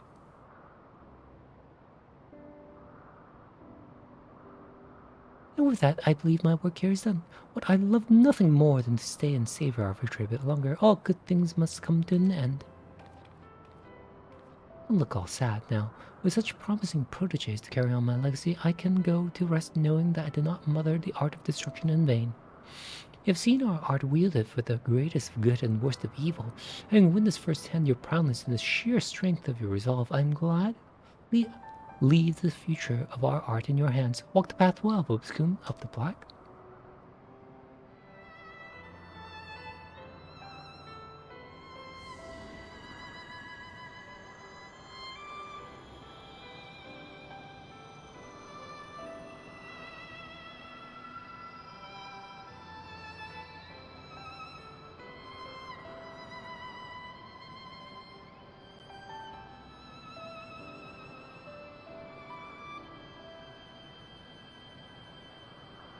That millennia from now, when we have long since faded to a dim memory, those who follow in our footsteps may yet wield their prodigious powers against any who would bring harm to our fair realm.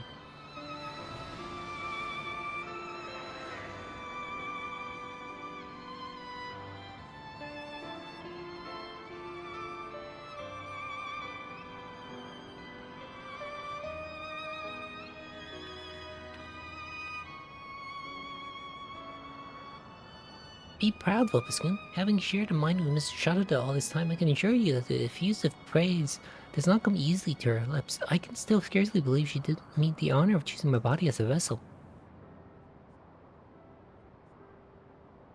Before meeting her in the flesh, in a manner of speaking, I had assumed Death's handmaiden was a little more than a witch obsessed with fire and destruction. It would seem that my impressions may have been an error. May have been? Does your prudish, pig-headed prejudice know no end? As charming as ever, I see. I dare say you could learn a thing or two from your esteemed forebear on how to treat a gentleman. Oh, is that so? I do believe I treat a true gentleman just fine, as Vobiscum here would know. At any rate, we are done here. Let us leave this uncultured boor here and reflect for a bit on how to treat a lady.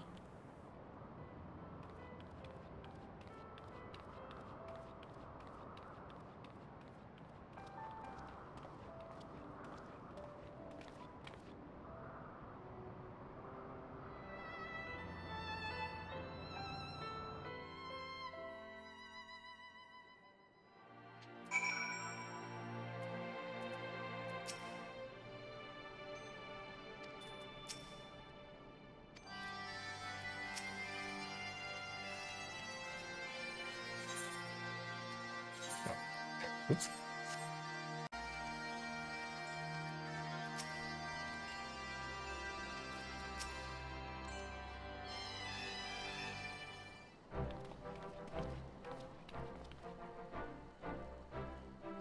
Many golems did come to scale the peak, but they come no more. Laid great low by our magics. The heavens too are calm. I trust your battle with the great beast ended in victory. Just so, my friend, not to boast, but even Lady Shadowdell was most impressed with our efforts. Is that not so, Vobiscum? 3 cheers for Shadowdell, 3 cheers for Vobiscum, 3 cheers for the art of destruction. Huzzah, huzzah, huzzah! Far be it for me to rain on your parade, but let us not forget that the healer in your rings played at least a small part in your victory. Quack! Happy Datases fly home to share the joy with his brothers and sisters. Also, well, you will visit Dozo again to share magical learnings, yes? Till then, friend. I too must take my leave, but now, know that even when we are apart, we always stand as one. Till next we meet, my friend.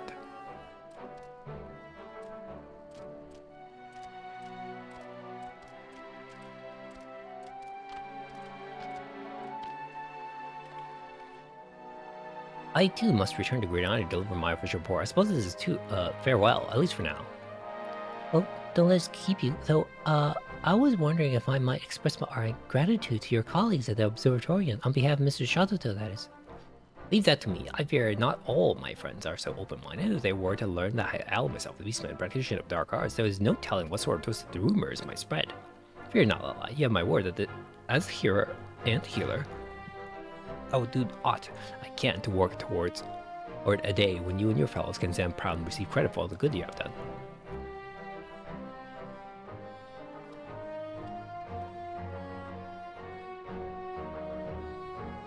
I could not bear to say this in his presence, but our hero friend has come quite far. When you say, I too would do everything in my power to make that day a reality. And with that, I do believe our job is done. Here, it's done. Shall we return to the Sakurarium?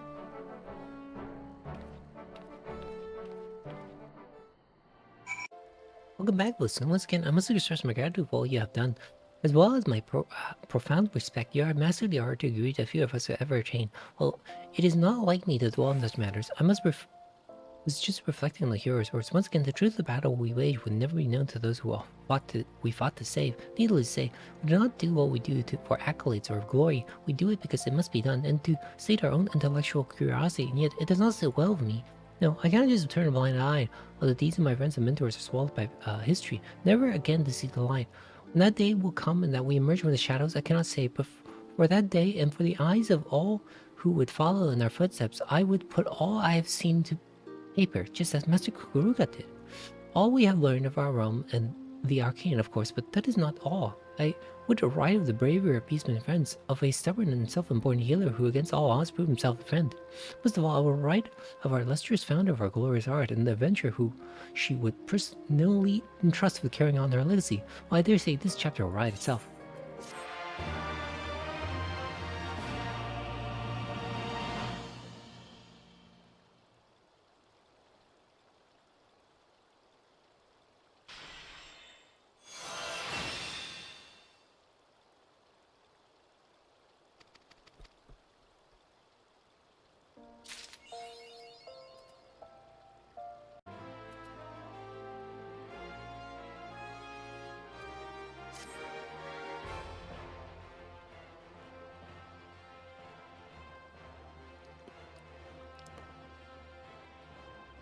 Welcome back to these halls, Phoboskin of the Black. I sense that the dark powers in you are ever burgeoning. Pray tell, where have your travels taken you since last we met?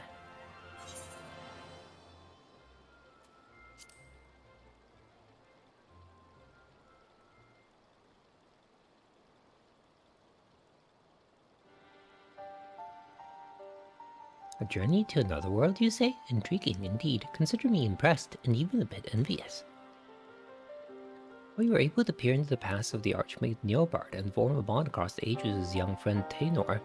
Though the circumstances are not entirely the same, I cannot help but think back to my own encounter of the great Shatoto. Speaking of which, I too have been keeping myself occupied. Why, I have recorded every detail we learned on our last adventure in writing, that we might preserve Shatoto's knowledge for posterity and avert any similar calamity that may threaten future generations. Just the other day, I put the finishing touches on the final chapters of the final volume, concluding Shatoto's departure. There's, however, one lingering... Well, fancy that. I come to check up on Lala here, and who do I find but our old friend Vobskin.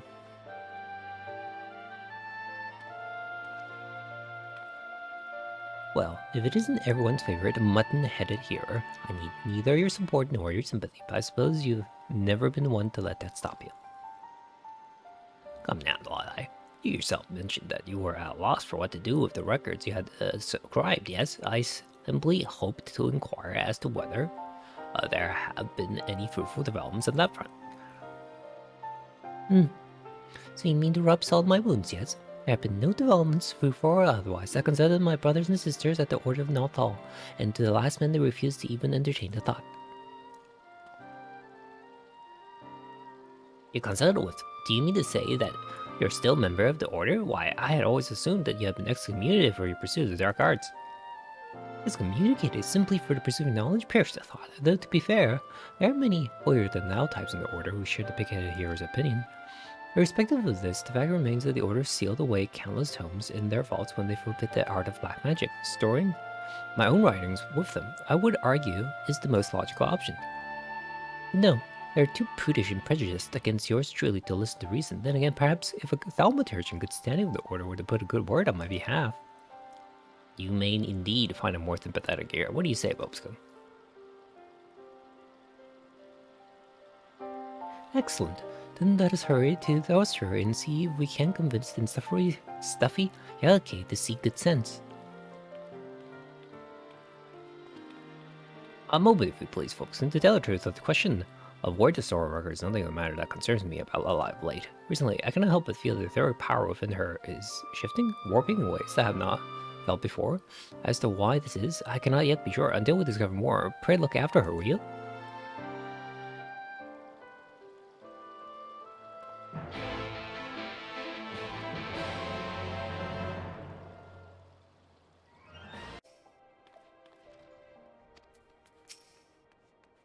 Well, this is an unexpected surprise, a not entirely pleasant one, though it is by no fault of my own. The unmitigated gall of you, Lalai. Did you honestly believe that dragging poor Vopskin here against his will, no doubt, will convince me to agree to housing your sinful scrolling in our archives? I've said it once and I'll say it again. Until the day you renounce the depraved teachings of Kukuruka, you will find no friends here. I will see these books burned before I give them a home here, for our sake and for your own. I swear, despite the pretentious monocle, you remain as blind as a bat to the big picture. Thaumaturge-Black, talk some sense into this overstuffed secretary.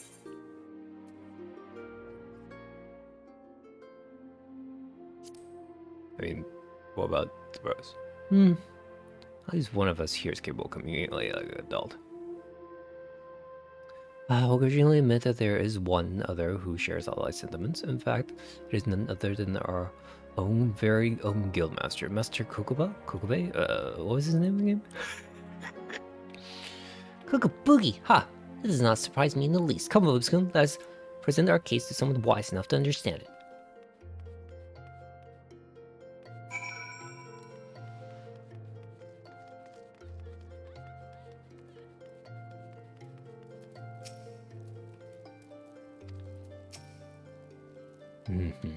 I was wondering what might be behind the screaming and stamping that echoed all the way to this chamber. This is a lie, was it? Yes, it is true. I find myself rather convinced by the young lady's argument. It is all but impossible for us to prevent any and all from setting the dark arts. Why then not keep this dangerous knowledge close at hand, where we keep an ever-watchful eye on those who would pursue it? And yet I fear that my own view is not a popular one. My power to influence the others is far from absolute. So I offer a proposal. Let us state our case directly to the head of the order. The prior is Dulala herself, that she might pass judgment. Dulala? Haven't I seen that girl for like ever? You and Lalai shall argue in favor of accepting the tomes, and those opposing shall argue against. Shall all go well, the priors will agree to propose, and the tomes will have a safe home. Yet the plan is not without risk. Should our argument be less than convincing, there remains a chance that Dulala may expressly forbid any further research. Why? If she is in particular foul mood, your very place in the order may suddenly become quite tenuous. As if there's a chance my words could be anything but persuasive. I accept. Pray summon the priors at her earliest convenience. Dula only appeared once in the story, or she actually did something. Well, that settles it. We best hurry and prepare our argument out of our enemy's earshot. Of course, come with me, Vobscombe.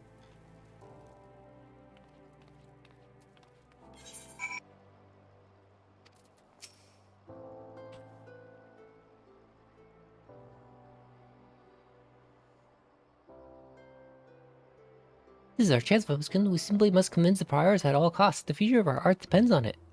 What was this curious sensation? Well, I knew something was amiss. Either within you is transforming in an unusual way. I must admit, I have not felt quite myself lately. My head feels as heavy as stone. No, this would not do, I'm afraid. I must insist that you submit to a full examination before the hearing commences.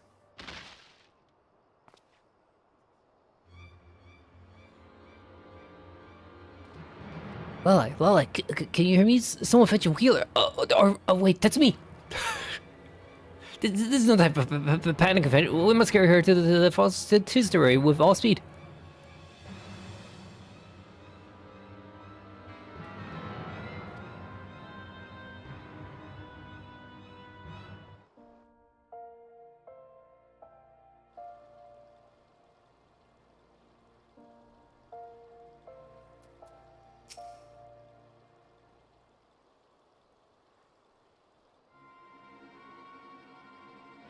I fear it is as I suspected. The etheric balance within her has broken down entirely. Unchecked her energy is not eating away at her from within. I can only assume that playing host to Chateau's memories have put a terrible strain on her, one that which she has yet to completely recover. Yes, it would seem that her mind and spirit are in mortal peril. Have you never witnessed the degree of etheric imbalance before? I do not suppose you have? I have, actually.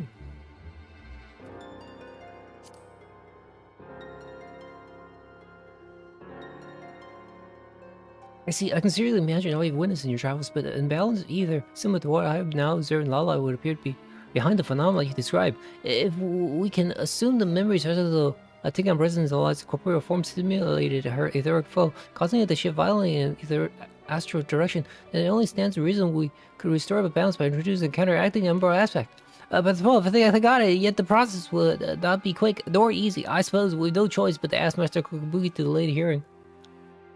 Delay the hearing? Have you lost your little wits you had? Why, if word got out that my condition was the result of my pursuit of Dark Art, it will all but seal ya case against me. What?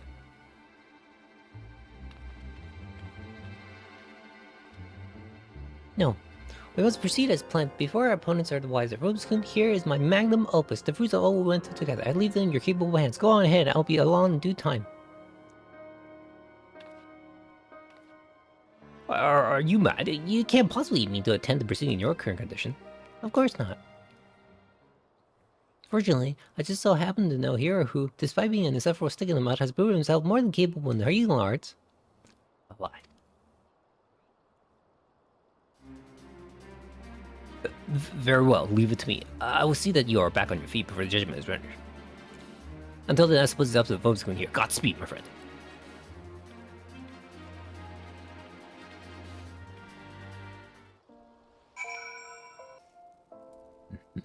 Well, I will be joining the proceedings a touch late, you say. That is most unlike her, to say the least. She doesn't trust our records do. Or well, with any luck, we'll be able to use them to our advantage. Now, allow me to see them. The Briars will be here all too soon.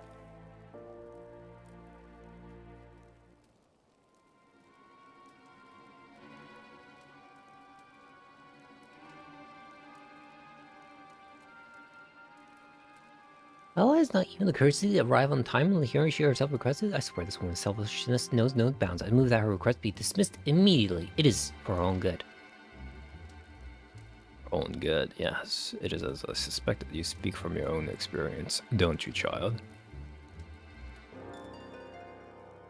I recall you, too, once took up an unpopular position in support of your erstwhile master, Muepo, one that earned you only the ire of your brothers and sisters.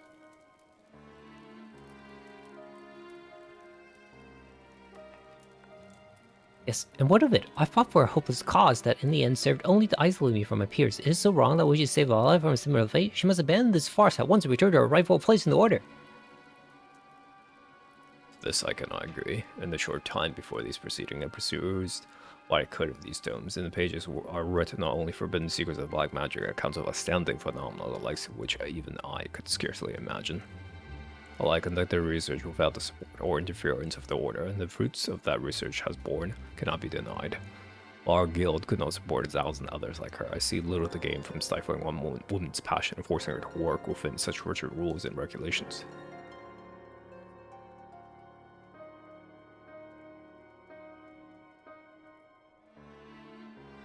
The merits of both arguments are not lost on me, and yet I must confess the degree of ignorance about the matter at hand. All know that black magic was forbidden for its role in bringing disaster to our world, and yet you still practice this art. Tell me, adventurer, is this magic as calamitous as the rumors say?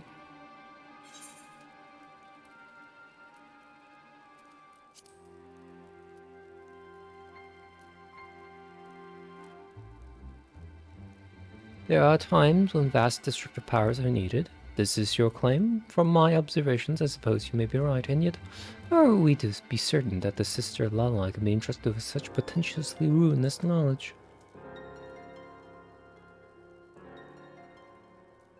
My apologies, Prize. By your leave, I would tell my tale.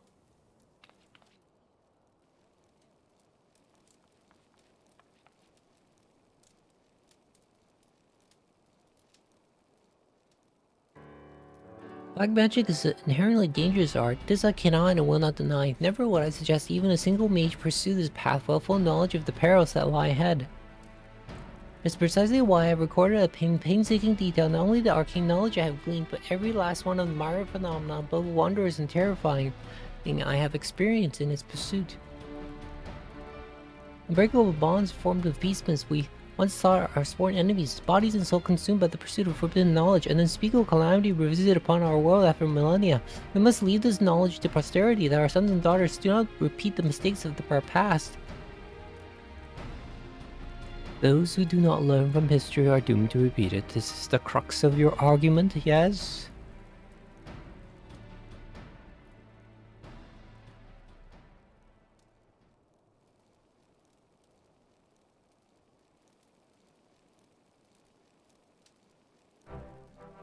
Very well. Master Kukabuki, I hereby order you to establish a research organization under the auspices of your guild to further study the impact of black magic.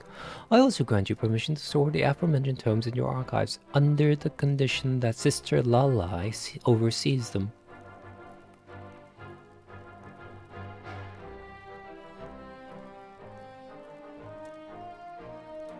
Understood. I will see that both the tomes and Lala herself find a safe home within our halls.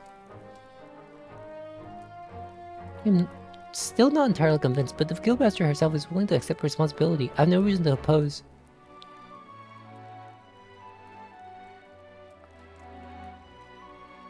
Priors Dulala, Master Kukubuki, I cannot thank you enough. Mark my words, you will not regret this decision. I will see to it that this knowledge is passed down as it should be, that the errors of our past will never be repeated.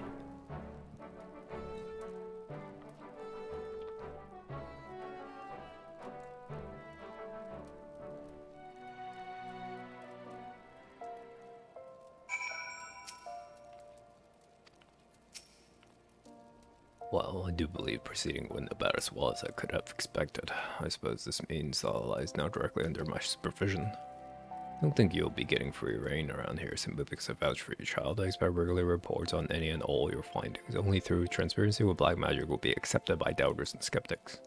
Understood. I shall begin to prepare my first report at once, but before that, there's another with whom I'd like to share these tidings. That is, by your leave, Guildmaster?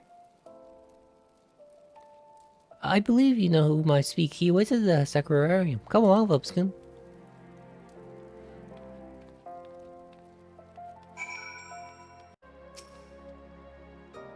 And so you see, I simply thought that, well... Whatever is the matter, Lala, this is your moment of triumph. I would expect you to be more triumphant. Of course I am. It's simply that, well, clearly I could have. I did not accomplish this on my own, so... Vupskin of the Black, and yes, you as well, as I in the hall. You have my deepest gratitude. Well, I dare say this has been a momentous day in more ways than one. Once again, Lala, my congratulations, and you are most welcome. And with that, I should be on my way. When next we meet, I would introduce my colleagues from Stillglade fame. Now that you are no longer a pariah, I suppose they would not be averse to exchanging knowledge with you.